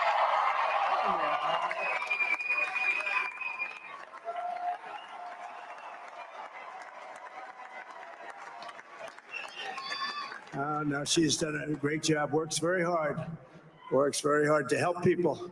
So I just want to thank her. But I want to thank my whole family, my amazing children, and they are amazing children. Now, we all think our children are amazing. Everybody here thinks their children are amazing, but that's a good thing when you think they are. But Don, Eric, Ivanka, Tiffany, Barron, Laura, Jared, Kimberly, Michael, thank you all. What a help. What a great.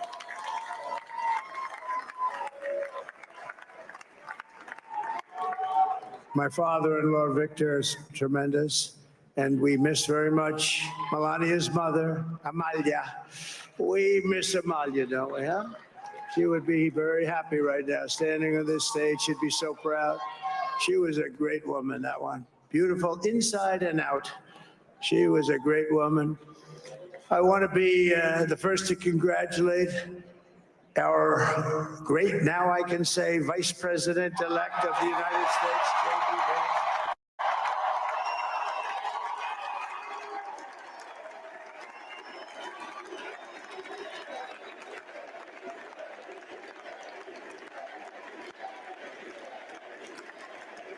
And his absolutely remarkable and beautiful wife, Usha Vance. And he is a feisty guy, isn't he? You know, I've said, go into the enemy camp. And you know, the enemy camp is certain networks. And a lot of people don't like this. Sir, do I have to do that? He just goes, okay. Which one? CNN, MSNBC? He'll say, all right, thank you very much. He actually looks like, he's like the only guy I've ever seen. He really looks forward to it. And then he just goes in and absolutely obliterates them. Say a couple of words.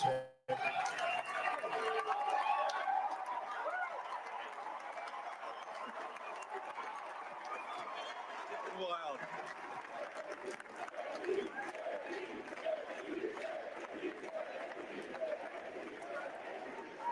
Well, Mr. President, I appreciate you allowing me to join you on this incredible journey. I thank you for the trust that you placed in me. And I think that we just witnessed the greatest political comeback in the history of the United States of America.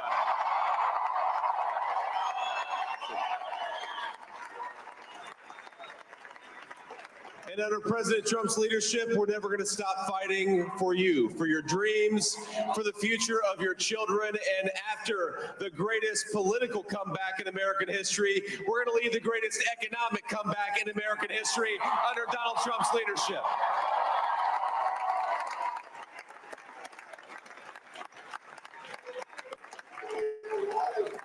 Thank you very much. He's turned out to be a good choice.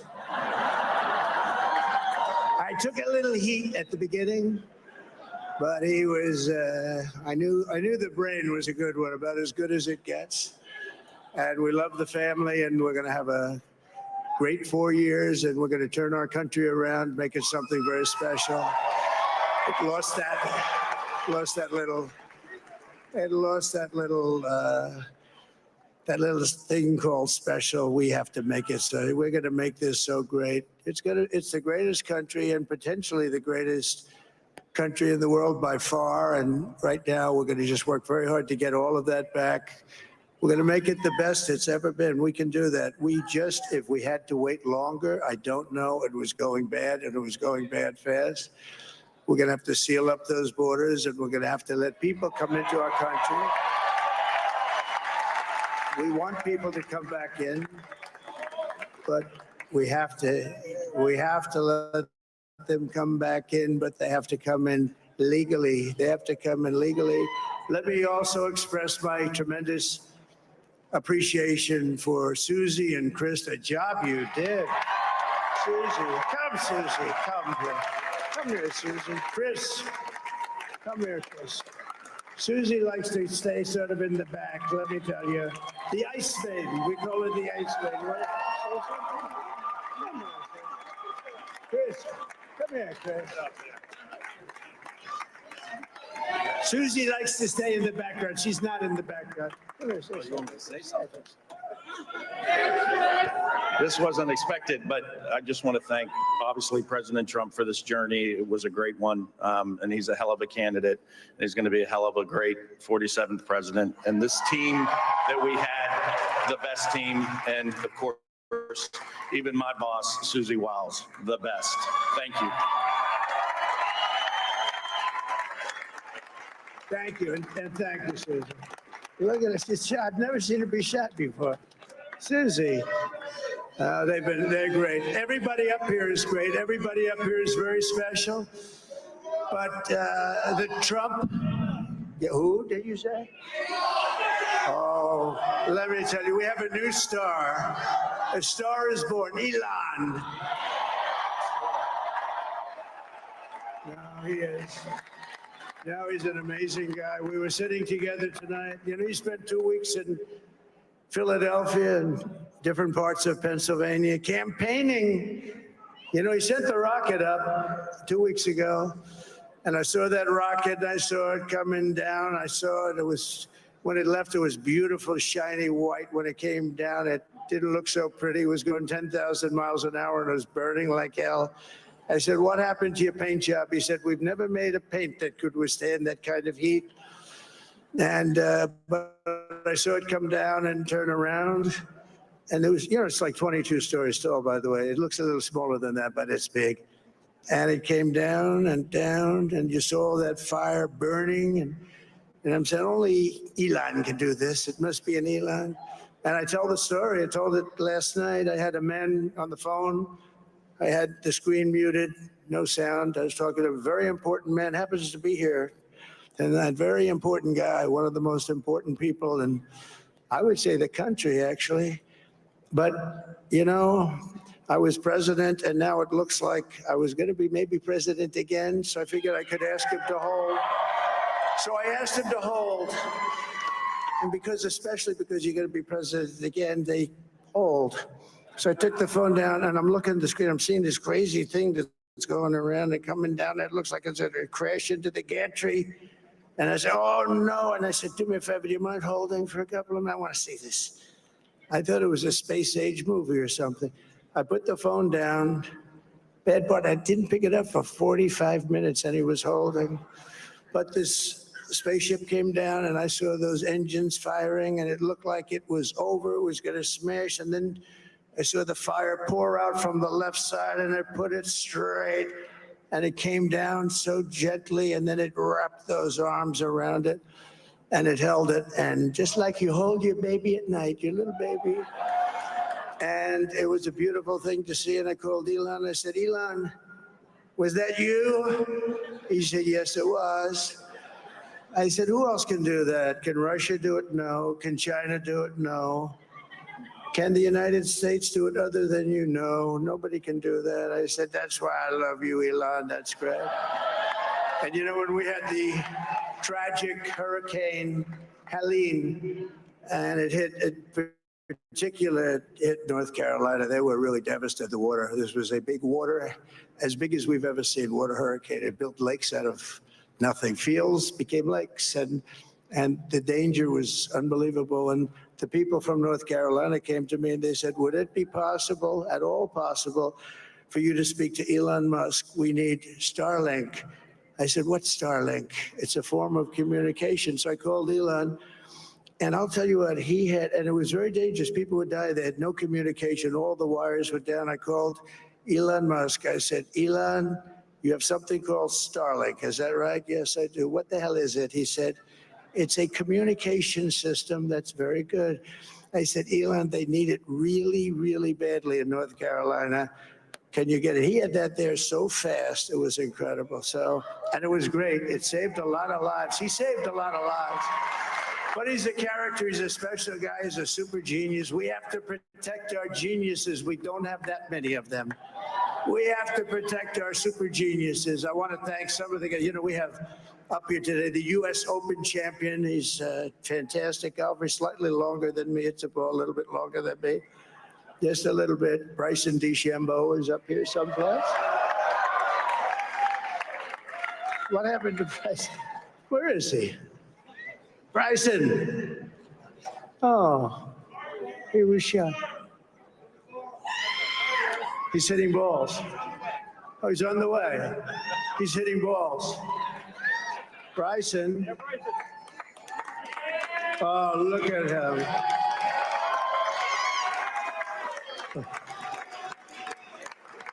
He's got a great career going. Great U.S. Open, Bryson. That's a fantastic job. And we also have a man, Dana White, who has done some job.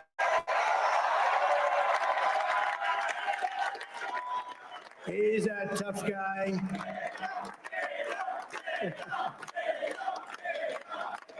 So Dana started UFC and came to me, do you mind if I use your, nobody wanted to give him a rinse because they said it's a rough sport, a little rough. And I helped him out a little bit, and I went and I said, this is the roughest sport I've ever seen, but I began to like it and he loved it, and nobody's done a better job in sports. And you know, he's a very motivational kind of a guy, what he does. He gets these fighters and they really go at it. And it's become one of the most successful sports enterprises anywhere at any time. It's doing so well. I'd like to ask Dana just to say a couple of words because people love to hear from him. Dana, please.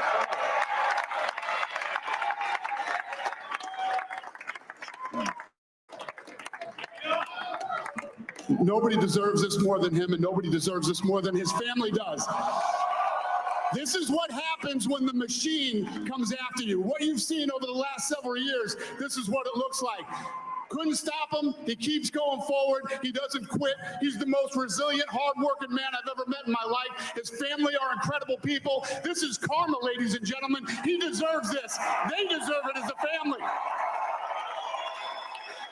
I want to thank some people real quick. I want to thank the Nelt boys, Aiden Ross, Theo Vaughn, Bustle with the boys, and last but not least, the mighty and powerful Joe Rogan. And thank you, America. Thank you. Have a good night.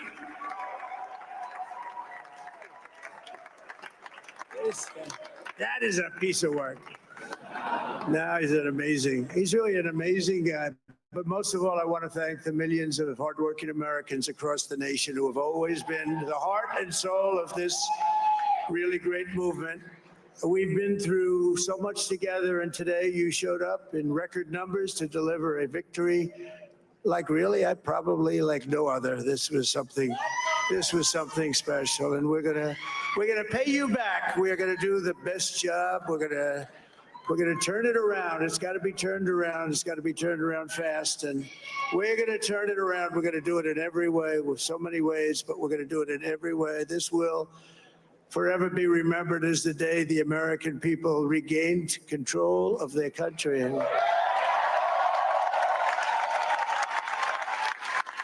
So I just want to say that on behalf of this great group of people, these are hardworking people. These are fantastic people, and we can add a few names like Robert F. Kennedy Jr. He came and he's going to help make America healthy again.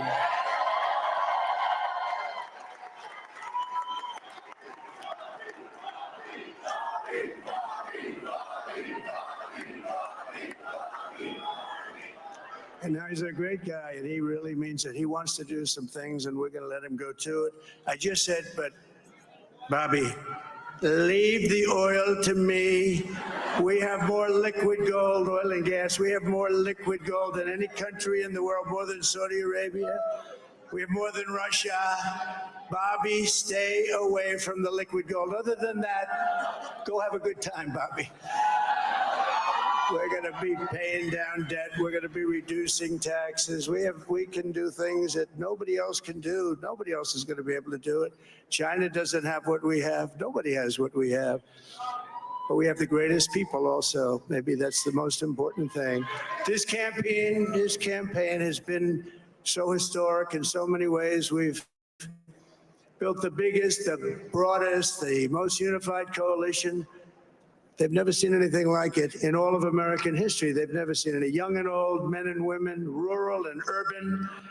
And we had them all helping us tonight. When you think, I mean, I was looking at it, I was watching it. They had some great analysis of the people that voted for us. Nobody's ever seen anything like that. They came from all quarters, union, non-union, African-American, Hispanic-American, Asian-American, Arab-American, Muslim-American. We had everybody, and it was beautiful. It was a historic realignment, uniting citizens of all backgrounds around a common core of common sense. You know, we're the party of common sense. We want to have borders. We want to have security. We want to have things be good, safe. We want great education. We want a strong and powerful military, and ideally, we don't have to use it. You know, we had no wars. 4 years, we had no wars, except we defeated ISIS. We defeated ISIS in record time.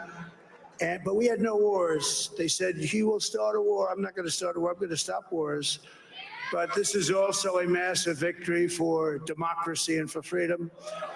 Together, we're going to unlock America's glorious destiny. We're going to achieve the most incredible future for our people. Yesterday, as I stood at my last stop on the campaign trail, I'll never be doing a rally again. Can you believe it? I think we've done 900 rallies approximately from them. Can you imagine? 901 something, a lot of rallies. And it was sad. Everybody was sad. Many people, I said, this is our last rally. But now we're going on to something that's far more important, because the rallies were used for us to be put in this position where we can really help our country. That's what we're going to do. We're going to make our country better than it ever has been. And I said that many people have told me that God spared my life for a reason.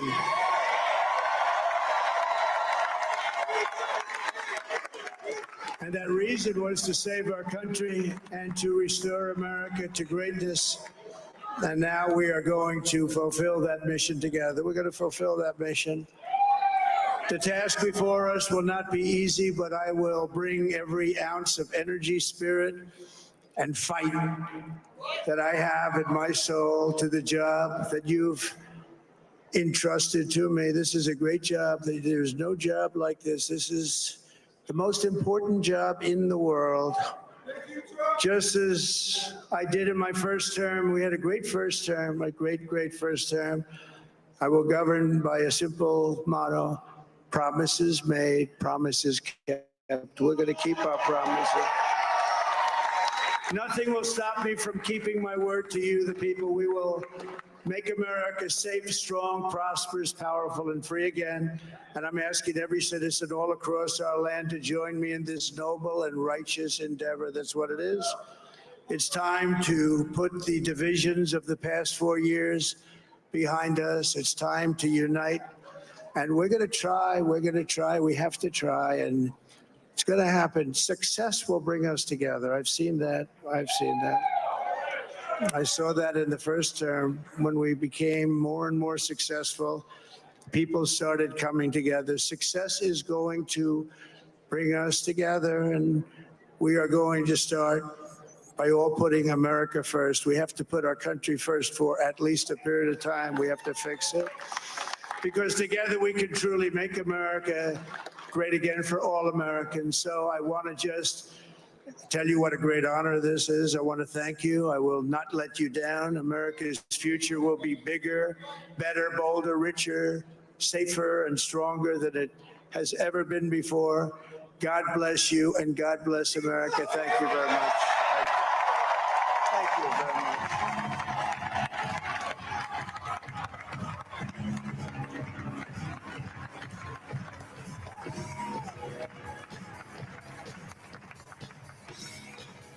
Former President Trump making about 25 minutes worth of remarks, essentially acknowledging that he has been called by other networks, not this one so far, as the next president of the United States, coming out with family and supporters there, a crowd that had waited a considerable amount of time, but obviously eager and happy about the outcome of the evening. As we said, NBC News has not projected that he is over the top yet, but he has a clear path to victory and the White House at this point. And we just saw Barron Trump, 18 years old, cast his first vote in a general election for president today for his father. And people say that Barron Trump has actually had a lot of ideas about having his father appeal to young men his age. One of the young men seems to be part of the coalition that we're seeing take shape now. You heard from former President Trump there. Again, we have not called the race for president for him. We have called the race for Pennsylvania for him, and that appears to be the critical key for him to get to 270 at some point throughout the course of the early evening. He has not officially won the popular vote yet, although he is leading on that front. We have not officially called control of the House of Representatives yet. That could take a while. He clearly feels confident about that, saying that they've won. Again, that is not the case just yet. The Republicans do have control of the Senate, but you heard former President Trump there say that we have an unprecedented and powerful mandate at this historic moment here. He is now, we officially call the race, would be the oldest president ever elected, only the second president elected to a non-consecutive term. You saw him basking in the moment. At one point, he looked around and said something like, "Isn't this crazy?" I mean, he looked around and said that this even happened. He was extremely confident, at least publicly projecting that. And in he the days raised before this moment. He talked about having almost lost his life at an assassin's bullet this summer, and talked about how he feels that some of his supporters, or at least feel that he was saved for this moment. And so he took that tone as well. And Savannah, he called it the greatest political comeback in the history of this country. He might not be wrong if you think about that. He survived 2 assassination attempts, right? One that was very close, 90 criminal accounts, right? He was in court throughout his campaign. He was primaried, won that primary, fought all those criminal cases. A lot of them are still ongoing right now. Again, survives the assassination attempts, loses his mother-in-law. A lot happened to him over the last 2 years. And here we are at this moment again where it looks like he's on his way to re-election. Yeah, he'll be, he's supposed to be sentenced, I think, the 26th of November on felony charges. And not even saying that sentence here, right, in this moment. Well, is you unprecedented, have to right? wonder, though, and I think we'll have to go back and look. I mean, was that what turned it for him on some level? He would tell you that it is. Yeah, So the minute he started called it a getting indicted, persecution. especially that New York case that was Fundraising regarded numbers as, went up. Those poll numbers went up. I mean, you could see the lines, the graph. I mean, Governor DeSantis thought he was on his way to the nomination. He was leading in all the polls. All the criminal indictments start, and his numbers start to shoot up. Democrats, even though they said they were following the letter of the law, some Democrats, Republicans will say, played politics with the law, and they went after him for political reasons. That might have been the biggest political miscalculation in the history of our country. You talk to a lot of Democrats, they wonder if perhaps it took the Department of Justice just too long to get this process moving. I mean, if you talk to the folks that sat on the January 6th Select Committee, they wanted the DOJ to move a lot faster than they did. It wasn't until the Select Committee had done all of its work and then handed those referrals over to the Department of Justice that they moved specifically on the cases related to January 6th. And by that point, we were already into the campaign season. It became a political issue instead of a legal issue. And that may be something that they look back on and regret. The big X factor hanging over this entire race. How would his legal challenges impact his political prospects? But just zooming out, we're talking about how historic this moment is. you have to take a moment to think about how historic Donald Trump is as a political figure. Think about when he first ran for office back in 2015 and made disparaging comments about Senator John McCain. And a lot of people declared that his political career was over in that moment. And what we have learned from having covered Donald Trump is that he is immune to things that other politicians would not be able to survive.